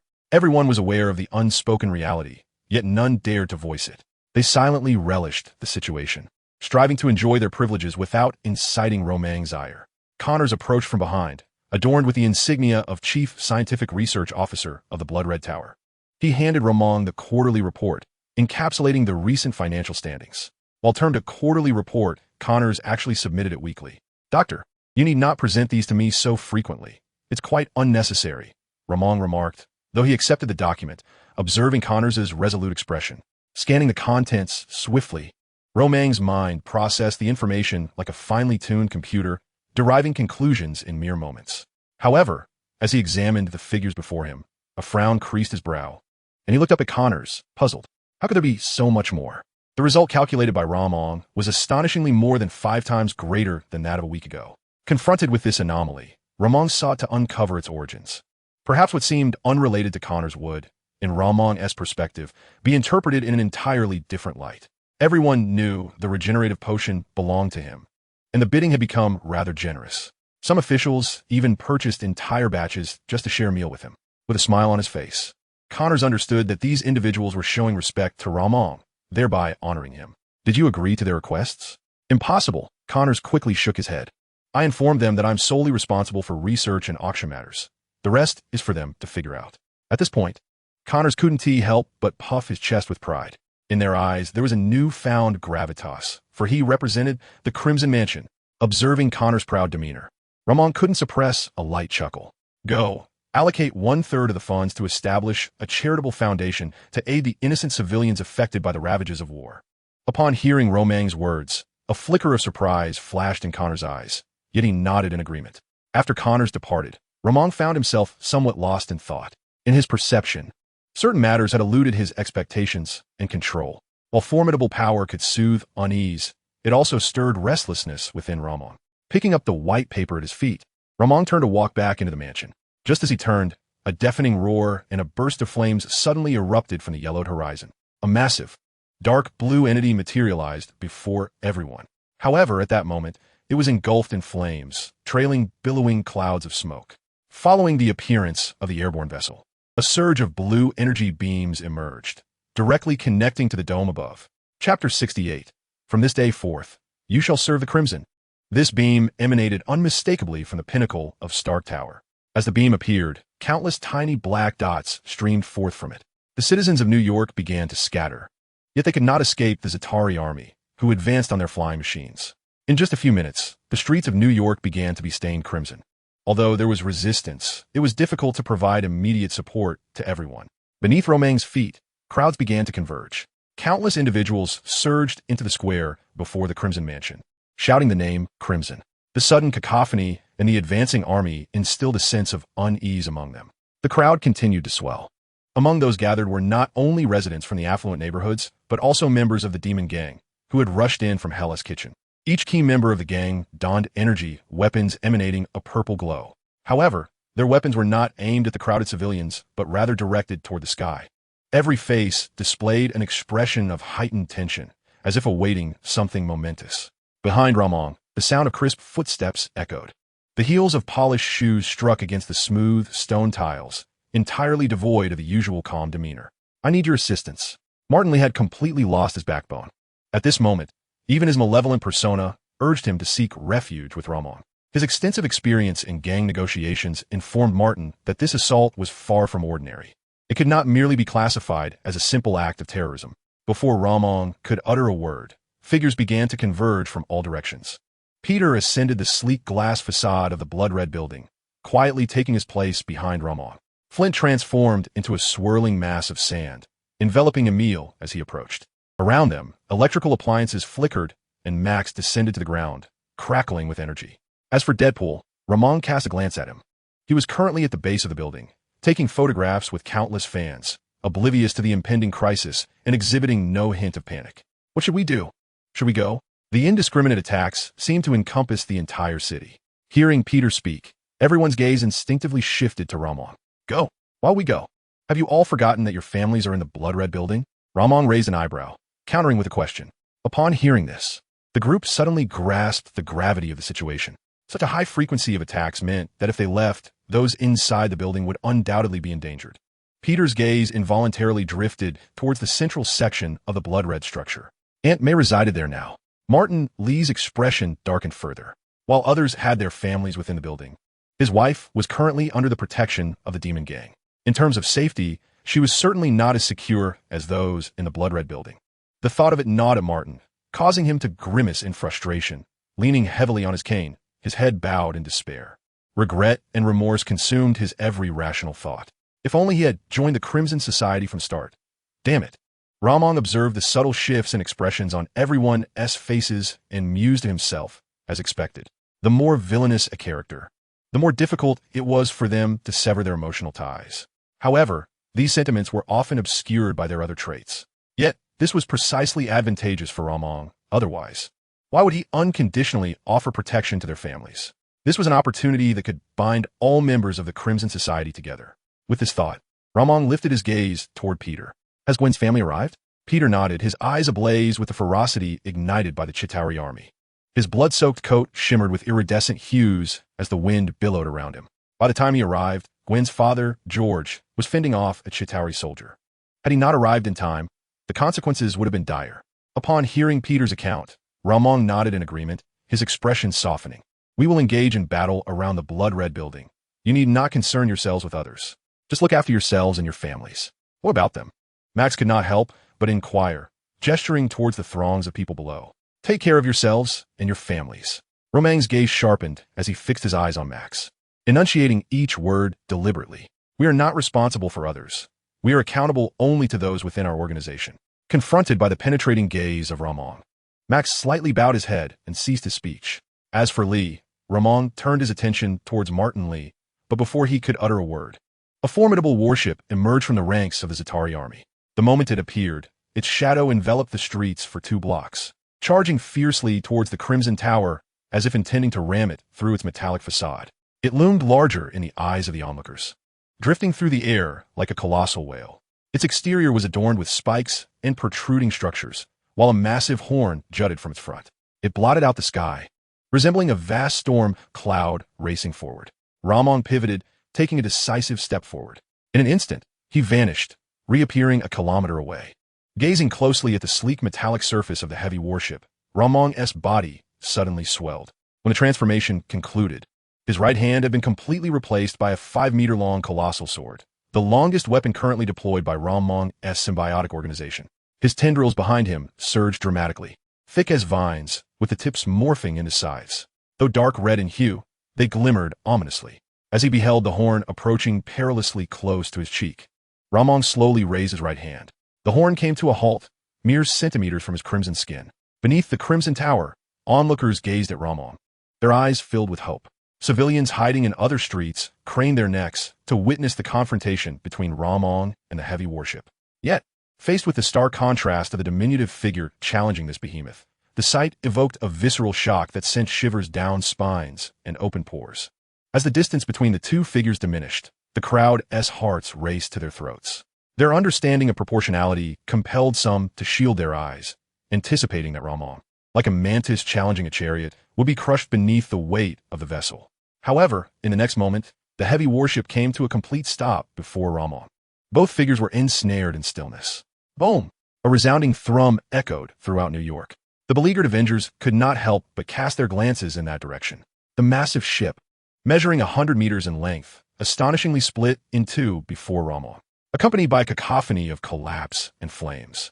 The heavy warship lost all propulsion and plummeted from the sky. This seemingly invincible giant was rendered utterly defenseless before Ramong. The juxtaposition of their sizes was expected to be reversed, yet it unfolded in the opposite manner. Under the watchful eyes of the multitude, what could it mean? Martin Lee found himself perplexed, but soon he heard Peter's voice. "Hey, Lee, where's your family? I need to bring them in. From this day forth, you will serve the Crimson." Martin Lee smiled wryly at the words, yet a flicker of hope ignited within him. Chapter 69. Had Ramong truly met his demise? The people wept, lamenting in agony, their spirits crushed. Ramong strolled through the sky. With each step, he could instantaneously traverse several kilometers. Gazing upon the sea of flames and mountains of corpses beneath him, Ramong showed no intention of halting. Grasping the Mind Scepter, he paused momentarily atop the towering Stark Tower in New York.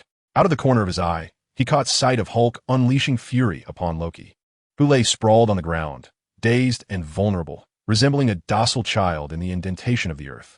Gone was his former divine demeanor, replaced by an appearance of sheer bewilderment. With a primal instinct for combat igniting within him, Hulk struck the ground with immense force, propelling himself towards Ramong. The tremendous impact sent Hulk hurtling directly towards him, his massive green hands reaching out with the intent to crush. Veins bulged on his arms, as if he aimed to flatten Ramong with a single blow. Unfazed, Ramong deftly wielded the tendrils behind him, delivering a powerful counter to Hulk. In a flash, Hulk crashed into a nearby damaged structure. Could the tendrils inflict harm upon Hulk? The answer was evident. Hulk's defenses were nearly on par with those of the Red Giant. Yet under extreme emotional duress, his limits soared beyond that of the Red Giant. Luo Mang's strike merely grazed Hulk's skin, but for the non-flying Hulk, it was more than sufficient. Having landed a hit, Ramong shifted his gaze towards the Stark Tower rooftop, not far away. The cerulean beam emanated from the device situated there. Hovering above, Ramong looked down upon the portal, and with a flick of his wrist, the Mind Scepter appeared in his hand, reaching out towards the portal apparatus. Tony soared through the heavy battleship, igniting sparks and fireworks in his wake. The ship plummeted, but Tony had nearly depleted all his energy. Just then, Nick Fury's voice echoed in his ear. "A nuclear missile is heading your way. How long do we have?" "No more than 3 minutes. Jarvis, divert all remaining energy to the propulsion system." Without a moment's hesitation, Tony made his decision, shooting upwards to intercept the missile over the ocean. The missile measured 3 meters in length and 1 meter in diameter. Tony could only steer it with his hands, enduring the brunt of its force. "Stock, your energy is insufficient for a return.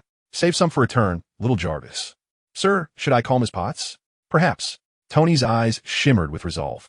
Yet he ultimately refrained from defiance. Regrettably, the call never connected. He bore the missile all the way to Stark Tower, where his visor automatically magnified Luo Mang's figure on the rooftop. Suddenly recalling something, Tony's gaze sharpened. "Stop him. Do not let Ramong acquire the Tesseract." Tony shouted into the team channel, and Thor, hearing his call, wasted no time. With a furious swing of Mjolnir, he soared into the sky, heading straight for the Stark Tower rooftop. In principle, the Cosmic Cube was originally entrusted to the courtyard by his father, and Thor would naturally not allow anyone to take it away. "Hey, are you asleep? Let me wake you up." Thor's voice echoed in Luo Mang's ear. Bang! The sound of metal colliding was accompanied by a dull thud. Despite the tremendous force of the strike, Luo Mang remained utterly unmoved. His head was knocked to the side by the God of Thunder's hammer, seemingly severing his arteries and spinal cord. This unexpected blow was delivered with all of Thor's might, leaving no room for leniency against Luo Mang. "Shit, I think I might have killed him," Thor murmured instinctively.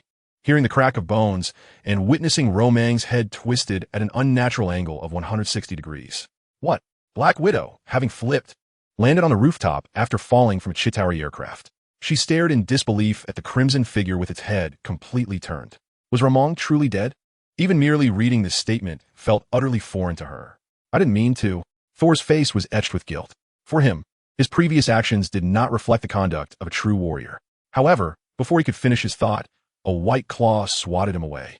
Following the trajectory of the arm, Black Widow discovered that it was Luo Mang who had retaliated, sending Thor flying. With one successful strike, the bones within Luo Mang began to crackle and shift. He slightly rotated his neck, appearing completely unfazed as he returned to normalcy. "Are you going to join in?" "I can still continue," Luo Mang said, nodding at Black Widow with a terrifying smile. Looking at Luo Mang before her, Black Widow noted that he bore no resemblance to the Luo Mang she had first encountered. "Luo Mang, thank you for assisting in closing the portal. I'll take care of the Cosmic Cube from here," she said, her tone imbued with a sense of negotiation as she gazed at the diminishing cosmic void above. She extended a hand, seemingly attempting to soothe Luo Mang as one would a wary Hulk, hoping to instill a sense of calm. Yet before she could react, several glistening tendrils brushed against her neck. The tips of the tendrils, sharp as daggers, pressed against her delicate skin, beginning to delve into the indentations of her flesh, as if they could easily slice her throat at any moment. The tendrils spread from all directions, even watching her from behind. "Don't move. The cube is unclaimed. Just leave its custody to me." Luo Mang's voice was thin as ice, causing Black Widow to break into a cold sweat. Before her, the blue energy surrounding Luo Mang began to flicker with increasing frequency. He drew forth the Mind Scepter and struck horizontally at the device containing the Cosmic Cube. With a crash, sparks flew. In an instant, the device lost its function as the Mind Scepter passed through it. The black hole above was completely sealed. Just as Luo Mang reached out to retrieve the Cosmic Cube, an arrow flew in, embedding itself in his arm. Thud! The specially crafted arrow penetrated Luo Mang's scales, but could not go further. Immediately following, a flash of green light appeared as Hulk climbed the Stark Tower and leaped down from below with great force. With a sudden flick of his fingers, Ronan turned and braced himself against Hulk's powerful punch. Beside him, Hawkeye relentlessly loosed arrows, yet each was thwarted by the tendrils behind Ronan, producing a cacophony of clinks. A bolt of lightning descended from the heavens, striking Ronan's form with tremendous force, releasing a scent of charred flesh. Yet beneath the darkened exterior, new scales emerged instantaneously. Black Widow sought to seize the Tesseract amid the chaos, but was repelled by Ronan's flailing tendrils. Observing the Avengers' relentless assaults, a glint of madness ignited in Ronan's eyes. "Gome, all of you come." Chapter 70, Mutation. With a thunderous roar, Ronan engaged Hulk in a fierce struggle, devoid of any combat finesse, relying purely on sheer physical strength. Hulk's punch dented Ronan's armored scales, but as they repaired themselves in an instant, Ronan retaliated with a blow that sent Hulk staggering. The tendrils behind him moved with such swiftness that they nearly left afterimages in their wake. The incessant clinking echoed as arrows littered the ground. In the brief moment between arrows falling, a chilling gust swept through, and a black hammer hurtled toward Ronan's head. The mighty Mjolnir remained unscathed, yet Ronan's sharp teeth shattered into fragments. However, in the next heartbeat, new teeth pierced through Ronan's crimson gums, regrowing within his mouth. Once more, a fierce wind surged, as a curved shield struck Ronan's cheek. The sound of cracking bone reverberated, leaving his visage in an irregular form. With a grotesque and exaggerated bloodlust in his eyes, Ronan suddenly widened them. With a powerful punch, he sent Hulk plummeting from the rooftop to the depths of the building below. He forcefully tossed Captain America, who had been pinned down, aside. Spinning around, he delivered a punch that collided with Thor's hammer, sending him flying a considerable distance. Seizing the opportunity, Ronan reached for the Tesseract. The Avengers, their eyes widening in alarm, found themselves powerless at such a distance. The moment Ronan's fingertip grazed the tesseract, a flash of blue light erupted. Above Stark Tower, a perfectly circular void appeared, surrounded by pulsating blue-black and gold-orange electromagnetic energy. In that fleeting instant, it seemed a connection with the tesseract had been forged. As the brilliance transformed into a singularity and vanished, the tesseract was no longer on the device, and, alongside it, Ronan's colossal form disappeared as well. The Avengers exchanged bewildered glances, their expressions reflecting their astonishment. Mere seconds after the tesseract's disappearance, a figure clad in red and gold descended from the sky, caught by the leaping Hulk, who gently placed him on the ground. Surging sensations of pain and tearing engulfed Ronan, as if he were being shredded and reassembled. Each irrational organ's reconstruction brought with it agonizing torment, yet as his vision cleared, the searing pain ebbed away. Before Ronan stood a massive, gray-white circular edifice, resembling a colossal coconut snow donut. Instinctively, he stepped forward, but the slight tremor of stones beneath his feet captured his attention. As Luo Mang raised his head, he meticulously observed the enormous circular ring. Against the backdrop of the night sky, two flowing beams of light appeared particularly resplendent. Yet, their velocity exceeded the limits of human perception. Were it not for Luo Mang's multiple serum enhancements, he would likely have remained oblivious. Within the recesses of the ring, one beam radiated a golden-orange hue while the other was a somber blue, both accelerating as if engaged in a contest of speed.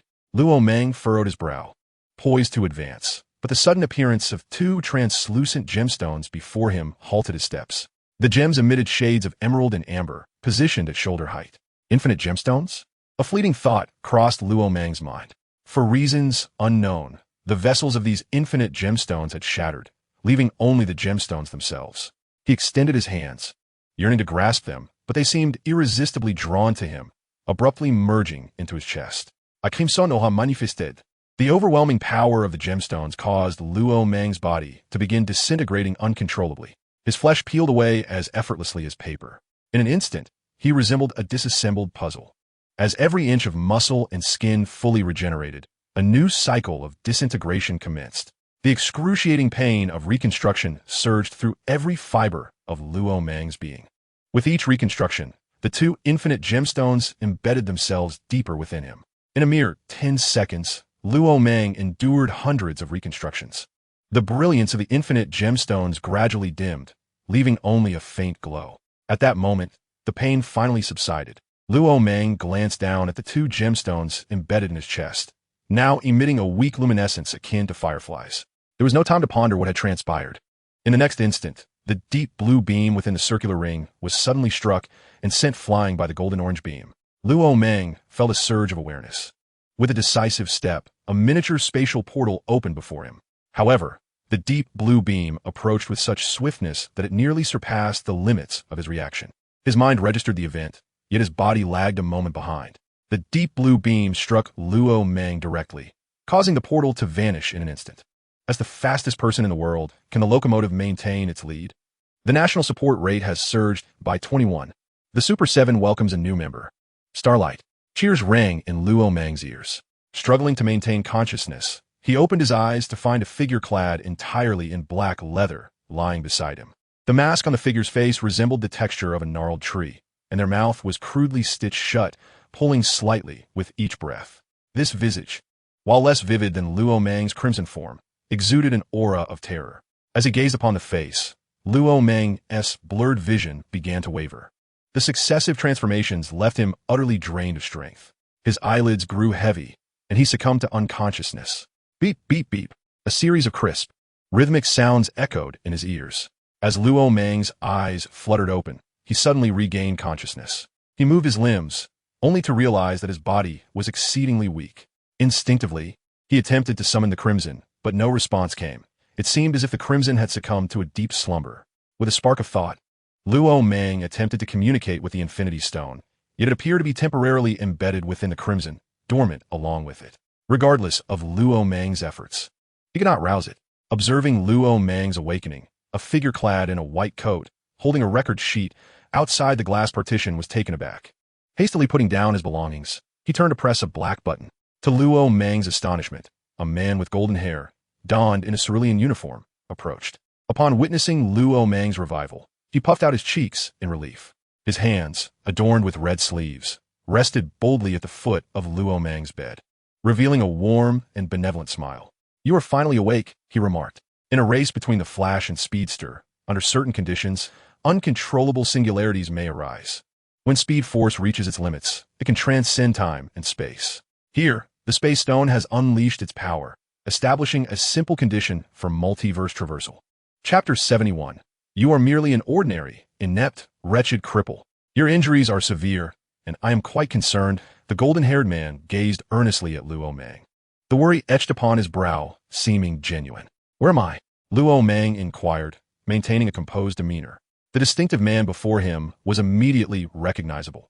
Homelander, a character with an antithetical persona to that of Superman. His first name was John, though his surname remained a mystery. This was evidently not the Marvel Universe. Although the reason for his presence here eluded him, Luo Mang was eager to acquire information. "Can't you tell? It's merely a hospital room," Homelander replied, a warm smile gracing his lips. Habitually, he clasped his hands behind his back, rolling up his red cape as he approached Luo Mang. Luo Mang remained silent, casting a faint glance at the metallic rings that constrained him. Who Homelander was might be unclear to others, but not to Luo Mang.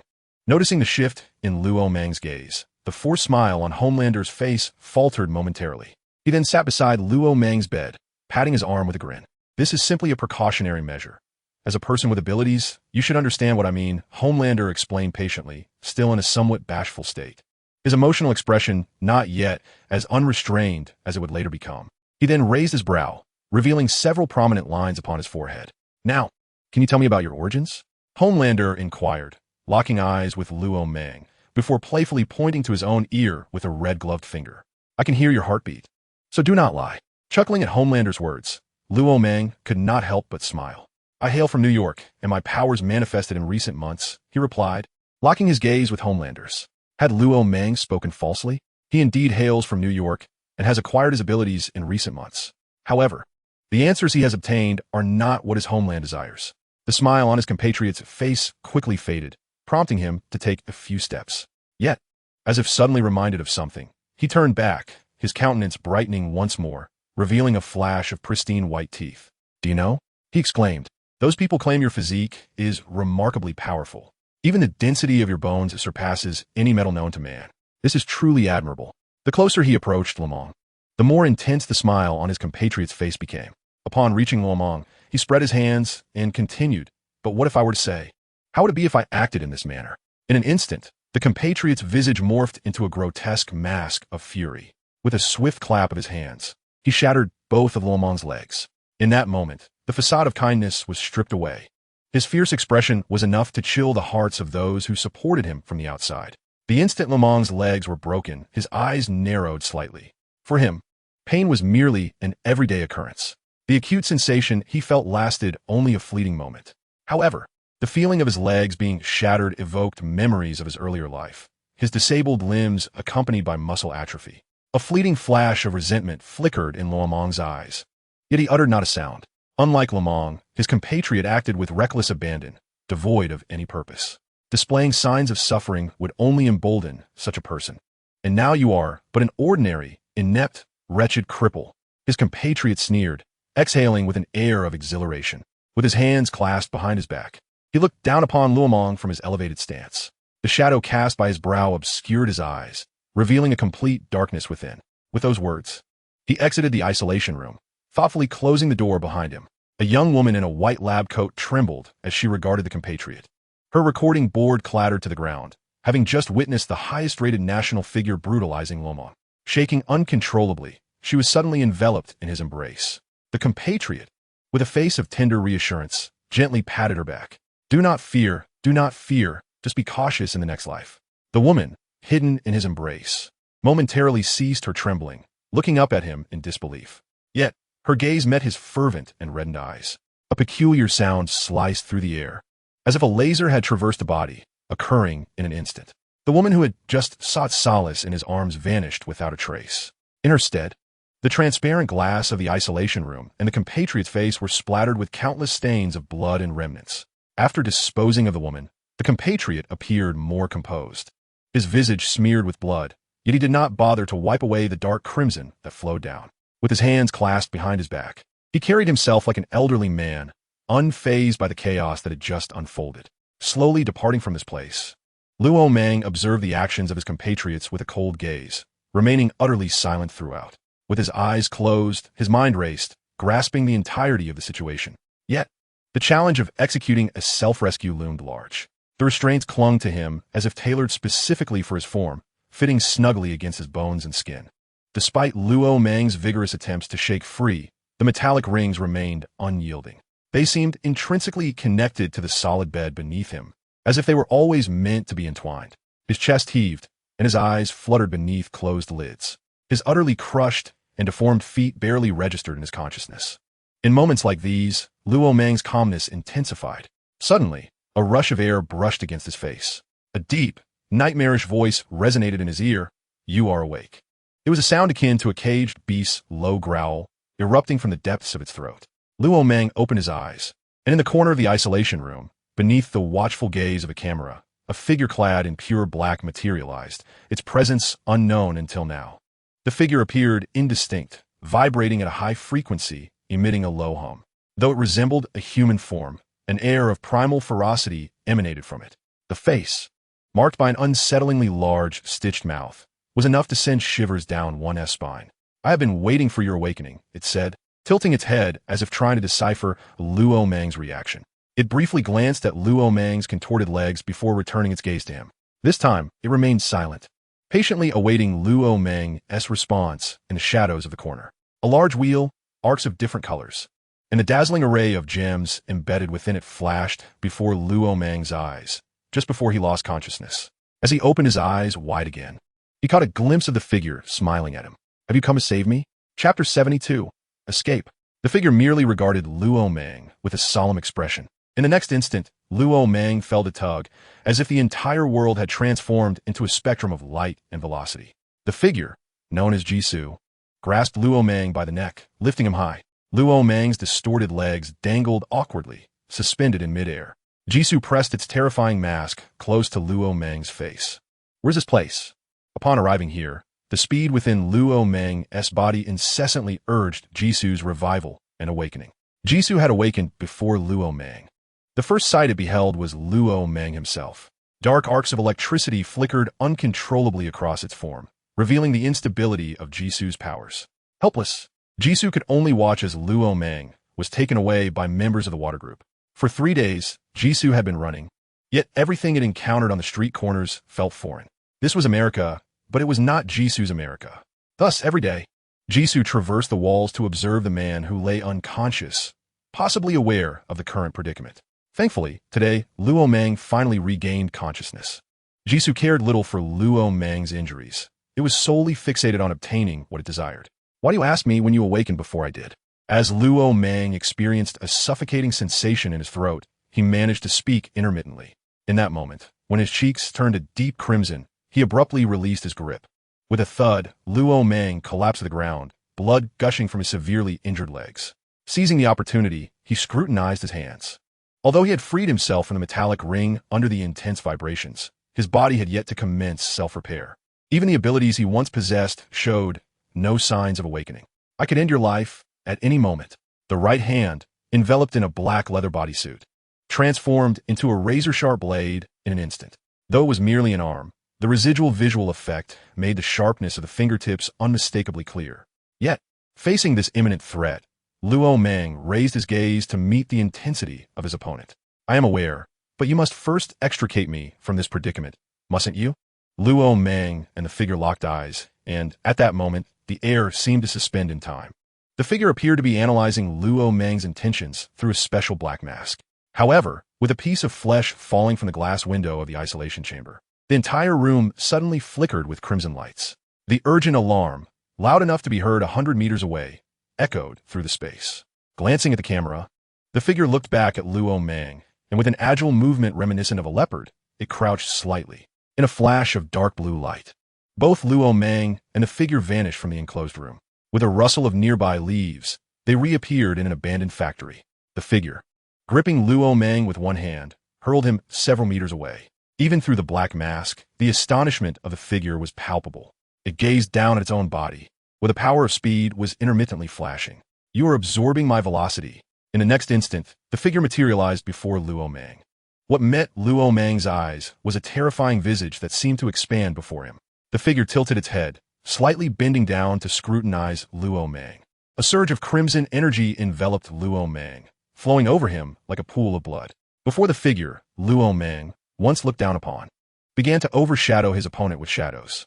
As he reached a distance of 28 meters, the two embedded gems in his chest glowed brighter than before.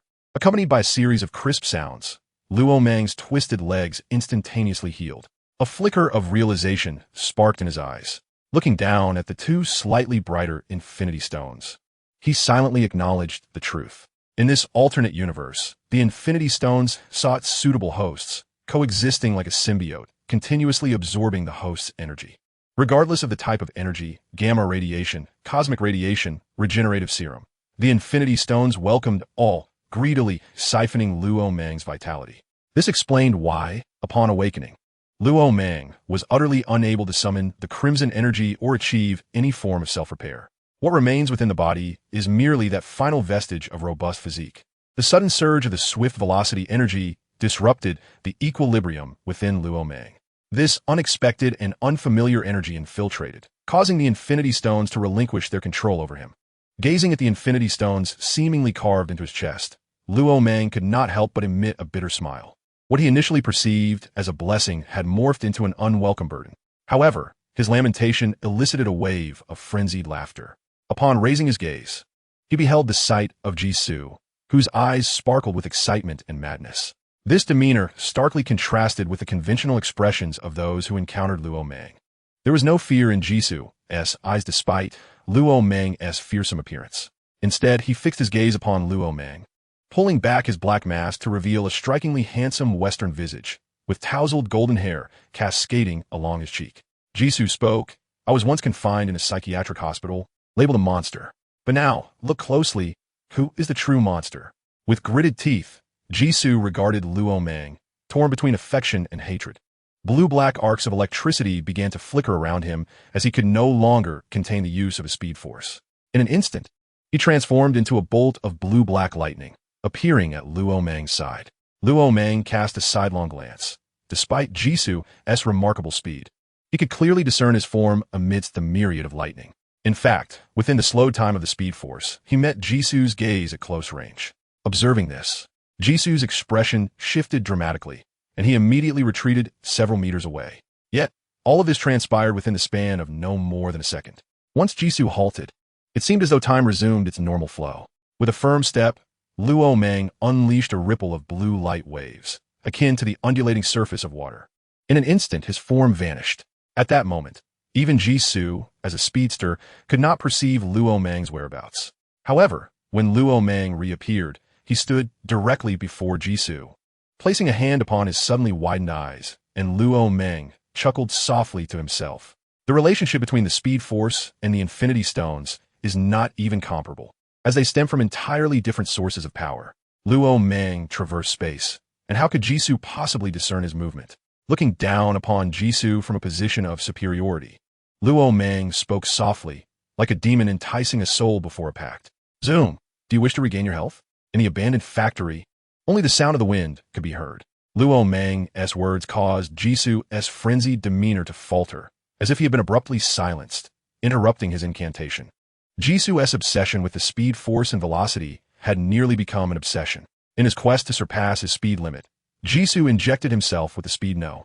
9 serum, which also explained the blue-black hue of his speed force. Not only was he ruthless towards others, but he was even harsher upon himself. While Speed No. 9 amplified Jisoo's speed force, it simultaneously began to erode his very physique. Subtly, the essence of speed is being altered.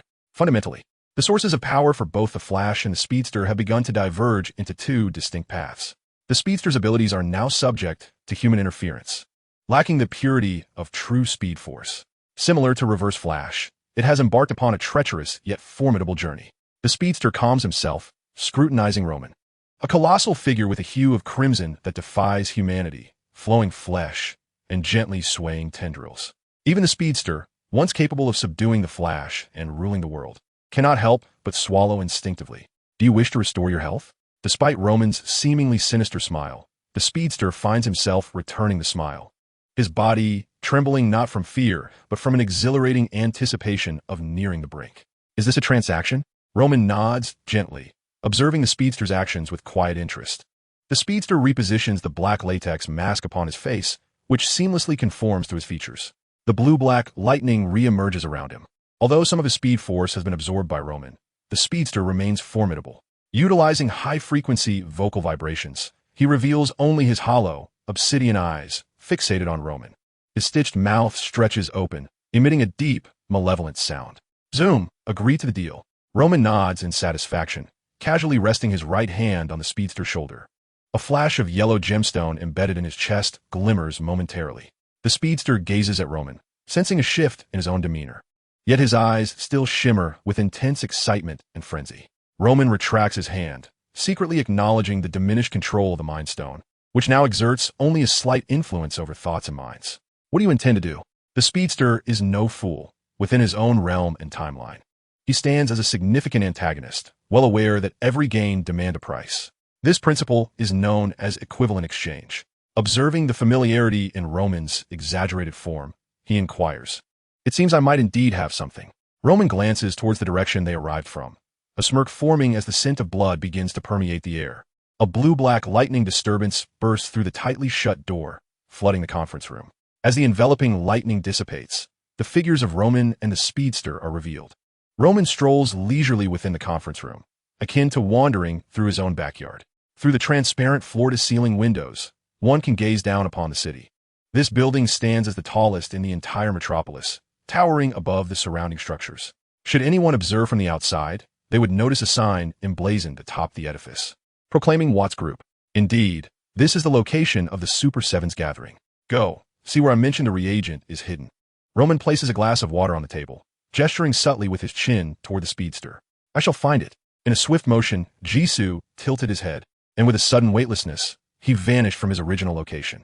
Harnessing high-frequency vibrations, he assimilated himself with the surrounding matter, allowing him to traverse effortlessly to any destination. Reminiscent of his earlier rescue of Luo Mang. Once Jisoo had departed, Luo Mang found himself seated at the helm of the Guoren, idly toying with a porcelain cup in his hands. At that moment, a figure unexpectedly burst through the door, and upon noticing Luo Mang, her eyes widened in astonishment. Who are you? Xinguang took 2 cautious steps forward. Having recently joined the Super 7 and the Water Group, she was particularly wary, especially after the harrowing events in the deep sea. Consider me an ordinary person striving to survive. Then you ought not to be here, nor occupy that seat. Xinguang, untainted by the allure of power, approached with genuine concern. The true nature of the Guoren had long instilled a quiet dread within her, causing her voice to tremble slightly. No, it is precisely because I wish to survive that I must be here. Before Xinguang could respond, Luo Mang continued, lost in thought. Power is a remarkable entity. It can rejuvenate one in an instant and easily satiate one's desires. Yet, in truth, the path to power is paved with the corpses of many. I once believed I was akin to the Guoren, but in hindsight, I realize I am far superior. At least, before the might of power. I have not lost my sense of self. Luo Mang shrugged, his gaze fixed on Xinguang. It was uncertain whether it was her origins from another world that prompted his candidness or some other reason. In that moment, he resembled an ordinary man consumed by intense, personal desires. I do not comprehend your words. You must leave at once, or else. Xinguang urged, her brow furrowed, unwilling to witness Luo Mang's unwarranted demise. However, before she could finish, the conference room door was thrust open. Dressed in a black combat suit and wielding a short blade, the newcomer bore a striking resemblance to a Deadpool-like figure.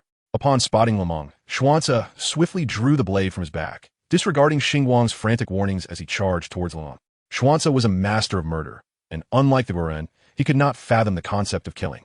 For him, it was merely a matter of placing a weapon against another's body, silencing them forever. At last, Xuanzi had fulfilled his mission for the company. With a swift motion, a sharp sound echoed through the room. Xinguang covered her mouth with her hands, her expression a mix of astonishment and fear as she gazed at Luo Mang. The incredulity nearly enveloped her smooth cheeks. The gentle man who had moments ago occupied the Guoren's seat had transformed into a towering monstrosity. Now, standing, Luo Mang crossed his arms, repelling Xuanzi's short blade with the countless tendrils that emerged from behind him. What had begun as an unfamiliarity had now evolved into an instinctive defense. Luo Mang had become adept at wielding his additional limbs, having mastered the transition from the third to the 100th arm. Xiansei possesses nearly all the capabilities of his compatriots. Although he lacks the ability to fly, he exhibits exceptionally refined combat skills. With a blade that glimmers like light, Xiansei confronts Luo Mang without a hint of fear. Beneath the mask, obscured by shadows, he stands resolutely before Luo Mang. Each tendril that lashes out at Xiansei inflicts little more than superficial wounds, which heal within mere seconds. Enough, Luo Mang declares, making a swift motion with his hand. A pale blue beam of energy converges around Xiansei, binding him with the power of space, rendering him unable to struggle. Chapter 74, A Truly Naive Mind. With a slight beckoning gesture, Xiansei is drawn closer by the spatial force. By the time he stands before Luo Mang, the terrifying injuries inflicted by the tendrils have vanished completely. Observing Xiansei, Luo Mang pauses in contemplation. The gem embedded in his chest suddenly radiates light, flickering in Xiansei's eyes. Luo Mang endeavors to alter Xiansei's mental realm. As the yellow light spreads, Luo Mang senses his own strength waning. Yet, simultaneously, the charming cartoon figures that once populated Xiansei's mind begin to succumb to the yellow glow. Witnessing this, Xiansei's struggle intensifies anew. Despite being concealed beneath his jet-black combat attire, the formidable force he exudes is palpable. Release him. At this moment, Xingguang can no longer remain silent. Raising her palm high above her head, her captivating eyes shimmering with golden light. Casting a glance at Xingguang, Luo Mang remains unfazed. Her abilities cannot breach his defenses. Even if they could dazzle his sight, he would merely remove the damaged eyes and heal swiftly. The power of the mind continues to erode the fabric of Xiansei's mental landscape. Each cartoon figure enveloped in yellow light undergoes a transformation in temperament. Though their speech varies, they all begin to urge Xiansei to heed Luo Mang's words. Xiansei's struggle suddenly diminishes, his body ceasing its violent thrashing. Instead, he tilts his head, seemingly attempting to comprehend their messages. Noticing Xiansei's momentary distraction, Luo Mang discreetly relaxes his grip. The spatial energy dissipates into azure specks, and Xiansei lands abruptly on the ground. However, this time his demeanor perplexes Xingguang. He stands motionless, devoid of expression, akin to a robot. After a few seconds, he unexpectedly nods at Luo Mang, as if convinced by the words of the cartoon figures and acknowledging Luo Mang's presence. Witnessing Xiansei's unadulterated response evokes surprise, not only in Xingguang, but also in Luo Mang's eyes. The potency of the Mind Stone is undeniable, and as its bearer, Luo Mang holds the most authoritative perspective. After being embedded with the Crimson Gem, the powers of the two Infinity Stones have dramatically diminished, far from the overwhelming might witnessed during the New York battle. Yet remarkably, Xiansei remains susceptible to the influence of the Mind Stone. Your mind is indeed remarkably naive, thought Luo Mang, shaking his head in a blend of amusement and resignation. The illustrious Xuanzi turned out to be an innocent lad after all. Suddenly, a flash of blue-black lightning appeared, swirling around the conference room for 3.5 laps before coming to a complete halt. As the speed manifested, a multitude of blue potions materialized on the table before Luo Mang, each vial resting quietly in its designated slot, untouched by the violent motions of the speed. Simultaneously, Luo Mang noticed the figure being dragged along by the speed. He chuckled. It seemed they had crossed paths, and he was far too slow, shaking the train engine in hand. A profound sense of satisfaction welled up from within. Beyond merely enhancing speed, competing with others was undeniably more exhilarating. Permanent, temporary, the speed stated solemnly, pointing to a large and a small vial of potion. Empowered by extraordinary speed, 3 seconds were sufficient for him to peruse all documents within the laboratory. The more he examined, the more astonished he became. He had not anticipated the existence of such powerful potions, capable of awakening a myriad of abilities. And the true horror lay in their mass production potential. Observing the Xuanzi behind Luo Mang, the speed discreetly concealed a vibrant blue vial within his gloved hand, eagerly anticipating the enhancement it would grant to his velocity. Xingguang gazed in shock at the sudden appearance of compound number 5 and the speed. Yet, before she could utter a word, another figure pushed through the door. Deep Sea looked at Xingguang, who held her hands aloft, shimmering with light, while the bloodied train engine lay motionless on the ground. Instantly, Deep Sea sensed the tense atmosphere and swallowed hard, instinctively taking a step back.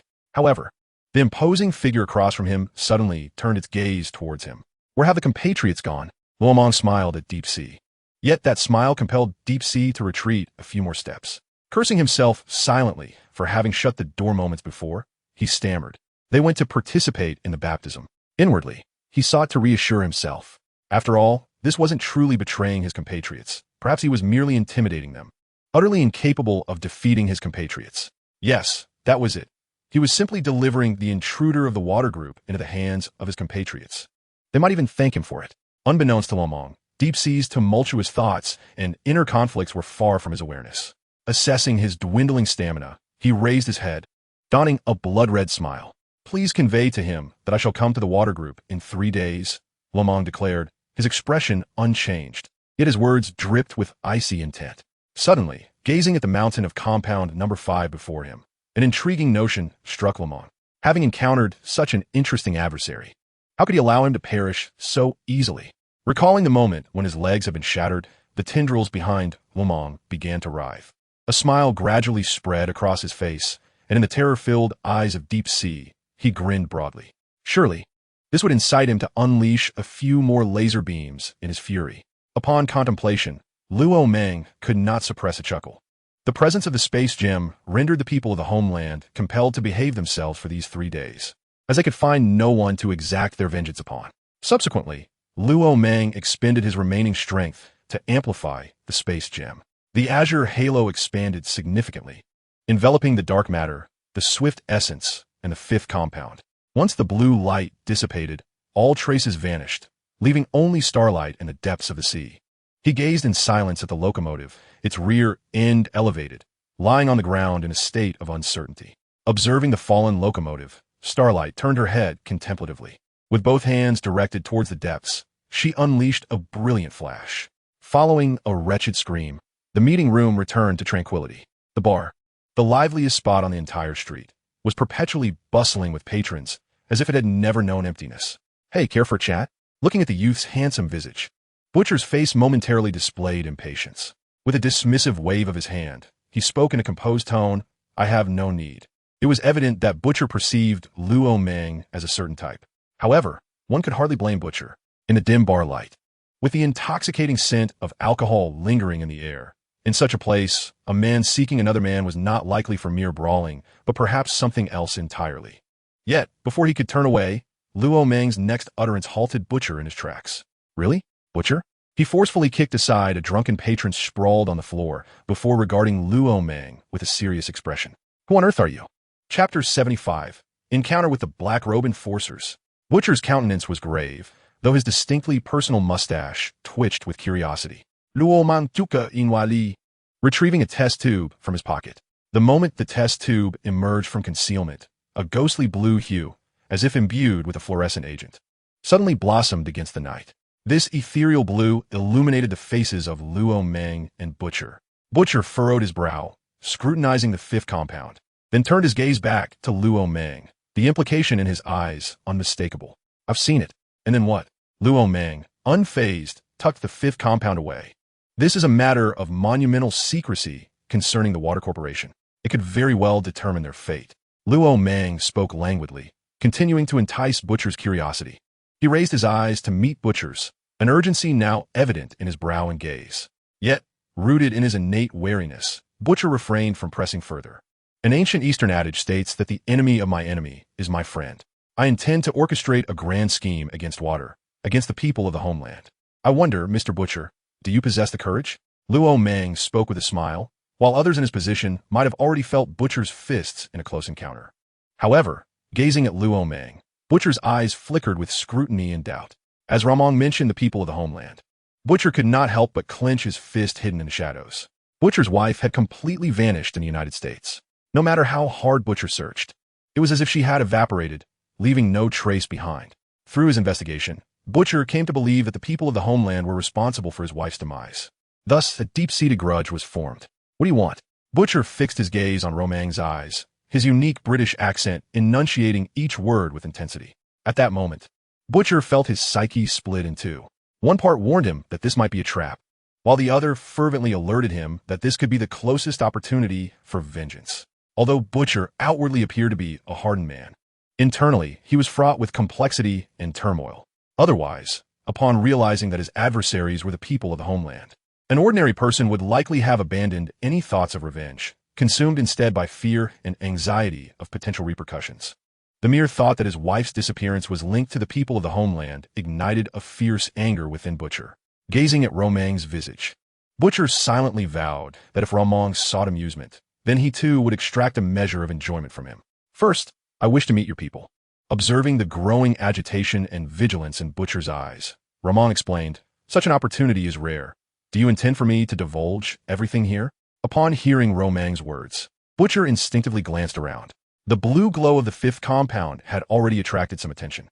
In the dark recesses of the alley, malevolent eyes were scrutinizing him. To them, anything of value was worth the risk. Witnessing this, Butcher's wariness slightly diminished. Seeing this reaction, a faint smile curled at the corners of Luo Mang's mouth.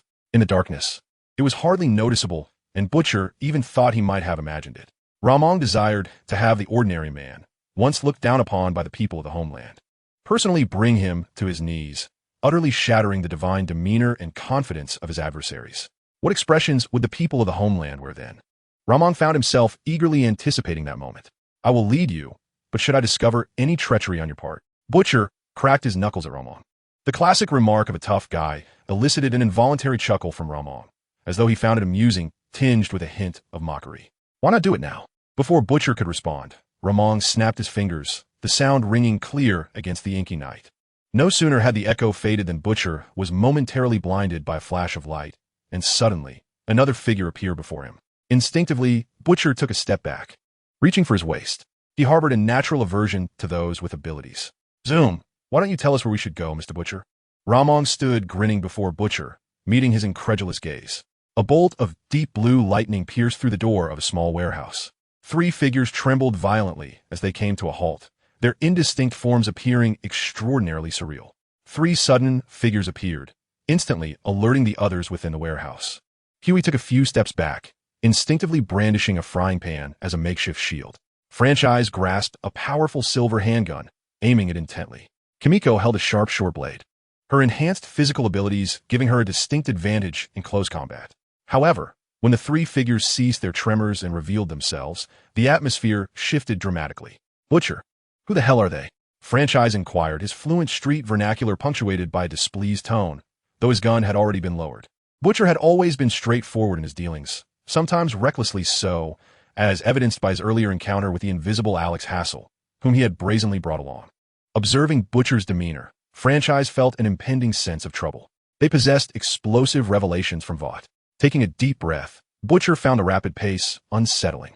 Grabbing a bottle from the cabinet, he poured himself a generous drink, feeling somewhat relieved thereafter. Now, tell me everything you need to say. Butcher set down his crystal glass, picked up a nearby shotgun, and racked it with a decisive sound. The ominous click of the shotgun seemed to serve as a warning to Roman not to speak out of turn. Yet, Roman remained unfazed. Under the scrutinizing gaze of Butcher, he approached the gaping maw of the shotgun's barrel, poured himself a glass of strong liquor, and took a gentle sip. Then, under Butcher's fierce glare, he placed the fifth compound heavily on the weathered wooden table. This time, there was no pretense. He spoke directly. The fifth compound, developed by Vought Industries. As Roman's words resonated, everyone's gaze shifted toward the vial. Its sole purpose was clear.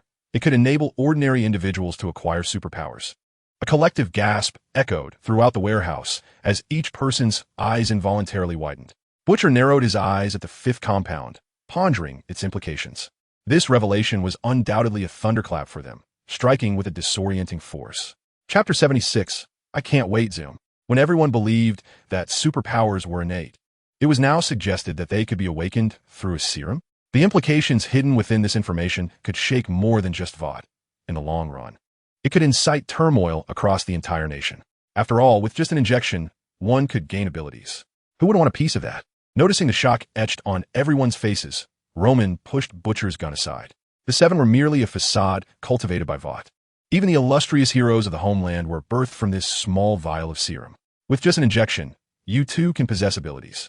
And now, I present it to you. This should suffice as a gesture of goodwill, wouldn't you agree? Butcher's expression darkened, a tempest of emotions churning within. Others were similarly captivated, their eyes fixed on the ethereal blue glow of compound number 5, unable to divert their gaze even slightly. With a furrowed brow, Butcher regarded Luo Mang. Seemingly assessing the veracity of Luo Mang's words, while also pondering how he had come to possess such sensitive information. After a moment's contemplation, Butcher mustered his voice, thick with skepticism. On what grounds do you presume I would inject the serum and become one of them? He gestured toward the swift figure behind Ramon, his voice resonating with a deep timbre softened by the warmth of alcohol. Ramon had ventured forth with a weighty revelation, even presenting the compound directly before him. Butcher was far too astute to naively believe that Ramon intended for him to expose the serum to the media, harboring a disdain for those with abilities. Butcher raised a shotgun. Such beings, akin to his compatriots, could only be vanquished by others of their kind. However, there is no need for haste. I can afford you 2 days, he declared, his tone brimming with ominous suggestion. Swift immediately grasped the implication, his muscular legs propelling him forward with a flash of deep blue lightning. The sound of the lightning slicing through the air resonated as he vanished from sight. Before any inquiries could escape the lips of Huey and the others, he reappeared mere seconds later, a delicate box manifesting before Butcher. Upon opening it, they discovered yet another vial of compound number 5, faintly shimmering with blue luminescence. These were temporary vials, each with an efficacy of 1 hour.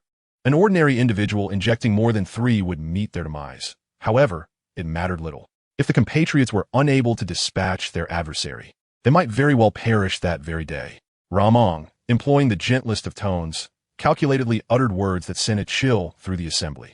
After dropping this bombshell, he turned to stride towards Swift, retrieving a USB drive from his pocket. It was clearly a parting gift, yet he had saved it for last, chiding himself for his poor memory. Butcher, I recall your wife has gone missing, he remarked, placing the USB drive upon the table under Butcher's murderous gaze. Hey, have you been a what? Have you seen a locomotive? Huey interjected, his grip on the frying pan tightening with evident anxiety. The locomotive had crushed his girlfriend, and he had vowed vengeance. Observing Luo Mang smile, Swift could not suppress a bloodthirsty grin. That one is intriguing, but he is not swift enough. Sorry, Huey. It appears the Super 7 are down another member, Ramon stated, fully aware of Swift's disposition. In races of speed, Swift would evaluate his opponent's potential after besting them, ultimately achieving a satisfying contest. Yet, for those deemed weak by Swift, the conclusion of the race marked their acceptance of death, as Luo Mang's words lingered in the air. Accompanied by the flash of Swift's deep blue lightning, he vanished from their midst. The weight of this revelation struck Huey like a thunderclap, and with a thud, he collapsed to the ground, rendered powerless and gazing vacantly ahead. For so long, he had served Butcher, joining the Black Cloak Patrol solely to exact revenge for that fateful day. Yet now, with the knowledge that the locomotive's operator had been slain, he found himself engulfed in a profound emptiness. A profound sense of loss enveloped Huey in an instant, causing his body to tremble slightly. Meanwhile, the expressions of those present in the old warehouse varied.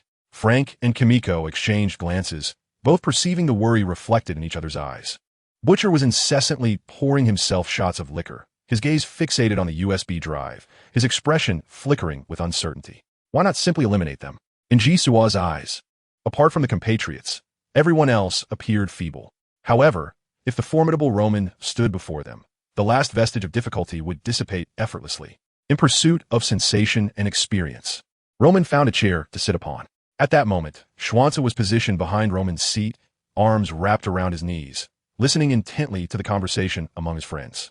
This posture bore a striking resemblance to that of a youthful boy exuding a childlike charm. Sensation?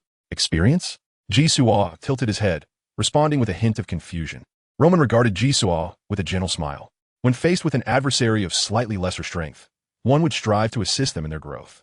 Witnessing their utmost effort, yet ultimately bringing about their demise, what thoughts occupied your mind then? Jisua pondered for a moment, a grin breaking forth from his stitched lips. Delight. Upon delivering his answer, Jisua looked at Roman, the joy in his eyes blossoming. Jisua, unable to contain himself, burst into laughter. Though his laughter was grating and unmelodic, Roman found himself laughing along. Their mirth grew louder, and Roman couldn't help but slap his thigh. Jisua exaggeratedly cradled his abdomen, laughing to the point of breathlessness. Schwanza observed them curiously, a flicker of confusion crossing his dark eyes behind the veil of shadows. Exhausted from laughter, Roman wiped away the tears from the corners of his eyes. In Jisua, he discovered a semblance of kinship. Reining in his laughter, Roman gazed intently at Jisua and spoke. The compatriots act with reckless abandon, dominating with impunity, yet they exhibit a heavy trace of childishness. For those possessing such a mindset, instantaneous slaughter cannot fully subdue them. Identify their weaknesses, exploit them, and instill an unprecedented terror before their demise. Roman's pupils widened slightly. Even the undefeated deity must endure the baptism of mortality. I can hardly wait, Zoom. Chapter 77. The sweet aroma on your lips is overpowering. As dawn broke, wisps of white smoke began to waft from the sewers lining the streets, mingling with the diverse flow of pedestrians. At first glance, it resembled a post-apocalyptic scene of devastation. Yet, for the inhabitants of this place, such sights were merely the norm. A deep blue figure darted through the white smoke, failing to capture the attention of the bleary-eyed passers-by. Upon returning to the old warehouse, Roman and Jisoo discovered an upheaval of monumental proportions. Indeed, it was a true upheaval. The roof of the old warehouse had been torn apart, leaving gaping, blackened wounds. Sunlight, mingling with the dust in the air, streamed into the warehouse. Everything within appeared as if it had been displaced, scattered chaotically, not only shattered but also strewn about indiscriminately. Just 2 days prior, the shotgun aimed at Roman now lay bent and twisted, casually discarded on the ground, utterly unusable. At Luo Mang's feet lay a complete set of garments, a shirt, trousers, and leather shoes haphazardly piled together. So, have you made your decision? Luo Mang's voice resonated within the desolate confines of the dilapidated house. As his words echoed through the old warehouse, a charred beam was suddenly overturned, revealing a man devoid of clothing, who emerged from behind it. Could you perhaps toss me those clothes first? Huey said, shielding his body with his hands, a look of embarrassment and discomposure etched on his face. Fucking asshole. We can set off right now. I want to twist his damned head off and shove it up his ass. Butcher exclaimed, kicking violently, sending remnants of the table flying. Dust settled upon Butcher's head and shoulders from the impact, yet he remained unfazed. With eyes ablaze, he approached Luo Mang, raising a finger in fierce vow. Upon learning the truth, Butcher was as feral as a beast, his anger rendering him heedless of any disdain for abilities or meticulous plans. Revenge took precedence above all else. With newfound power, the once unimaginable now surged within him, restless and eager. What about them? Luo Mang asked, tilting his chin. Negotiations fell through. That coward Frankie. Butcher cursed, though he bore no full blame towards Frankie. As the leader of the Black Fear Patrol, Butcher understood the dynamics clearly, especially after Frankie became entangled with Kimiko, making him even more reluctant to take risks. Family comes first. That was indisputable. We have enough. Besides you, there's one more. 3 will suffice. Luo Mang nodded, but Butcher was startled as a dark figure emerged from behind. Instinctively, he reached for a vial of blue serum from his pocket, intending to consume it. But his arm was swiftly seized. A raspy whisper slithered into Butcher's ear. Your life must serve a greater purpose. Like a venomous serpent, the words sent shivers down Butcher's spine. Do not misunderstand. This is Schwanza. Infiltrate the inner circle, awaken to the truth, and join forces against the false dark hero. This narrative should resonate with the world, should it not? Luo Mang observed Butcher with a knowing smile. Meeting Luo Mang's gaze, Butcher felt an increasing sense of intrigue regarding the secrets Luo Mang harbored. Yet, with mutual interests at stake, he was reluctant to abandon this opportunity. Should it fail, he would drink the last of the serum and fight to the death alongside his compatriots. When do we depart? Butcher forcefully yanked his arm from Schwanza's grip. Spitting in frustration, Luo Mang's eyes scanned each individual before finally locking onto Butcher's, a fierce glint igniting within them. Now, tell me, why do they all resist me? I am a true hero. I am the sole savior of these people. The figure known as the Patriotic Man stood by the floor-to-ceiling window, gazing down at the vast expanse of the city below, his expression imbued with a hint of confusion. Although no violence had erupted, the tension within him was palpable. As he puffed his cheeks and struggled to regulate his breath, a testament to his simmering anger and unrest. Turning to the figure of Ashley behind him, he resembled a child desperately seeking someone to confide in. In this land, there is no God. I am the God, the one and only divine being in the heavens. Why can't these people learn to be wise? Yes, Patriotic Man, you are indeed God. Ashley swallowed hard, instinctively clutching the planning board in her hands. The researchers who had perished at the hands of the Patriotic Man's heat ray were those she had endeavored to assist in the aftermath. No. I mean, I am truly God. The Patriotic Man gritted his teeth, pressing closer to Ashley, the veins on his neck bulging with intensity. I am a patriotic man. I can do whatever I desire. He leaned in towards Ashley, towering over her as she shrank back like an ostrich. Is that so? The two abruptly turned their heads, only to discover Ron sitting in a chair, having appeared there without them noticing. His knees bent slightly, ready for action. What sent a rush of adrenaline through the patriotic man was the phone Ron held aloft, its camera aimed directly at him. The most powerful among them was, at that moment, ensnared by the mere presence of that tiny camera. His expression shifted instantly. The initial friendly smile returned to his cheeks as he approached with an exuberant tone. That earlier remark was merely a rehearsal with Ashley. This is our new script. Furthermore, you really shouldn't have recorded us while we were rehearsing. With a charming smile directed at the camera, the patriotic man exuded positivity, appearing as nothing more than a friendly neighbor. Not only had he enhanced his abilities, but his acting skills had also reached an impressive level. Ron could not resist commenting. It seems that losing your superhero job has led you to take on a minor role in the theater. Upon hearing Ron's words, the patriotic man's expression darkened considerably. Please resist the urge to unleash your heat ray and crush the phone in Ron's hand. In response, Ron merely smiled, unperturbed. It seems that shattering your legs did not impart sufficient wisdom. Do you believe I would be angered? No. I will make you leap from midair yourself. The patriotic man's eyes reddened, and Ron could feel the intense heat radiating from him even at a distance of 1 meter. At that moment, the patriotic man resembled an unstable furnace on the verge of explosion. Ashley, witnessing the scene, had already slipped away in her high heels, fearful of being caught in the crossfire. Hey, keep your distance. The sweetness of your words is overwhelming. Ron exploited the patriotic man's vulnerabilities, relentlessly pressing down on him. His words sharp and relentless. Can words cause harm? Indeed, they can. Not only can they wound, but they can also threaten one's spirit or body to the brink of annihilation.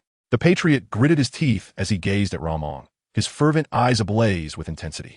However, it was not Luo Mang's body that he collided with, but rather another golden beam of light.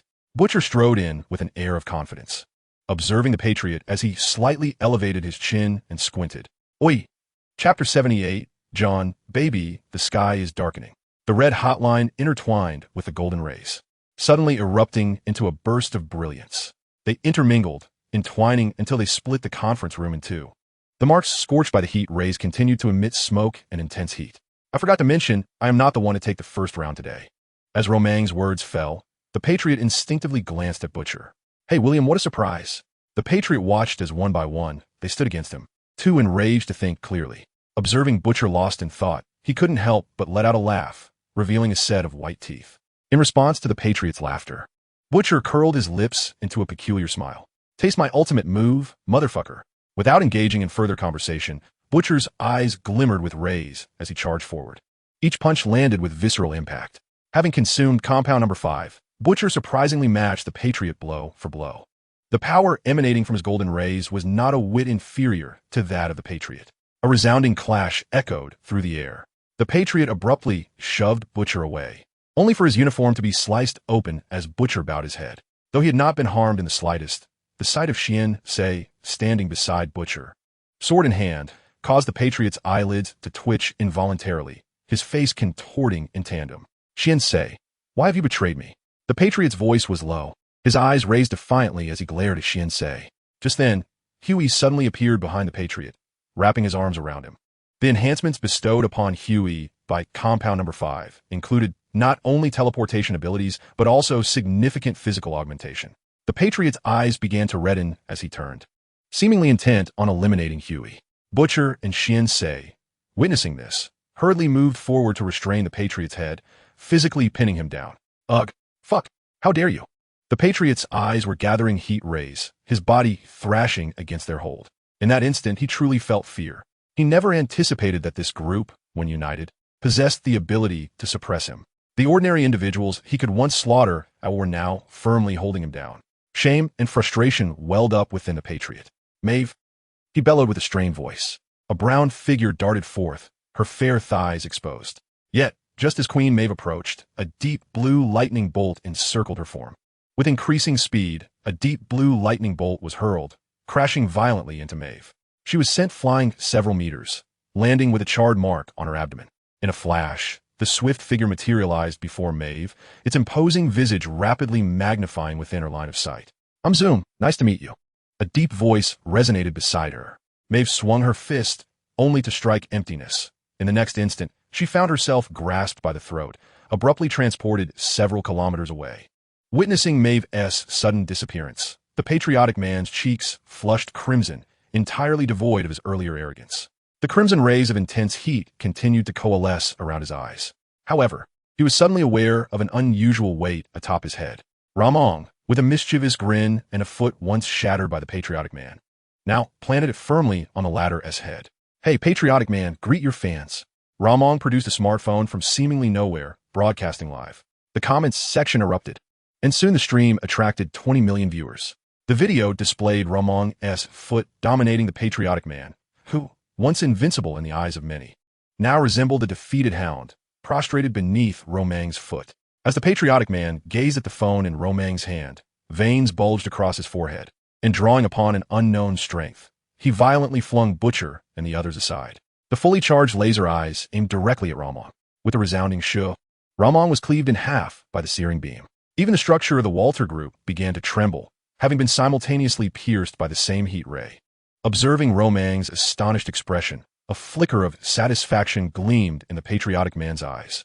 Yet, a voice tinged with mockery pierced through the air behind him.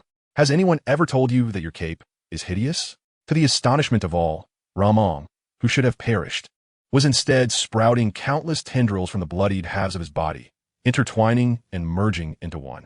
As his form rapidly restored itself, Ramong began to swell, the tendrils behind him surging forth. Under the watchful gaze of the patriotic man's glowing eyes, Ramong gradually loomed over him, bearing a row of sharp teeth. "I am quite fair in my dealings, one leg severed, one body dismembered. Just withstand it, and I shall take my leave." The sight of Ramong shattered the innocent worldview of the patriotic man, despite being no stranger to bloodshed and carnage. Romang's current appearance was enough to overturn the perceptions of everyone in this world. "Oh dear." Huey hastily grabbed a chair to shield himself, witnessing Ramong being cleaved in two and then transforming into a 9-foot monster.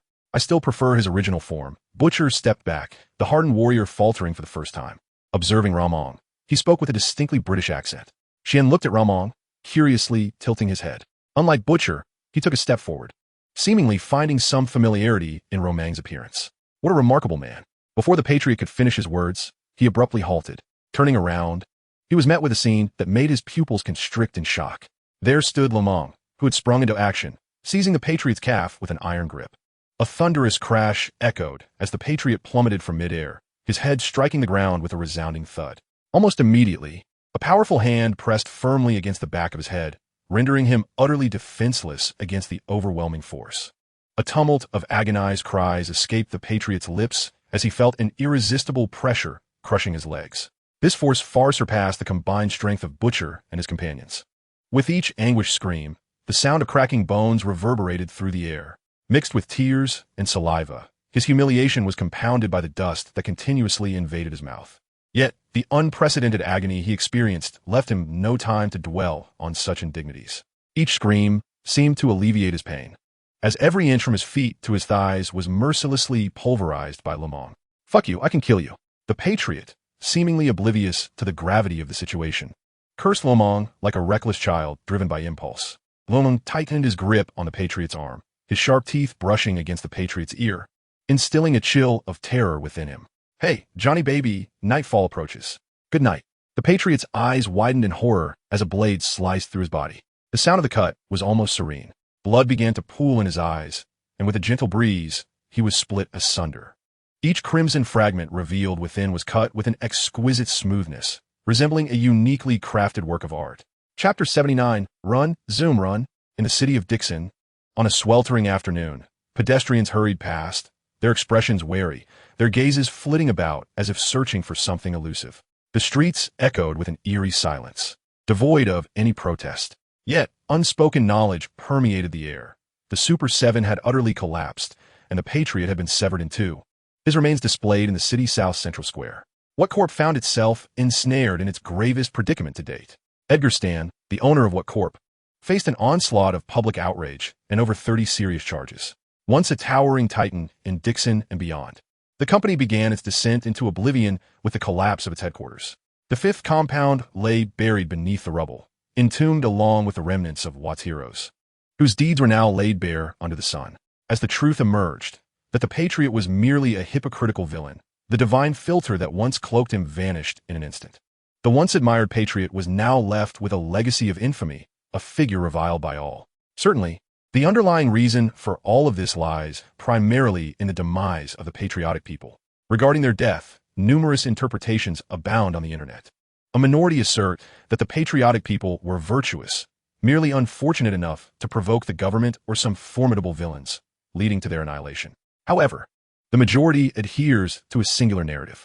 On that fateful day, as I passed by the Waters Corporation, I witnessed the patriotic person being subdued by a colossal figure, rendered immobile. His hue was reminiscent of blood, prompting me to refer to him as Crimson. Each muscle of his exuded explosive power. Mysterious tendrils sprouted from his back, and merely gazing upon his form sent shivers down my spine.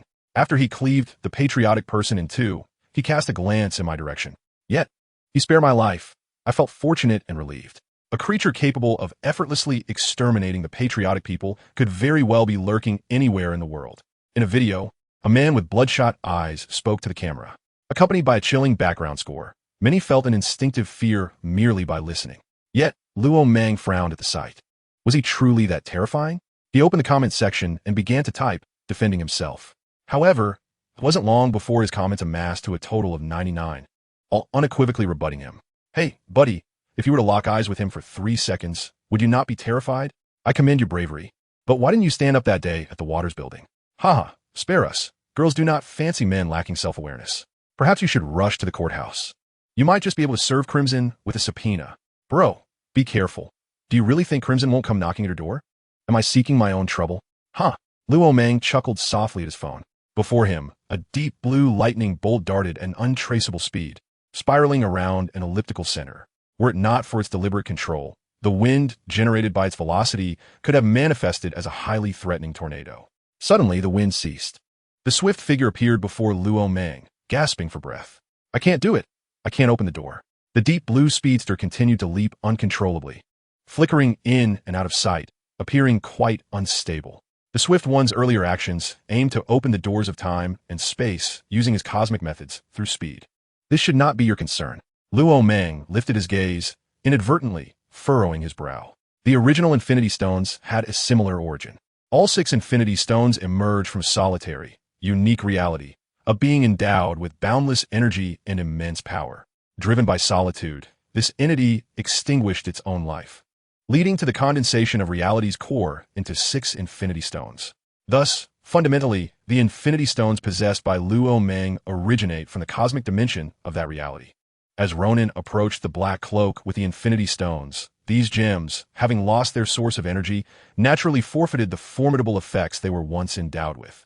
This leads to the conclusion that Speedster could not transcend the constraints of time and space through velocity. Furthermore, this realm does not house a conscious embodiment of the Speed Force, likely mirroring Ronan's own predicament. Yet, how do we find ourselves here in the first place? Ronan pondered deeply, feeling a sense of confusion. His mind resembled a recording device capable of infinite documentation, allowing him to rewind and fast-forward through memories. During his skirmish with the Avengers, he had encountered the Cosmic Cube, where deep blue and orange-yellow lightning converged into a black hole, with the Infinity Stones embedded within. The speedster was hurled by the Flash's gravitational wheel, and as he instinctively wielded the Infinity Stones, Ronan's eyes flew open. The connections of cause and effect suddenly crystallized in his mind, revealing that the Infinity Stones had consistently intertwined throughout the journey. After a moment of contemplation, Ronan rose and spoke. Zoom! Before Ronan's words could fully escape his lips, the speedster, clad in a tight black suit, materialized before him. The speed force seemed to be gradually rejuvenating within him. With each stride, the speedster was steadily regaining his former strength. What? The speedster conversed with Ronan, not through vocal cords, but with his own distinct voice. Just as Ronan finished his statement, a figure cloaked in dark hues appeared beside him, gazing blankly at Ronan, as if trying to comprehend his presence in this place. Grasping the figure's hand, Ronan turned his gaze towards the speedster. Run with all your might. Run, Zoom, run. With a flash, deep blue lightning streaked past. In the blink of an eye, the speedster's acceleration was complete. Every subsequent second was marked by a full-speed dash. Lightning began to radiate outward from the speedster's legs. Without restraint, the stability of the torrent was swiftly disrupted. Mid-scale air vortices began to ascend from the ground. A tornado formed, with lightning violently dispersing in all directions, ruthlessly striking everywhere. Even with each step the speedster took, electric sparks erupted. Seeing this, Ronan stepped forward without hesitation. A blue light flickered from the Infinity Stone embedded in his chest. In an instant, Ronan and the cloaked figure found themselves at the very center of the tornado. A blue portal expanded outward from Ronan, drawing in the lightning generated by the speedster's frenzied sprint. The lightning flickered at the edges of the portal. The radiant glow from the space stone on Ronan's chest grew increasingly brilliant, even obscuring the Mind Stone, which also began to shine more brightly under the influence of the portal's powerful pull. "Zoom, take the reagent," Ronan shouted, barely managing to utter the warning. At that moment, his anxiety was not about Zoom, but rather concerning the reagent sample of Compound 5. Suddenly, darkness enveloped him, and he lost all sensation in his limbs. Only the blue light at the center of his chest remained. Chapter 80. This is the flavor. Darkness enveloped him. Luo Mang's consciousness stirred to life. But this awakening was devoid of the soul-rending agony he had previously experienced. Instead, every pore began to slightly expand, indulging in the essence of the world around him. A sense of calm washed over him. He felt a surge of joy. Although his physical form had yet to fully awaken, Luo Mang had already made this assessment. The act he had just performed ranked among the top 3 most perilous actions he had ever taken. It was merely a hypothesis. Yet he had boldly taken Zoom and Xiansei into the teleportation array without hesitation. Of course, this audacity stemmed from the fact that the matter could not be verified or experimented upon, allowing Luo Mang to act with such daring directness. Within the confines of his consciousness, it seemed as though only a brief span of 10 minutes had elapsed. The surrounding darkness gradually transformed into shades of red and white as light filtered through his eyelids and was absorbed by his retinas. A faint whiff of smoke and dust brushed against his nostrils. Slowly, he opened his eyes, and the blurred world came into focus. The first sight that greeted him was a desolate, crumbling ruin.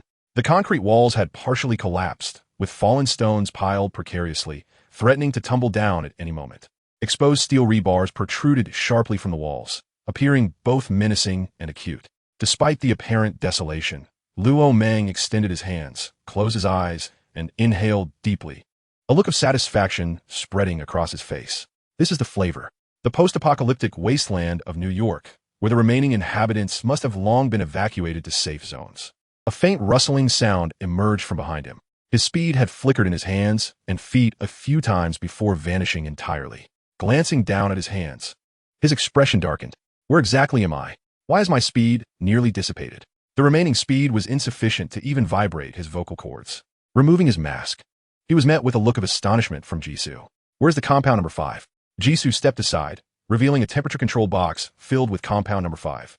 However, most of the reagents had been shattered, leaving only a few permanent ones and a collection of temporary ones. Luo Mang stepped forward to examine them with concern, relieved to find that some remained intact. He intended to hand these reagents over to Connors for further research, hoping they could optimize them.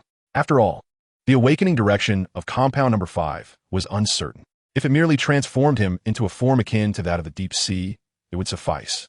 Yet, if the awakening bestowed upon him the abilities of the deep sea, Luo Mang would undoubtedly contemplate this for an extended period. From the very beginning, what mattered to him was not the outward appearance, but the potential for greater strength. With this thought, Luo Mang reached into his inner pocket. The creased fabric revealed the outline of a square box. This was a sample he had collected from a compatriot, comprising blood, hair, a piece of flesh, and DNA. Anything conceivable had been gathered by him, and compressed it into this sturdy little box. Otherwise, the people of Dixon City would not have found only a half-dismembered corpse of a compatriot at the flagpole in the central square. A proud compatriot, whose spirit was shattered and body torn apart by Ramong, with even the remnants of the corpse unable to be preserved intact. "I ask you, what am I speed?" The swift velocity roared in a deep growl. "But what of it? For the sake of speed, one might forsake even their own life. Just as I promised to heal you." Ramong lifted his eyelids, casting a glance at Swift. The current state of Swift bore a resemblance to Romang's own predicament upon his initial crossing. As Swift listened to Romang's words, the tense atmosphere noticeably eased. With a grim expression, Swift lowered his head. For reasons unbeknownst to him, he could not harbor any hatred towards Ramong. Had it been a flash, Barry, in this brief exchange, Swift would likely have already sought out his family. Clank. The crisp sound of metal clattering echoed. Ramong and Swift exited the crumbling edifice, carrying the 5th compound. Following the trajectory of the fallen dagger, they looked up to see Schwanza inexplicably suspended against the wall. A sharp steel rod protruded through the area of his heart. The steel pierced through Schwanza's body, yet his dark visage revealed no trace of pain. Even in such a grievous state, Schwanza did not emit a single cry of anguish. From behind Ramong, two tendrils extended, lifting Schwanza down from his suspended position. Before Schwanza could even touch the ground, the gaping wound had already begun to mend. Were it not for the tattered combat uniform and the dark red blood congealed upon it, one might scarcely believe that Schwanza had ever suffered such a severe injury. Observing the rapid healing of Schwanza's wounds, Swift fell into contemplation. Once on solid ground, Schwanza remained silent, merely picking up the dagger and trailing behind Ramong, resembling a highly dependent yet taciturn shadow. With every step Ramong took, Schwanza mirrored him. Beside Schwanza walked Swift, who had removed his black latex mask. The trio traversed the ravaged streets of New York, and the devastation before Swift caused his heart to tremble. Even in the world he once controlled, such profound destruction had not occurred. He had merely exterminated 90% of humanity. What has transpired here? Swift felt like a curious observer. Yet, confronted with the increasingly unfamiliar surroundings, he knew he must gather ample information to prepare himself. A great battle, a conspiracy, many lives lost. Ramong spoke with a casualness that belied the gravity of the situation. Only those who have personally endured the horrors of war can truly comprehend its brutality. Swift lowered his head, mulling over what further inquiries to make. However, before he could voice his questions, a surprisingly youthful voice filled with excitement unexpectedly emerged from the depths of the ruins. Schwanza, I knew you wouldn't die. To the astonishment of the three, a young boy dashed out from the rubble. His knees were bandaged, and a fleeting expression of pain crossed his face, yet it did not diminish his enthusiasm towards Ramong. Upon approaching Roman, the initially exuberant young boy appeared to grow uneasy. He mumbled softly, I knew you weren't dead. Following the boy was a woman, approximately 35 years of age, clad in jeans and a cropped top, her attire coated in dust. She positioned herself behind the boy, placing her hands on his shoulders, and hesitantly gazed at Roman. Sorry, we did not mean to intrude. We are truly sorry. We shall leave at once. The woman's eyes reflected uncertainty and disappointment as she regarded Roman. It was evident she recognized him, and with that recognition came an air of trepidation. It's quite all right. I happen to wish to inquire about a few matters, Roman responded with a gentle smile and a nod, his sudden warmth catching the woman off guard. You see, I don't know much, she replied, her grip on the boy's shoulders tightening with anxiety. The unusual circumstances stirred her apprehension regarding the unknown that lay ahead. Yet, contrary to her expectations, Roman engaged her in a typical exchange of questions and answers. Chapter 81. Is the war not yet over? Have you not received the relief supplies from the Blood Tower? Roman inquired, studying the pair with curiosity. If memory served him correctly, he had previously advised Connors to allocate 1/3 of the proceeds from the Regeneration Serum to assist ordinary people affected by the war. We did. As soon as those aliens departed, we received them. The woman, seemingly worried about Roman misunderstanding her, grew animated as she explained. Upon realizing her emotional outburst, she averted her gaze from Roman and lowered her head. Liam's wounds were treated thanks to their help. Liam, ISNT that so? In response to his mother-esque question, Liam beamed at Roman, his eyes nearly squinting with delight, reminiscent of a child encountering the legendary Monkey King. There was an unmistakable sense of surreal joy, as though a dream had materialized. Yes, Crimson, your companions are good people. They're all heroes, Liam declared, proudly extending his thumb, as if to imply that this extraordinary feat was not merely the work of the Blood Tower, but his own. Upon hearing Liam once again address Roman by his title, his mother gently pinched him in a moment of exasperation. In all of New York, aside from those of equal villainous stature, who would dare to confront Roman and refer to him as Crimson? In her eyes, there lingered a sense of disrespect in directly naming one of such high standing. Roman observed the pride on Liam's face and his mother's subtle gesture, a small smile forming at the corners of his mouth. The swift one, trailing behind Roman, could hardly contain a twitch at the corners of his lips. Would Roman's companions truly be virtuous? Just from witnessing Roman's transformation, the swift one had begun to form certain assumptions about Roman's allies. However, the fact that Roman's faction would actively care for civilians surprised him. Initially, upon recognizing Roman's crimson persona, he had assumed that, while not of the same kind, they were at least similar. Yet, he was astonished to discover that Roman would act in such a manner. Thoughts flickered through the eyes, racing silently in contemplation without interruption. But why now? Ramong mused, glancing around. Despite the passage of time since the war, New York showed no signs of reconstruction. The woman wrestled internally with whether to speak, but the boy preempted her. I know. The people from the Blood Tower clashed with the Avengers. the war is not yet over. At this, Ramong raised an eyebrow.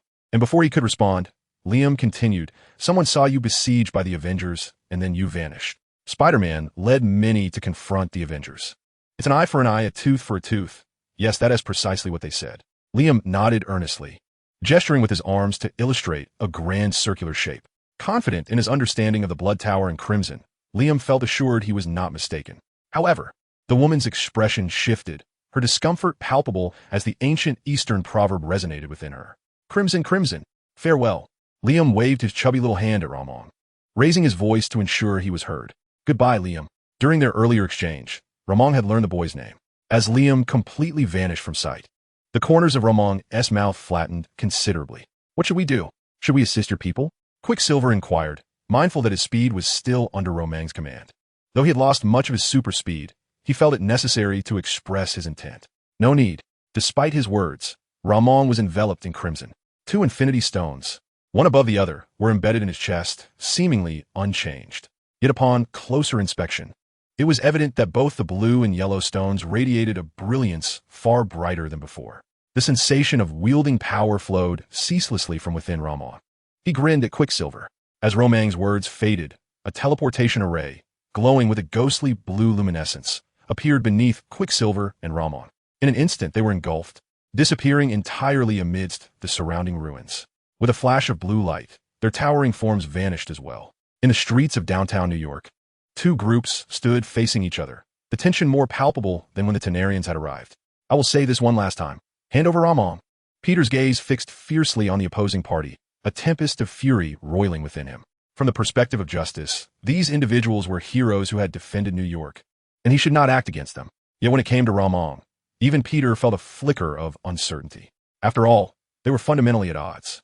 Though they walked parallel paths, they were ultimately not of the same ilk. Behind Peter stood Martin Lee and Connors, with Martin leaning on his cane, firmly holding it before him. Although his body had not transformed into a negative hue, 2 radiant eyes emitted a glaring white light, fixated on the Avengers without a hint of movement. Connors had morphed into a colossal lizard form, crowned with a venomous diadem salvaged from Serpent's Castle. The crown seemed to meld seamlessly with the scales upon his head, rendering Connors both majestic and terrifying. Among the cold-blooded lizards, there lingered an unsettling aura reminiscent of serpents. Behind the trio loomed countless members of the demon gang, their ranks filling the entire street, an ominous sea of black. As Peter spoke, they simultaneously let out a low growl, their voices harmonized and orderly, akin to a military anthem before battle. An eye for an eye, a tooth for a tooth. The archaic Eastern phrase, uttered from their lips, evoked the incantation of a dark spell, enough to instill trepidation in any listener. Standing opposite, Black Widow's expression darkened. She realized that these were not all the adversaries. A trickle of sand flowed at her feet, seemingly stirred by the wind. A flash of brilliant blue light reflected off a glassy surface atop a skyscraper, while the formidable bone spike giant loomed menacingly nearby, exuding an irresistible power. A kilometer away, a top-tier agent clutched a heavy sniper rifle. Damn it, Black Widow cursed under her breath, her face set in grim determination. When had Ronan amassed such a formidable band of empowered individuals? Chapter 82. Anxious. Casting a glance at her companions, Black Widow felt increasingly uncertain. Among the Avengers, Hawkeye lay incapacitated, his inside shattered by Peter's punch, currently resting in the S.H.I.L. medical bay. Aside from Hawkeye, the remaining Avengers were present, and even Nick Fury had summoned numerous agents. Yet, even this formidable assembly seemed insufficient in the face of the Blood Red Tower. I told you, this is a misunderstanding. Tony's voice rang out defiantly. Since his fall from the sky, Tony had scarcely recovered before being thrust into a new conflict. Everyone sought an explanation from him, yet he found himself at a loss for words. It was a suggestion that the Avengers thwart Ronan, and now, with Ronan inexplicably vanishing alongside the Cosmic Cube, Tony found himself in a quagmire of accusations. Perhaps, in Peter and the others' eyes, it appeared as though they had conspired against Ronan. The mask on Tony's face raised automatically, revealing a weary expression. His once meticulously groomed mustache had vanished, replaced by a scruffy beard. He had not anticipated that a mere statement could conjure such chaos. I merely wished to prevent Ronan from obtaining the Cosmic Cube. I never intended to kill him. Tony's explanation felt feeble, failing to alter the course of the impending confrontation. Fuck Ronan, you son of a bitch. Tony muttered darkly, his expression conflicted as he donned his mask once more. Watch your language, Captain America admonished, standing resolutely beside Tony. Wasn't that the captain's earlier advice? Let's not escalate this. I'm already feeling the tension. Banner, adorned with spectacles, engaged in a brief warm-up amidst the crowd, only to realize that everyone was casting him peculiar glances. What are you staring at? ISNT Hulk supposed to be the one who was nervous? Suddenly, as the Avengers conversed, a blade was hurled into the fray. The piercing scream prompted the members of the Five Demons gang to exchange bewildered looks, seemingly searching for the origin of the sound, checking themselves and those nearby for any injuries. Damn it! A voice, frantic and exasperated, emerged from within a red leather jacket. In the next moment, Deadpool surged forward through the crowd. Excuse me, coming through. What the hell? Who touched my butt? Keep your hands to yourself. And don't brandish that knife. Under the incredulous gazes of onlookers, Deadpool finally pushed his way to the front, a carbon nanosteel blade protruding from his head. His expression one of indignation as he pointed at the Avengers. I could keep this up all day. Captain America stepped forward, chest puffed out. All day. I could wear you down to your last breath. Deadpool, refusing to back down, mimicked Captain America's stance, puffing out his chest and raising his rear, dismissively retorting. However, lacking the quintessential American posterior, Deadpool's attempts fell short compared to Captain America's natural poise. The blade clearly pierced Deadpool's skull. Yet he ambled forward with an air of defiance, provoking the crowd, who collectively felt a headache coming on. Despite Deadpool's penchant for unpredictable antics, his regenerative abilities were undeniably extraordinary. At least for now, they found themselves unable to truly vanquish him. Even Tony, who had long suspected Deadpool had bribed Roman, couldn't help but regard him with newfound respect. Don't worry, little spider. Today, they will surely return Roman to us. In a provocative manner, Deadpool licked the edge of the blade with his tongue. The next instant, a lively tongue plopped onto the ground. Deadpool, hands hanging limply at his sides, awkwardly looked down at his severed tongue and chuckled nervously. At least I'm still alive and kicking, huh? Enough of this. Peter's voice was low, devoid of his usual chatter. Roman's disappearance weighed heavily on him. Peter had witnessed Roman's growth, and just when he thought Roman would never leave his side, he vanished due to the Avengers' actions. Let them pay the price. Peter shouted, charging forward. Boom! The deafening sound of gunfire erupted instantaneously. Both sides opened fire nearly simultaneously. Yet, as the crowd anticipated the onset of war, a figure that suddenly appeared in the center of the battlefield deflected all the oncoming fire. As the smoke cleared, a dark figure emerged, parts of its body exposed to reveal stark white bones beneath the assault. Countless fragments lodged into its dark form, yet it merely lowered its head, remaining silent. Witnessing the sudden appearance of the shadowy figure, the crowd furrowed their brows, hesitantly lowering their weapons. Daman, you're quite the tough guy. Deadpool boldly approached the shadowy figure, peering curiously through his mask. As Shinsei gazed at Deadpool, he tilted his head slightly, seemingly perplexed by the words spoken to him. It's fine. You will stick with me from now on, and I assure you, you won't face any harm, Deadpool declared, patting his chest with conviction. Unbeknownst to him, a blade was still embedded in his head at that moment. I am searching for Ramon. Have you seen him? Deadpool magically produced a crumpled, yellowed piece of paper. Shinsei focused on it, revealing a crayon drawing of Deadpool himself alongside Ramon in a vivid crimson pose. The artwork appeared rather juvenile, reminiscent of a child's creation. Upon closely examining Romang's depiction, Shinsei nodded earnestly. This simple nod sent a wave of tension through Deadpool and the others present. The members of the Crimson Secret Society swiftly encircled them, with Peter leading the charge. Even Tony, standing among the Avengers, couldn't help but rub his sweating palms, torn between the desire to hear Shinsei's words and his own conflicting emotions. In the heat of the moment, while holding a nuclear bomb, Tony had no time to ponder. Yet later, he found himself regretting his actions, questioning whether it was too harsh to punish Ramon for deeds he had not committed. Tony had once subtly inquired of Pepper, "This isn't fair to Ramon." Indeed, it was unfair. With a sigh, Tony felt increasingly remorseful for his past conduct, even having assembled an anti-Luo Mang armor that was now deployed in space, ready for activation. However, Ramon had vanished completely due to a single utterance. Tony had tasked Jarvis to search discreetly, yet to no avail, as he fixated on the figure shrouded in black. Rumored to possess information about Ramon, his breath quickened. But when he noticed Shinsei raise his head to the sky, both he and the members of the Crimson Secret Society found their minds momentarily blank, instinctively following Shinsei's gaze. A crimson figure materialized before them, suspended in mid-air. scrutinizing the expressions of those below. Countless eyes were fixed upon him as he grinned. I hear you all have been searching for me? Chapter 83. Apologies. You're my way. Ramon. The most elated among them was Peter. With a swift motion, he shot out his web, and in a flash, he threw himself into Luo Mang's embrace without a care for appearances. As the scent of blood wafted to his nostrils, Peter's racing heart finally calmed, visibly relaxing in Luo Mang's presence. The onlookers regarded Spider-Man with disbelief. Here was someone capable of rallying numerous superhumans and demonic forces against the Avengers. Yet before Luo Mang, he resembled a child yearning for comfort. This sense of dependence and affection was palpable to everyone present. Raising his right hand, encased in white, scaly material, Luo Mang gently ruffled Peter's hair, joking, I never expected little Spider to stand on his own. What a delightful surprise. Observing Peter's bashful demeanor as he lowered his head, Luo Mang felt a surge of astonishment, noting the remarkable increase in Peter's physical prowess. The force that surged forth moments ago caused Luo Mang to sway slightly. What is the impetus for his growth? Is it spurred by his own disappearance? Luo Mang pondered this, yet he faintly sensed the weight of a gaze upon him. This gaze was peculiar. While others exhibited joy, breathed sighs of relief, or maintained a facade of concern, this particular gaze seemed to encapsulate it all. Turning to look, he discovered Tony standing amidst the ranks of the Avengers, his eyes glimmering with unspoken thoughts directed at Luo Mang. Where have you been? Peter climbed along Luo Mang's imposing form, navigating around his chest to perch upon his right shoulder, whispering in his ear.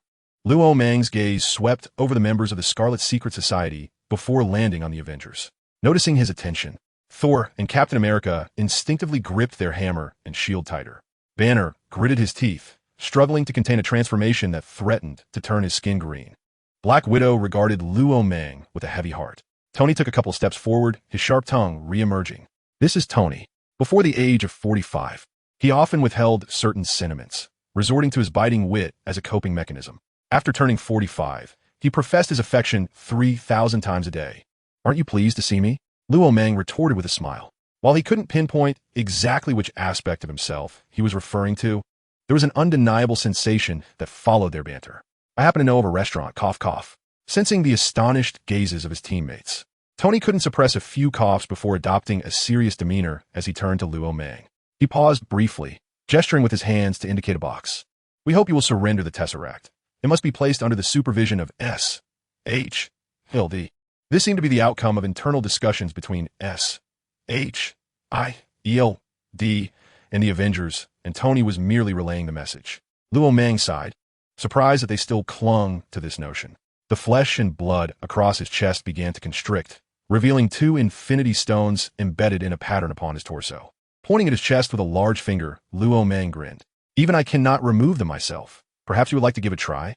Was Nick Fury's desire for the Tesseract truly a secret to Luo Mang? It appeared that the reckless manipulation of uncontrollable power had become a tradition in America. In this Battle of New York, Nick Fury played a significant role. At the inception of S.H.I.E.L.D., Howard Stark, Tony's father and one of its founders, began researching the Tesseract. His ambition was to harness its dark energy to develop a new form of energy. However, this initiative was shelved due to technological limitations of the time. Howard settled for a compromise, placing the atomic structure diagram within the Stark Industries Expo. This act, albeit unintentionally, forged a new legend. In 2010, Tony acquired his father's research notes. Utilizing isotopes from the Tesseract, he synthesized a new energy element, thus resolving the energy crisis of his armor once and for all. Now, that is what one might call research and innovation. Nick Fury has yet to resolve the internal issues of S.H.I.E.L.D., yet he aspires to wield powers beyond his control.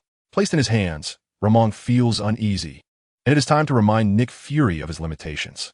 On the streets of New York, upon hearing Luo Mang's words, Captain America emerged from the throng of people. He extended his hand, prepared to activate the Infinity Stone. However, in the next moment, the Infinity Stone erupted with formidable energy, propelling Captain America several meters away. He landed heavily on the ground, his exposed chin coated in a thick layer of dust. Tony observed the Infinity Stone on Luo Mang's chest with a contemplative expression. It was apparent to the discerning that the Infinity Stone was rejecting him. Could it be that the 2 stones were truly merging with Luo Mang? Captain America rose from the ground, his expression grim. From his perspective, such power ought not to reside in private hands. This force could corrupt anyone. eroding the very essence of humanity.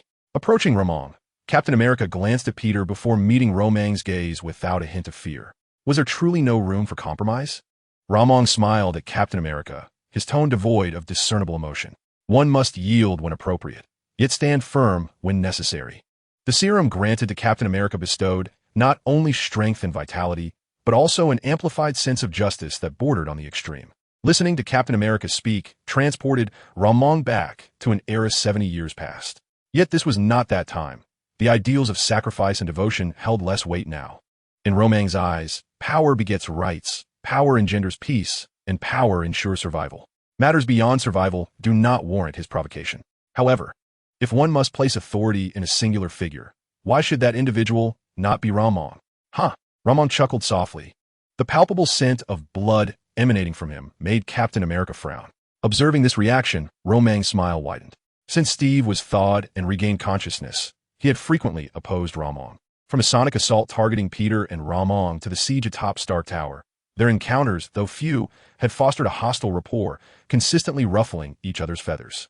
This version of Captain America stood as a towering figure on the moral high ground, demanding righteousness from others once he reached his own ethical zenith. Ding! With a sharp sound, Captain America blocked Luo Mang's tendrils with his vibranium shield. The force of the tendrils was diminished by 90% upon impact with the shield. Nonetheless, the remaining force caused Captain America's arm to tremble slightly. Yet before he could catch his breath, a relentless barrage followed. The tendrils descended upon him like a torrential downpour. Ramon! Tony exclaimed, his brow furrowed. Was Ramon truly beyond control at this moment? The sudden turn of events caused alarm among the onlookers. The Avengers had experienced Luo Mang's formidable strength firsthand. Yet, Ramon remained deaf to their shouts of caution, unleashing his full power with fervor. Buzz! The vibranium shield trembled violently. Its material properties pushed to their limits, yet it could not withstand the force of Ronin's strike. The shield was flung from Captain America's grasp, soaring into the air. The tendrils advanced with serpentine swiftness. The faces of the onlookers paled, their hands instinctively reaching out to shield Captain America from the impending blow. The tendrils morphed into a crescent blade, exuding an icy aura. In the glaring spotlight of the crowd, to their utter astonishment, Ronin indeed severed Captain America's head.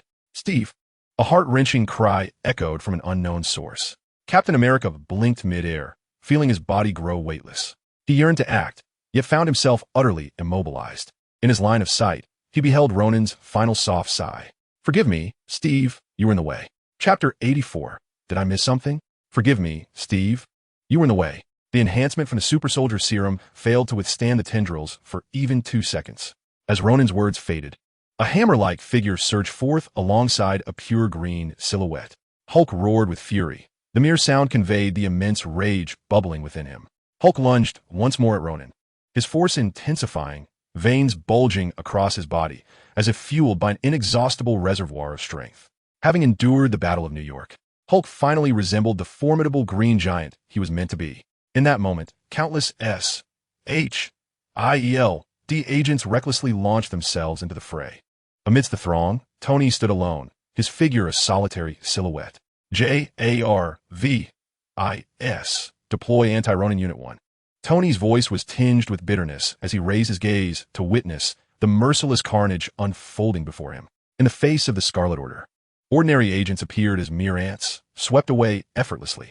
Peter stood beside Ronin, delivering a powerful strike that obliterated the approaching adversary. Deadpool and the Dark One moved in seamless harmony, like long-lost brothers, weaving through the crowd. One remained silent, while the other was a torrent of banter. Flint, cloaked in disdain, spread his influence from the periphery. Martin Lee strolled through the crowd, each tap of his cane igniting enmity. His demonic gang wielded weapons imbued with reverse power, retaliating with fervor. Connors slithered through the chaos, launching sudden assaults that took down large swathes of foes. The Punisher and Max observed from afar, deliberating momentarily before resolutely joining the fray. Firearms offered little advantage. The arena had devolved into utter chaos. At that moment, high above in the dome of the sky, a small point began to grow larger. The airdrop pod containing the Anti-Ronin Unit 1 armor descended next to Tony. Without shedding his own armor, Tony stepped directly inside.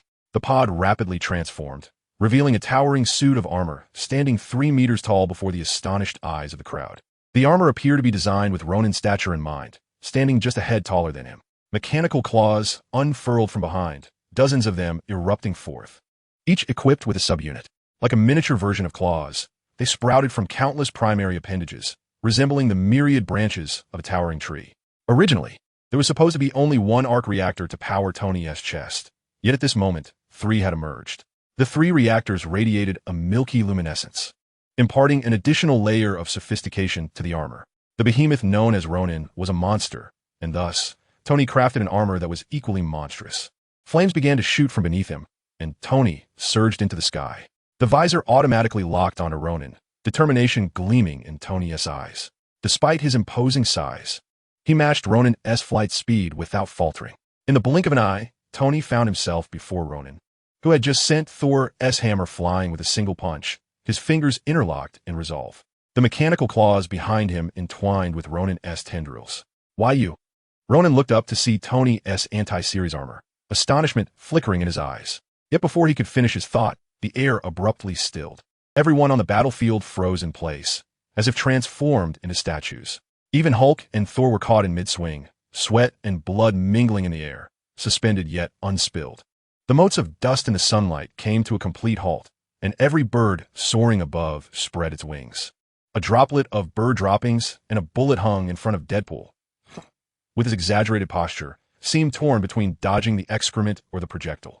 In that instant, Ronin and Tony appeared to gaze at one another through the crimson and the anti-series armor, both recognizing the brutality, rage, ruthlessness, and despair reflected in each other's eyes. A tumult of emotions coalesced, manifesting in their clenched fists.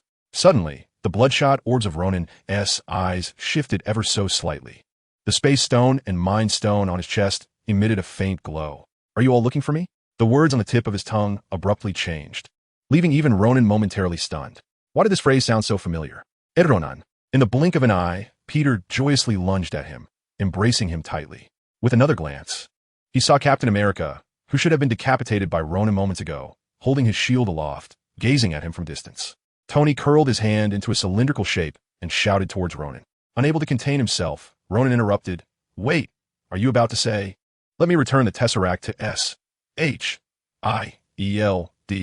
Hearing Ronin say this, Tony exchanged a glance with Captain America, both astonished. It was as if they were silently questioning. How does he know? "If I refuse, will you relent?" Ronin turned to Captain America, who furrowed his brow and nodded. Now, not only Ronin, but even Captain America and everyone present began to feel that this scenario was eerily familiar. A member of the demon gang couldn't help but touch his heart. Though uninjured, it throbbed uncontrollably. Deadpool instinctively waved his hand above his head, as if swatting away an irritating presence. Captain America swallowed hard, raising his hand to gently wipe his brow, only to find the anticipated coolness absent. Tony lowered his gaze, staring into his mask, where the activation options for the Luo Mang armor had unconsciously appeared, lost in thought. At that moment, the others finally sensed the peculiarity. A sudden spark of realization flashed through Luo Mang's mind. He abruptly turned his head towards the direction of the Crimson Tower. Though it lay nearly 2 to 3 kilometers away, it loomed larger than life in Luo Mang's eyes. On the terrace atop the blood-red edifice, a figure materialized, causing Luo Mang's pupils to constrict involuntarily. A bald head and a slender, yet imposing physique were instantly etched into his vision. Nonetheless, Luo Mang did not dare to underestimate the figure. He executed a swift leap, submerging himself into the azure radiance. In the blink of an eye, Luo Mang vanished. The members of the Crimson Secret Society exchanged bewildered glances as they witnessed Luo Mang's sudden appearance and equally abrupt departure. It was only upon Peter's command that they chose to withdraw. In contrast to the Crimson Secret Society, the Avengers and agents were left utterly bewildered. They had fought because of Luo Mang, only for him to appear and then disappear in an instant. Even the Crimson Secret Society swiftly retreated from the entire street. A chill breeze swept through the thoroughfare. The Avengers sensed they might have missed something significant. Chapter 85. Luo Mang, you had destroyed Blue Star with your own hands. Atop the blood-red tower, a flash of blue light enveloped the terrace. The first sight that met Luo Mang's eyes was velocity. He stood rigidly at the edge of the terrace, as if about to plummet. Beneath the glossy mask, his eyes darted uncontrollably within their sockets, with his constricted pupils seemingly filled with dread for someone. Luo Mang's gaze swept over velocity before he settled into a lounge chair, lifting a steaming cup of tea from the low table beside him. "You don't seem surprised to see me," said Ancient One, one hand clasped behind her back while the other deftly rotated skewers of roasting meat. Without turning her head, she focused intently on the gradually browning delicacies. Clad in exquisite robes, she appeared as ordinary as any passerby. Those who brought tea were always guests. Ramon shook his cup at Ancient One, the fragrant aroma wafting through the air. Accustomed to strong spirits, he found the occasional sip of tea to be a welcome comfort. In truth, Ramon had long pondered how long it would take for the Supreme Sorceress, Guardian of Blue Star, to seek him out. From initial anxiety to gradual forgetfulness as his power grew, he had nearly lost hope. Just as Ramon was on the verge of forgetting Ancient One, she appeared before him. This slender sorceress, seemingly frail, was in fact the mightiest being on Blue Star, dedicated to resisting the dark dimension and thwarting the invasion of the incorporeal Dormammu. It had been a full millennium since Ramon began learning sorcery from her. Embrace the embodiment of darkness to safeguard the light. This phrase serves as the most authentic portrayal of the Ancient One. The Captain America, who should have been vanquished by him, miraculously remains unscathed. Her gaze appears perpetually tranquil, and Ramon feels as though he is entirely laid bare before the Ancient One. You should not slay him. The future requires his presence. In her tone, there is no hint of reproach, merely a statement of fact. Then why is it not you that is needed? Ramon inquires with curiosity. Logically speaking, the Ancient One's prowess could undoubtedly withstand the majority of cosmic threats. After all, she is the supreme sorceress, the pinnacle of all mages, without a trace of exaggeration. I can perceive history, yet I shall not manipulate it. The Ancient One paused, gathering the roasted meat onto a plate and turning to offer it to Ramon. Otherwise, you would not exist. The implication in her words is unmistakable. She is aware that Ramon hails from beyond the cosmos. Upon hearing this, Romang's confusion begins to dissipate. Blue Star encounters myriad events daily, with threats often emerging both from within and beyond the universe. However, had the Ancient One intervened, many issues would never have arisen, swiftly quelled by her formidable presence. With absolute power paired with a mastery of time and foresight, this world might very well enter an unprecedented era of peace. Indeed, one who has lived for a millennium possesses profound insight, Ramon mused inwardly. The Ancient One's perspective transcends individual concerns, viewing matters from the broader context of Blue Star. Perhaps her true interest lies in the preservation of Blue Star itself, rather than humanity per se. You sought me out. What is it that you desire? Ramon sipped his tea. The Ancient One's commitment to safeguarding Blue Star aligns closely with Romang's core interests, though he yearns for survival. The encroaching shadows compel Ramon to seize control of his own power. When strength is sufficient, he gains a voice, rather than remaining a mere lamb to the slaughter. Throughout, the Ancient One has been a silent guardian of Blue Star. From this perspective, Ramon feels a sense of gratitude towards her. Some circumstances have shifted. The hand the Ancient One had behind her back subtly lifted, and the world before Ramon underwent a cataclysmic transformation. Everything around him seemed to whirl rapidly. The walls of the towering building began to surge and roll, as if crafted by mechanical design. What should have stood before Ramon was engulfed by the building, consumed and vanished. The entire crimson edifice appeared to collapse instantaneously, yet Ramon felt no sensation of weightlessness. The mirrored realm, the recliner beneath, Ramon morphed, transforming into countless solid stones that enveloped him. Observing the Ancient One approach, Ramon furrowed his brow slightly, his mind conjuring the worst possible scenarios. In the next moment, his entire being began to expand, shattering the stones into innumerable fragments. With a mere gesture, the space stone blazed alive. The azure spatial barrier commenced sealing off his surroundings, while simultaneously, the space stone embedded in his chest radiated a brilliant blue light.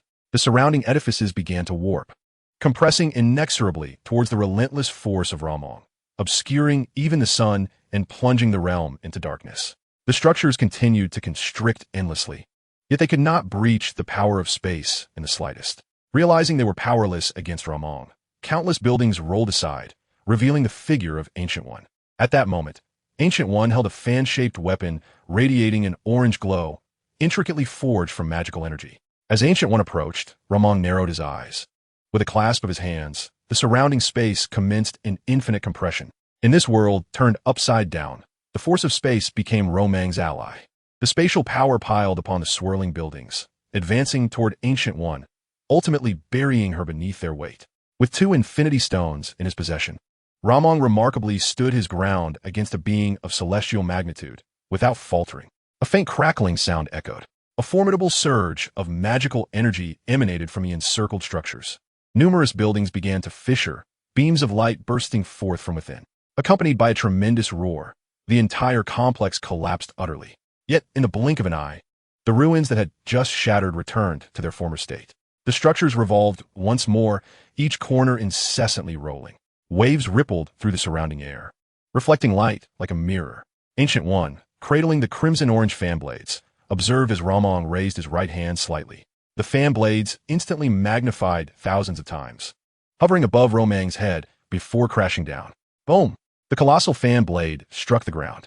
Luo Mang countered with the power of space, deftly sidestepping the impending assault. Gazing at Ancient One, Luo Mang gestured with his hand. In an instant, the amassed spatial force propelled Ancient One back several steps. However, in that fleeting moment when Luo Mang was not enveloped by the power of space, Ancient One seized the opportunity. An arc materialized before Luo Mang, an orange energy beam hurtling towards him. Roar! Luo Mang bellowed. The spatial and mind stones on his chest ignited simultaneously. The immense energy of the space stone could serve as a medium for any entity. Bolstered by the space stone, the mind stone began to unleash a torrent of psychic energy. The two beams of similar hues collided, generating a gust that shattered the mirrored realm.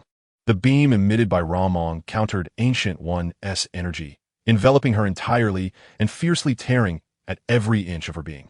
But just then, a green light flickered into existence. Under the orange beam, it was not conspicuous, yet remained impossible to avert one's gaze. Ancient One slightly raised her hands before her, forming a hand gesture.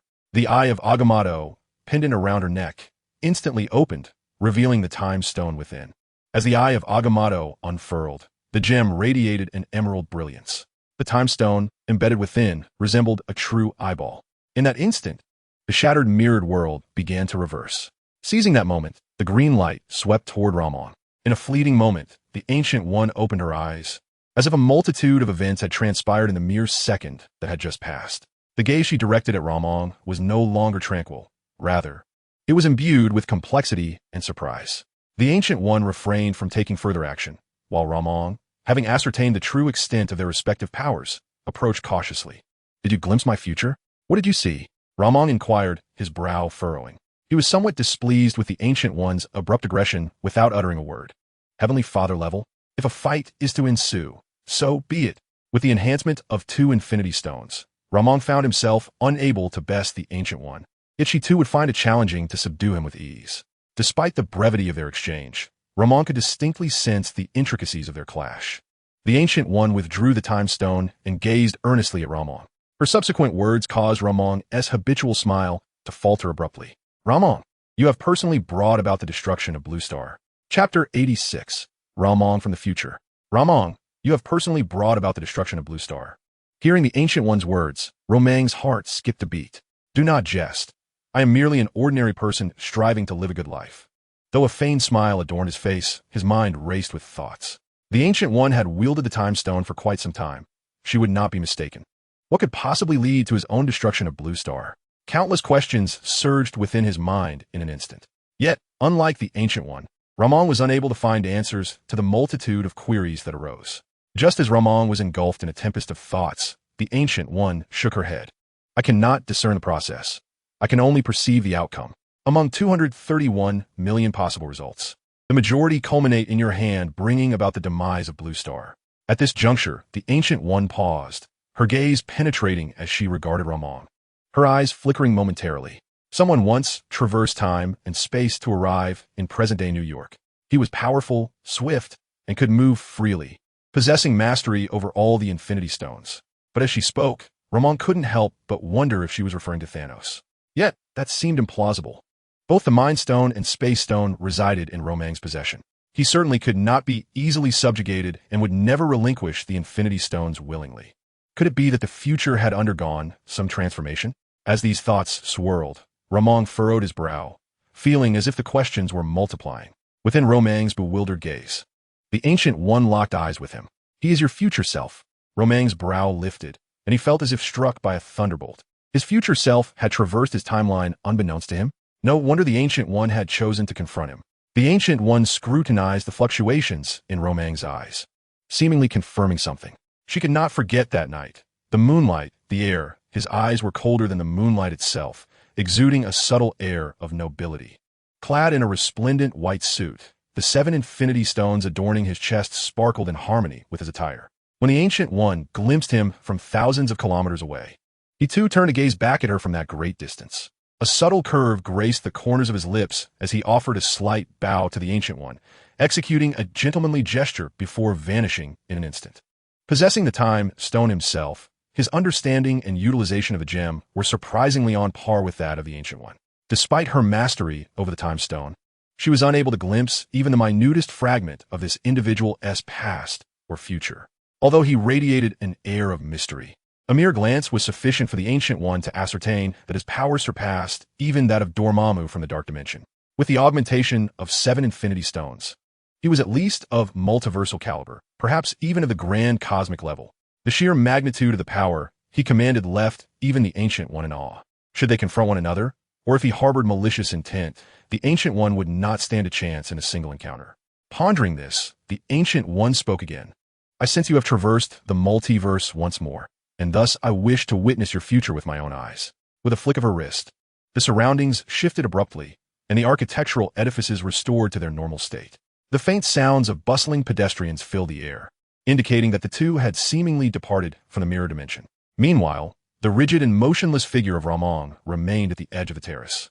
However, upon hearing this revelation, a spark of realization illuminated Luo Mang's mind, as if he had suddenly pieced together a crucial insight.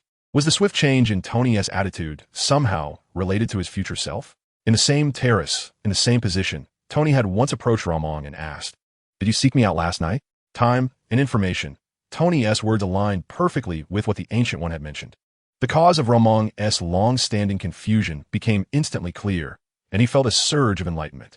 The fleeting image of his counterpart, Luo Mang 1, flashed in his mind, yet he struggled to recollect the encounter with Tony. Of the 310,000 possible outcomes, the majority revealed that he had personally brought about the destruction of Blue Star. Yet within the remaining possibilities, he had also saved it. Luo Mang, if it were you, what would you choose?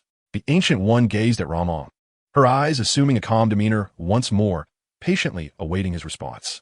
Luo Mang hesitated for a considerable time. Memories of the past surged forth, prompting him to introspect. What would he do in such a scenario? After a moment's contemplation, he raised his gaze to meet the Ancient One's. I choose to survive. Regardless of the choice, his existence took precedence. Luo Mang could annihilate the Earth for the sake of survival, or he could save it for the same reason. While it was neither a humble nor arrogant stance, it encapsulated Luo Mang's innermost thoughts. Upon hearing this, the Ancient One nodded slowly. The anticipated reaction did not materialize. Indeed, it failed to disrupt the tranquility in her gaze. A perfectly circular portal of fire materialized before her, and she stepped through without hesitation, leaving Luo Mang behind. He watched as the spark gradually faded, his mouth slightly agape, yet no words escaped his lips. Luo Mang had intended to inquire whether he could learn the magic of Kamartaj. With a stronger opportunity at hand, he was loath to relinquish it. However, it was evident that the Ancient One had no intention of granting him this chance. Nevertheless, it mattered little, for the Book of Ashanti and the Darkhold were quite suitable for Luo Mang, and he would acquire them in due time. As the moment of Ancient One's disappearance struck, the swift figure trembled, his chest rising and falling rapidly. When did you arrive here? He inquired, casting a furrowed brow at Luo Mang. In his recollection, he had merely turned to gaze into the distance, and Luo Mang had suddenly appeared behind him, unnoticed, even amidst the mystical act of teleportation. Just arrived, Luo Mang replied, settling heavily into a seat and draining his cup of tea. Have you delivered compound now? 5 to Connors? The influx of information from earlier had left Luo Mang feeling somewhat unsettled, particularly when Ancient One had casually manipulated him, which only intensified his resolve to enhance his own power. The biology professor? Yes, I have, the swift figure nodded, clearly pleased with the environment of the blood tower, which served perfectly as a temporary base. Observing the swift figure, Luo Mang abruptly stood, startling him. At that moment, the swift figure found himself unable to flee, appearing somewhat cautious in Luo Mang's presence. I'm here to help you regain your health. Why are you hiding? Luo Mang chided, somewhat exasperated. While the swift figure possessed remarkable abilities and intellect, his thoughts often veered into darkness. Could Luo Mang really bring about his demise? Shaking his head, Luo Mang remarked, No one understands me. I genuinely aspire to be a good person. Chapter 87. Children are often unaware of their actions. It is truly regrettable. The swift figure observed his own body with newfound curiosity, as if he were meeting it for the very first time. Although he was still unable to run, he could distinctly sense that his withered form was undergoing a rebirth. The cells altered by the Speed No. 9 reagent were gradually recovering toward his state of health. At this rate, he anticipated being restored to his condition prior to the injection of Speed No. 9 within a month.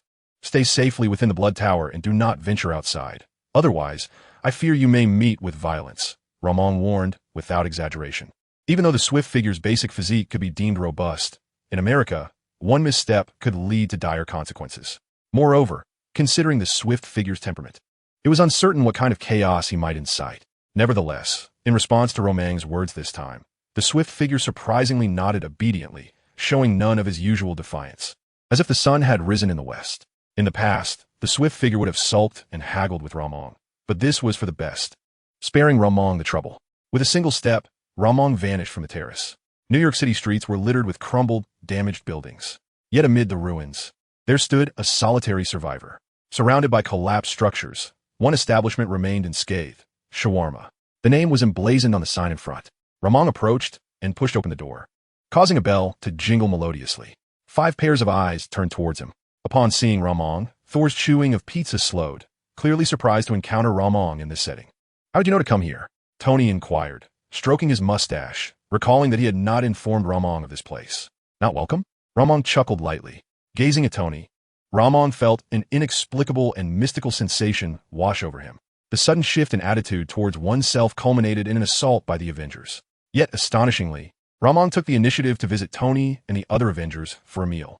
Not long ago, their relationship had been fraught with hostility, demanding, "Hand over your money."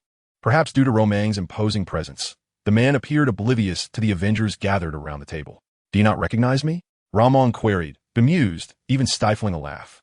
The emergence of the Demon Gang under Luo Mang's command signified that the future of the underground mafia in America would fall under his dominion. Now a brash young thug, replete with street slang, dare to rob him? In a New York rife with reconstruction, the appearance of petty criminals was hardly surprising. However, to attempt a robbery against Luo Mang was a grave miscalculation. "I demand that you relinquish your money." Yet, the man was unimpressed by Luo Mang's threats, brusquely shoving him aside. With one hand pressing against Luo Mang's head, he began to pat him down, employing a common pose for street robberies. "Fuck!" Thor, who had been savoring his meal, now observed Luo Mang's gradually curling lip, then glanced at the untouched pizza in his hand, unable to suppress his annoyance as he tossed it back into the box. In the next moment, a sudden explosion of tentacles erupted from behind Luo Mang. In the blink of an eye, a pool of blood splattered against the doorbell, resonating with a chime that seemed to echo the man's anguished cries. A drop of blood flew far and landed squarely on Thor's pizza, a sight that did not sit well with him.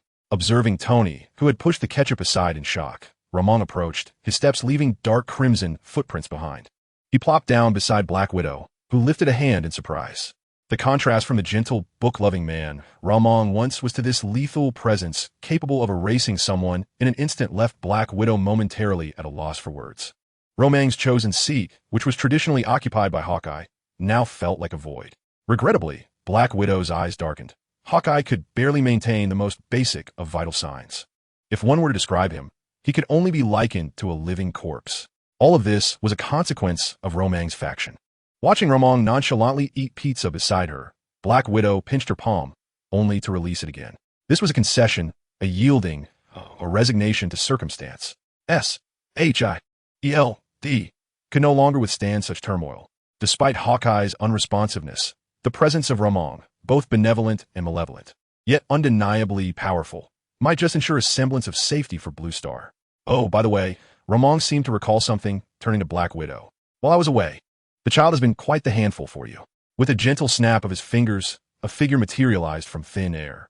The moment this figure appeared in the restaurant, it began to gasp for breath, the sounds emanating from its throat akin to one on the verge of asphyxiation. "Barton," Black Widow sprang to her feet.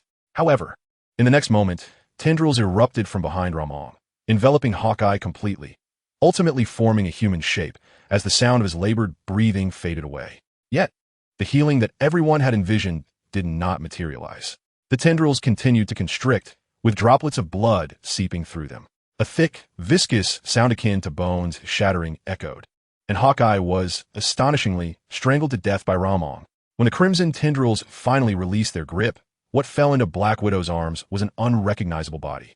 Every inch of the skeleton seemed to have been crushed by Luo Mang's grip. The child, in his innocence, had refrained from delivering a lethal blow, which was regrettable. Luo Mang squinted as he surveyed the crowd. Everyone glared at him with fury, except for Thor, who could not suppress a gulp. The image of Luo Mang delivering a devastating blow was still vivid in his memory. Especially since Luo Mang could also wield Mjolnir, Thor felt an innate animosity towards him. With this thought, he instinctively tightened his grip on his hammer. Chapter 88. I thought he was you. Captain America grasped his shield and stood up with a sudden motion. To him, Hawkeye was not merely a colleague, but a comrade. Yet, a hand adorned with deep crimson nails reached out. Natasha pulled him back. Observing Captain America's slight shake of his head, a flicker of anguish crossed her eyes. Panting heavily, Banner struggled to catch his breath, his eyes reddening, and his body beginning to swell with a green hue, as even his clothes threatened to burst apart. The noise was unbearable. Silence. Luo Mang cast a sidelong glance at Banner and snapped his fingers, causing the space around them to compress. Although Banner was in the throes of infinite expansion, he found himself trapped in the constricting space, desperately pounding to escape, like a struggling sardine in a can. Yet, as a golden light flashed before Luo Mang, the commotion abruptly ceased. Banner's form swiftly diminished, returning to its normal human state. What exactly are you here for? Tony could not restrain himself from speaking. Although the sight of Hawkeye in such a state was unsettling, the truth was that he had only encountered Hawkeye a handful of times. Notably during the battle in New York against the Chitauri. Beyond that, their personalities and daily lives were worlds apart. In essence, it was Nick Fury who had forcibly assembled them into a so-called Good Boys Alliance. Even at this moment, Tony could perceive the stark differences in ideology and thought processes between himself and the others. Thus, witnessing Hawkeye's demise did not elicit the same emotional turmoil in Tony as it did in Natasha. Nevertheless, since Hawkeye's current state was a consequence of his actions, Tony felt compelled to speak up. Simultaneously, he heard J.A.R.V.I.S.S. voice, anti-Luo Mang armor, ready. Tony was resolutely prepared to engage in battle with Luo Mang. It is not about what I wish to do, but rather what you intend to do. Luo Mang raised a finger and shook it, his tone laden with curiosity.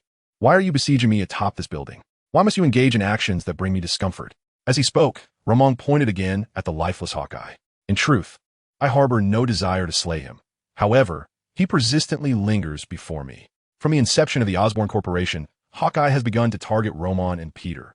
Later, during the Battle of New York, arrows pierced through Luo Mang's armor, delving deep into his flesh. Why, when he is merely an ordinary man, can he not simply accept his salary from S.H.I.L.D. and enjoy a peaceful retirement? Thor cautiously observes the situation at hand. Captain America, obstructed, bears a pallid visage, the veins on his forehead evidently straining under the weight of restraint.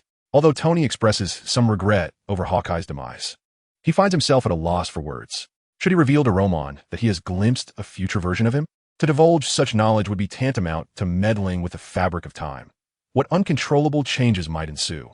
Tony's mind is in turmoil, unable to formulate a course of action regarding this matter.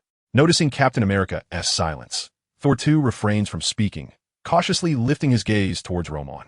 Captain America, a hero of considerable influence within the team, has always been at the forefront in times of crisis. Yet now, faced with Luo Mang, he unusually remains mute. Meanwhile, Thor discreetly glances at Banner, who finds himself ensnared within an invisible cage. Thor realizes that the Space Stone is in effect. At this moment, Luo Mang is not a foe he can contend with. Observing Tony's silence, Luo Mang lightly gestures, and beneath Thor, Banner, and the others, a blue luminescent portal materializes. In the blink of an eye, the group vanishes. Luo Mang's gaze remains fixed on Tony, a smile curling at the corners of his mouth. You have seen him? The identity of the him to which Luo Mang refers is undeniably clear. Tony's eyes momentarily flicker, yet Luo Mang perceives the astonishment dancing within them. Clearly, he did not anticipate that Luo Mang was privy to this information. However, Luo Mang's expression does not suggest deceit nor jest. After a moment's hesitation, Tony nods. I initially thought that was you. His appearance is almost indistinguishable from yours. As if finally unburdened, Tony exhales deeply, having suppressed this matter within his heart for far too long. He approached me with peculiar words, and I mistakenly believed it was you, prompting me to seek you out immediately. Leaning back in his chair, Tony chuckles softly, tinged with self-mockery, as if his lifetime of cleverness had culminated in folly regarding this incident. What did he say? Luo Mang leans in, scrutinizing the expression in Tony's eyes. Upon hearing Roman's inquiry, a flicker of fear suddenly emerges within Tony's gaze, a sentiment that had not even surfaced during his palladium poisoning. Tony turns to meet Roman's eyes, unable to suppress the tremor coursing through him, bewildered and incredulous, as if he had witnessed that scene unfold before him. "You literally pried open my skull and extracted something from within," Tony exclaims, venting his emotions. His armored fingers, encased in battle gear, point accusingly at Roman. His words laced with barely contained fury. "You took something from my head?" In an instant, Luo Mang was taken aback, casting his gaze upon his chest. While others may remain oblivious to the thoughts occupying Tony's mind, Luo Mang was acutely aware. The moment Thanos laid eyes on Tony, he was able to utter the name Tony Stark with ease, boldly declaring that Tony Stark, like himself, was cursed by knowledge. Could it be that the seventh gem truly exists, nestled within Tony's mind? Luo Mang instinctively glanced at Tony's head, feeling an overwhelming sense of power within reach. As power begins to corrupt the heart, the seeds of greed have already begun to spread. The Mind Stone upon his chest flickered with a subtle glow, prompting Luo Mang to regain clarity. Upon looking at Tony once more, he had regained his composure. It is widely known that the universe is home to 6 Infinity Stones.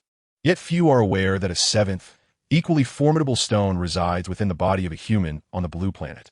"Do you truly believe I would pry open your skull to extract something from within?" Luo Mang retorted, addressing the emotionally charged Tony. "You rescued me from the clutches of the Ten Commandments gang, led me to save New York during the battle, and ensured Pepper's safety amid the siege. You even restored my body to its most perfect state," Tony replied, touching the arc reactor at his chest. "You have earned Stark's friendship, but can you at least allow me the privilege of witnessing my daughter's birth?" In Chapter 89, during his conversation with Tony, the latter's tone shifted from the frivolous demeanor of a playboy to one of somber maturity. He had endured countless brushes with death, each crisis accompanied by the specter of mortality. Tony's recent reflections seemed to catalog his moments of impending doom. After all he had faced, he realized that beyond life itself, there were far more precious things he cherished: love. In the future, Luo Mang would reveal to Tony that he would have a daughter, little Morgan. What Tony truly yearned for was for Morgan to personally present him with a rose, followed by a warm kiss and embrace. He envisioned playful moments with Morgan, regaling her with stories beneath the soft glow of night lights until she drifted into slumber, rather than merely placing a rose upon his barren grave. Tony had amassed an abundance throughout his life, yet ultimately discovered that the things he truly valued were remarkably simple. He did not fear death; rather, he dreaded the thought of never seeing those he cherished again. Countless times, Tony had contemplated pressing the virtual deployment button on the anti-Luo Mang armor. Yet time and again, he suppressed the urge within. As Pepper wisely noted, one cannot impose a death sentence on Luo Mang for events that have yet to unfold. Furthermore, Tony could not ascertain whether the anti-series would indeed be capable of vanquishing Luo Mang. If he were to succeed in eliminating Luo Mang, how could he reconcile that with himself afterward? Surely, the moment he gazed into little Morgan's eyes, thoughts of Luo Mang would resurface. A brain, the more intelligent and developed it is, with its myriad of neural connections, will conjure a multitude of thoughts in an instant. Yet, the most astute individuals often find themselves perplexed by what may seem, to the average person, to be profoundly foolish dilemmas that haunt them for a lifetime. If this situation were to occur with Ramon, he would not hesitate to eliminate Tony. Pepper serves as Tony's emotional anchor, yet simultaneously his greatest vulnerability. Overthinking and excessive contemplation only propel matters toward an uncontrollable trajectory. Although the current circumstances favor Ramon, he cannot suppress a sense of absurdity that arises within him. While Tony is lost in thought, Ramon finds himself questioning his own motives. His hands are stained with blood from the journey he has traversed. However, he has always regarded Tony as a friend. Will he truly choose to extract the gem from Tony's mind in the future? Ramon ponders deeply, a slight shock coursing through him. If he adheres to his nature, perhaps, when faced with insurmountable forces, he might indeed sacrifice Tony, utilizing the power of the Infinity Stones to dismantle the last barrier. With this thought, Ramon raises his gaze to meet Tony's glistening eyes. The two engage in a silent exchange for 5 minutes, as if through their eyes, they could discern each other's innermost thoughts. Ramon comprehends everything about Tony, yet it is only upon genuine interaction that he realizes Tony is not merely a genius engrossed in weaponry and armor, nor just a flamboyant playboy who changes partners daily. Tony is a flesh and blood individual, vividly alive before Ramon. He breathes, experiences emotions, and contemplates. Each flicker in his gaze seems to convey unspoken desires. As Tony gazes at Ramon, he recalls the first encounter, startled by Romang's lizard-like, scaled appearance. Over time, he has even grown accustomed to Romang's terrifying visage. Now, the once injured teacher, who lay in Stark's private hospital, has risen to stand shoulder to shoulder with him, wielding formidable power. Indeed, Romang's current strength surpasses Tony's expectations. On that day, Tony met the future Ramon, who expressed longing for him, only to reveal that he had taken many lives, ultimately left as a solitary figure. He confided in Tony that he had been in a constant state of taking, yet perpetually losing. Although he attained immense power, he lost the most precious of treasures. The might of 7 Infinity Stones could not retain the one he wished to keep. He succeeded. In the vast universe, few could vanquish him. Yet, the endless lifespan and the interminable, abyss-like cosmos left him feeling hollow. Thus, he sought out Tony. In this era, even the decaying visage of Deadpool, stripped of its flesh yet eternally preserved, felt familiar to him. He appeared colder than moonlight, seemingly devoid of all emotion. However, Tony recognizes that the Ramon of the past possessed a soul far more profound than the present incarnation. He arrived, seemingly to engage in simple conversation before departing, leaving Tony in a state of melancholic longing and profound anguish. Yet now, before Ramon, Tony articulates the concealed words harbored in his heart, feeling as if some binding force has been liberated. The once suffocating panic within has now vanished without a trace. Tony's eyes, once flickering, have gradually settled into a serene calmness, as if he has come to terms with it all. Gazing at Roman, he suddenly bursts into laughter. "You say we are quite alike," he remarks, somewhat incredulously. "Yet, when the impulse to prematurely end your life arises within me, I suddenly realize that we are indeed very similar." Tony shakes his head with a smile, as if reflecting on his past naivety, his admiration evident in his words. "You're simply more pure, more authentic, unmasked." After a moment of silence, Tony continues, his gaze fixed intently on Roman. "If my future self is destined to die, please take good care of Pepper and Morgan for me. Of course, if little Morgan arrives safely." Tony is indifferent to Stark Industries, and even less concerned about the fate of his armor after his demise. What he truly values are those who are intertwined with his soul, the ones he loves and who love him in return. Having lost his parents at the tender age of 21, Tony seems to possess an unusual fixation on this matter. "There was once a person who entrusted me with a task before his death, a request I could not fulfill. It was not due to my inability, but rather because the words spoken felt too unreal. Falsehoods remain false, no matter how many times they are uttered. Tony, you know me. You should understand how I would act." Roman's voice reverberates. Upon hearing Roman's words, Tony momentarily drifts, lost in thought, as if questioning his own heart. When he regains his senses, he realizes that Roman's figure has already vanished. Outside the small shop, rescue personnel in crimson uniforms bustle about. The once absent crowd reappears on the streets, continuously singing praises and expressing gratitude for the Scarlet. Yet inside the shop, the lively atmosphere has completely dissipated, leaving Tony in solitude. Suddenly, he stands up with fervor, his mind consumed by thoughts of a single person. Chapter 90, Research on Compound 5. With a melodious chime, the door to the core laboratory of the Crimson building swings open. Roman enters the lab with a gentle demeanor. The first sight that meets his eyes is Velocity, who is currently on a large treadmill, running madly. Though his speed is impressive, easily capable of shattering multiple athletic records, it pales in comparison to his former self. The currents radiating from Velocity's body resonate with the treadmill. What is he doing? Roman approaches Connors to inquire. Hunter mentioned this contraption is called a cosmic treadmill. He assembled it himself. Connors explains, startled by Roman's sudden appearance, but quickly regaining composure. Hunter is Velocity's real name. He simply prefers to be called Zoom. In the heroic and villainous games played by Velocity, Hunter presents himself as the Flash from that dimension, while only Velocity reigns as the true master of that world. As for the true Flash, he is imprisoned, unable to live or die. Observing the continued sprint of the speedster, Ramon turned to the experimental chamber behind Connors, tilting his chin in inquiry. "What is the status?" The chamber emanated a ghostly blue glow. Through the transparent glass, one could see several meticulously arranged test tubes within. Despite suffering extensive damage during their travels across worlds and universes, the remnants were still sufficient for research purposes. 3 had been consumed, and the experimental results were unstable. It appeared to awaken some form of superpower, but the probability was not fixed. Connors approached 2 obscure chambers. With a soft sound, the chamber shifted from obscurity to clarity.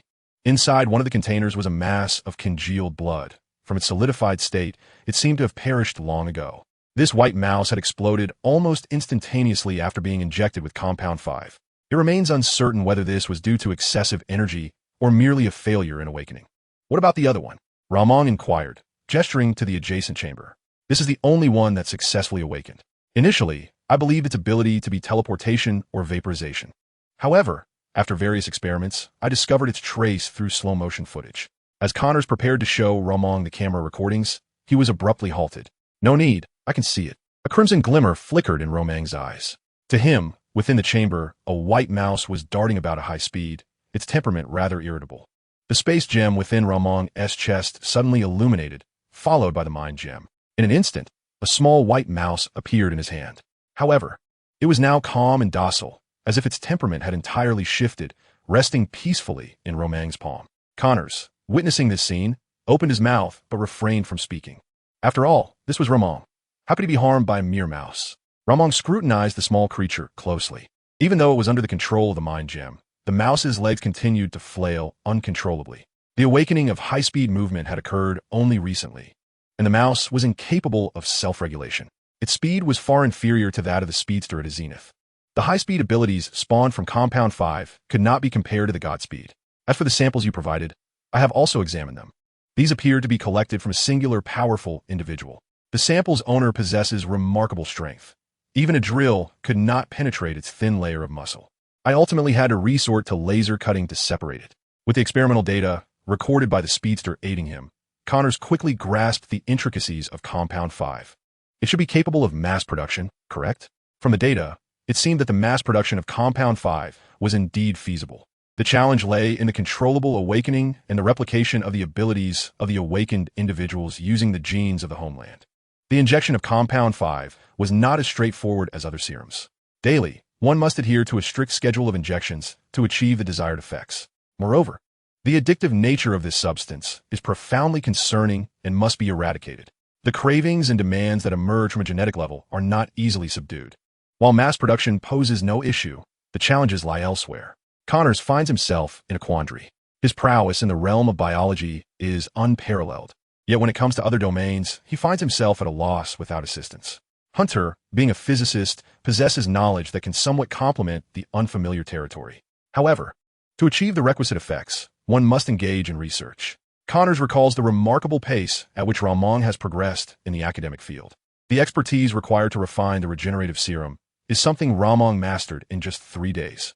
In the realms of learning and research, Luo Mang exhibits an almost uncanny advantage, as if he were born for the pursuit of science. This quality is precisely what Connors admires most about him. In specialized fields, the adept are the teachers. This principle holds true universally. Luo Mang nods in agreement. His ambition is to harness Compound Number 5 to delineate the capabilities of the citizens of his homeland. The genetic potential of these citizens is derived from the soldier boys, who rank among the pinnacle of abilities. Should he effectively utilize Compound Number 5, both he and the other members of the Scarlet Society will undoubtedly experience a rapid enhancement of their powers. Collaborating with Connors on the study of Compound Number 5, Luo Mang does not pursue knowledge broadly. Rather, he learns reactively when confronted with challenges. Since Luo Mang's involvement, the progress of the research on Compound Number 5 has accelerated remarkably. Within a week, the effects of the compound have stabilized significantly. The laboratory is now filled with numerous experimental chambers housing a variety of extraordinary creatures. A chameleon scuttles across, vanishing completely within the chamber in the blink of an eye, eluding even the thermal imager's detection. It becomes entirely invisible. Additionally, there exists a 3-headed Komodo dragon, a songbird capable of beguiling hearts with its melody, and a tortoise adorned with rock-like patterns. To the uninformed observer, it would seem as though they have stumbled into a fantastical zoo. Meanwhile, the Swift, who runs daily on a cosmic treadmill, has seen a remarkable enhancement of speed within him. Presently, the Swift is unable to move at high velocities. He can only produce a tremor of sound to alter his voice. Chapter 91. The Success of Experiment Number 14. During Luo Mang's research on Compound Number 5, neither Tony nor the S.H.I.E.L.D. agents or the Avengers have sought him out even once. It appears that S.H.I.E.L.D. has orchestrated a funeral for Hawkeye, concealing the truth of his demise.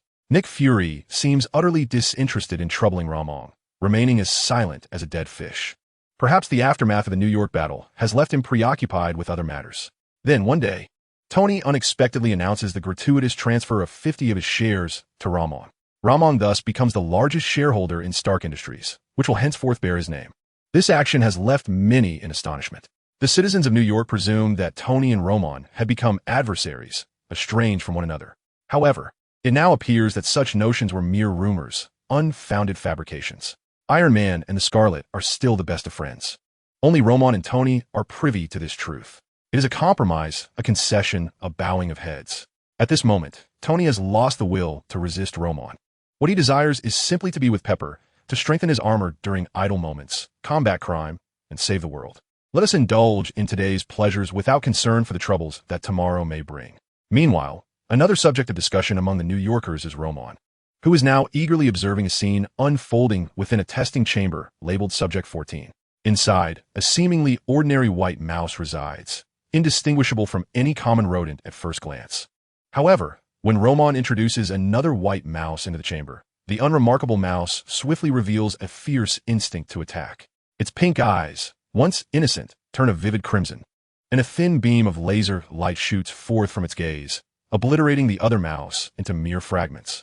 Flesh and blood drip slowly down the glass of the testing chamber. Witnessing this scene, Luo Mang grins with an inner radiance. What would be repulsive to an outsider is, to Luo Mang, profoundly familiar. The explosion of the white mouse starkly resembles the sight of the homeland's people using heat rays to annihilate women. Although Subject 14 bears a striking resemblance to a regular mouse, it fundamentally represents an entirely different species. Thus, when Luo Mang releases the mouse into the territory of Subject 14, it exhibits an extraordinary ferocity. Despite acquiring power, Subject 14 remains merely a beast, devoid of any capacity for thought, driven solely by primal instincts. Luo Mang extends his hand slightly, and with a flash of blue light, Subject 14 suddenly materializes in his grip. Upon leaving the testing chamber, the creature begins to frantically escape. Yet, after a futile struggle, it remains firmly ensnared in Luo Mang's grasp. The searing gaze as Subject 14's head thrashes begins to tear at Luo Mang's form. With a mere thought, the scarlet envelopes his entire being. Subject 14's capacity to shred human flesh with its heat rays proves utterly ineffective against Luo Mang's scaled armor, which remains unscathed. A faint wisp of black smoke escapes from the scarlet scales, yet they remain intact, continuously repairing themselves. Subject 14's aggression is nearly inconsequential before Luo Mang. Observing the heat rays directed toward the laboratory's delicate instruments, Luo Mang shakes his head. No, this will not do. With a sudden forceful motion, Luo Mang exerts pressure, causing Subject 14's eyes to bulge dramatically. The damage inflicted by the heat rays intensifies in an instant. In an instant, the 14th was obscured by the 2 fingers of Luo Mang, whose entire palm exerted pressure. The sound of the 14th bursting was faint, distinct from a noise of a human explosion. Before the thermal beam penetrated Luo Mang's scales, the 14th was directly crushed by him. A small pool of blood appeared nearby as Luo Mang picked up a white cloth to wipe his hands. His defensive strength and power were commendable, yet the physical vessel's capacity was somewhat limited. Discarding the blood-stained cloth into a comprehensive waste bin, Luo Mang began documenting the experimental data on a recording board. Having spent considerable time alongside Connors, he had developed a subtle air of a researcher, clad in a white lab coat with a smile often gracing his lips. At that moment, Luo Mang exuded the demeanor of a scientist. If he were to step outside, he would undoubtedly be a sought-after prospect among women. Must you not exhibit a touch of refinement, like a gentleman of nobility? Speedster remarked, hastily approaching Luo Mang and glancing at the crimson stain on the white floor. Unable to suppress his critique, having become thoroughly accustomed to the Marvel Universe, Speedster no longer donned his black spandex suit, but instead appeared before Luo Mang in casual athletic attire. The sweat beading on his forehead indicated he had just completed his training, albeit with little noticeable effect. Do you still harbor a touch of obsessive cleanliness? Luo Mang replied without looking up, swiftly jotting down the experimental data of the 14th. Upon hearing Speedster's comment, Luo Mang could not help but chuckle. The renowned Zoom, notorious for decimating entire cities, was now being urged to exhibit decorum. Was this old chap no longer a scientist? Speedster fell silent for a moment before speaking. When will you assist me in regaining my speed? The name Speedster alone hinted that he was a person who lived and breathed velocity. In pursuit of speed, he had once infiltrated a gang, masquerading as a hero to manipulate the Flash, Barry, ultimately stealing speed from him.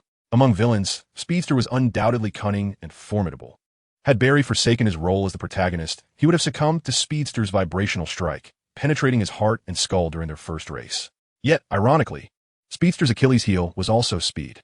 The faster he went, the more he yearned to compete with other speedsters. The more he competed, the greater his desire for swifter velocities. Now, deprived of speed, he felt a torment greater than death itself. Once the data was recorded, Ramon lifted his gaze to Speedster. Just as he was about to speak, he was interrupted by Connors entering the laboratory, looking weary. Although dark circles were absent, his cheeks bore the marks of fatigue. During this time, Connors had been tirelessly aiding Ramon in researching compound number 5, in addition to his responsibilities with the regeneration potion. Noticing that Connors had reached his limits, Ramon commanded him to take a moment to rest. What is the matter? Interrupted, Romain felt no hint of displeasure. Connors could be deemed the first to transform Romain. The strength of Romain's legs was attributed to Connors' research achievements, fostering a lasting patience in Romain towards him. There's a man below seeking you. He claims his name is Aldrich Killian. Is it him? A flicker of surprise crossed Romain's eyes. Chapter 92. Would it be easier if I simply eliminated you? Aldrich Killian. It was only upon seeing him in person that Romain could fully ascertain his identity. Killian, once an ardent admirer of Tony, the extremist virus, developed through his collaboration with Maya Hansen, was undoubtedly one of the most effective serums available on Blue Star. Beyond merely enhancing basic human functions, it endowed the body with a blazing heat, capable of emitting high-temperature rays and effortlessly tearing apart Tony's armor with a single hand. More importantly, it boasted nearly limitless bodily regeneration capabilities. Although referred to as a virus, it resembled a form of salvation. Had the extremist virus been developed and disclosed earlier, the regenerative serum would not have attained its current prominence. Despite being a weakened version of the extremist virus, its efficacy remained formidable. What brings you here, Mr. Killian? Romain habitually addressed unfamiliar individuals with the honorific Mr. He escorted Killian to the top floor of the Crimson Tower, a pristine and minimalist open office, inclusive of the terrace, which was Romain's private domain. At this moment, Killian bore no semblance of the disheveled figure one might expect. His robust physique clad in a well-fitted suit, golden hair swept back, exuding confidence from his very gaze. I wish to discuss a business proposition with you, Crimson. Killian addressed Romain directly, appearing quite earnest. Romain poured Killian a cup of tea, nodding slightly to invite him to articulate his thoughts. Yet, even without Killian's words, Romain could surmise the essence of the conversation. At this juncture, Killian harbored no grand ambitions. His sole focus was on avenging Tony Stark through the fruits of his research. Unlike others with apparent vulnerabilities, Killian's fixation remained exclusively on Tony. As anticipated, Killian soon spoke. I have developed a breakthrough that can enhance human strength and repair all damages. I am aware that your company possesses a regenerative serum, but, if I may be frank, its restorative effects pale in comparison to my research. One could even say they're worlds apart. At this point, a trace of pride crept into Killian's demeanor. Such a powerful serum, and yet Tony chose to disregard it, his loss. However, were Killian to learn that the regenerative serum's efficacy was deliberately diluted by Romain, he would likely refrain from making such claims. While the extremist virus might excel in bodily repair, its instability posed a significant risk compared to the regenerative serum's absence of side effects. Moreover, would Killian actually present the complete version of the extremist serum? Clearly, that was not a possibility. In terms of equal share, Romain remained confident. The profitability and recognition of regenerative agents have undoubtedly surpassed the deadlock virus. However, Ramon remained unhurried, taking a sip of tea before continuing. What is your request? Help me eliminate Tony Stark. Ramon, taken aback, cast a surprised glance at Killian. Haven't you been following the news lately? Any rational individual would likely refrain from seeking me out at this juncture. Presently, the entire United States seems to believe that Iron Man and the Scarlet Witch share an unusual connection. Perhaps sensing Romang's confusion, Killian slowly shook his head. For the past decade and more, I have been relentlessly monitoring Stark. Your relationship with Stark is quite intricate, certainly not as the media portrays. Furthermore, Stark is an egotistical man. He would never casually transfer shares of Stark Industries to anyone. Killian spoke with unwavering conviction. To Romang's astonishment, he had accurately deduced much of the situation. Indeed, even critics can be fans. It seems that during his years of absence, aside from researching the deadlock virus, Killian had been covertly observing Tony as well. As long as you can eliminate Tony, I will gladly provide you with the research data from my years of study. Killian's disdain for Tony was palpable. This tumultuous blend of love and hate only intensified Killian's desire to see Tony dead. Years ago, Tony had left him abandoned on a rooftop for an entire night, while he indulged in leisure with beautiful women. Killian sought to make Tony pay for his contempt and arrogance. Luo Mang swirled the tea, leaves in his cup, suddenly lifting his gaze to smile at Killian. The smile was so unsettling that even the vengeful Killian felt a shiver run down his spine. Luo Mang's voice drifted through the air. What if I were to eliminate you instead? Would that be simpler? Luo Mang tilted his head at Killian, his words sending a chill through Killian's bones. He had seen Luo Mang's monstrous behavior vividly portrayed in the news. Those who perished at Luo Mang's hands often had their remains rendered unrecognizable. Killian had witnessed the aftermath of Luo Mang's victims, their bodies nearly dismembered. Instinctively, Killian rose to his feet. Beneath his white suit, fiery orange patterns began to manifest across his body. A scorching heat radiated from within him, causing the tea before Luo Mang to begin to simmer. The water's temperature seemed to surge beyond 90 degrees Celsius. Killian's eyes glowed with orange energy, while Luo Mang observed him with keen interest. The level of energy within Killian surpassed that of most individuals Luo Mang had encountered. To have concocted such a serum, Killian was indeed a remarkable talent. However, he was not the only one privy to the experimental data. Luo Mang shook his head, a hint of regret evident in his demeanor. He had contemplated recruiting Killian for his own purposes. Yet, it mattered little. With the experimental data from the deadlock virus, another individual like Killian would inevitably emerge. If blame were to be assigned, it could only be directed at Killian for his short-sightedness. Even if Luo Mang and Tony were to fall out, it was not someone of Killian's caliber who could play the role of an assassin. With a sigh, Luo Mang too stood, the sound echoing in the stillness. Under the gaze of Killian, tinged with trepidation, the form of Luo Mang began to swell and expand, accompanied by the sounds of scales scraping and bones creaking. A crimson figure materialized before Killian. The writhing tendrils behind Luo Mang compelled Killian to instinctively retreat a few steps. In the dark web videos he had seen, Luo Mang had decimated an entire army using those very tendrils. Having remained dormant for quite some time, Luo Mang decided it was time to stretch his limbs. As he extended his body, the viscous sounds emanating from him sent Killian fleeing in terror. Killian's expression shifted dramatically. He turned and sprinted toward the terrace, seemingly intent on leaping from its edge. Yet, almost instantaneously, a figure with arms crossed appeared near the precipice of the terrace. Luo Mang lifted his gaze, bearing a mouthful of sharp teeth, as the scent of blood began to permeate the air.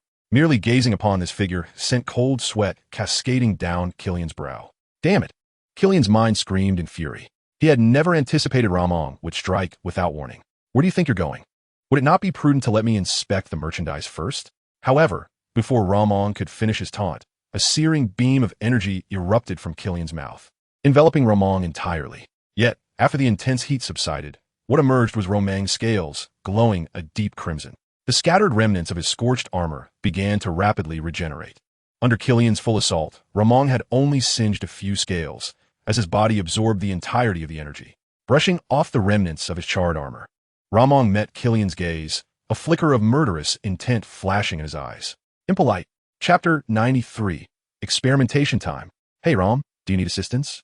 Max called out, his body radiating a brilliant blue hue as he entered an electrified state, soaring to the edge of the terrace.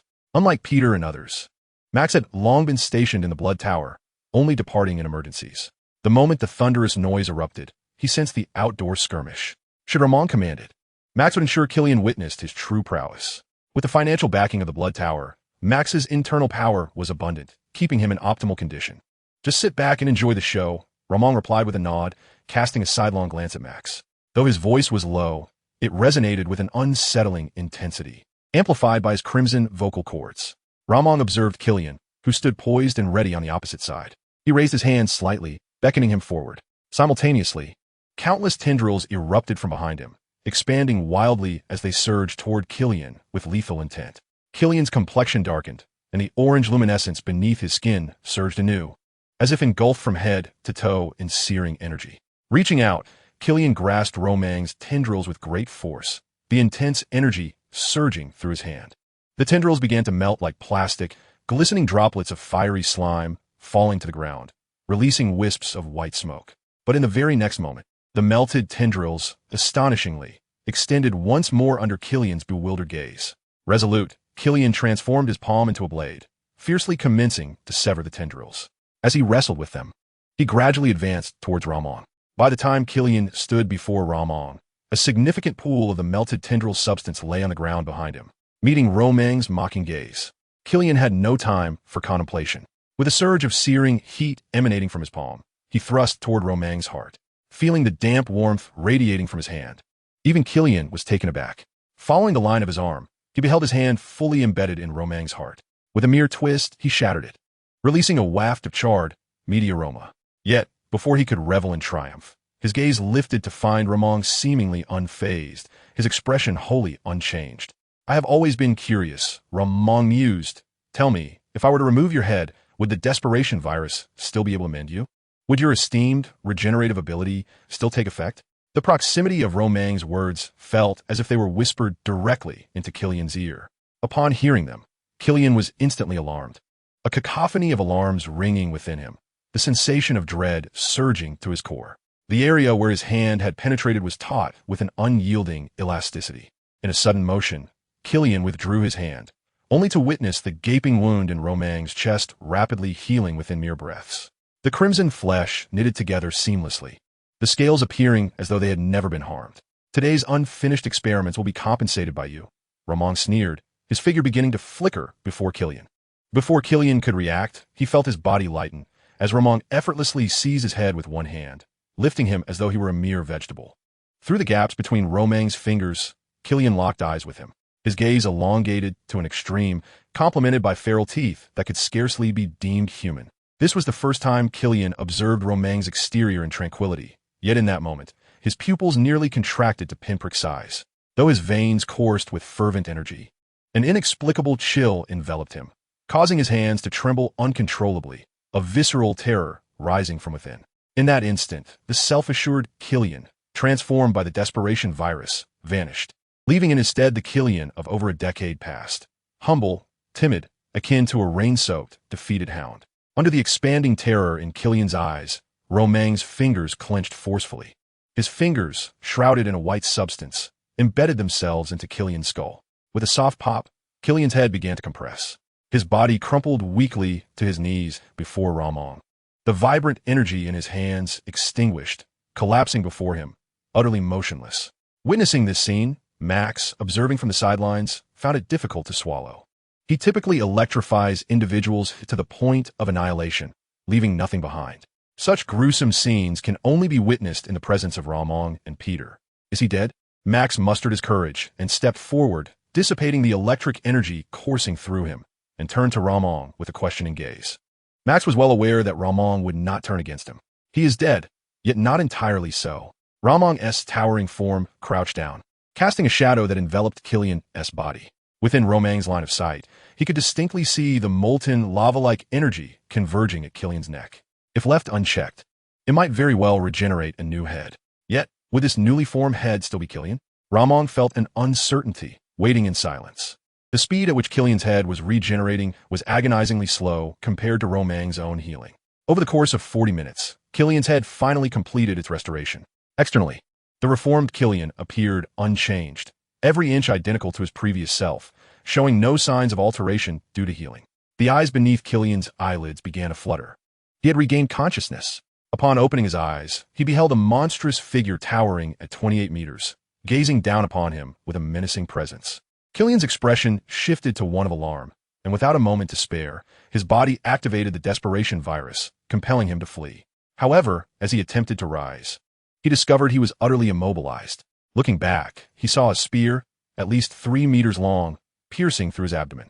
The spear penetrated deeply, anchoring Killian firmly to the ground. Following the length of the spear, Killian realized it originated from Luo Mang's right arm. No, to be precise, Luo Mang's entire right arm had transformed into this lethal weapon. Muscles, flowing like a relentless tide, were inexorably seeping into Killian's being.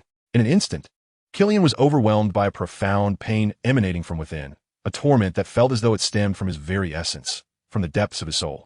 His strength began to wane as the invasive muscles continued to flood into him.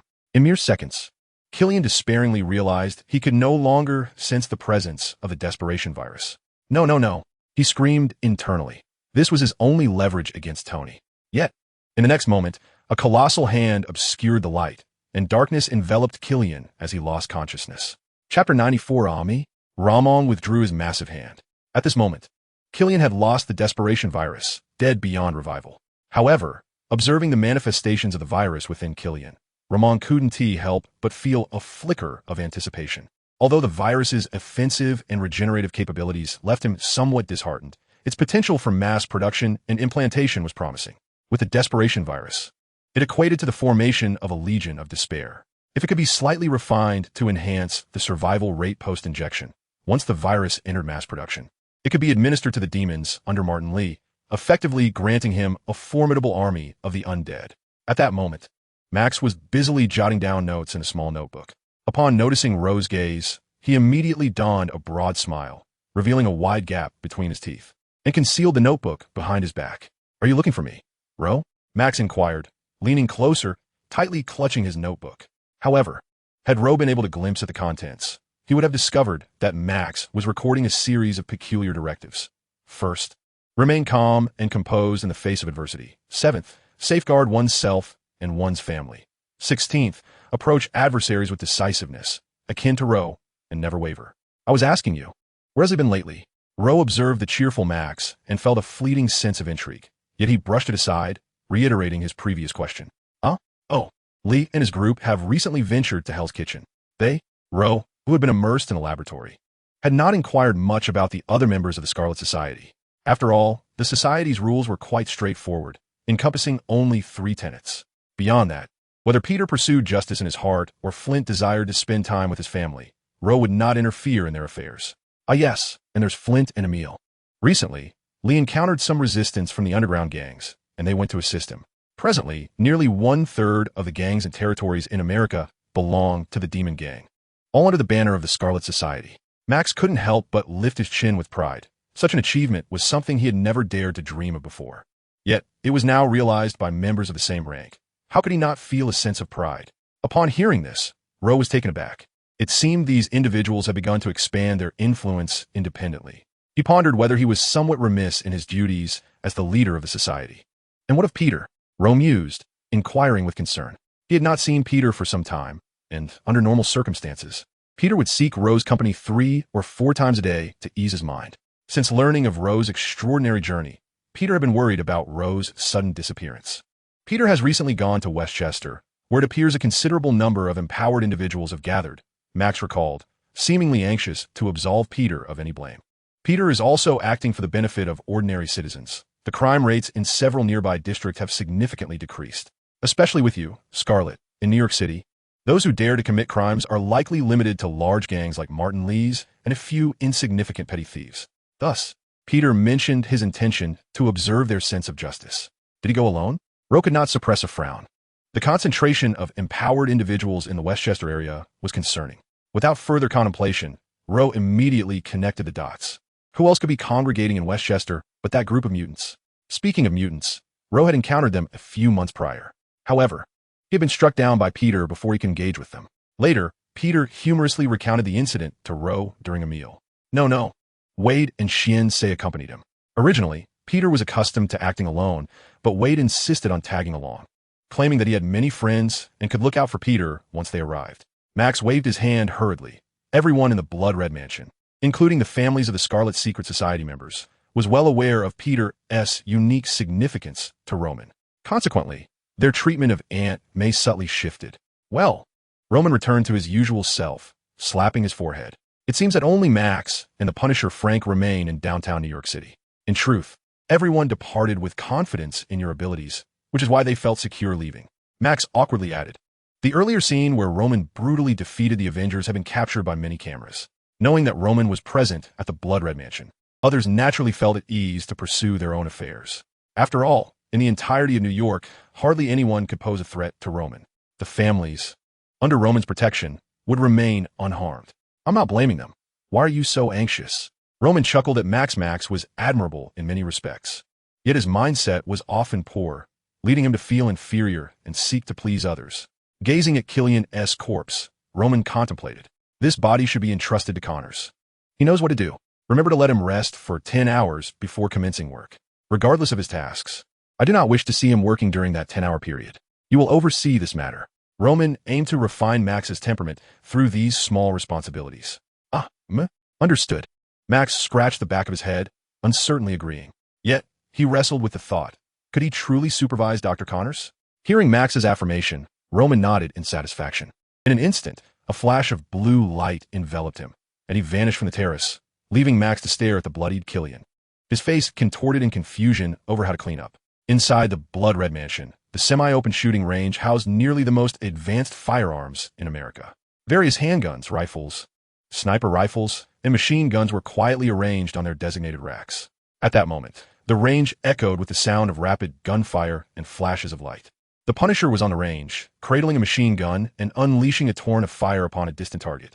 Strangely, despite the machine gun's violent shaking, only a single bullet hole appeared at the center of the target. Clang! As the last shell casing hit the ground, the machine gun ceased its frenzied rotation, the barrel glowing faintly and emitting white smoke. The Punisher adeptly disassembled each component of the machine gun, beginning meticulous maintenance as it cooled. Suddenly, in an unexpected moment, he remarked, "I thought you would be in the laboratory for another month before emerging." Chapter 95, Symbiote? The Punisher's speech did not hinder his actions in the slightest. As the Enforcer accelerated his movements, the machine gun was swiftly reassembled. It was unclear what techniques he employed for maintenance, yet the firearm soon regained its pristine condition. The earlier sight of a red-hot barrel emitting wisps of white smoke seemed to vanish into oblivion. "There's something to attend to. Will you accompany me?" With a crisp click before Luo Mang's words had fully settled, the Enforcer donned his full arsenal. It appeared that he habitually concealed an array of weapons upon his person. Observing this, Luo Mang paused momentarily, then nodded at the Enforcer. A flash of blue light enveloped them, and the two vanished from the shooting range. At a seaside villa, the silhouettes of Luo Mang and the Enforcer materialized. Although Luo Mang was unaware of Maya Hansen's current whereabouts, he possessed an inkling of her intended destination. "A woman will arrive shortly. Ensure you take her away without allowing her to see Tony." The Enforcer nodded in acknowledgement, refraining from inquiring further, and turned towards the distance. A minute later, Luo Mang approached and knocked on the door of Tony's new villa. "Don't tell me you've come to attend a party. Every time you visit, misfortune follows." Tony shot Luo Mang a sidelong glance, seemingly reverting to their previous camaraderie. However, only Tony was privy to the truth. Since that fateful day, although he felt considerably lighter, he found himself awakening each night in the throes of nightmares. In his dreams, Tony beheld a stone staircase ascending into the heavens, lined with several recumbent figures. As he approached, he realized they were the Avengers. His own likeness was conspicuously absent among them. Yet, as he ascended the stairs, a throne awaited him at the summit. Seated upon it, with a mocking gaze, was none other than Luo Mang. Each time he reached this juncture, Tony would awaken abruptly. Thankfully, Pepper was by his side, preventing him from succumbing to anxiety. "I merely came to see how things are. After all, I am a significant shareholder in Stark Industries now," Luo Mang remarked with a gentle smile as they settled onto the living room sofa, engaging in a lengthy conversation. They discussed everything from the regeneration serum of the Blood Tower to the latest summoning technology of Tony's Mark armors. They shared almost everything, yet neither dared to broach the events of that night. As dusk descended, they unknowingly conversed throughout the afternoon. Before them lay 5 empty bottles of fine liquor, the majority consumed by Luo Mang. Tony had barely finished one bottle before becoming pleasantly inebriated. Downing the remnants of his drink, Tony, with a hazy gaze, spoke. "Listen to me. I wish for Pepper and little Morgan to reside in the Blood Tower in the future, regardless of what fate may befall me. Your protection grants me peace of mind." Luo Mang listened intently, perceiving the weight of Tony's burdens through his words. After Tony concluded, his gaze fixed intently upon Luo Mang, only to be met with a response that left him astonished. "Then why not accompany us?" Tony scrutinized Luo Mang's expression, realizing that he was not deceiving him. "Me? Well." Before Tony could finish, he found himself at a loss for words. The incoherent figure tilted his head and succumbed to slumber on the sofa. Ramon observed Tony quietly for a while before rising to retrieve a blanket, draping it over Tony's form. He then lifted his gaze. "Jarvis, inform Tony that this invitation remains open. Please take good care of him. I must take my leave." Upon finishing his words, a screen embedded in the wall flickered to life, and a middle-aged male voice resonated. "Mr. Ramon, I appreciate your concern for Stark. I shall convey your message." Ramon nodded and exited the villa. Yet, as Ramon placed one foot outside, a faint metallic scent of blood wafted toward his nostrils. Initially preoccupied with thoughts of Tony, He furrowed his brows at the sudden realization. A notion formed in his mind, and the power of the spatial force began to manifest, allowing Ramon to pinpoint the location of the Punisher. It was a hillside road not far from Stark's villa. A small vehicle was halted at the roadside, within which sat Maya Hansen, one of Tony's former romantic interests, her countenance marked by fear. However, it was not Maya that narrowed Romang's pupils, but rather the figure kneeling a short distance in front of the vehicle. The Punisher's limbs had vanished, along with his tongue and eyes, gruesomely removed, leaving a pool of blood around his wounds. When Ramon arrived, the Punisher swayed precariously in the wind, as if he might collapse at any moment. Ramon stepped forward, supporting his body, and was about to administer healing when he discerned the Punisher's faint whispers. "Hurry, they're still here." They? In an instant, Ramon contemplated who might be involved. Yet, before he could delve deeper into his thoughts, a gust of wind, reeking of blood, surged from behind him. Tendrils of defense instinctively responded, only to be shattered by a claw of the approaching figure. Ramon retaliated with a swift slap that sent the orange figure flying.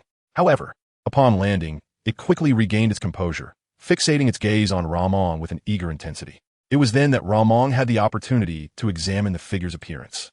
The orange entity bore a resemblance to Ramon, with distorted eyes, sharp claws, and jagged teeth, its entire form tinged with a reddish hue. Notably, symbiotic organisms resembling droplets adorned its back, connecting to its spine. A symbiote? Ramon furrowed his brow at the distant figure, taken aback by the unexpected encounter. Judging by that earlier claw strike, the symbiote possessed formidable strength, surpassing even that of the Hulk. Could it be him?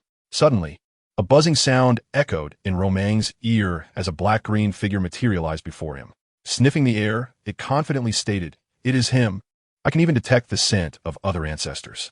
This figure appeared to be the antithesis of the orange one, cloaked in an unassuming black with green, liquid-like tissue coursing around its body.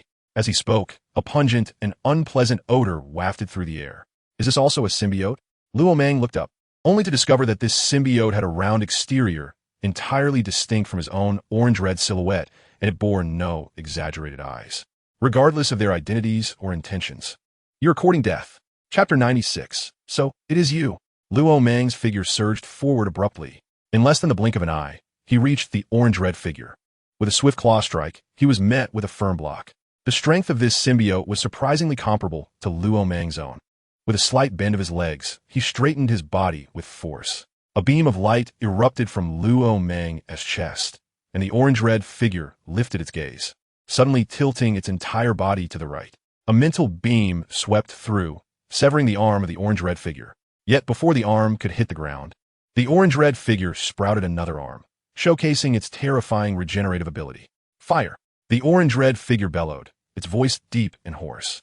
Simultaneously, it unleashed a vast web from its mouth, ensnaring Luo Mang completely. Luo Mang strained against the bindings, managing to tear through them. However, at that moment, a flame surged forth unexpectedly. Luo Mang looked up to see a man, his left arm crafted from precious metals, emerging. He wielded a flame thrower, spraying fire at Luo Mang as if wielding a machine gun. In an instant, a viscous substance surrounded Luo Mang, and upon contact with the flames, a tremendous explosion erupted around him. Accompanying the deafening blast was an uncontrollable fire that began to spread, forcing the orange-red symbiote, the black-green symbiote, and the man to retreat several steps. Yet, what unfolded next was completely beyond their expectations. The explosion and flames, which had spread halfway, were suddenly enveloped by a translucent blue substance.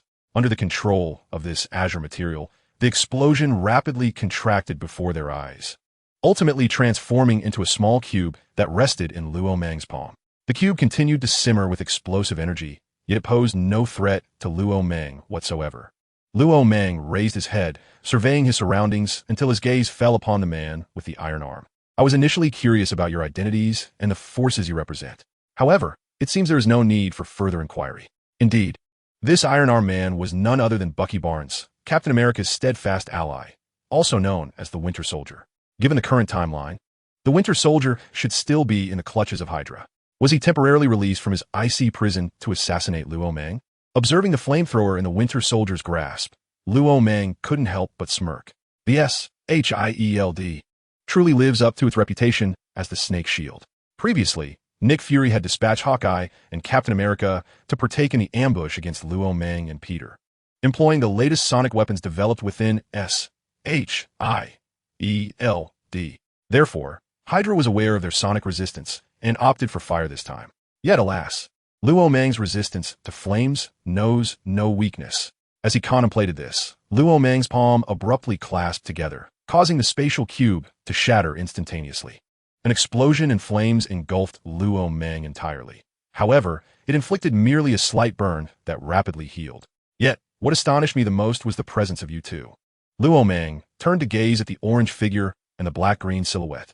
Son of Venom, Toxin the Sleeper. He observed the symbiotic form of Toxin, who seemed to stir restlessly. Toxin, the offspring of Carnage, being Venom's 1000th child, is thus heralded as the most formidable symbiote in history. Although this title may be somewhat inflated, the myriad of genes inherited within him is unparalleled, rendering him, much like Luo Mang, impervious to sound waves and flames. Each generation of the Venom offspring seems to consolidate its foundational abilities within him. Toxin resembles a symbiote endowed with all of Spider-Man's powers. Beyond tremendous strength and resilience, he possesses a unique attack mode akin to web-slinging. Conversely, the Sleeper pales in comparison to Toxin.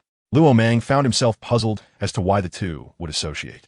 The Sleeper possesses the ability to secrete various compounds. Intriguingly, he is among the few symbiotes capable of traversing space. He can expel gases from his back, enabling him to navigate the cosmos independently. Moreover, he can engage in combat without relying on a host, marking him as an extraordinary specimen among symbiotes. However, why would Hydra seek to trouble me? We should have no conflicting interests. Luo Mang spoke softly, casting a glance at the nearly breathless Punisher and the paralyzed Maya. Logically, Hydra's objective at this moment should be to rescue those trapped in the hive of Maveth. Yet, upon perceiving the Winter Soldier's gaze, a sudden realization dawned upon Luo Mang. That certainly explains the situation. Nodding, Luo Mang took a slight step back to evade the sulfuric acid spewed by the Sleeper. He turned, entangling himself with the lunging Toxin, and with a powerful thrust of spatial energy, hurled Toxin against the rock wall. However, Toxin clung to the wall with all four limbs, resembling a spider as he began to crawl swiftly toward Luo Mang, tilting his head, moving with the speed of a being endowed with 8 arachnid legs. Luo Mang regarded Toxin. Among these adversaries, Toxin posed the greatest threat. In their previous encounters, Toxin had relentlessly vanquished Venom, and as Toxin's progenitor, Luo Mang had often found himself at a disadvantage in their clashes. Desiring to strike first, he was instead forced to retreat under Toxin's relentless assault. The Toxin before him was evidently stronger than ever. Suddenly, a gust of air swept past, striking Luo Mang's scaled armor and alerting him to an approaching presence. His tendrils moved instinctively, intercepting the iron fist aimed at him. Swiftly turning, Luo Mang grasped the iron fist, exerting pressure with his grip. With a series of sharp crackling sounds, the Winter Soldier's metallic arm was twisted back with astonishing force. In the Winter Soldier's incredulous gaze, Luo Mang simply snapped his fingers. A blue cube, centered around the Winter Soldier, suddenly contracted. With a muffled pop, the flesh and blood of the Winter Soldier were compressed into a singular mass, explosively bursting apart. As the azure cube vanished, a mass of metal, compressed into a cube by the forces of space, remained. The Winter Soldier's demise stirred no emotion within Romon, setting aside the fact that he was the murderer of Tony's parents. Eliminating him could be perceived as a gift to Tony. From Captain America's perspective, Romon also deemed it necessary to eradicate the Winter Soldier. If there were to be blame, it could only be directed at the Winter Soldier for befriending one who stood opposed to Romon. Had it not been for the formidable Ancient One, in a desperate moment, might have taken Romon along with her, the Winter Soldier would have finally been able to reunite with Captain America. Observing the Winter Soldier transformed into a pool of blood, Romon couldn't suppress a grin. It seemed Steve would never see the Winter Soldier again. Delightful. Chapter 97. Devour. What? The Winter Soldier was brainwashed by Hydra? How pitiable he was. Yet, was Romon not more deserving of sympathy after being engulfed in a firestorm ignited by the Winter Soldier's flamethrower? To hell with the Winter Soldier. To prevent him from harming or threatening Romon, he had no choice but to eliminate the Winter Soldier first. Romon, too, was compelled by circumstances. Chuckling softly, he shook his head, unable to contain his laughter. As the Winter Soldier was reduced to mere fragments by Romon wielding the power of the Space Stone, neither Toxin nor the Sleeper advanced. They merely tilted their heads, silently observing as Romon dispatched the Winter Soldier. Seizing the opportunity presented by the Winter Soldier's death, Toxin suddenly launched an assault on Romon. Both Toxin and the Sleeper attacked simultaneously. Romon swiftly pivoted, without raising his gaze, and waved his hand. The force of space hurled the Sleeper from midair. With a decisive step, ripples emanated beneath his feet. In an instant, Romon vanished from Toxin's sight. Upon realizing Romon had disappeared, Toxin abruptly halted, mimicking Peter's stance, scanning for Romon's figure, yet finding nothing. Unbeknownst to him, Romon had appeared above him, stepping on his head. At that moment, Romon seemed to have shed all weight, failing to arouse Toxin's suspicion. However, a closer examination would reveal Romon was subtly hovering above Toxin, with mere millimeters separating his toes from Toxin's crown. As Toxin searched, a sudden thought struck him, prompting him to glance beneath himself. Indeed, he discerned a faint shadow lurking below. Were it not for the residual sparks from the surrounding explosions and the pale streetlights, Toxin might have remained entangled in confusion for some time. Observing Toxin's demeanor, Romon chuckled softly. It is often said that the first host of a symbiote bears great significance, influencing the symbiote's fundamental capabilities. It appears your inaugural host was not particularly astute. Suddenly, Toxin emitted a bizarre shriek, seemingly incensed by Romon's fleeting scorn. The liquid, web-like, symbiotic organism on his back surged wildly, swiftly enveloping Romon. Flowing through the web was what appeared to be a form of neurotoxin. A mere touch would penetrate and paralyze human flesh. Alas, this had no effect on Romon, encased as he was in his armored scales. A powerful force was effortlessly caught by Luo Mang with a single hand. Two arms, resembling nothing human, collided fiercely. The immense power unleashed an invisible shockwave, scattering the dust and debris from the ground a full 10 meters away.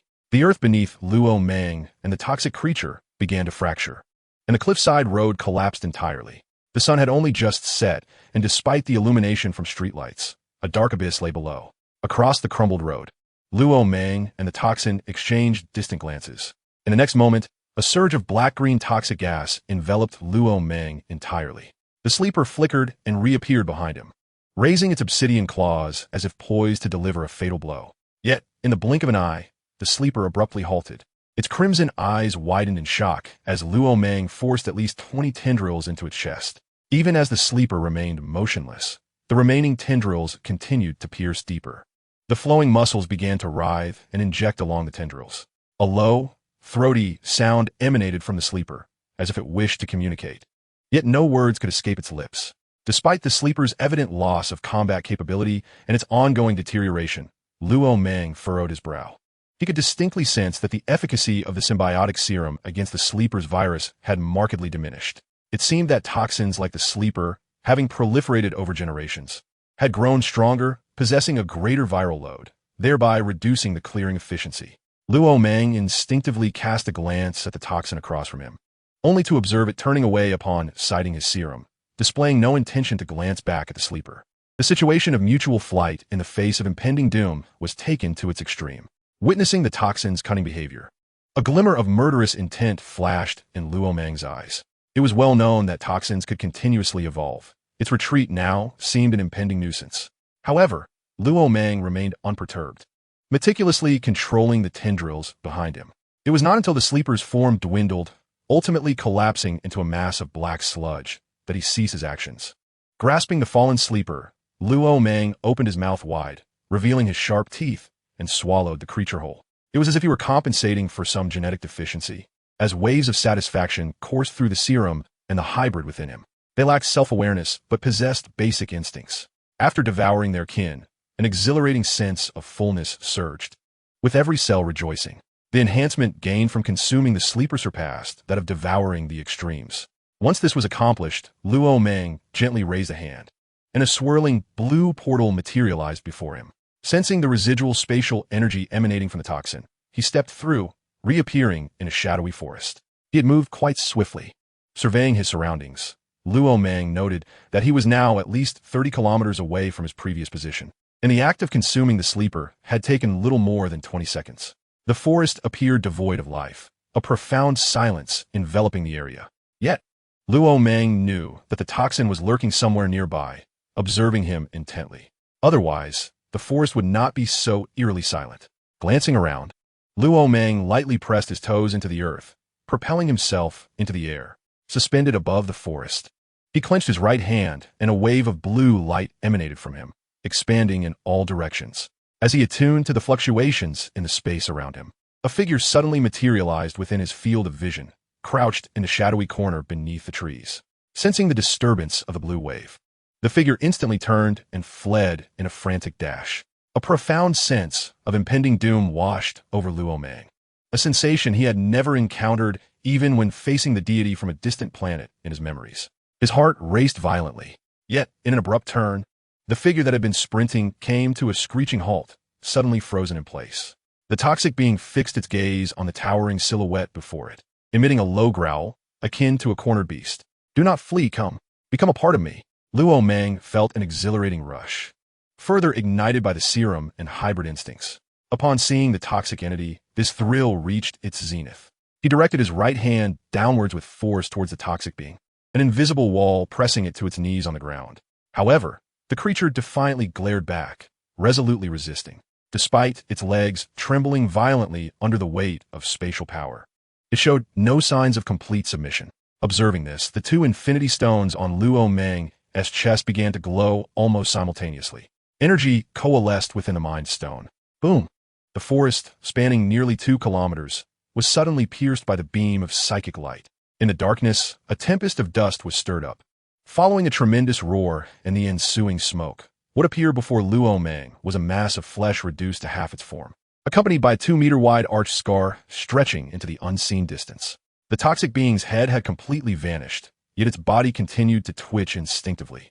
Watching as the creature began to reshape itself, each fragment of flesh pulsating outward, Luo Mang advanced toward it, thrusting his arm forcefully into its bloodied form. The serum's purging energy surged, gradually eroding the toxic body. Time became a blur for Luo Mang, but as the chill in the forest deepened, the toxic entity finally detached from its remaining half. Upon hitting the ground, its body writhed like slime, attempting to flee. Yet, it was seized by a massive crimson-scaled claw. Luo Mang tilted his head back, as the toxic creature trembled slightly, still struggling in his grasp. However, as Luo Mang's viscous, chewing sounds filled the air, its resistance waned. Until he swallowed it whole, the toxic being ceased all movement. Chapter 98, That Memory. In the forest, Luo Mang concealed himself in the shadows. The chill of the moonlight gradually faded into the thicket. Half of his face was cloaked in darkness, while the other half lay exposed under the silvery glow. Beneath the scarlet shroud, Luo Mang's expression appeared somewhat obscure, yet exuded an increasingly potent aura of aggression. As he ingested the toxin, its power gradually assimilated into his being. In an instant, a profound transformation overtook him. Each crimson scale upon his body writhed and began to rise slightly, as if some living entity stirred beneath the surface. The sound of cracking bones emanated from his form, suggesting that his very structure was being elongated, as though his bones had been shattered and reassembled anew. From a distance, Luo Mang seemed to tower over all, presenting an even more imposing figure. Visually, it appeared as though he had exchanged his physique for one that was taller and more robust. Despite making no overt movements, nor even casting a glance, an overwhelming sense of oppression and brutality radiated from him. Any ordinary person who chanced upon this form would likely be rendered speechless, their minds blank and bodies paralyzed. Undoubtedly, after devouring both the dreamer and the toxin, Luo Mang's raw physical strength had ascended to a terrifying echelon. Yet, at that moment, his countenance remained unchanged, his expression vacant, entirely oblivious to the rapid metamorphosis occurring within him. In his somewhat dazed gaze, a planet dominated by shades of gray and black materialized. It was a realm of darkness and desolation, devoid of any signs of civilization. In the next instant, Luo Mang's vision abruptly magnified, akin to a satellite descending upon the planet's surface. A peculiar roar erupted, unlike any creature of Blue Star. A creature, entirely cloaked in black and reminiscent of a lizard, raised its head and howled at the heavens. Soon, other lizard-like beings followed suit, their cries seemingly in celebration of some momentous birth. Amidst the cacophony of roars, sounds of gnawing and consumption emerged. A red figure materialized at the center, its upper half shrouded in darkness, rendering its visage indistinct. The blood-red hue, stark against the surrounding gray-black, was strikingly conspicuous.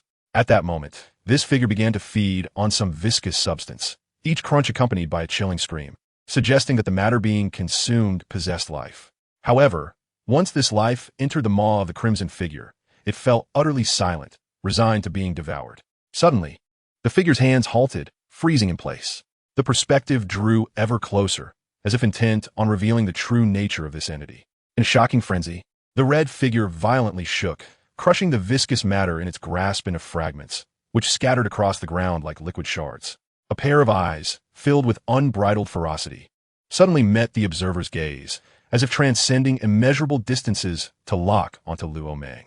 A finger, resembling an iron hook, extended directly towards him. "Capture him and bring him to me." With a voice steeped in menace, the crimson figure roared, the sound reverberating across the desolate grayish-black planet. At his command, a multitude of obsidian lizards unfurled their wings and ascended into the air, obscuring the observer's view completely. A deafening hum echoed in my ears, causing a moment of reflection, as my brow furrowed in contemplation. Massacre? Has he become a demigod? Indeed, the red figure that had just materialized within Luo Mang's line of sight was none other than the harbinger of carnage, the offspring of Venom. The bleak planet, now revealed, was none other than the symbiote world of Clinter. Once teeming with millions of symbiotes, it now faced near total annihilation, as virtually all symbiotes had been wholly consumed by the harbinger. This was true slaughter.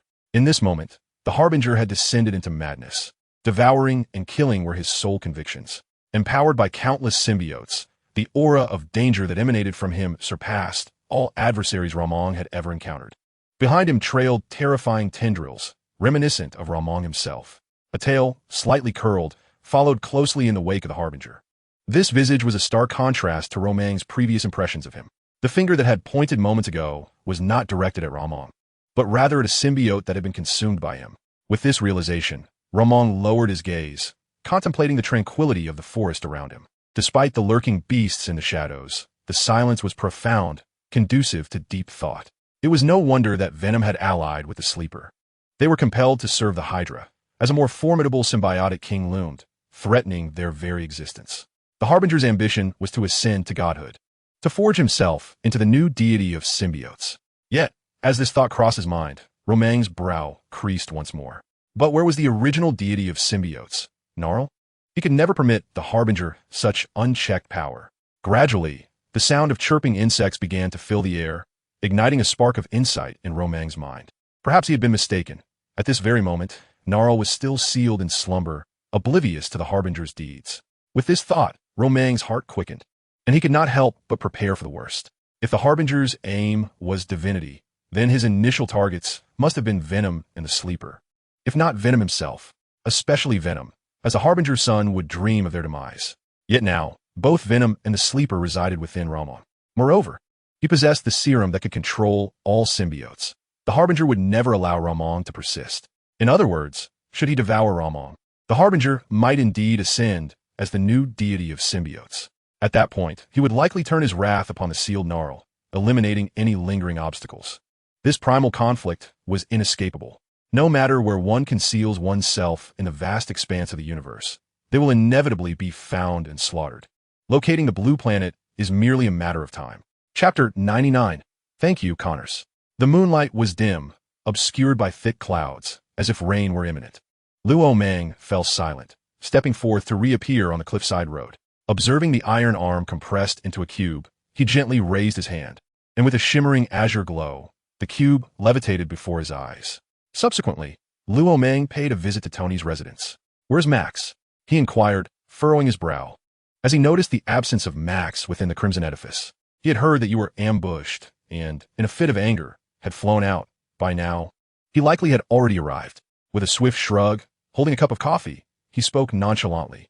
Despite being a once feared harbinger of death, he now resembled a noble scion of exquisite grace. Luo Mang turned and departed towards Connor's laboratory, leaving behind a figure who gazed deeply at his retreating silhouette.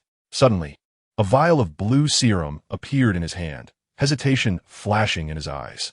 However, after a moment's contemplation, he tucked it back into his pocket, pursing his lips as he downed the remaining coffee in one gulp. He, too, yearned to assist Luo Mang at the earliest opportunity. With a whoosh, the laboratory door swung open. The first sight to greet him was a vast expanse of crimson. The blood had begun to darken, clearly on the verge of losing its vitality. Although Connors might still be resting, he would invariably detect any activity within the laboratory at the first moment. For Connors, the laboratory was akin to a second home. As long as he remained there, he seemed to possess an inexhaustible well of energy. The specialized laboratory within the Crimson Edifice was expansive. Connors had transformed the two interconnected floors of the building into dedicated research spaces. Passing by the cosmic treadmill, Luo Mang arrived at the next translucent isolation chamber and called out to Connors. "How is he?" he asked. At this rate, even an elephant would succumb to such blood loss.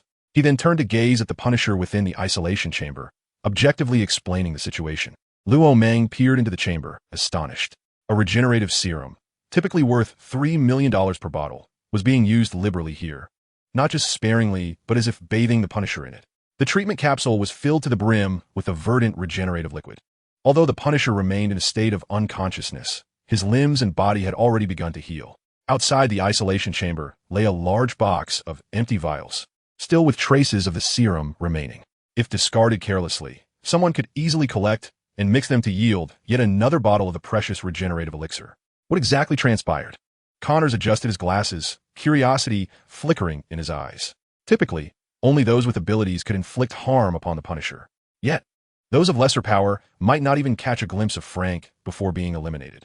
In the Scarlet Secret Society, the Punisher is one of the two individuals whom Connors profoundly admires.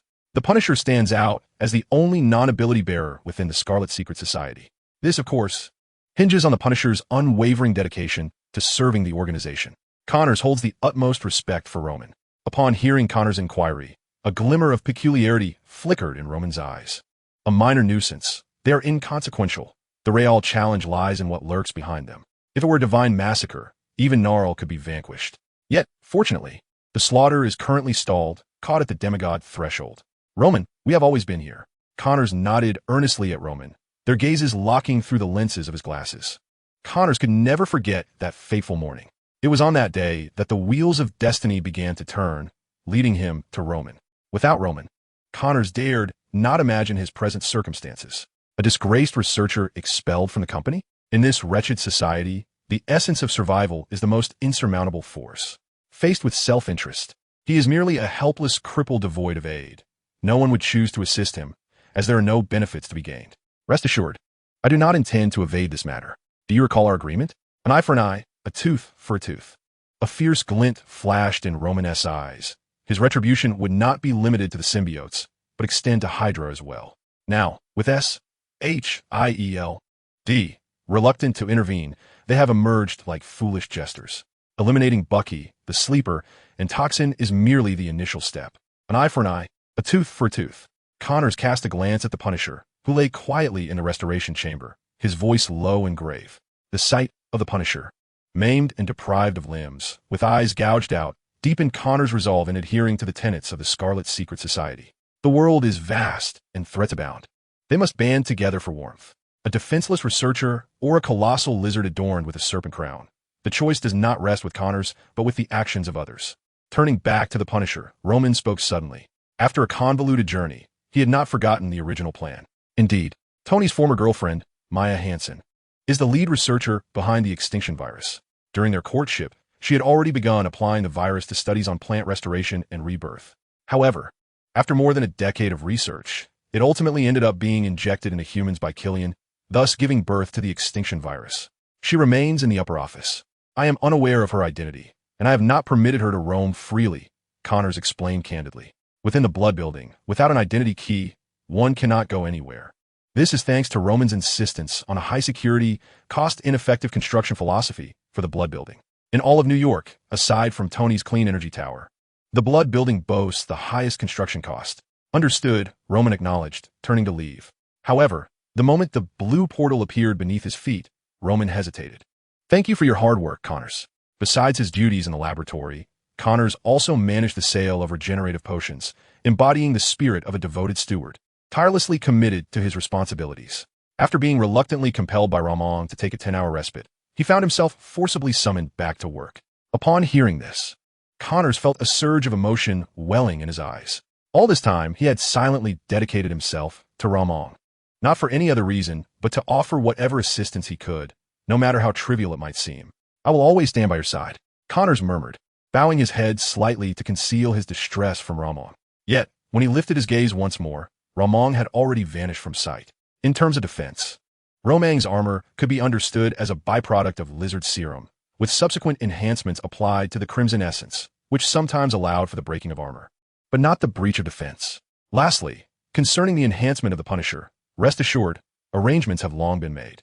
The recent explosion caused by the symbiote serves as an opportunity for Frank to embrace his mutation.